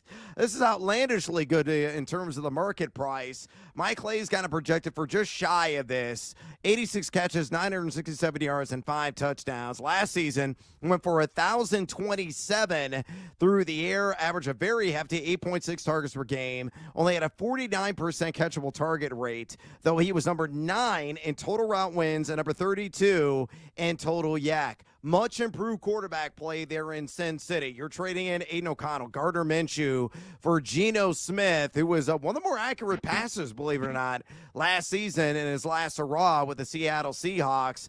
That is a major boost for Jacoby Myers, who is going to be the dirty worker underneath. He'll have occasional chunk plays as well. He's effectively the WR2 on this roster as Brock Bowers. Yeah, he's a tight end, but he's a number 1 target still. Plenty of meat that will be available on the bone, and he's going to dig those teeth in. I think he accumulates at least 1,000 receiving yards, plus 240, insane in the membrane value, in my estimation. Horvat, do you agree? I do agree, man. No more Devontae Adams. Brock Bowers obviously going to get a ton of targets, but they're going to throw outside the numbers, right? Because like you said, man, it's not Aiden O'Connell. It's not Gardner Minshew. Geno, especially when protected, that would be my only worry. Can they protect him? Can make all the throws. Even with the addition of Genty, I still worry a little bit about the run blocking. Genty luckily can break a ton of tackles like he did at Boise State. I know this is the NFL and not the Mountain West, but I still think he's going to have a ridiculously awesome rookie season. But I'm with you, man. I'm all about Jacoby Myers, and I need him for fantasy football in 2 leagues. So hopefully he gets us 1,000 yards this year. Yes, fingers and toes crossed. Please and thank you. Get the job done and stay upright, Jacoby Myers. All right, we got to exit stage left here on BetMGM tonight. When we come back, we're going to take some hacks in the batter's box. Another edition of Batter Up. Oh, we got a pair of games to break down. San Diego, Arizona, to the Chicago White Sox and Seattle. Stick around. This is BetMGM tonight on the BetMGM Network. Don't miss out on the action. If you missed the show, you can listen back on the always free Odyssey app. It's BetMGM Tonight, presented by BetMGM.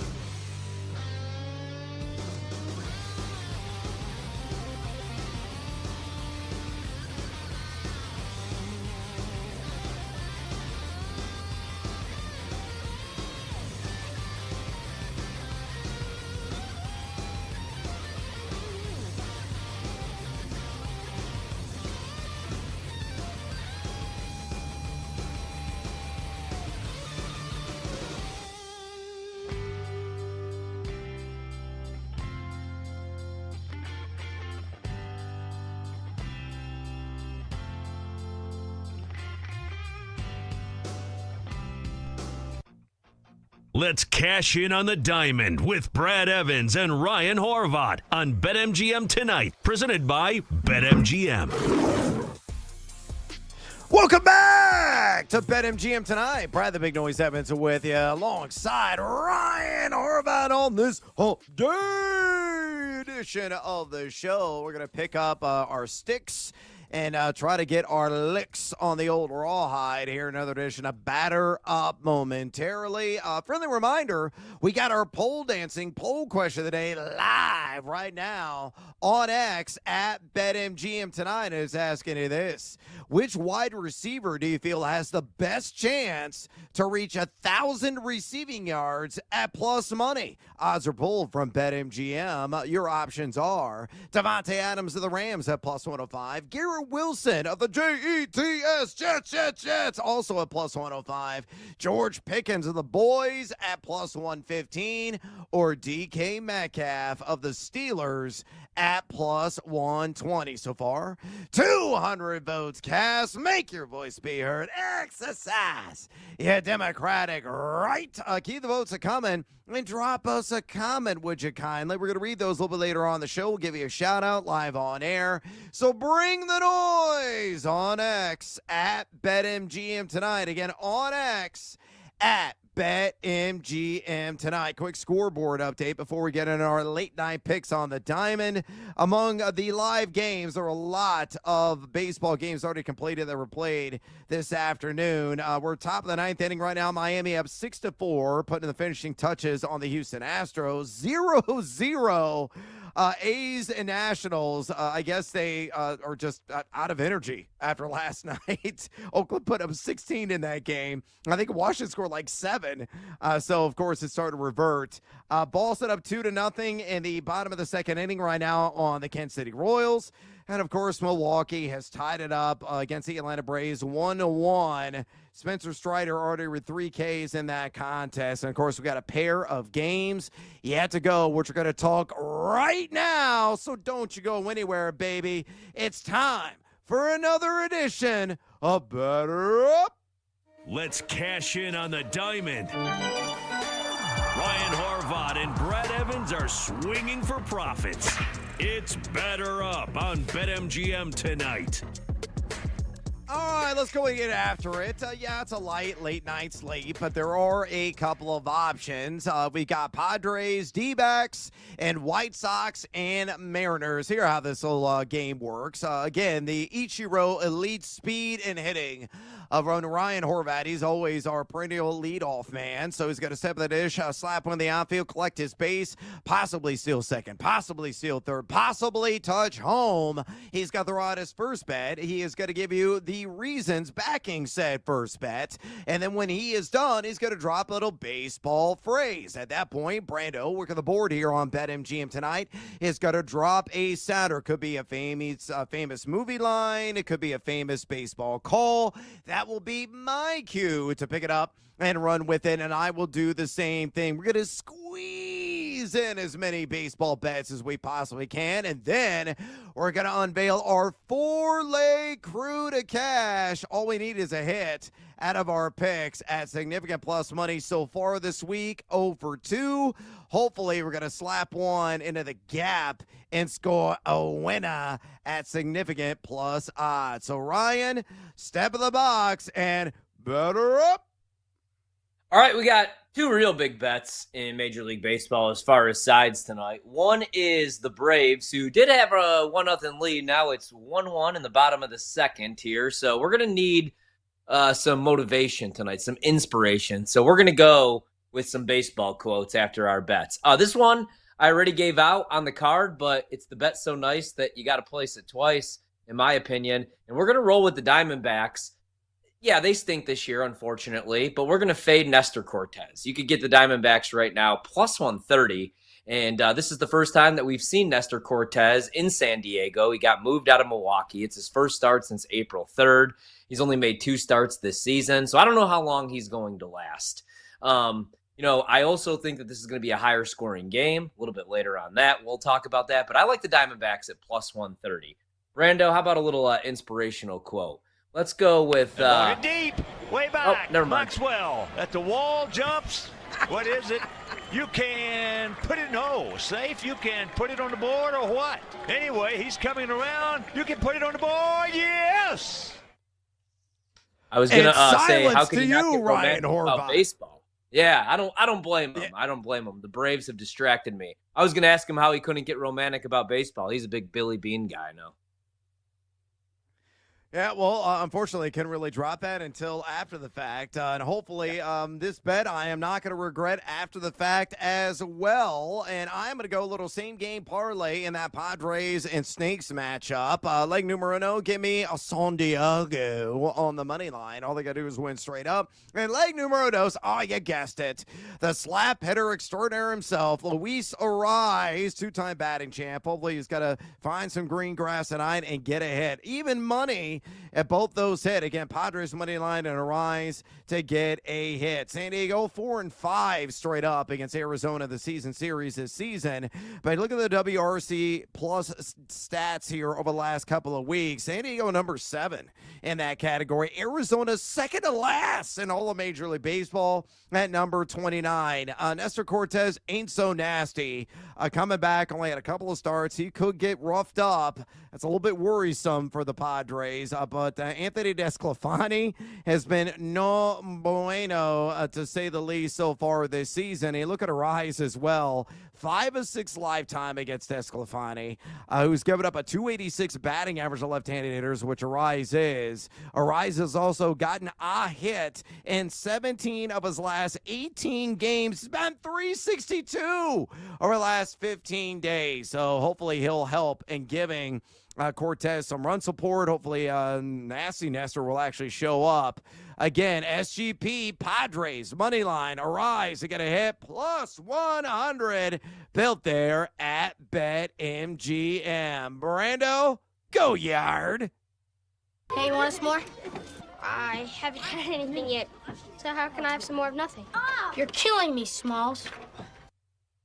All right, let's go with the Mariners White Sox under 7.5. You could grab that right now, minus 107. You got Kirby on the mound. He's been up and down this season, 6-5 with a 4.13 ERA. Cannon with a 4.77 ERA, and the total's only 7.5. One of the number one public bets tonight as far as total is the over in this game. Cannon didn't factor in the decision in his lone career start against the Mariners. And it was on June 12th, but he did throw 7 innings, gave up only 1 run on 4 hits, 1 walk, and 7 strikeouts.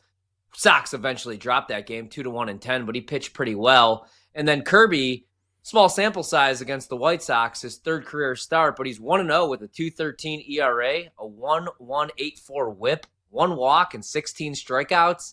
Small bet, but I'm going to actually take the under in Mariners White Sox, under 7.5, and you could get that right now.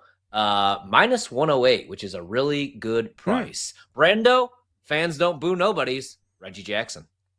Pitch to Vaughn. Swing! And a long one to center! And he's done it again! The slowdown is over! Who's writing the script? All right, let's go to the Sonoran Desert. Give me Geraldo Perdomo, and I'm going to take the over on the hits plus runs plus RBI. That number sitting at 1.5 at a minus 115. 1 for 2 lifetime against Nestor Cortez. He has hit the over on the in 3 of his last 5 games, raking against LHPs, with which Cortez is. Batting .328 with an 818 OPS. He's also hitting .313 at home this season. So Cortez, we'll see what version shows up, but I believe Perdomo hits the over on 1.5 HRR, hits plus runs plus RBI, also known as her, at minus 115. Brando, steal a bag. The 2-1. Swung on, there she goes. Number 62. Move over, Big Mac. You got company. All right, let's go with a rare over. Let's go with the first 5 over, though. 5.5, even money, too. Padres, Diamondbacks, Cortez. I've talked about this a bunch tonight. Hasn't started a game in a long, long time. Last season, he was below the 12th percentile in opposing hard hit rate. Had a 31% ground ball rate. Does have decent numbers against Arizona's lineup tonight. They only have a .211 batting average, 38 career appearances. at the plate. So not a big sample size, though. I think we're going to get some runs, man. Padres batting 287 against DeScalfani. So let's go with the over 5.5 in the first 5. It's even money right now, plus 100. Brando, my motto was always to keep swinging, whether I was in a slump or feeling badly or having trouble off the field. The only thing to do was keep swinging. Hank Aaron. Jesus, I like him very much. He no help with curveball. You trying to say Jesus Christ can't hit a curveball? Serrano also agrees with the great Henry Aaron. I'm going to go with Cal Raleigh as my last play here to knock in a run at plus 130. He's yet to do it in August. It's time for him to break out of that funk. I know he's only hitting 185 the last 30 days, but has 14 RBI over that month-long span. 1 for 3 lifetime against Jonathan Cannon, who's got a 5.64 road ERA. All right, it's time for our crew to cash. All these guys got to do is register a hit. I'll go first. Give me Luis Ariz. Of course, he has done this in 17 of his last 18 games. He had 5 for 6 lifetime against Anthony DeSclafani. Ryan, who do you got? I'm going to go with my main man, Cal Raleigh. He's going against Cannon. Not the biggest sample size, but he is 1 for 3 with a 333 batting average, and he's pretty good at baseball. So we'll go with the big dumper and his 42 homers tonight. Brando, work of the board. Who's your pick to click? Let me go with Mr. Mike Talkman. He is batting 302 on the road this year. His last 7 days, he's batting over 400. So Mike Talkman up against the righty. I love it when you talk dirty to me. I'm going to see myself out with that dad joke. Monty working the video board right now on BetMGM tonight. Also, the mastermind behind batters-box.com. Who do you got?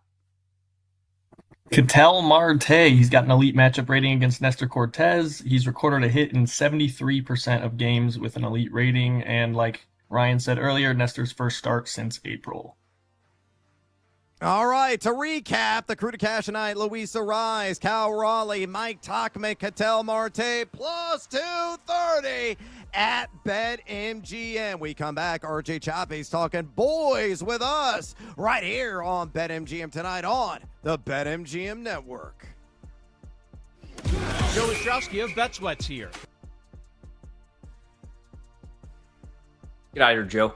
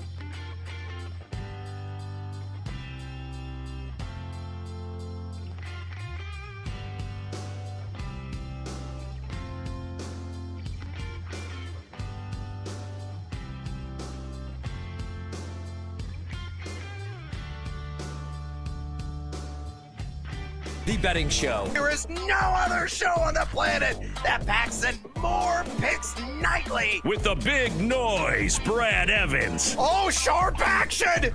They gotta listen to the sharps! Get the heck out of here with that nonsense. I'm on JMU as well. Drake, hate the Drake. Love the Drake, hate the Drake. No, you never fade the Drake! And the mad better, Ryan Horvat. The Keep the Points special. I'll keep cashing tickets around here on Odyssey. Yeah, put me at night, baby. That's where we cash tickets. They're bringing the heat and helping you cash in big. It's a lock! It's over! It's a guarantee! It's easy money! Nobody wants to bet Seattle U, except for this guy. They're going to win this game outright, but I'll be safe and take the points plus 6.5. And delivering the late night sweats. And it's gone!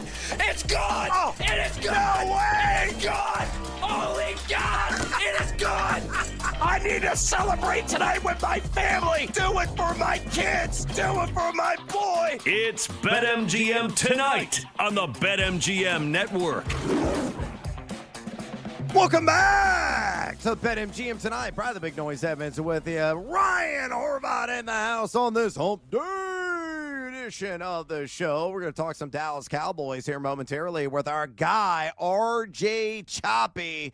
Muy interesante franchise doing some damage right now out there in Oxnard, California during Cowboys training camp. A lot of interesting fantasy questions that have arisen here of late, and we're going to break it all down with RJ Choppy. Further reminder, if you want to talk fantasy football with us, anything sports betting related, whether you're looking at the futures market in the NFL or college football, possibly some late night bets in Major League Baseball, possibly even the WNBA, some way to contact Horvey and I. All you got to do is pick up the phone and dial us, fool, at 833-732-3875. 833-732-3875. You can also reach out to us on the Twitter or the X at BetMGM tonight and grab your keyboard, bang out a question or a comment, and Brando working the board tonight, and operating as our producer will find it, notify us, it will give you our 2 cents, whatever is top of mind. So again, bring the noise on X at BetMGM tonight. Now, through the power of animated picture and sound, let's bring in our guy, RJ Choppy, co-host of Shan and RJ on 105.3 The Fan. Make sure you follow him on X, where he's always giving it to you there, at RJ Choppy. Again, on X, at RJ Choppy. RJ, welcome to BetMGM tonight. Straight away from me, every day I open up my social media app, mainly Twitter or X, a highlight reel run featuring Jaden Blue's Somehow Services. The guy has been earning some first-team reps in action this week out there in Oxnard. Javonte Williams and Miles Sanders are, of course, remain in the mix as well. But how many touches do you expect from Blue from the get-go? And what does he overall bring to the table, and what kind of value do you feel he's going to have come year's end on a per-game basis? So give me your thoughts on Jaden Blue, who's been one of the real splashy players so far in Cowboys training camp. He's not at the top of the depth chart. I don't think anybody really expects him to be to start the year. It's now injuries happen all the time, and the running back room isn't exactly young. So I think to start the year, I wouldn't expect much. I still think he's a guy that you could pick up like in fantasy, like in the middle of the rounds, and kind of stash him away for later. If he's got, I haven't looked at his yardage total for the year. I'm sure it's a really low number, and it takes literally one good offense. If Tyler Booker turns into a good offensive lineman, this is going to be a halfway decent offensive line. They'll be able to run the football, and I think they're going to want to run the football. So if that's a good number, I think he'd be a solid buy. RJ, I got a lot of money invested in the Cowboys, at least winning 8 games. I'm going to talk about the offensive side of the ball here in a minute. But on the defensive side of the ball, that was already my worry, man. If they're going to be a playoff team, worry a little bit about the secondary. But the one thing you could always count on is Micah Parsons. I was hoping to get some reassurance from Jerry Jones that he would do the right thing and pay the man. But instead we hear he's absolutely not confident that he's going to play week 1.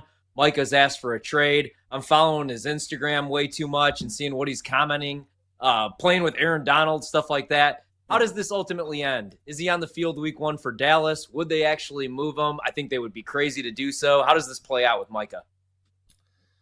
No, they won't move him. They won't move him. Jerry is enamored with stars. Even though Jerry says, yeah, I could get 4 players with that $40 million, 4 starters, you get 4 starters. And he's going to command 2 first-round draft picks and probably a 3. I mean, you get 6 starters if you were to move him. Jerry would still not do that because Jerry is enamored with high-priced star players. He just has a philosophy on how he does contracts, so that's where we are with this one. But from a defensive side of the football, like that defensive line they've got solid players on the defensive line. From Ezeraku, the rookie, to Sam Williams, to Micah, Fowler. They got really good players on the defensive line. I think they'll be fine. They'll be fine. They'll be better with Micah, but that defensive line is not necessarily the worry I would have with the defense. It's probably they're thin at linebacker, and nobody trusts the secondary. Yeah, I going to the offensive side of the ball, man. I was looking for the price. It's still there, 15-1, I believe, on Dak Prescott to lead the league in touchdown passes. He just did this 1 season ago before he got hurt last year. We talked a little bit about that backfield, and I have some concerns there. And I actually like the Brian Schottenheimer hire, at least for Dak. His first season as OC, led the league in passing touchdowns, almost 289 passing yards per game, 36 pass attempts. So I think he's going to put the ball in the air. My only concern, the offensive line. What kind of season do you expect from Dak, and do you have any concerns about the protection? Here's what we expect. We expect him when he's on the field to give them a really solid chance to win, and we expect him also to get hurt. And that's the reality. Like, he's gotten hurt every year since 2020. It's been some kind of almost not quite a major injury, but an injury to make him miss time. I think we're just penciling in 4 games that he misses, and that's the unfortunate thing. So those totals with Dak, the touchdown passes, the yards, I'm staying away. I'm staying away from those in general. Now, I might take the under on his interceptions because I also think the same thing where he's not going to play a ton. And he has become, more careful with the football as he's gotten older. There's some problems with Dak that I like, but I'll tell you, we do expect him to play well and also miss some time because that's just the reality of it. Yeah, hopefully he's going to be able to stay upright and at least play 15 games under center for the Shining Stars this year. We're talking to RJ Choppy, co-host of Shan and RJ on 105.3 The Fan. Also, follow him on X, would you kindly, at RJ Choppy. Again, on X, at RJ Choppy. RJ, George Pickens is also repeatedly popping off right now in Oxnard and some of those explosive pass plays with Dak Prescott. How does this game mesh with Dak overall, in your opinion? What are you expecting from him in his first season in Big D? Right now at BetMGM, and this is real, and we're going to find out if it's spectacular in your mind. Kind of is for me. He's plus 115 is George Pickens to catch 1,000 receiving yards this season. Do you feel that's sledgehammer worthy? I like that number. I think that he could easily go over that. The question is with him, what happens with Dak, the quarterback health thrown in there. They've done a good job in camp. For the time that we saw, they did a really nice job in camp getting him involved. There was no blow-ups. We didn't see any blow-ups. But the other thing is how much is CD going to take away? When CD's getting 10 catches a game or 10, 15 targets, and Pickens is sitting over here with 4, is that going to bug him? I don't know if it's going to bug him or not. But, 1,000 yards, I don't see why he can't hit that number. This is a guy who could be a 1 on, 30, 40% of the teams in the league. So why can't you get 1,000 yards out of that? There's been teams with multiple 1,000-yard receivers. I think this one has. Yeah, man, he's got some Gumby-like athleticism, man. A lot of bend and contortion in his game, just the ball adjustment skills when some of those moonshots are chucked down the field. George Pickens finds a way to come down with those like 75, 80% of the time. He's a really special big play weapon, and one that I think is going to be on full display this season in Big D. RJ, we'll get you, well, this second last question. I'll work in one more after this. Jake Ferguson just inked a very lucrative $52 million contract extension, making him one of the game's highest paid tight ends. Currently, he's only TE 12 right now in fantasy football drafts, according to ADP, conducted and tracked over the last couple of weeks. What are your thoughts on his 2025 upside? Do you feel he's going to get to like 750 yards, maybe a handful of touchdowns, possibly more or maybe less? What's your fearless forecast on Jake Ferguson? Well, he didn't find the end zone at all last year. He didn't score a single one, and that didn't make any sense to me because he's a decent target in the red zone. I know they had the quarterback. I know the quarterback got hurt, but still, I mean, Dak played 7 games, right? 8 games. That they're still play. You don't get a touchdown in the first 8 weeks, and I know he was banged up too. But I like him to get into the end zone a handful of times. I think 4 is a solid number for them to put it at. In terms of the yardage, Dak finds a way to get those tight ends involved. You could pencil every tight end to at least 50 catches. I mean, he made a career for Dalton Schultz. He got him paid. He's gotten tight ends paid. Extended the back career of Jason Witten. I think you can settle in for some nice things from Ferg. Oh, yeah, a guy, again, ultra cheap right now. So if you're the wait on a tight end crowd in fantasy football drafts, Ferguson is a guy that you should have highlighted on your cheat sheet. RJ, we'll get you out of here on this. The over-under right now on the Cowboys win total this season is 7.5. Juicy over, but not terribly high at -135. I'm of the belief, and I think Horvat agrees with me, the Commanders may take a step back. They will be the second best team, I feel, in the NFC East, behind none other than the Philadelphia Eagles. Are you buying what we are selling? Are you confidently taking the over 7.5 wins for Jerry's boys this year? Yeah, obviously, health aside, there should be a good team. The offense is too good. The offense is too good for them to be not good. Now, they are not a Super Bowl contender. They're not. They're probably a second round of the playoff ceiling.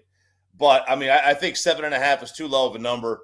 If I could buy it up to 8.5 and get it at a better price, I would even do that because I think they're easily going to eclipse that. You're worried about the health, but we're always worried about health. Every team is worried about the health. This team just gets hurt with the quarterback more than not. But if Dak's there, they are, I think, a 10-win team. 10-win team. Could be a decent year there in Dallas, to say the least. Outstanding stuff from our guy, RJ Choppy, co-host of Shannon RJ 105.3 The Fan. Also, follow him on X at RJ Choppy. Again, on X at RJ Choppy. RJ, we appreciate the time. Try to cool off there in North Texas, and the real pigskin's going to be flying here in short order, and we can't wait to touch base with you as the season drags on. Appreciate the time, Migo. Anytime. Thank you. Thanks, man. Yeah, you're welcome. There he goes, RJ Choppy. Big name voice there in the Dallas-Fort Worth market. I do want to touch on Jaden Blue. Because I don't know if you've been, following some of the social media feeds, and I'm not exaggerating. Every day this week, I've, woken up early in the morning, fire up and see how much money I lost in Major League Baseball on the late night tip, grab a cup of coffee, and I sit down, start scrolling through my X feed at Noisy Huevos. And inevitably, there's a Jaden Blue highlight. Oh, guess what? There's another Jaden Blue highlight. Oh, guess what? There's a George Pickens highlight. Those guys are just making plays. I think Jaden Blue has an outside shot of being this season's Bucky Irving. That's not outlandish to say. He's going after pick 140 right now in average fantasy drafts conducted over the last couple of weeks. Do you believe in that, or you think that is a heaping pile of BS? No, I believe in it, man. I liked what I saw, when he actually got the rock. The problem was he played behind a ton of really good running backs, but when he got the opportunity, especially last year, man, you could see that he's going to be a player. So I wasn't surprised when they took him in the 5th round. I did think that they were going to address that position a little bit earlier. But yeah, man, I mean, I don't trust Javonte Williams or Miles Sanders in the year 2025. Nope. And the last quote I saw was he was standing out more and more. He's getting the first team reps, like you said. He's been taking care of the football. That's really important with a young running back, obviously. And he's really athletic. He's got good speed. And the most important thing, especially in PPR leagues, man, is he's a good route runner and he can catch the football. So it won't surprise me if he's running back one. Hell, like when we start the season, if he has a strong preseason. So I'm all about Jaden Blue. Yeah, just let it simmer, folks. Again, stash him late into your fantasy draft. He may not make a whole lot of noise over the first 4 or 5 weeks, but could come on strong, much like Bucky Irving did for the Buccaneers last season. All right, we got to take a little siesta here on BetMGM tonight. From the program to the junior circuit, we're talking ACC over-under and college cash. Don't go anywhere, fools. This is BetMGM tonight on the BetMGM Network. Joe Ostrowski of BetSweats here. Thursday morning, 9:20 Eastern. Why a Michael Penix MVP bet is not a wild take. The NFL previews continue on the next BetSweats.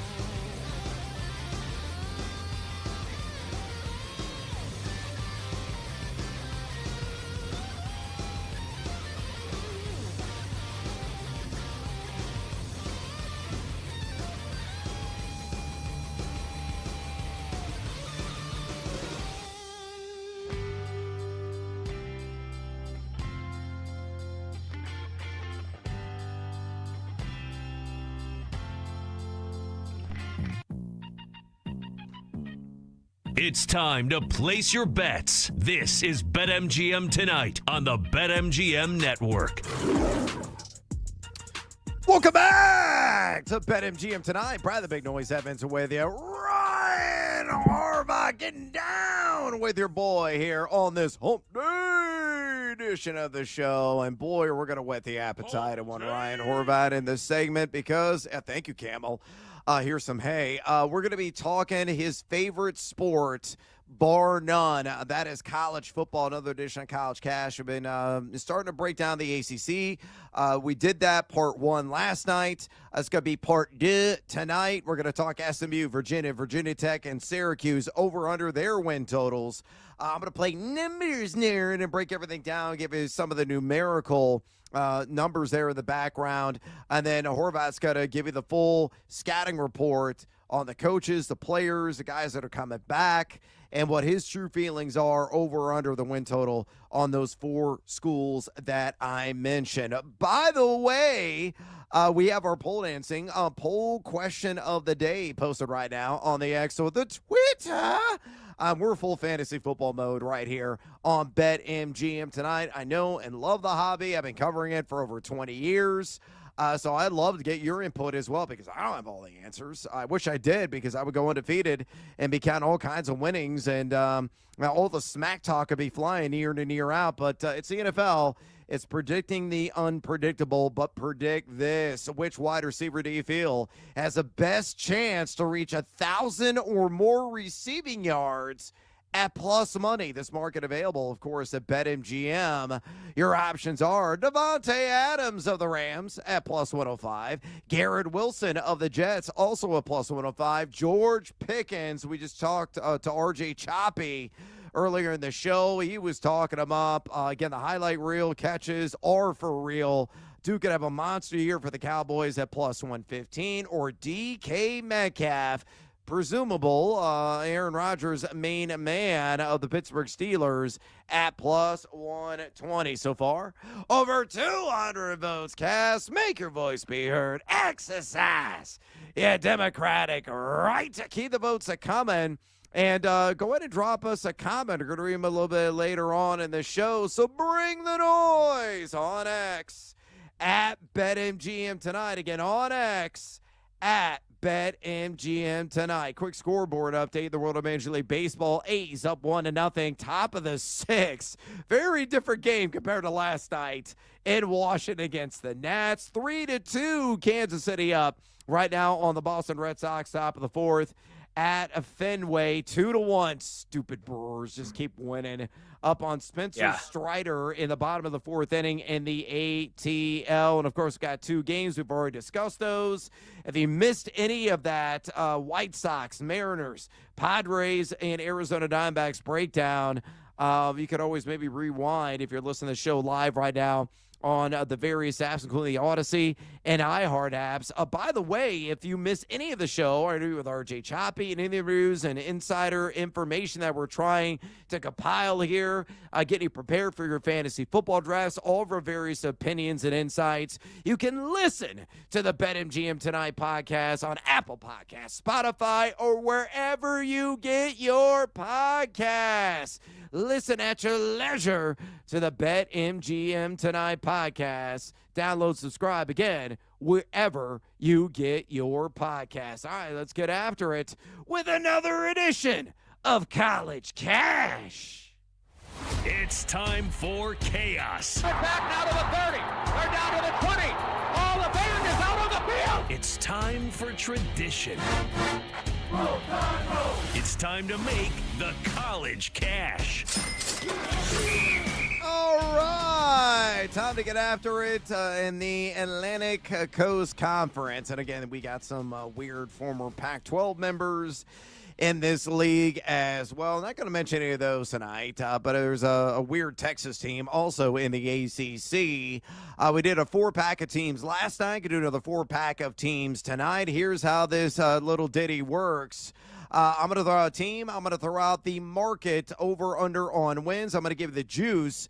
And then I'm going to play Nimbers Nerd to give you the background using a lot of data from ESPN and the analyst.com. Try to forecast what the computers are saying, the algorithms in regards to these schools. And then Ryan's going to jump in and give you the true blue scouting report and his view over or under on said institution. Let's start off with Giddy Up and the SMU Mustangs, the fighting Cortland Suttons. 8.5 wins is the total right now, minus 110. Either direction on the over or the under. The Nimbers Nerd says SMU number 20, according to ESPN's Football Power Index. 8.5 wins is the fearless forecast, exactly what the number is.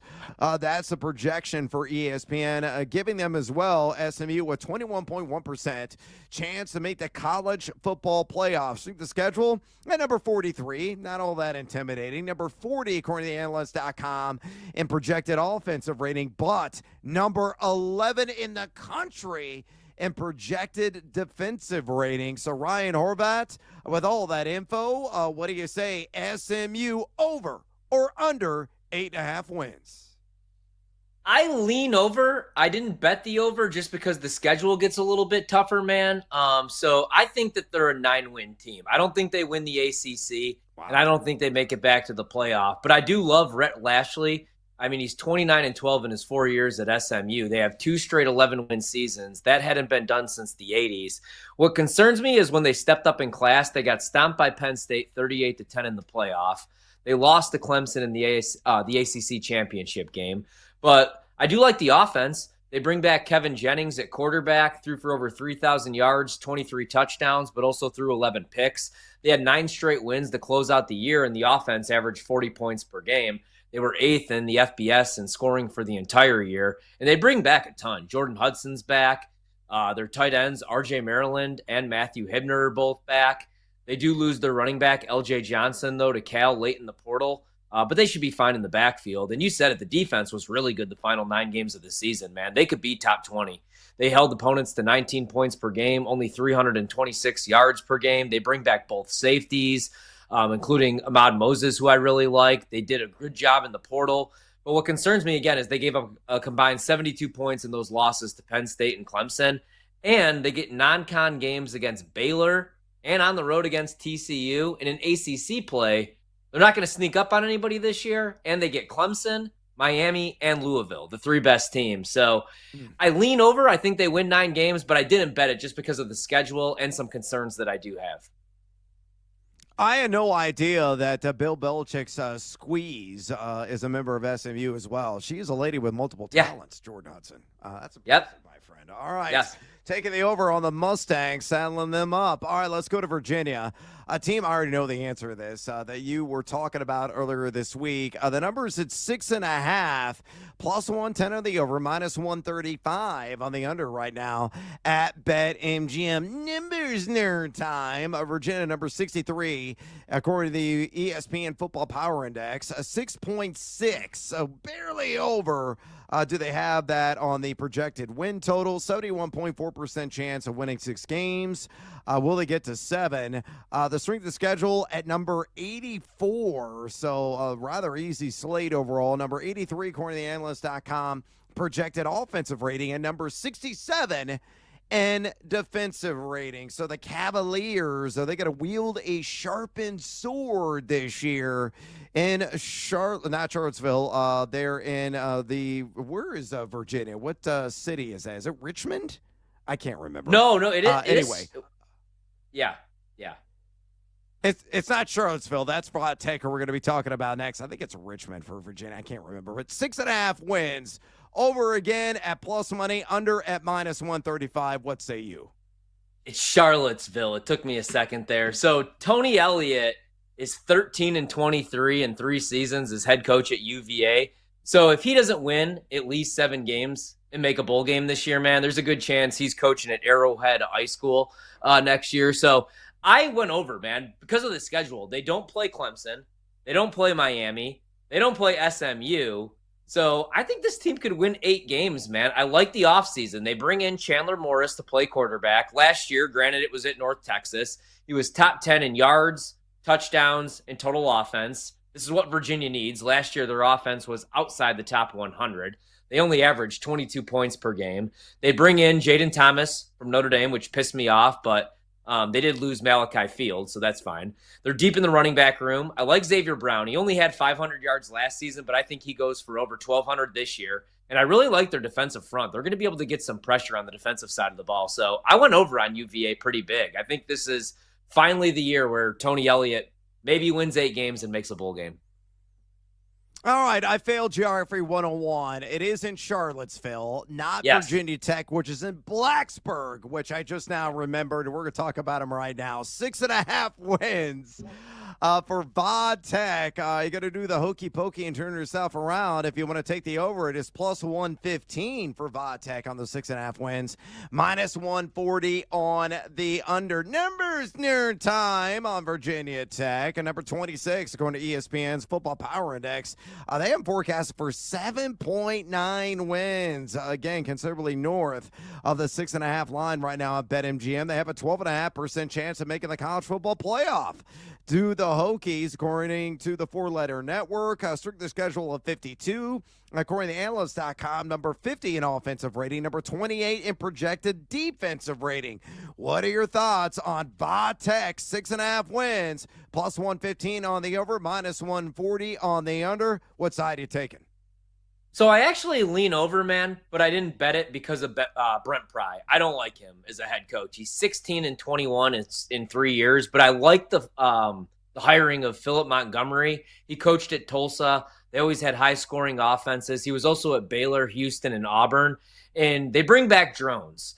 He just needs to stay healthy. Last season, he dealt with a lower body injury, but everybody was in love with Virginia Tech the last couple of years. They have to replace all 5 starters on their offensive line, which might be a good thing. Their top 3 receivers and their starting running back. On the defensive side of the ball, they only bring back 3 starters. And since Bud Foster retired, which was in 2019, they've had 3 defensive coordinators in 6 years. So they probably win 7 games, but I just don't trust Brent Pry or Virginia Tech to do so. Everybody, again, loved him last year, loved Drones as a Heisman candidate, didn't work out. So I lean over, but I just couldn't bet it. All right, leaning over on Virginia Tech. Last squad. How about the Syracuse Orange? 5.5 is the win total right now at BetMGM. Plus 155 on the over.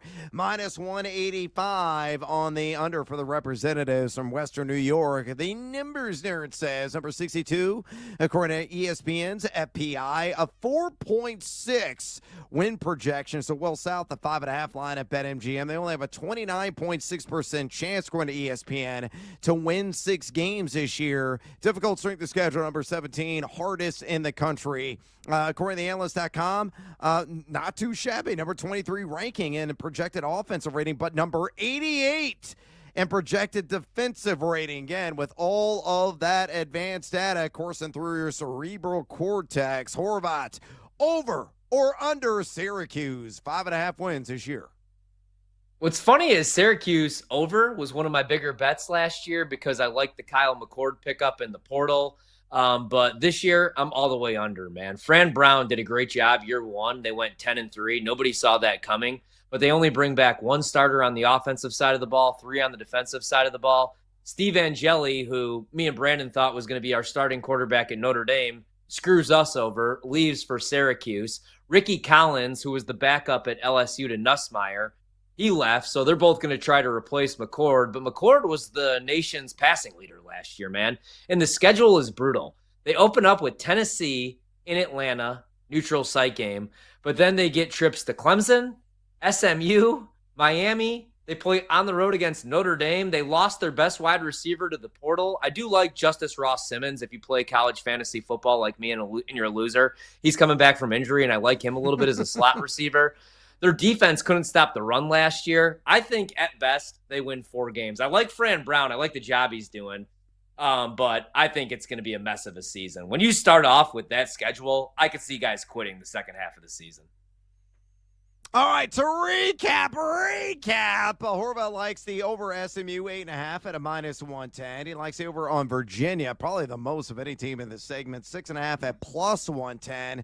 The slight lean to the over with Virginia Tech, 6.5 at +115, and Windmill Slam Duncan, Dominique Wilkins style, the under, maybe Derek Coleman style, 5.5. I don't think he was much of a windmill dunker, though. He's more just straight flusher. -185 on that under for Syracuse on 5.5 wins. We're going to continue to break down the ACC tomorrow and another edition of College Cash, and we would love for you to chime in as well. Phone lines remain wide open here on BetMGM tonight. You want to talk college football, you want to talk fantasy football, talk the NFL, MLB, 833-732-3875 are the digits. But right now, we got to take a little siesta. When we come back, the outstanding, the energetic Jonathan Coachman is going to be stopping in. We're going to ask him about a whole heaping pile of stuff. Don't go anywhere, fools. This is BetMGM tonight on the BetMGM Network. On the move? Take the BetMGM Network with you. Catch live Wagertainment anytime on Odyssey, iHeartRadio, or TuneIn.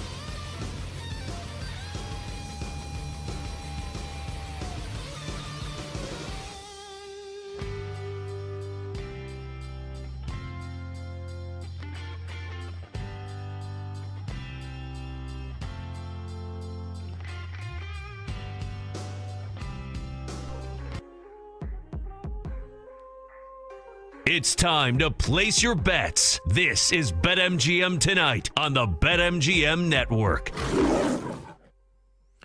Welcome back to BetMGM Tonight. Brad the Big Noise Evans with you, and in the house on this hump day edition of the one, the only Ryan Horvat. We're going to dive back into some NFL player prop action, and it's going to be quite appealing for you fantasy football drafters as well. It's a little bit of a hybrid concept. Another edition of Feed or Follow, and I'll explain all the gory details here in a minute. Again, I stand corrected. Jonathan Coachman's actually be joining us in the next segment. We're going to, again, in a Fade or Follow here momentarily. By the way, if you want to talk fantasy football with us, you want to talk some college football features, NFL features, betting in Major League Baseball, betting in the WNBA, you absolutely can. Easy way to contact Tori and I. Just pick up the phone and dial us fools at 833-732-3875. 833-732-3875. Maybe got some fantasy football draft questions for us. Maybe you got a hot sleeper that you want to share or get our thoughts on to corroborate your internal beliefs. Again, 833-732-3875. Dial those digits, and Horvat and I will happily help whatever you have top of mind. By the way, no matter where the action is, we'll supercharge the odds on your next sports bet. Use the Odds Boost token to boost your potential payout for a winning bet only at the king of sportsbooks, that being BetMGM. So opt in right now to that Odds Boost token and boost the juice so you can get seduced by the juice and hopefully win a little bit more cold, hard cash. All right, with that business put to the side, and Atlanta, you're killing me. Brewers up 5-1 right now. The Brewers just simply will not lose. It's time for another edition of Fade or Follow. Will you fade or will you follow? Whose car are we going to take? On BetMGM Tonight.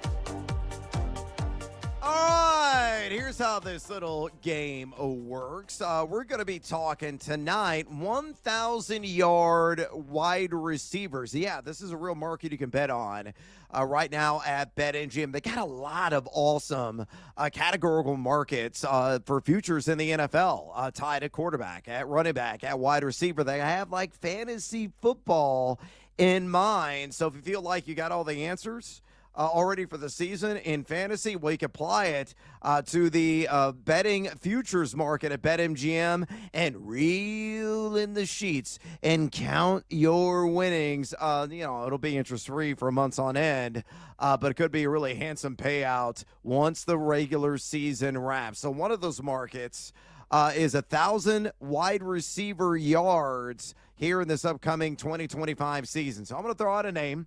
I'm going to throw out the juice with that said name. Then I'm going to ask a question to Ryan Horvat. Are you going to fade or are you going to follow that player getting to 1,000 receiving yards? And then Horvat's going to dive in, give his 2 cents as to why, offering some support because we always throw out numbers for support, other reasons for support that are out there. We're just not shooting from the hip here. We're well-researched on BetMGM tonight, and I will do the same. So we've got a 5-pack of wide receivers. Let's go ahead and spin some spirals to them right now. So Horvat, our first fade or follow, Davante Adams, formerly of the Jets, now a member of the LA Rams. News came out today. Matthew Stafford had an epidural. Has been dealing with a herniated disc in his back. Plenty of time for him to recover, just get rest, relaxation. Hopefully it's not going to flare up again during the regular season, but he's in his late 30s, getting a little bit long in the tooth, so it enhances the risk somewhat because you might get the backup under center, wherever that's going to be in LA. Maybe it's going to be the former Georgia standout in Stetson Bennett. But what are your thoughts on Davante Adams, plus 105 to get to 1,000 receiving yards this year? Are you going to fade or are you going to follow? I'm going to follow that one, man. I actually bet that one. I bet Davante over on his receiving yards. I like the 1,000 receiving yards at a plus 105 price. Obviously the Rams think he's got a lot left in the tank, at least 2 years left in the tank, right? Because they gave him a 2-year, $46 million deal. They say goodbye to Cooper Kupp, who was on the Super Bowl team. So he's going to be the number 2 right behind Puka. And last year, even in 2 different situations and missing some time when he was with the Raiders, he finished with 85 grabs for over 1,000 yards and 8 touchdowns. And he's still got a lot left in the tank, like I was saying, man. I've been watching his entire career, still a really good route runner. And last year, if you look at 79 qualifying wide receivers, he was 22nd in separation, 27th in route win rate. So I think he goes over this number. I think he finishes around 104, 105 receptions, 1,100 yards at least, even with Puka Nacua, as long as Matthew Stafford stays healthy. Again, you don't want to hear about a disc issue and an epidural. That's what I'm dealing with. But I guess me and Stafford are around the same age, so it makes sense. But that's the only way that he doesn't go over this number, man, is if it's Jimmy Garoppolo throwing him the ball. And imagine being Devontae, right? You leave, you get away from Jimmy, and then he ends up throwing you the ball again because he's the backup right now for Stafford. So hopefully we don't see that, and I think he goes over this number. I love the price. Yeah, I'm going to follow as well. I think it's a great price, quite frankly. Even if you get, let's say, 14 games of Matthew Stafford, I still think he gets to 1,000 yards. You look at Mike Clay, ESPN, his projection, 137 targets for Adams, 85 catches, 1,170 yards. He had 1,063 with that train wreck of an organization, the New York Jets, and Aaron Rodgers last year. Strength of schedule for fantasy wide receivers, 11th easiest. That's attractive. A guy that was number 9 in YAC last year. You mentioned the route win percentage in the top 30. He's got gas left in the tank. I'm with you, man. Davante Adams, I think, clears 1,000 yards this year at plus 105. So from a former Jet to a current one, let's talk about Garrett Wilson, also plus 105 to go to 1,000 receiving yards this year. Horvat, fade or follow? Yeah, I'm going to follow, man. I actually think Garrett Wilson's going to have a big year. I know there are reports at Jets camp Justin Fields is struggling. Well, yeah, I mean, he's in a new offense, right? And he's not Aaron Rodgers in his prime. He's Justin Fields. But they have a great relationship, played together in college. I know 2024, fantasy purposes, not the best year, but I think it's a bounce back year. I mean, DJ Moore finished as wide receiver number 9 in fantasy points per game when he was with Justin Fields. So I think he goes over 1,000 yards. I like that bet quite a bit.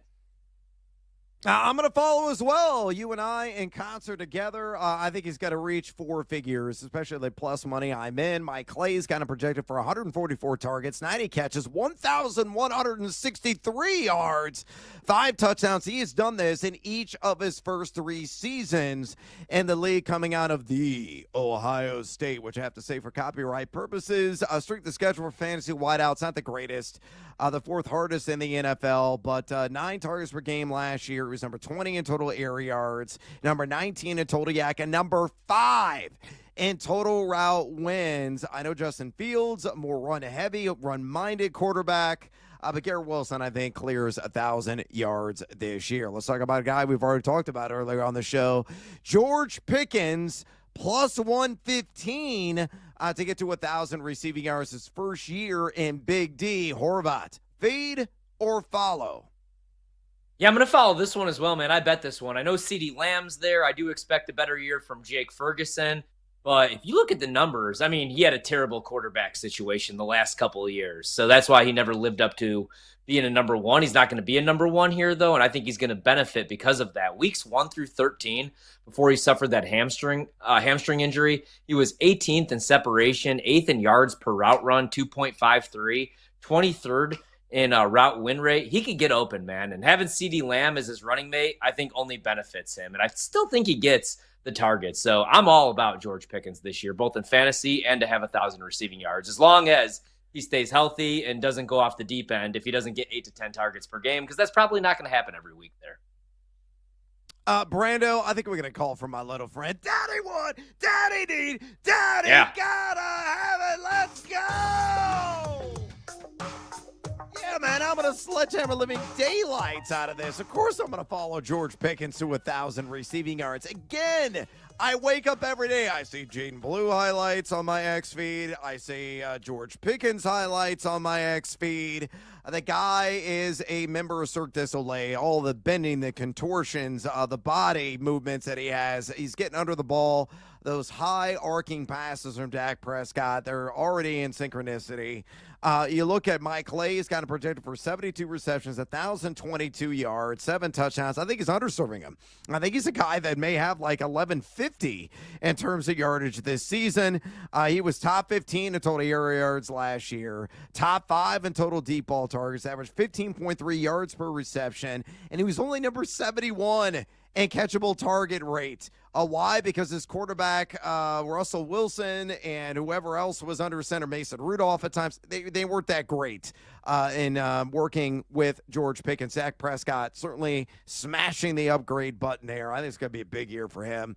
And again, you're getting for like a wide receiver 3 price in fantasy, dirt cheap in my estimation. All right, let's go DK Metcalf from a former Steeler to a current one. Plus 120 for him to get to 1,000 receiving yards. Horvey, fade or follow? I do think he has a bounce back year. It helps that, Aaron Rodgers takes over now in Pittsburgh, and that's where DK's at now as well. He's no longer in Seattle. But last year, obviously a down year. He dealt with shoulder and knee injuries. I lean over. The reason I'm not going to rush to bet it is Aaron Rodgers is 41 years old. They're going to want to run the ball. And some of the metrics and numbers, not great last year. He was 78th in separation, 89th in route win rate, 64th in first downs per route run. He was 36 in target share, and that's why I lean over, because Rodgers is going to target him 10 to 12 times per game, most likely. But he wasn't at OTAs a couple times this offseason. He's coming off, again, a shoulder injury and a knee injury. So I lean over, but it's not a bet that I'm willing to make right now. I'm going to fade him. I'm not buying the offensive revival of sorts there in Pittsburgh. I mean, DK Metcalf was only number 38 in total yak. A guy that with his monstrous and body and just how cut and athletic he is, really wasn't chewing up real estate after the catch. He was only number 54 in route win percentage as well. I have question marks. And Aaron Rodgers, Father Time remains undefeated. Very long in the tooth. I think he's going to be more of a game manager this season. DK Metcalf will not stand to benefit. He's not going to hit 1,000 yards this year. All right, we got to hit a little break. When we come back, Jonathan Coachman is going to join us, former ESPN SportsCenter anchor. Don't you go anywhere, fools. This is BetMGM Tonight on the BetMGM Network. Hump Day! Don't go anywhere. Brad Evans and Ryan Horvat will be right back with more Wagertainment on BetMGM Tonight on the BetMGM Network.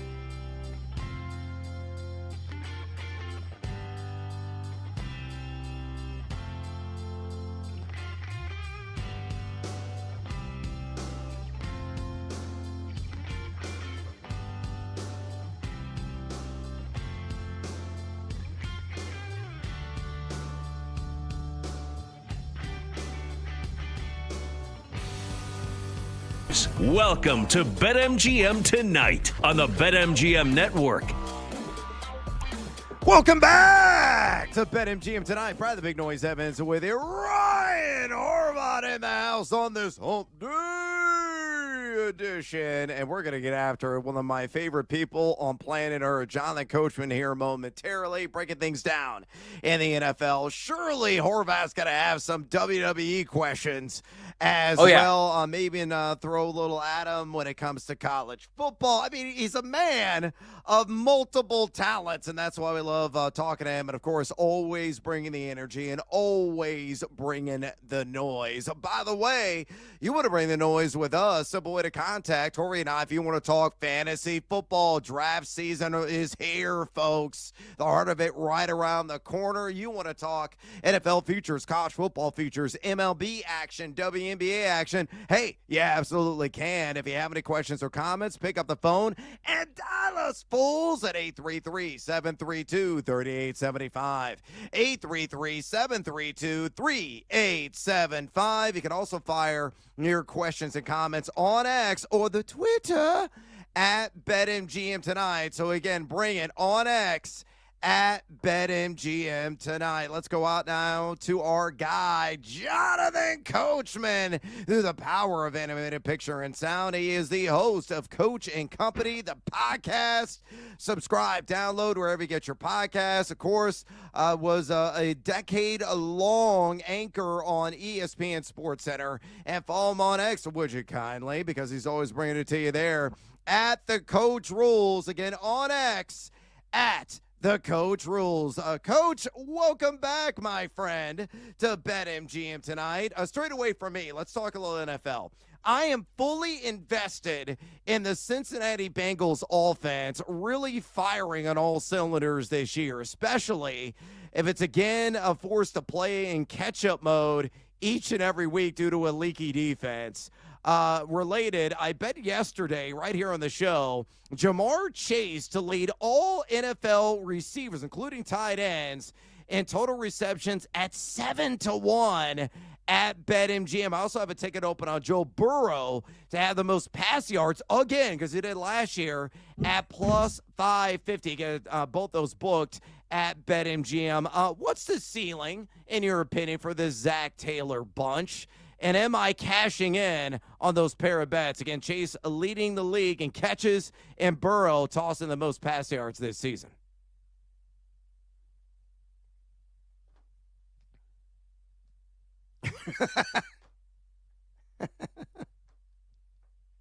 Thank you.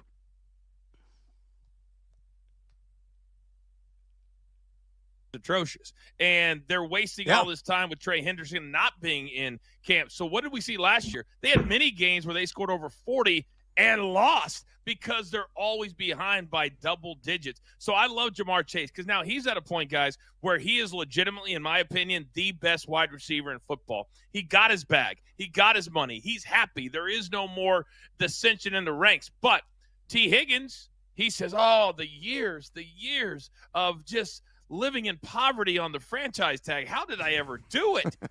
But here's the bottom line, that there's now, and we just previewed it on our morning show on Amazon Prime, Coaching Company. And I said that in this particular division with Aaron Rodgers, Shadur Sanders, Joe Flacco, Lamar Jackson, the Bengals may not get out of their own division. It's that tough. It's going to be that highly scrutinized. So for me, what do? You do what Colin Cowherd taught me years ago. You play the hits, coach. You play the hits. And right now the hits are Burrow to Jamar Chase. That's how these defenses, they can't stop Jamar Chase. They've proven that. So to me, I love those two tickets because of the lack of defense. Coach, we'd love to have you on more than once a month. And this is a perfect timing, man, because we got to recap SummerSlam. But I want to start actually with the St. Jude. I got 2 clicks. I played a little Sam Burns 40-1, and then I played Sam Burns top 20 plus 115. You're going to be at the event, covering the event. Right now, Scotty Scheffler, we talk about this every time you're on. We're not going to bet him at 3-1 to win the St. Jude championship. But any early looks or anything that people should know if they are looking to get some action in on this weekend's event?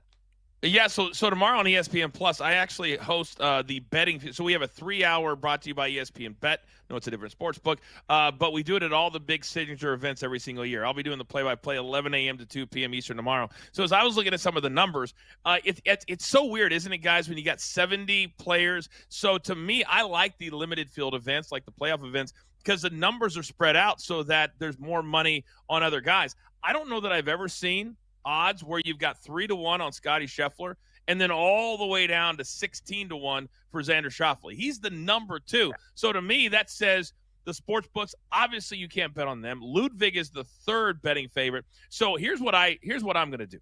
I went back and looked, and Victor Hovland has been playing pretty good golf the last 5 or 6 weeks. Last year at this course, he finished 2nd to Hideki Matsuyama. So what I would do is sprinkle a little bit on Victor to win, a little bit on Victor for a top 10, and then take tournament matchups and then round-by-round matchups. Because Victor, for whatever reason, when he gets to the playoffs, guys, he won $20 million as a FedEx Cup champion and dominated a few years ago, and then went out there and changed his coach for God only knows why.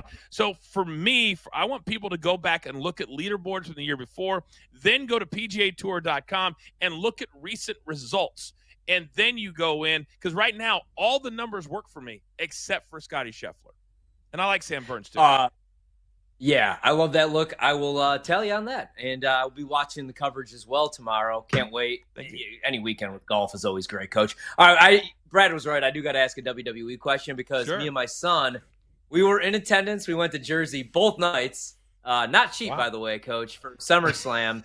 And you know how we have bad beats, obviously, bettors, right? Your team blows a 20-point lead in the 4th quarter. He had his first bad beat. He's a big CM Punk fan. He had the shirt. He had the signs.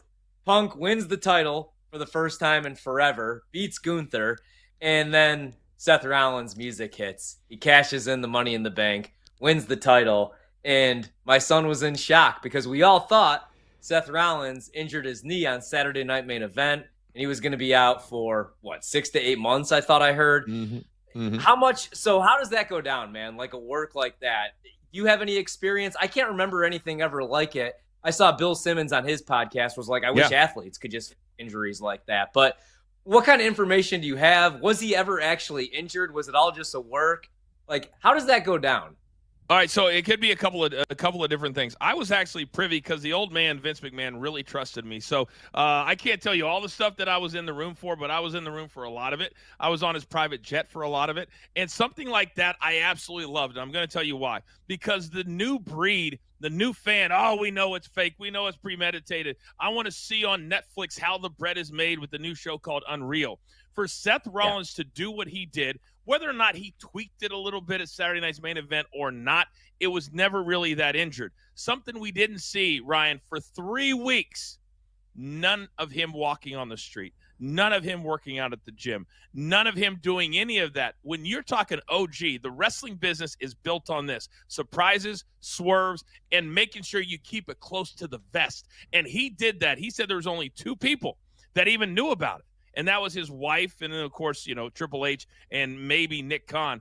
But to me, you don't get that reaction if you're putting it out there going, Seth Rollins is walking around. Well, then when he shows up, okay, we knew he was around. And then when you throw in Brock Lesnar on Sunday night, when nobody had him on their bingo card, and I saw a lot of videos of kids like your son that were devastated. Because we've been waiting for a long time for CM Punk to climb the mountain, 46 years of age, his last title reign, which lasted about 2 minutes. So for fans of wrestling, this is what you want. You don't want to know. I don't want to know. I went bananas. I was doing a live watch-along. I've got a big wrestling show at SiriusXM. I was on there live. And to me, I don't know why fans, I've never understood it. And I was in the room, guys. Years ago when Mick Foley and Linda McMahon were supposed to be a surprise. And it got out on the internet, and Vince, with venom in his eyes, looked at all of us in the room and says, you don't want to be in the room if I find out who leaked this to the internet. Because he cared about what we call kayfabe that much. Kayfabe meaning keep the secrets close to your vest. And that's what we saw at SummerSlam, which is why you got the reaction, Ryan, from people all over the world and in attendance like yourself. Yeah, it's awesome. Oh, outstanding insights right there from Jonathan Coachman. Yeah, it's tremendous, analysis to say the least. Yeah, keep it close to the vest. Don't be a blabbermouth is the bottom line when it comes to everything in the WWE business. Jonathan Coachman, you can find him everywhere. Host of Coach and Company podcast. He's got an Amazon Prime show. You can hear on Sirius XM and their wrestling content. Also follow him on X, would you kindly? At the Coach Rules. Again, on X, at the Coach Rules. Coach, the fantasy football masses and sports betting community both relish creative player props and markets that BetMGM offers. And one of those markets, both schools of thought are being maximized. Who do you believe leads the NFL in rush yards this year? Saquon Barkley a plus 250, Derrick Henry a plus 400, Christian McCaffrey a plus 750, Jonathan Taylor plus 850. Or are you going further down the list? Who is your pick to cash in? No. I'm going to Baltimore, boys, and I'm going to Derrick Henry. But I have kind of a different reason why. First and foremost, the defenses in the AFC South, AFC North, they suck. They're not any good. Cincinnati, Cleveland, and Pittsburgh, not any good. But I don't know if you guys saw this, but Derrick Henry was on the Dan Patrick Show. And come to find out, he's a huge fan of Adam Sandler. And so Dan Patrick says to him, if you lead the lead in rushing and go for 2,000 yards, I will get you in an Adam Sandler movie. All of a sudden, Derrick Henry sets up like, are you kidding me right now? Are you serious? Dan says, I'll do my part.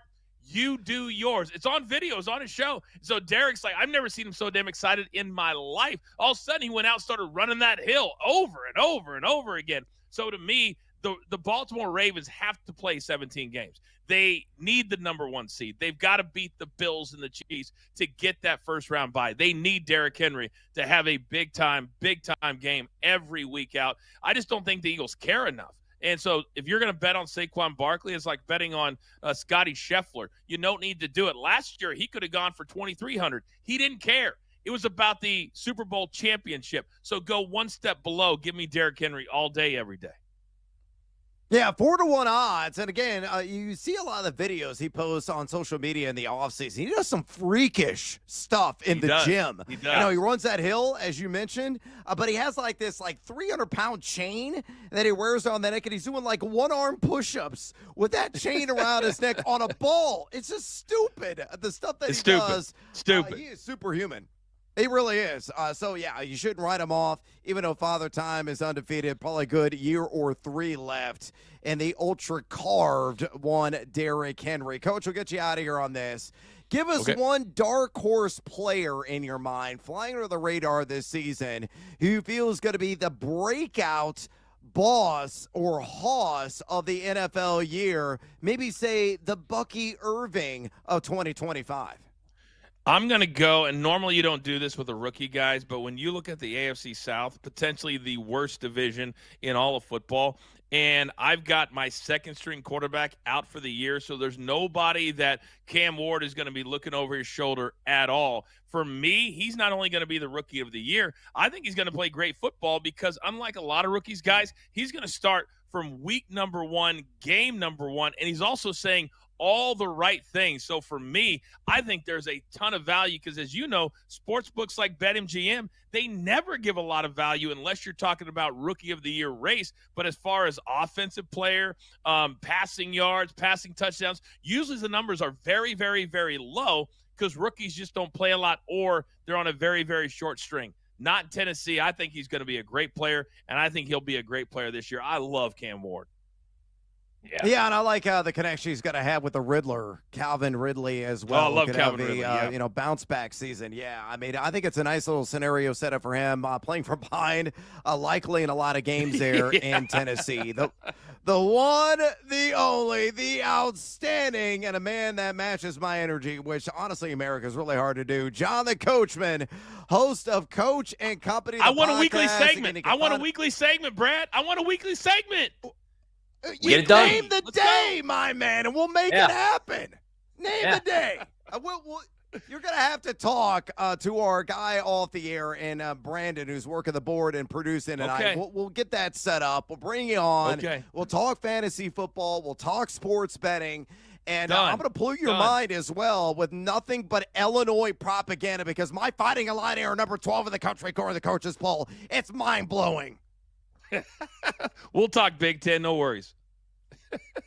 I love you. I love you Johnny guys. I love this show. I love you guys. So, I'm here every time. I absolutely love this show. And I know everybody else does too. Appreciate it, man. Thank you, my man. We appreciate the kind words. And, of course, you bringing the noise as you always do here on BetMGM tonight. Again, there he goes, Jonathan Coachman. Again, check out his podcast, Coach and Company, and make sure you follow him on X at The Coach Rules. All right, we got to take a little siesta here on BetMGM tonight. When we come back, we're going to continue the fantasy football conversation. Another edition of Spin Me Round, still breaking down round 7. A whole lot of wide receivers going in that phase of the draft. Are we buying or are we selling? Stick around and find out here. BetMGM tonight on the BetMGM Network. Love, Coach. On the move? Take the BetMGM Network with you. Catch live Wagertainment anytime on Odyssey, iHeartRadio, or TuneIn.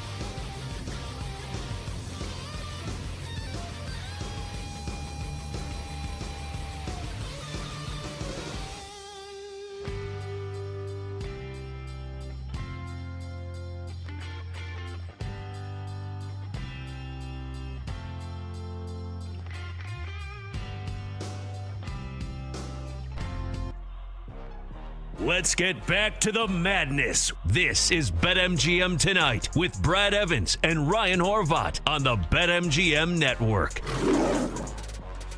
Welcome back to BetMGM Tonight. Brad the Big Noise Evans with you. Ryan Horvat alongside for the ride on this hump day edition of the show. We're going to be talking spin me round, round, baby, round, round, like a record, baby, round, round, round, round, or round 7, part 2 of our fantasy football ADP breakdown. So we're going to be talking about the likes of Deebo Samuel, Stephon Diggs, Jawan Jennings, got that tender calf, and more. So stick around for this segment if you are entirely researching an in to your fantasy football world and league. Hopefully we can at least hold your hand and get you to the playoffs and potentially a title as well. Awesome conversation in the last segment with our guy, Jonathan Coachman, who, again, is just everywhere. You can hear his sexy voice. You can see his beautiful face as well.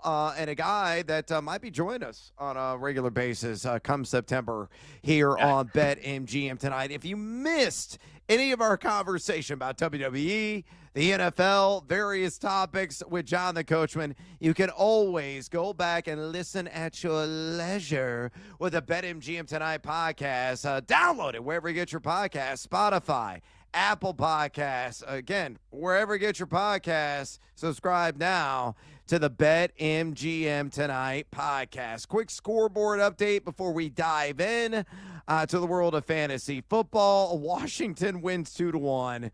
Polar opposite game against the Athletics compared to yesterday, in which they got clobbered, gave up like 16, 17 runs in that one.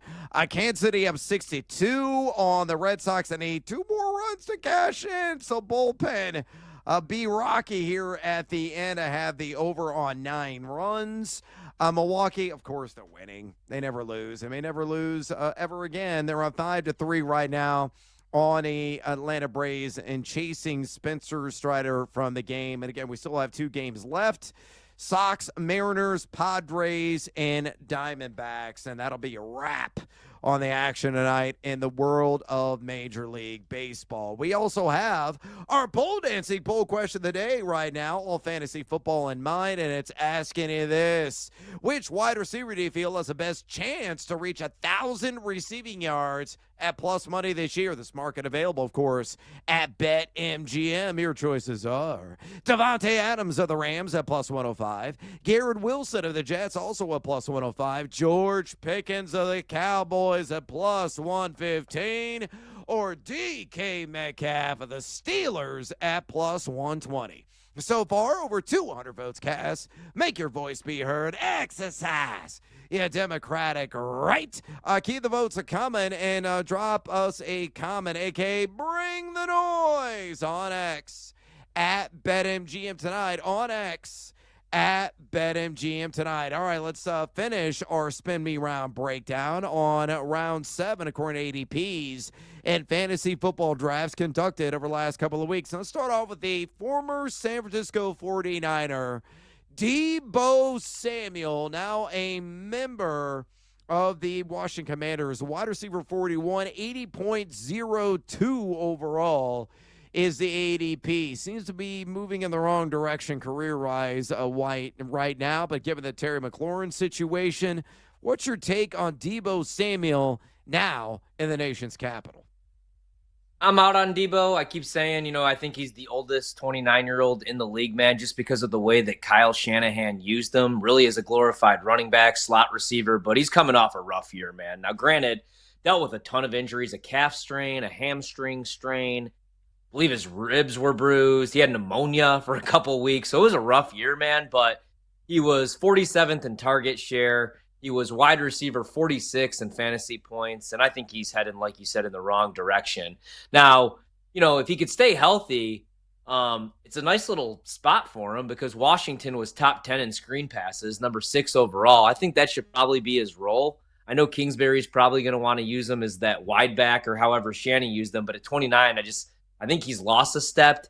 He's definitely gained some weight. So if he's there late enough, I could see him as maybe like a wide receiver 4 in PPR leagues, but I'm staying away from Deebo, man. Maybe he proves me wrong, but I think he's about finished.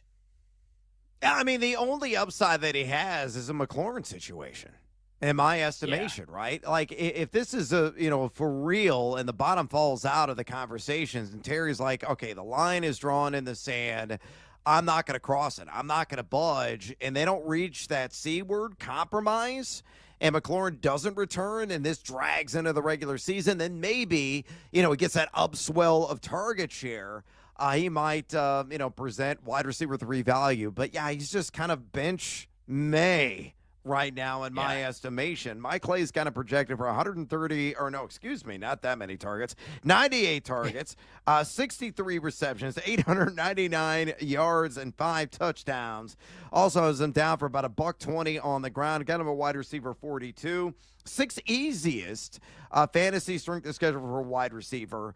Though last year is swan song with the San Francisco 49ers. He was only 5.4 targets per game. He was number 14 total yak. That's one of his calling cards. But only number 43 and expected fantasy points per game. Only number 44 in route wins. Again, he's just vanilla. Nothing really exciting, all that flavorful in my mind. It's about the right price for him, but I would pass. I'd like more upside guys within that ADP range. Let's go with another guy that's getting older, and that is Stephon Diggs. Partying hard with Cardi B, although that relationship, I believe, is over, reportedly. Of course, he was on a boat. There were substances flying around, a lot of questions.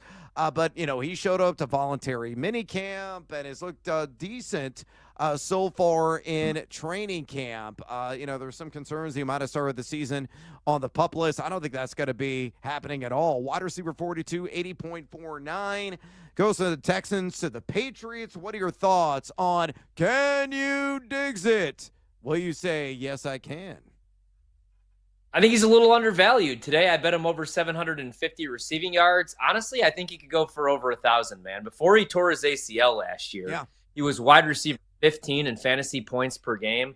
He was running nearly 53% of his routes from the slot, had a 22.1% target share. He was also 15th in separation and 21st in route win rate, man, when lined up on the perimeter. So with Drake May behind center, hopefully behind a better offensive line, I actually like Stephon Diggs, and I think he's a little undervalued. I think you're getting some decent value as long as, he's fully healthy to start the season, but he was cleared for practice. He's out there. I think he's going to have a nice little year for New England. I concur with you, Captain. I think he's kind of flying under the radar. Nobody's talking about Stephon Diggs. They're just writing him off. They're like, oh, yeah, he's a has-been. His best days are long gone, and they may be well in the past, but he's still going to be a very serviceable wide receiver 3 this year. And again, you're getting him at a significant discount at WR42 overall. Clay's only got him protected for 68 catches, 759 yards, and 3 touchdowns. I think he's got a best stat line for sure. He's number 16 in fantasy wide receiver strength of schedule. He was number 39 in yards per route run last season, 104.7 passer rating when targeted, not too shabby there.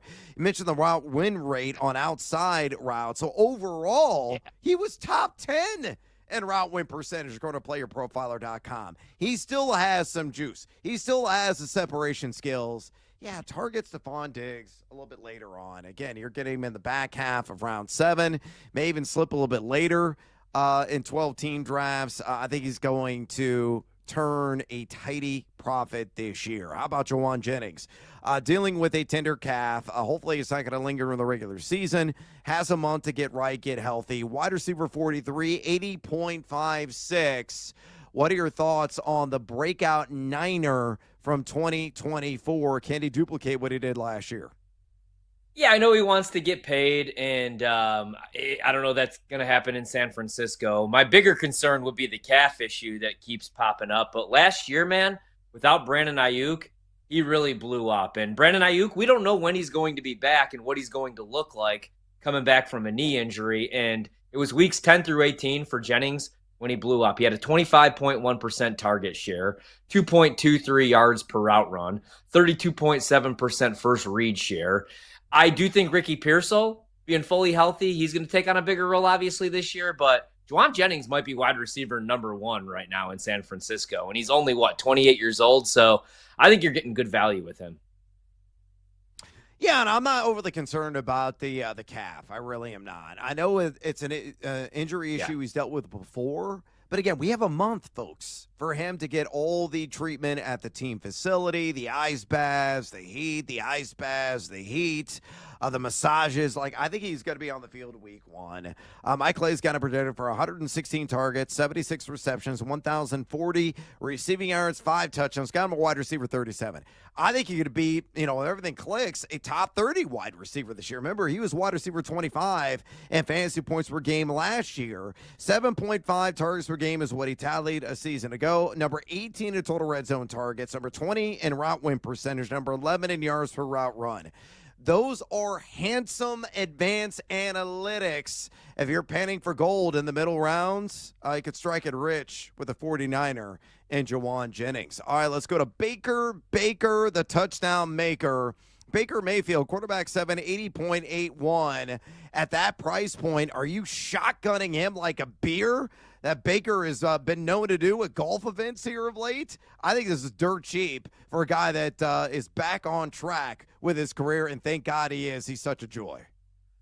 Totally agree, man, especially at quarterback 7. That's right about where I would have him. Last year, he was quarterback 4. There's probably going to be some regression this year, right? His third OC in 3 years. They do lose Liam Cohen as the play caller, but he was 5th in passing attempts, 3rd in passing yards, 2nd in passing touchdowns. Also had, 378 rushing yards? I don't know if that's going to be the case. I don't know that he's going to throw 40 touchdowns, 4,000 yards, but they still have a ton of weapons, even if some of them are aging. So at quarterback 7, I think there's really good value at Baker. And like you said, you're getting him pretty cheap. Yeah, I think a minimum of 30 touchdown passes. I think he's going to chuck 4,000 yards again. The rushing upside, as you mentioned, he's got great weapons. It's a great system, even without Liam Cohen calling the shots. I'm fully invested, especially if you wait on a quarterback. Quarterback 7 at pick number roughly 80 overall. I'm in. All right, choose your own adventure at tight end. Who would you rather draft? These guys going back-to-back right at the end of round 7. TJ Hawkinson of the Vikings or Mr. Taylor Swift, Travis Kelce. Maybe one more year left before he goes full-time into the acting ranks. He killed it at Happy Gilmore, too. He's going at tight end 6, 83.86 overall. So who's your pick, Hawk or Kelce? Hawk, but it's close, man. I would probably have Hawk at 5 and then Kelce at number 6. I mean, he's coming back. He's now a year removed from that torn ACL. So I think he's going to have a much better year. After week 11, he played 61% or higher snaps weekly. So I think this is going to be a solid year. Last year he was tight end 16. Won't shock me if he finishes top 5 this year. So Hawkinson for me, J.J. McCarthy behind center, Justin Jefferson, obviously. And Jordan Addison's going to miss those first 3 weeks, we have to remember as well. I don't really think that he breaks out until like week 5, week 6. So I like Hawk. I think Hawkinson could have a really nice start to the season, as you mentioned, with Addison out. Yep. So somebody's going to pick up the slack in terms of target share, although I like Jalen Naylor, talked about him on the show last night. I'm actually going to go with Kelce, man. I think he's going to go out with a bang this year. And why I'm encouraged are some of the advanced analytics from last season. I know he underwhelmed a season ago, not living up to the extreme hype that he had, but he was number 7 among all tight ends in total yak. He was numero uno in red zone targets, and that's what's key. He's still the apple of Patrick Mahomes' eye inside the 20-yard line. And 2, most importantly, he was number 4 in expected fantasy points per game. He's not going to kill in yardage. I think at most you're going to get 800. In reality, it's probably going to be in the low 700s, maybe the high 600s. But could he still catch 7, 8 touchdowns? I think that is entirely on the table. And the other key there, you want to talk about suspension, we're all waiting on how long Rashee Rice is going to be out. We finally got the word on Jordan Addison, a couple of days ago. But Rice is the big one. And it could be a large chunk of the season. I don't think it's going to be 4 games. I mean, Addison got, 3 for a DUI that he pled guilty to? Much more serious charge tied to Rice. I think it's a minimum of 6 games. Could be as many as 8.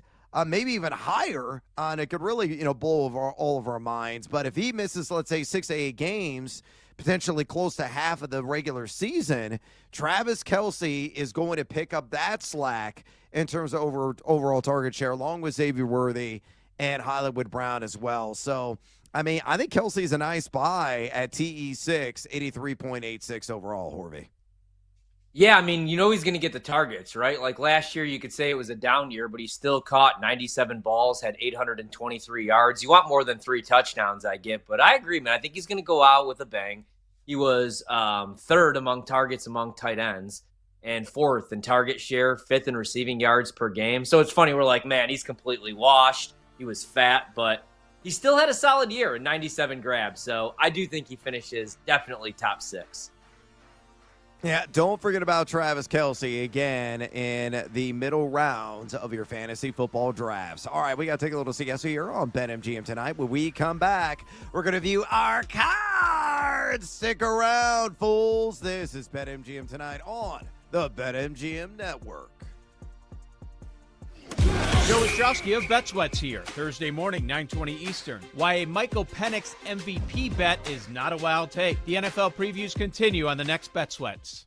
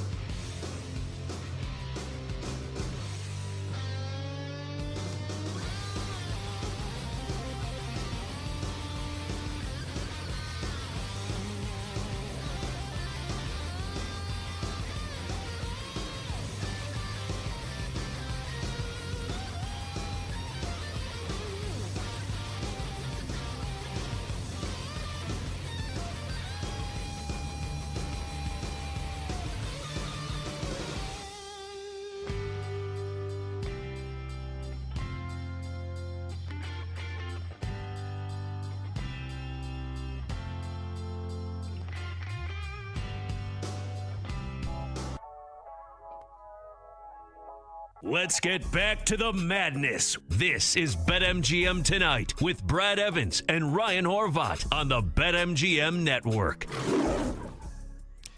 Welcome back to BetMGM Tonight. Brad the Big Noise Evans with you. Ryan Horvat in the house, putting the finishing touches on this hump day edition of the broadcast. Don't forget, Horvy's going to be sticking around for a bonus hour. Bonus time of BetMGM Tonight. Here momentarily, going to be breaking down all kinds of nitty-gritty, especially on his favorite sport, and that being college football. Phone line still wide open here on the show. If you have any fantasy football questions or hot takes that you want to share with us, maybe you want to talk about some of the features available in the NFL, college football, talk some of the action in Major League Baseball or possibly the WNBA, a simple way to contact Tori and I, just pick up the phone and dial us fools at 833-732-3875. 833-732-3875. You can also hit us up on the X or the Twitter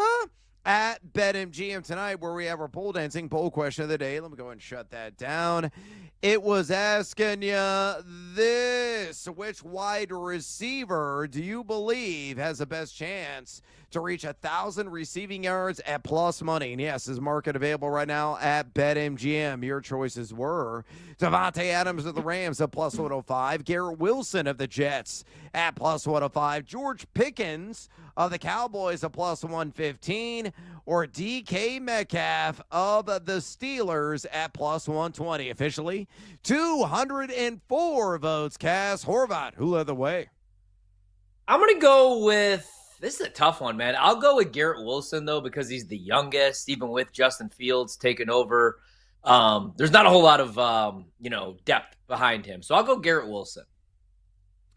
Ding, ding, ding, ding, ding. Correct is indeed the former Buckeye, Garrett Wilson, 31.9% of the vote, earning the silver medal. DK Metcalf, interesting, of all people, at 29.4%. Third place would have been my pick, especially at plus 115. We had RJ Choppy on the show earlier, said, hell yeah, smash this.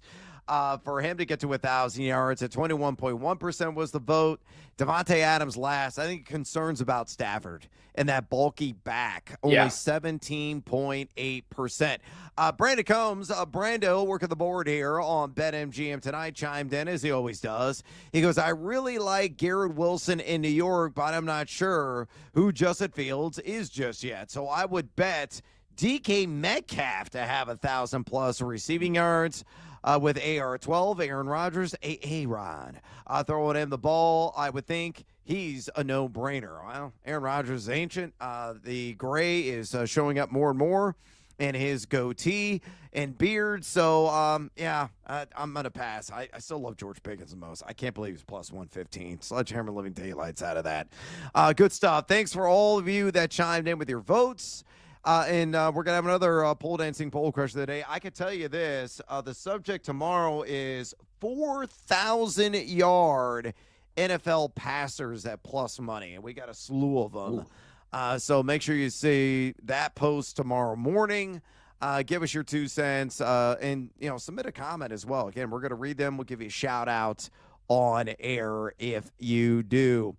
All right, let's go ahead and get after it here with our cards this evening, our top 3 plays of the night.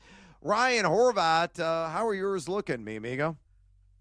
All right, so we have, as I scroll up, we got the Braves minus 136, which is not looking great. They are down right now 5-3. We will be going into the bottom of the 9th. They'll be down to their final 3 outs. I really hope that they win this game because I hate the Brewers. I want them to lose. And I did bet the Braves minus 136, but it's not looking good right now. Diamondbacks plus 120 has yet to start. I'm actually going to double down, though. I always say don't chase your losses, but I'm going to do just that. Actually, it is getting underway. Bottom of the first, scoreless. So you could get the Diamondbacks right now, minus 105. And then I have the Mariners tonight on the run line, as well as the under 7.5. But that game just got underway as well. So Mariners run line, under 7.5.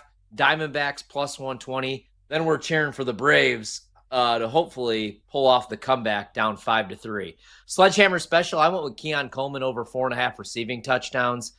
I mean, I think he's going to get the red zone looks, especially right now with the Khalil Shakir uncertainty with the injury. I like Drake May, over 475.5 rushing yards a lot. Yeah. And then Stephon Diggs, over 725.5 receiving yards, man. I know he's coming off that ACL. I know he's 31 years old, but I talked about the separation numbers. He can still get open. Top 15 rate in the league. So I like him to have at least 800 receiving yards. But that said, hopefully the Braves come back, but probably not. If I go 0 for 3 tonight, man, might have to take a little break from baseball and give out all NFL futures. It's been a rough day other than the Cubs for me. Yeah, baseball doesn't kill me, really, since the All-Star break. It's been rather rough, to say the least. Numero uno on my card. Speaking of baseball, loss. Jose Quintana was pinpoint tonight. Did not issue a pair of walks. Brewers are going to win. I had a +2.5 for the run line, but that parlay loses. However, the over hits in Kansas City and Boston. I had it at 9 and a -102. So ding, ding, ding, ding, ding. That one is a winner. As that game is 7-3 heading to the bottom of the ninth right now. Kansas City up over the Boston Red Sox. And third one yet to tip in the WNBA. It's going to start in 12 minutes. Had Jackie Young over 15.5 points against the Valkyries at +100. She plays for the Las Vegas Aces. So we'll see if we go 2-1 or 1-2. But I will not be over at least. Parlay Pete, his action not yet, actually just started. He has Seattle on the money line and the under on George Kirby, 6.5 Ks. Kirby did not strike out a man the top of the first inning against the White Sox, so that's a good start there. That was at +138. Sledgehammer was Golden State. The Valkyries +5.5 against the Aces. Spencer Strider comes through on the under 6.5 Ks, at +105 against Milwaukee. Exited with 6 in that contest. So, yar, shiver me timbers. Captain Hook was friendly to me. And my favorite bet on the late night tip tonight, I'm going to go with Cal Raleigh to knock in a run. He's about to bat here, +130 against the White Sox. He's in a funk, and I think he snaps out of it against John McCann, who's got nearly a 6 ERA on the road. Real quick here, Horvey. Interesting news that jumped off the wire during the show earlier tonight. ESPN's David Newton believes that wide receiver Ted McMillan has been Carolina's standout performer in training camp, adding he has shown flashes, quote, of greatness that Bryce Young didn't have available at receiver a year ago, end quote. Shown flashes of greatness. High praise, to say the least. We didn't get to Ted McMillan earlier, but he is +175 at BetMGM to reach the 1,000-yard mark in receiving.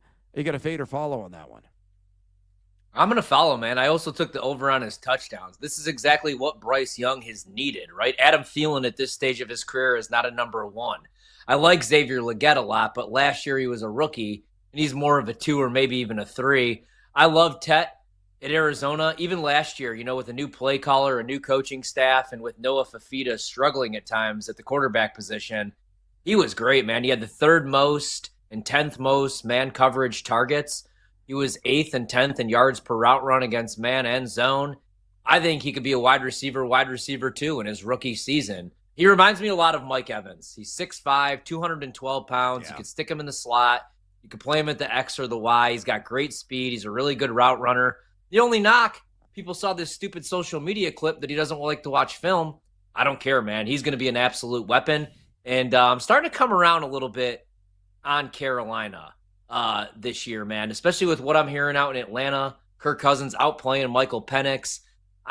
Tampa probably just wins the division again, but if you're looking to beat them, maybe Carolina is the way to look. And as far as Tet, man, he's got the 11th easiest strength of schedule for wide receivers as well. So I think he's going to have a monster year, and I think Bryce is going to have a pretty solid year as well. Yeah, Mike Clay's gotten projected for 120 targets, 75 catches, barely over 1,000, 1,019 and 6 touchdowns. I honestly think it's going to be very close. As a betting man, I'm not touching it. But, if there's any lean there, +175, you have to say, yeah, he's got to get to 1,000. It's all about health, right? If you get him for, let's say, 16 games, maybe misses 1 game, I still think he can get to 1,000. He misses more than 1 game, I think he's got to fall short of that. Now, I will say this, admittedly, I spent an obscene amount of money last weekend on Bryce Young in a Superflex draft auction / salary cap. I don't even want to speak what I spent on Young. He was like the last best quarterback on the board, and I was waiting for his name to be called. I'm like, I know I'm going to pay out the nose because he's the last guy, and I paid out the damn nose, and I had to take a shower immediately following that purchase. I kind of like Bryce Young, man. He was a quarterback one in fantasy football last 5 weeks of the regular season last year. He made strides. You know, he's a guy that a lot of people are writing off. He's going to be, you know, Jamarcus Russell type, one of the biggest busts at the position in NFL history. But he's like, I ain't done yet. I'm going to show much improvement. I know he's diminutive and a guy that can barely see over the line, but that's why I get a Ted McMillan at 6'4", who can run a variety of routes. It can be like that throbbing sore thumb that sticks out 10 yards down the field or the middle of the field in a critical 3rd and long, and catch the ball and, you know, turn up the field and get you an additional 2 to 3 yards to move the chains and get that needed first down. So, yeah, McMillan, I think at a minimum, is going to catch 75 balls, probably going to be upwards of like 85. And that should be, you know, music to my ears as a Bryce Young fan. And that defense is not going to be great either. I mean, they're going to be a little bit better, but it's still going to be below average. And that'll pump up the volume, the opportunities overall for McMillan. So, again, I'm not betting him for him to get to 1,000 yards, but he's going to be right around that number come into the season. Yeah, I just saw the Braves just hit a homer. It's a solo shot, though, Michael Harris. So 5-4. They're down to their final out. I thought there was a runner on, so I got excited.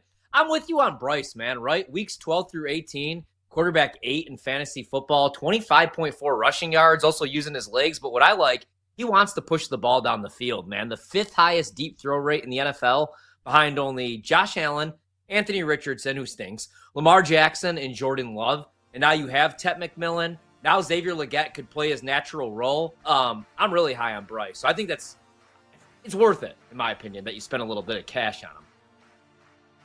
All right, I got to exit stage left. Stick around for a bonus hour at BetMGM tonight with the one, the only Ryan Horvath. Until next time, adios, amigos. Let's go, George Kirby.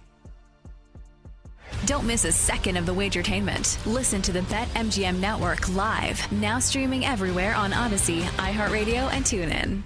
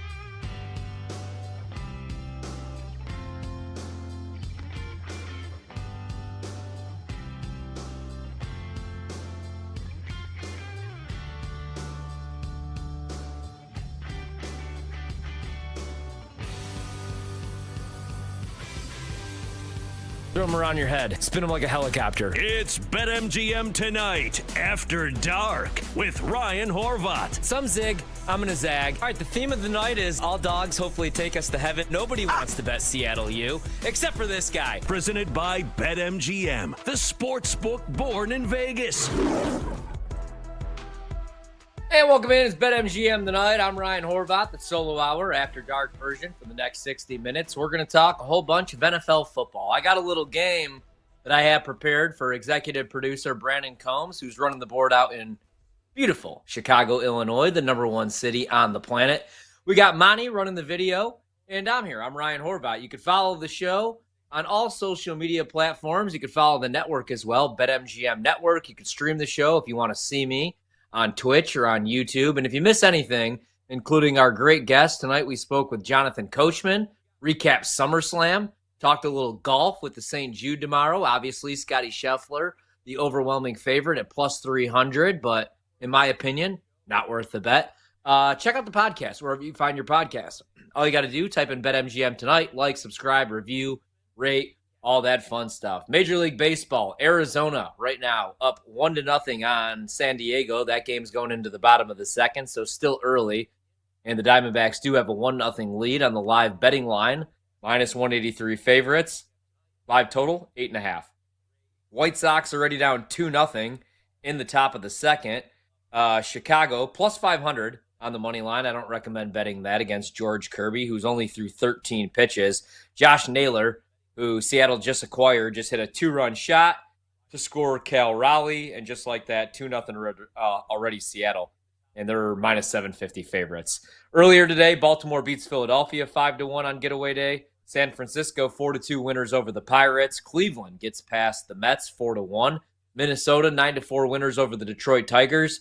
The Cubs avoid being swept at Wrigley by the Cincinnati Reds. They win 6-1. They were minus 132 favorites, so that comes home. If you bet the under, you just get it home. Under 7.5. 7 runs scored in the game. Yankees 3-2 winners over the Rangers. Toronto beats the living hell out of Colorado. I had to triple check and make sure this was the correct score. 20-1. So if you bet the run line, you were okay by about 18 runs. Tampa Bay just gets past the Angels earlier today, 5-4. St. Louis, 5-3 winners over the Dodgers. They were plus 180 underdogs. Miami wins 6-4 over the Astros. The Nationals, 2-1 winners over the A's. Kansas City gets past Boston 7-3. And just going final, unfortunately, the Brewers just won't stop winning baseball games. 5-4 winners over the Braves. I bet the Braves like an idiot. It was Spencer Strider on the bump. Monty said this a couple commercial breaks ago. They keep pricing Spencer Strider like he's the Cy Young winner in this Braves team like they're any good. They're brutal. And they lose 5-4, and they were minus 126 favorites. And like an idiot, I did bet the Braves, so I'm kind of mad at myself. Total did go over 8. WNBA action. Vegas about to take on Golden State. If you're looking for some late-night betting opportunities, Golden State's a 5-point dog. Total is 159. Let's get to what really matters. Like I said, coming up in about 20 minutes to close out the show, I got a little game plan for Brandon. I don't want to tell you guys or him what the game is, because then he could just look up the answers, because I'm out here in Maryland or in the DMV, DC area, and Brandon's out in Chicago, so he could just Google the answer. So he doesn't get to know the game, which not really fair, but I don't care. It is officially Do I look like Wednesday, a cheater? August. Is that the vibe I give you? No, I'm not calling. No, I don't think you look like a cheater at all. Actually, I think you would probably be honest. But I know that if I were alone in the studio by myself, you know, we got a lot on the line tonight, man. If you get, we'll hold off. We're gonna hold off for 20 minutes because I don't want to give away anything. Anyway, this is my favorite summer topic. We're gonna rank our top 10 quarterbacks. Why? Because it's August 6th. And it's National Fresh Breath Day. I don't know if you know this, Brando. So we're going to do top 10 quarterbacks. I put mine in the list. It's actually a little bit harder of an exercise than I thought it would be. We did this last night with college quarterbacks. That was really tough because I was trying to figure out, are we going to go with college quarterback prospects that eventually will be pros, or just who the best college quarterbacks were? Anyway, here's my top 10 NFL quarterbacks. You could tell me where I'm wrong. I'm going to go 10-1. Let's start with number 10. I've been pretty tough on this guy this offseason. I just do think that there's going to be some regression now that Ben Johnson's gone. But that said, he's played in the Super Bowl. He was the starting quarterback of the NFC North winners the last 2 years. He's thrown for over 4,000 yards in 3 consecutive seasons. I'm going to go with Jared Goff, number 10. Number 9, I'm going to go Justin Herbert with the possibility of moving up to be a top 5, top 6 quarterback in this league. I did bet him at 20-1 to win the MVP. Only threw 3 interceptions last year in the regular season. Did have the playoff stinker where he got picked off 4 times.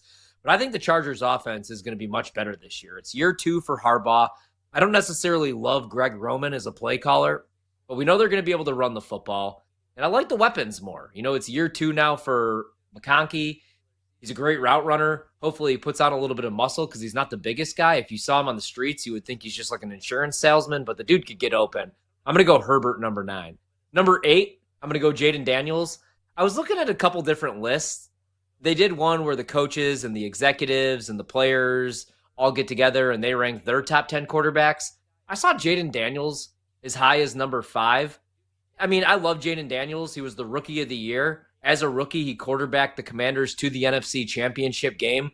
But it's 1 year of a sample size, right? Like, let's see year 2, year 3. I love CJ Stroud, but his rookie year, he looked like he was going to be an all-pro, an MVP winner, a Super Bowl champion, and he could still accomplish those things. He's only entering year 3. But now the discussion around CJ's changed a little bit because there was a year 2, a sophomore slump. I'm not saying that's going to be the case for Jaden Daniels, but Terry McLaurin, his best wide receiver, hasn't showed up yet, or he's there. He's a hold-in. Deebo Samuel, wide receiver number 2, is the oldest 29-year-old on the planet, the way they've run him into the ground in San Francisco. And I'm still not sold that offensive line is going to be much improved just with the addition of Leonard Tunsil at 28 years old, coming off his worst season as a pro. So Jaden's definitely top 10. After this season, if he balls out, they go back to the playoffs. I'm going to put him top 5, but right now I'm going to pump the brakes a little bit and put him at number 8. This is probably going to piss people off, but I'm going to go Dak at number 7. 2 years ago, Dak Prescott led the league in touchdown passes. A couple years ago, Dallas won double-digit games. They had home field advantage. They choked, but that was really on their defense. Like, they got torched by Jordan Love in his first career playoff start on the road in a year where Dallas hadn't lost at home in Jerry's world all season long. Dak's a great regular season quarterback. He really is. You could say it's stat padding, but again, 2 years ago, led the league in touchdown passes. I think he has a shot to do it again this year if the offensive line's able to protect him. You know, I like George Pickens as a number 2. I love CeeDee Lamb. Jake Ferguson should have a bounce back year. And because that defense is a huge question mark right now with Micah Parsons not wanting to show up to work, if they're getting a lot of shootouts, I think that kind of helps the case for Dak to lead the league in touchdown passes. But I do think he's a top 10 quarterback. I don't think his job is in jeopardy because his backup could throw 75 yards. I'm going to go Dak Prescott, number 7. Number 6 is tough. I'm going to go Jalen Hurts. I wanted to put him top 5, but I'm going to have him just outside the top 5. He's played his 2 best games in the Super Bowl. He's now a Super Bowl champion. They're loaded with weapons, though, right? Saquon Barkley in the backfield, A.J. Brown, Devontae Smith, Dallas Goedert. He's loaded with weapons, but also he does something that nobody in the league can stop. He does something that teams tried to outlaw, and that's the tush push, right? That's the brotherly shove, whatever the hell we're calling it. And he's done it now with 2 centers, right? Like with Jason Kelce as the center, you can make the argument, well, that's the best center in NFL history. Now let's see what he could do next year with Cam Jurgens.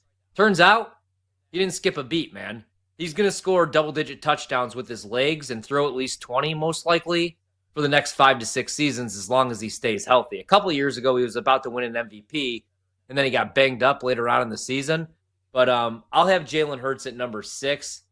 This year, he probably takes that leap into the top 5. But a ton of weapons. I do like Jalen Hurts quite a bit, though.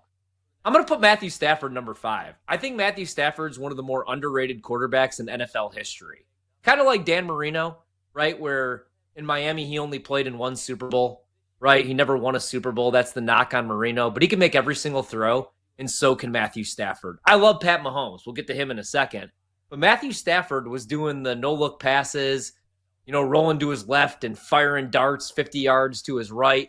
He was doing the stuff that Mahomes is doing now and getting all the credit on social media for. 10 years ago, he was just doing it in Detroit on a bad football team. And even when Megatron retired early, he didn't really skip a beat. And now he's a Super Bowl winner, a Super Bowl champion. A little bit worried right now about that back. He had an epidural. He's 37 years old. He's not getting any younger. But Matthew Stafford is a top 5 quarterback in this league. Joe Burrow, I'm going to put at number 4. Joe Burrow could throw 40 touchdowns every year.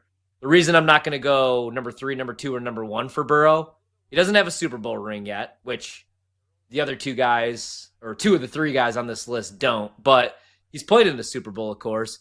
But he's loaded with weapons. Even at LSU, loaded with weapons. Jamar Chase and Justin Jefferson were in the same room, the same wide receiver room, playing with Joe Burrow, right? And now he's got Jamar Chase. He has T. Higgins. Even Chase Brown, Mike Gesicki, loaded with weapons. I love Burrow. He can make all the throws. He's accurate as hell. He's a winner. He's a killer. But right now, I got him at number 4. I got to put Lamar number 3. Has there ever been a more disrespected quarterback? I know he doesn't have a Super Bowl win yet, but he's got 2 MVPs. He's played on how many playoff teams? And he could kill you with his legs. He could kill you with his arm. And you know what he's never had that Joe Burrow's had, that Matthew Stafford's had, that Jalen Hurts has had, that Dak Prescott's had, that Jaden Daniels has had, and that Jared Goff has had? A real number 1 wide receiver on the outside. Who's your favorite wide receiver that Lamar Jackson's ever played with? People will say Mark Andrews. He's a tight end. I like some of the pieces, Bateman and those guys, but imagine Lamar Jackson with a T. Higgins or with a Devontae Adams. You know what I'm saying? So Lamar every year is guaranteed to help your team win 11 to 12 games. Granted, they have a good defense, but Lamar gets it done with his arm, with his legs. Last year, he throws over 40 touchdown passes with 4 interceptions. He should have been the MVP of the league. It was Josh Allen, but I got Lamar number 3. Speaking of Josh Allen, number 2. I know he doesn't have a Super Bowl ring, but he could have 2. He could at least have 1 if he has the ball last in that AFC Championship game a couple years ago against Mahomes. Whoever had ball last with 30 seconds or more on that clock was going to win the game. Josh Allen, you could kind of make the same case that I just made about Lamar Jackson, right? He did have Stephon Diggs a couple years ago, granted, but last year was Josh Allen's best year. He limited the turnovers. He could still run you over, and he's going to use his legs. He's got a rocket cannon for an arm. I hung out with him in Las Vegas, so he's cool in my book. He just needs that Super Bowl ring. Mahomes is number 1. If Mahomes isn't your top quarterback, because I did see a couple lists where it was Josh Allen or it was Lamar, you're an idiot. Then you don't know ball.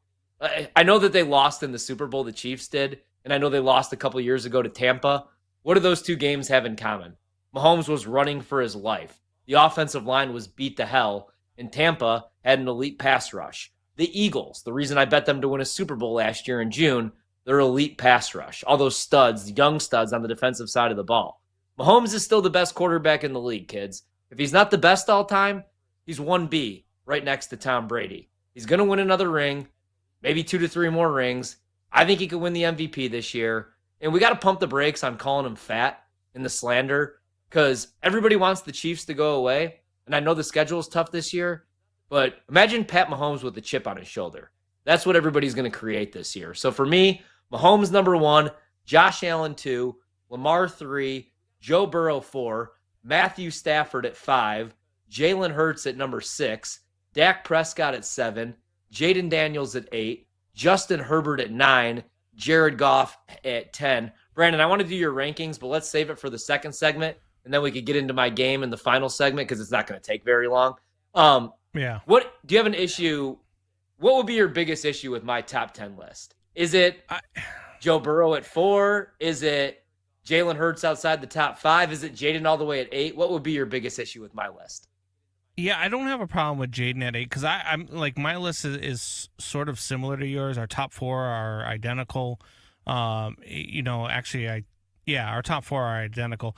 The only one that I have a problem with right now in there is Matthew Stafford. Right, like I don't think Matthew Stafford's a top 10 quarterback. Now, I think Matthew Stafford's one of the toughest SOBs I've ever watched play this position, for damn sure. But I don't know that he's been, good enough to be a top 10 guy, especially with the back issue too. It just knocks him out for me, so I don't have him in my top 10. Dude, I mean, like you look at his numbers though when it's all said and done. I don't know. Now I think he's a Hall of Famer. I don't think a first ballot Hall of Famer. Now, if he doesn't leave Detroit, go to the Rams and win a Super Bowl, I don't know. Then maybe you can make the case against it. But the numbers are insane. 59,000 passing yards, 377 touchdowns, 188 picks, a 91.2 QB rating. Even last year, he's 36 years old, threw 20 touchdown passes. All right, we got Brandon's top 10 quarterbacks, and then I got a little surprise game for you guys as well here on a Wednesday night. BetMGM tonight, After Dark, Ryan Horvath. Don't miss out on the action. If you missed the show, you can listen back on the always free Odyssey app. It's BetMGM tonight, presented by BetMGM.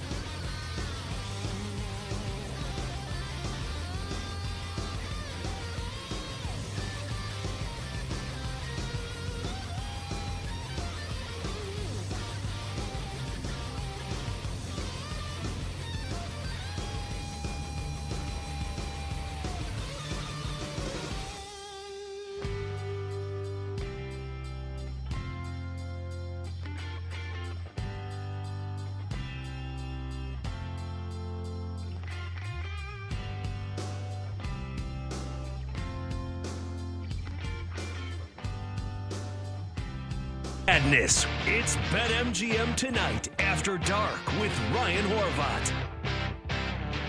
BetMGM Tonight After Dark. I'm Ryan Horvat. We're with you for 2 more segments here on Wednesday, August 6th. We'll be back tomorrow night, 7 to 11 p.m. Eastern. Me and my co-host, Brad Evans, talking a ton of fantasy football, getting you set for the season.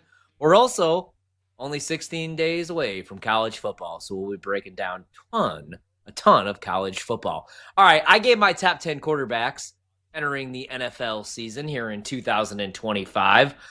Spoiler alert, I went with that Pat Mahomes guy, number 1 overall. I know he's coming off a down year where his team went to the Super Bowl. I think he's going to finish as a top 5 fantasy quarterback. I think there's a legit shot he wins the MVP this season and just puts up huge numbers. So Mahomes, number 1. Josh Allen, the reigning MVP, number 2. Lamar Jackson, number 3. Joe Burrow, number 4. Matthew Stafford, underrated. And number 5, Jalen Hurts, number 6. Dak Prescott in the regular season, number 7. Jaden Daniels, number 8, with the possibility to move up to the top 5. Justin Herbert, number 9. And Jared Goff, number 10. Brando, give us your list. Your only big issue was me having Matthew Stafford top 5. Stafford's great, man. Now, entering the season, I get what you're saying. He's 37 years old. He just had an epidural. He's got a bad back.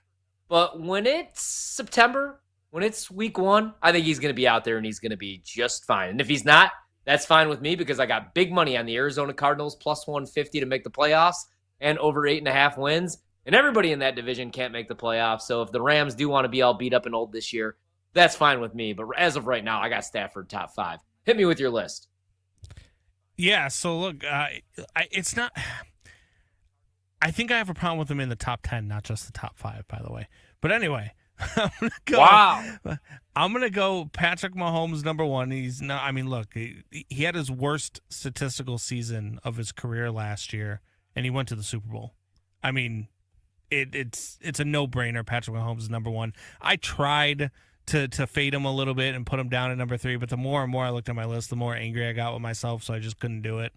Josh Allen at number 2, Lamar Jackson at number 3. I mean, if that's not your top 3, you're not watching football. Joe Burrow at 4. Absolutely. Like, if he can stay healthy, he's one of the most accurate passers I've seen since Dan Marino. I've said this a bunch of times. This dude is just crazy, right? Yeah. From there, it's a little bit different than yours, right? Because you had Jalen Hurts at 6. I have Jalen Hurts at 5, right? And I look, he went to the Super Bowl last year. I know the tush push. I know he on the, with a great defense behind him, and you look at the things that he's doing, and his numbers aren't outstanding and all of this other stuff. But Jalen Hurts is a winner, man. And that's what I want my quarterback to be. I want my quarterback to be a winner. And Jalen Hurts does that. So I have Jalen Hurts at 5.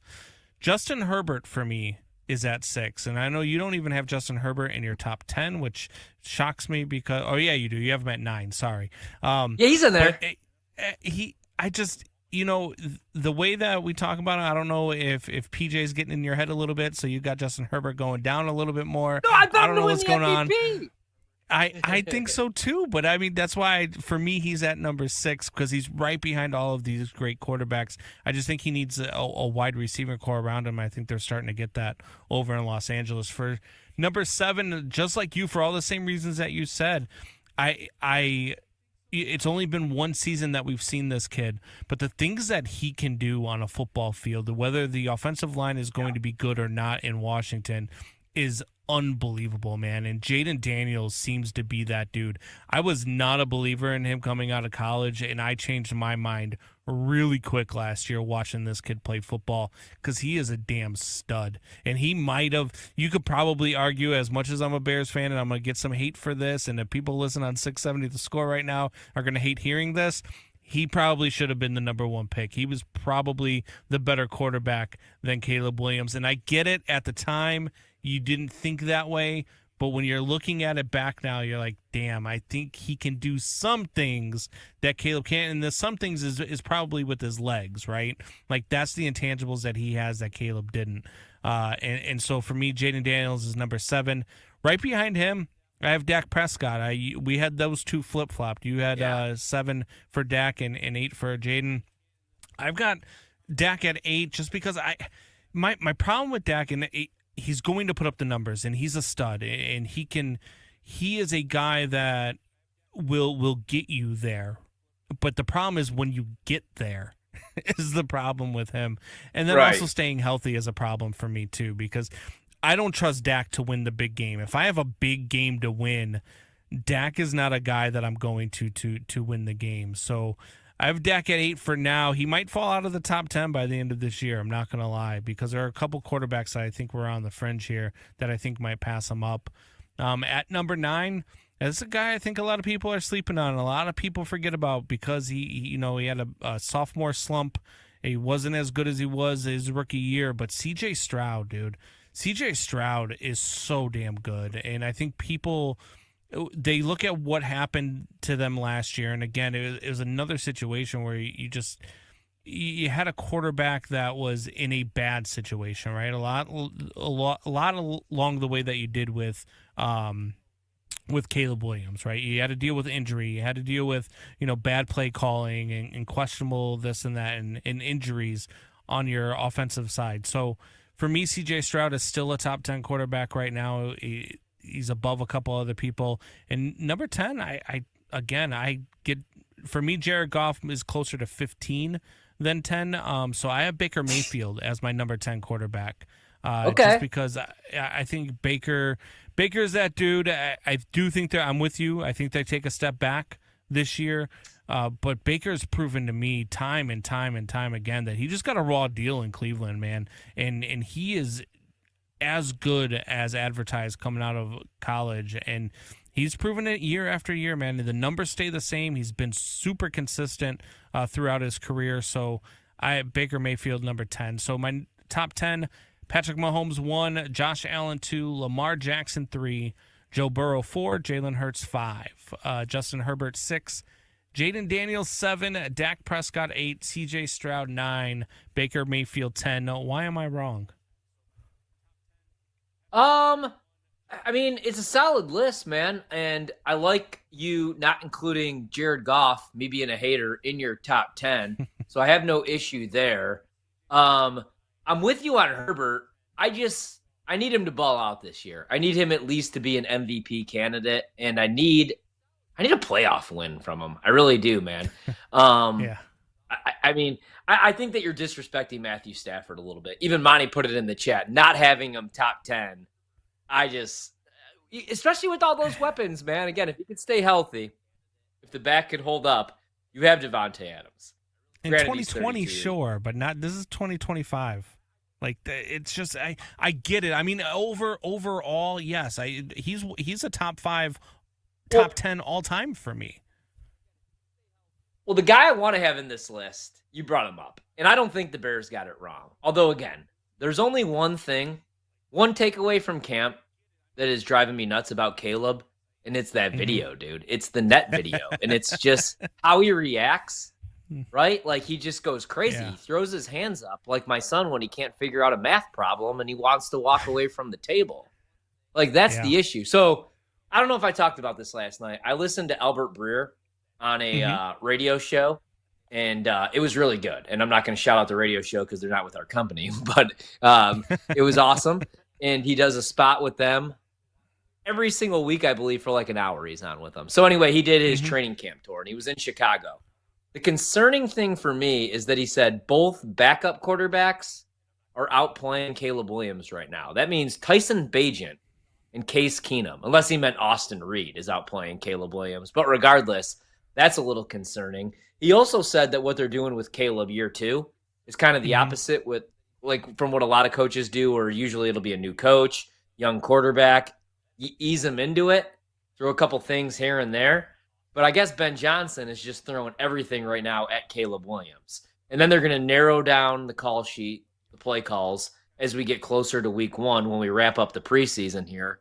And they're going to try to figure out what he does well and what he does not do well. I would love to go back and revisit year 1, Ben Johnson as play caller in Detroit, right? Because we all remember what it looked like year 3 and last year when they won 15 games and Jared Goff threw for 4,000 yards and we thought there was a legit shot he could win an MVP.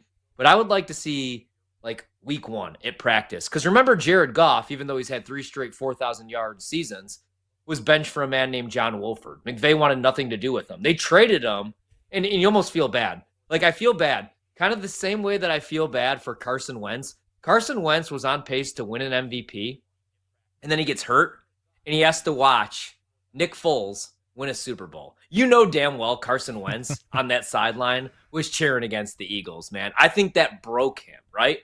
And so, yeah, like I would like to go back and see what Jared Goff was like when they were throwing everything at him. Because there's things that Jared Goff does really well.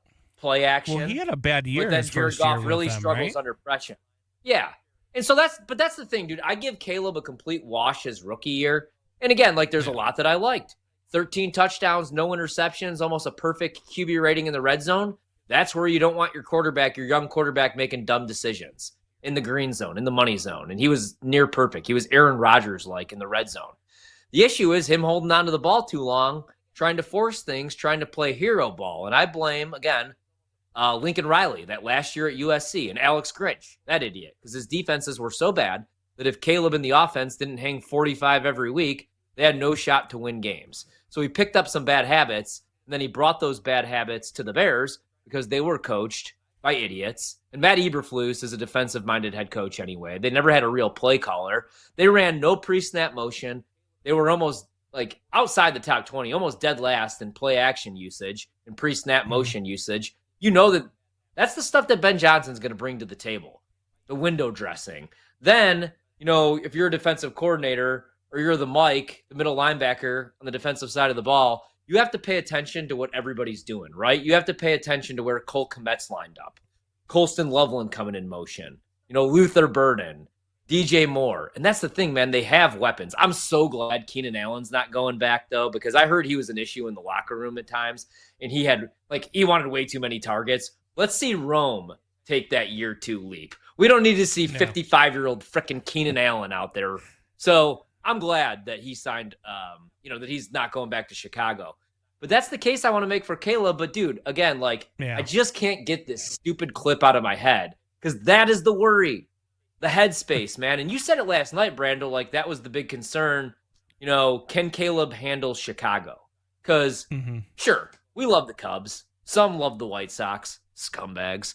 You know, we don't care about the Blackhawks anymore. I want to know where all the Hawks fans went, right? Taser and Kaner, where are all those bumper stickers? I haven't seen those guys in a decade now that they're irrelevant.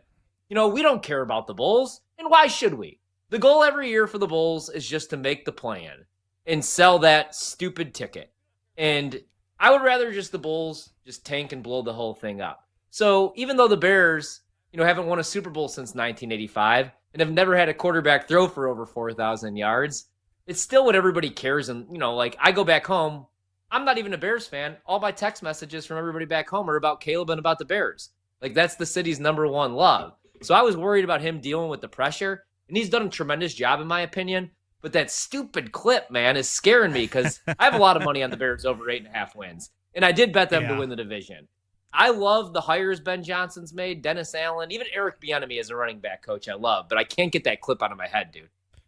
Yeah, no, with good reason, right? Because anybody who knows football, and I know that you know football, you get worried about Bears quarterbacks pretty quickly. Right, because of the past. And that's where I'm at with it. That's why I have to see this team be, something on the field before I can get into what they are going to be, right? Like, that's why I can only see this team being an 8 to 9 win team, even though last year I believe they were a 7 to 8 win team, because if they don't lose those games that the coaching staff lost for them, then they are a 7 to 8 win team. And then you're talking about, can they win 2 more games or 3 more games and be an 11 win team under Ben Johnson?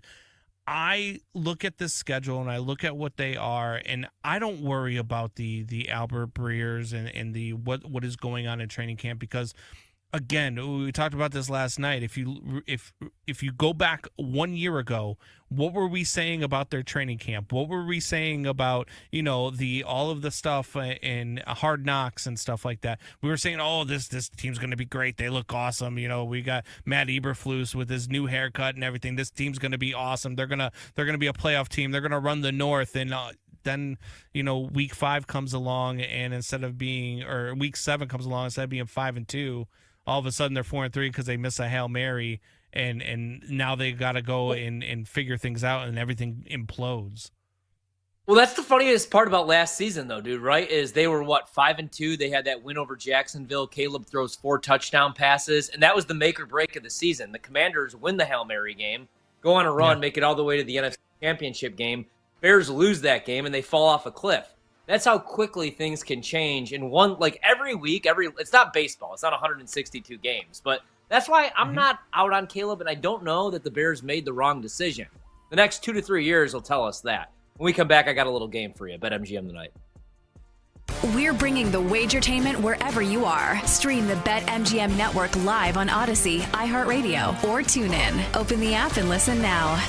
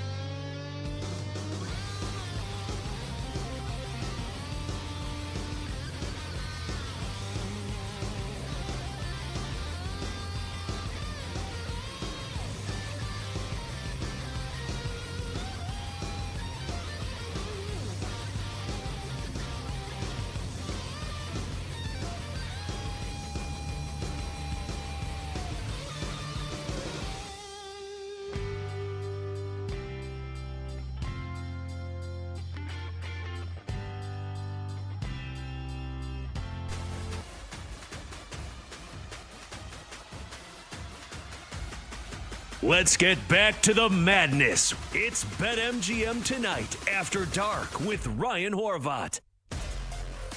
BetMGM Tonight After Dark solo hour. I'm Ryan Horvat. Give me a follow on Twitter. Pretty much any social media platform, to be honest with you guys, except for TikTok. I don't have TikTok, which I always have to remind my buddies, sometimes even my wife. My friends always send me like these TikTok videos, and I'm like, oh, this has to be funny. And I try to click into it, and it gets me to try to sign up to TikTok. And since I'm not 11 years old, I'm not going to do that. But you could download the BetMGM Tonight podcast wherever you get your podcasts. You could listen to all of our great content live anywhere with the Odyssey, iHeartRadio, or TuneIn apps. All right, so we ranked our top 10 quarterbacks. Spoiler alert, we both went with Patty Mahomes, number 1, Josh Allen, number 2, Lamar Jackson, Joe Burrow, definitely all top 4. And then our lists were a little bit different. We got Brandon Combs. He's EP in the show, producing the show out in Chicago tonight. Monty's running the video, and I'm here in D.C. Now, Brando, you're going to play for the first time my favorite game. I used to play this game once a season, usually end of July, early August, which that's where we're at right now, Wednesday, August 6th. And it's dead season. There's 2 games going on right now in Major League Baseball. So you get to play my favorite game. And I always pass with flying colors because I'm a freak. Let's see how you do. It's called the backup quarterback game. I am going to give you a team, and you are going to tell me, or at least attempt to tell me, who their backup quarterback is. And yeah, it's the quarterback hour, dude. So let's start easy. Let's start nice and simple. And if you don't do good, it's okay. Nobody does.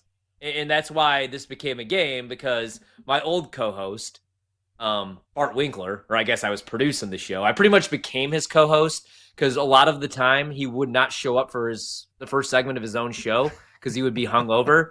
And after I would do the sports update, I would just bring it in. So I pretty much became the co-host by default, which is a good lesson for you, Brando, being the producer of the show. You know, the problem is you work with Brad and I, and we're usually sober at least Monday through Friday. Maybe you need to find your way working with a drunk, but I digress. But anyway, he would just name teams. And I think one year, dude, I went 32 for 32. The next year I went 30 for 32. Yeah. And I'm a disgusting loser. All right, let's start easy. Chicago Bears. And you can name both or 3 if you want. Yep, Tyson Bagent. All right, there you go. All right, let's go with the Atlanta Falcons. Oh. God. And I'll accept 2 answers. Because technically there's a quarterback battle going on right now. There's a quarterback. Oh, is it? Well, I get. Are we going with Kirk Cousins? Kirk Cousins. Right? I'm going to give you that one. Because Penix is a starter, right? Penix is starting. I don't care what they say. I don't think Kirk Cousins is going to be on the roster week 1, or else they have to pay him money. So I think that they're trying to shop him, but nobody has any interest in a aging quarterback that can't move. All right, this one's tough. Los Angeles Rams. Oh boy. You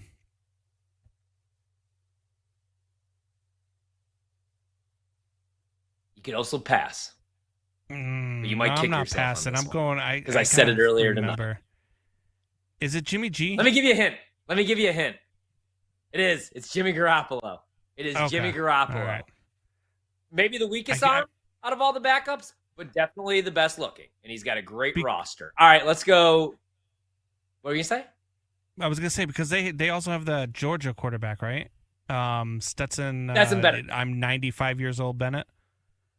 Yeah. See, you're so good that we can play the third. You know what's coming up tomorrow night, Brando? Because you're doing so good and you're passing with flying colors. We're going to do the practice squad quarterback game. No. All right.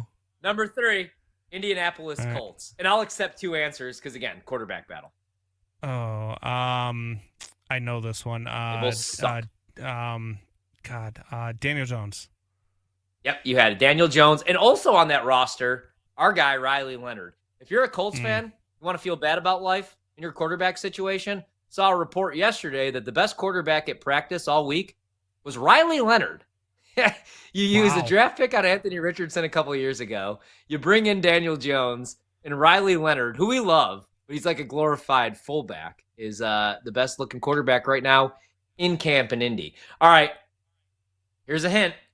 This guy when he did play in 2023, completed 70% of his passes, 1,936 yards, 12 tutties, 7 picks. The offense didn't really skip a beat, but he does back up a top 4 quarterback in Joe Burrow, who is the Cincinnati Bengals backup quarterback. It's a tough game. It's Ritter, right? Nope, it is Jake Browning. Oh. They have Ritter, though, don't they? They may have Desmond Ritter, but Jake Browning is still the backup. And in his 7 starts, like I said, completed 70% of his passes. So kind of balled out, dude. Remember, I thought that he was actually going to get a deal elsewhere, but that didn't happen. All right. Yeah. The Giants is too tough because there's 3 of them, so we're going to pass the Giants. I guess technically I would go with Dart, Jameis, or Tommy DeVito. What about the San Francisco 49ers? Now, I'll give you a hint. This guy backed up Trevor Lawrence last year, and because of the injury, had to play a ton. Now he's in San Francisco. And it's funny because originally we thought this is who we all thought Shanny wanted back in the 2021 draft. Instead, they took Trey Lance at number 3. Yeah, Mac Jones. Mac Jones. Who Mac Jones? 281-330-8004. Oh, that was Mike Jones. All right, Washington Commanders. I'll give you a hint. He is Hawaiian, and he went to Oregon. Yeah. I know his name. Why can't I think of it? Tennessee Titans. Mariota. Yep. Marcus Mariota. Yep, Marcus Mariota.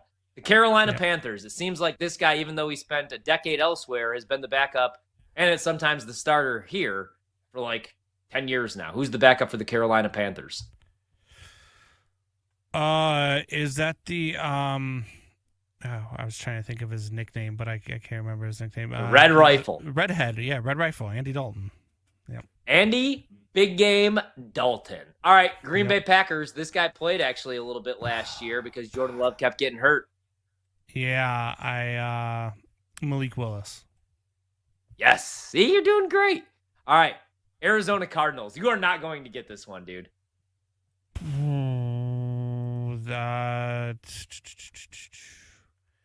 They have I wouldn't have got this. And I bet a bunch of money on this team to make the playoffs. If Kyler dies, I'm effed. I'll put it this way. No, because I was just looking at this the other day because I was like, wow, if Kyler gets hurt, he's actually not a terrible loss backup. Jacoby Brissett. Yeah. Yes, it is, dude. I wouldn't have got that. Yeah, because he's got the same style, I think, as Kyler. I mean, he's a poor man's version, but yeah. For 2 to 3 weeks, you could survive. Anything longer than that, you're up S Creek without a paddle. All right, Minnesota Vikings. Do you know they're back up to J.J. McCarthy? Tough. Minnesota Vikings, J.J. It's I'll give you a hint. Former Carolina quarterback. I liked him, and former Commanders quarterback and starter in 2023. So it's not who I thought. Well, maybe it is who I thought that. Is it Brett Rippon? No, it's Sam Howell at the moon. Arr, arr! Las Vegas Raiders. The Raiders is Aiden O'Connell. I'm just going to give you that one. He's backing up Geno this year. What about the Baltimore Ravens, though? Who's Lamar's backup this year? The Browns would be a trick one, too, right? Because they're all backups? Yeah, because 80 of them. Yeah, they're all. Because the question with the Browns would be who is the starting quarterback? Yeah.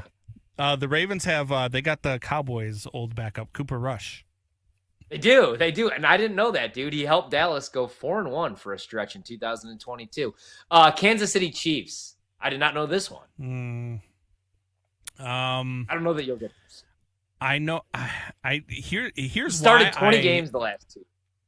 I think the reason why I'm doing so good with these is because I was going through my quarterback rankings for fantasy this past weekend. This one's Gardner Minshew. Yep, Gardner Minshew. What about the Miami Dolphins? Miami Dolphins is I'll give you a hint. BYU and New York Jets. BYU and New York Jets. So terrible. And you don't want to. And if you got a hot Zach mom, Wilson. you don't want to leave her around. Yep, I was going to say, if you got a hot mom, you do not want to leave her around this kid. What about the Detroit Lions? I saw a hilarious take somebody's saying that this guy could be better than Jared Goff. I'm not the highest on Goff, but whoever said that is an idiot. I watched this guy throw 3 passes in the preseason. That's all I needed to see. They've got Hendon Hooker. Hendon Hooker. Dallas Cowboys, fun fact, this guy could throw 75 yards in the air. Who's their backup quarterback right now to Dak? Joe Milton. Joe Milton. What about the Jets? He was their backup last year. Here's a hint. He was their backup last year? Well, actually, he started some games a couple years ago because Rodgers died. I was going to say, Tyrod Taylor. Puncture line. Tyrod Taylor. Tyrod Taylor. All right, one last one, and then we could wrap this up tomorrow. I want to try to sneak one in on you. Let's go with, all right, here it is. Who is the backup for the Tampa Bay Buccaneers? Oh God. Florida. They've gone through so many. Is it the kid they drafted? Is it Kyle Trask? It is. It's still Kyle I don't know what Trask. the hell happened to him? Yeah, okay. So it is. Dude, Trask. everybody thought what happened was they picked up Baker, and all of a sudden Baker went back to being Oklahoma Baker. Baker became all of a sudden Brett Favre without the picks, man. He's a top 5 quarterback, top 4 in fantasy purposes last year. So Trask has to sit. That's what we do. That's what is fan bases. You always hate the starter. I mean, unless you have Mahomes, Allen, Burrow, a good starting quarterback. Yes. They always call for the backup. We always glorify a lot of these guys, and it turns out they were just in really good situations at the collegiate level. That's why I'm so high, dude, on Liam Cohen and the Jags this year. Liam Cohen not only made Baker Mayfield into a top 4 quarterback last year, 4,000 passing yards, 40 touchdowns, but 2 years ago, his lone year at Kentucky, he convinced people that Will Levis could be a starting quarterback in the NFL. That's how good Liam Cohen is a play caller, dude, both at Kentucky and at Tampa last year. Brandon, you did great. Thanks for your work. We'll be back tomorrow night on Thursday, August 7th. Wrapping up the show with a couple Major League Baseball scores right now. We got the Arizona Diamondbacks up 2-0 on the Padres. Thank God, because I got money on the Diamondbacks. And then the Mariners beating the hell out of the White Sox. It's 7-2. And it's only in the bottom of the 3rd. That'll do it for us tonight here on the BetMGM Network. It's BetMGM tonight. Reminder, go bet the Bears over 8.5 wins, no matter what kind of videos you see of Caleb Williams. It's only practice. Just practice. Like Randy Moss once said, practice. We're back tomorrow night. BetMGM tonight. That's a wrap. Come back for more Wagertainment on BetMGM tonight, Monday to Friday, 7 to 11 p.m. Eastern on the BetMGM Network.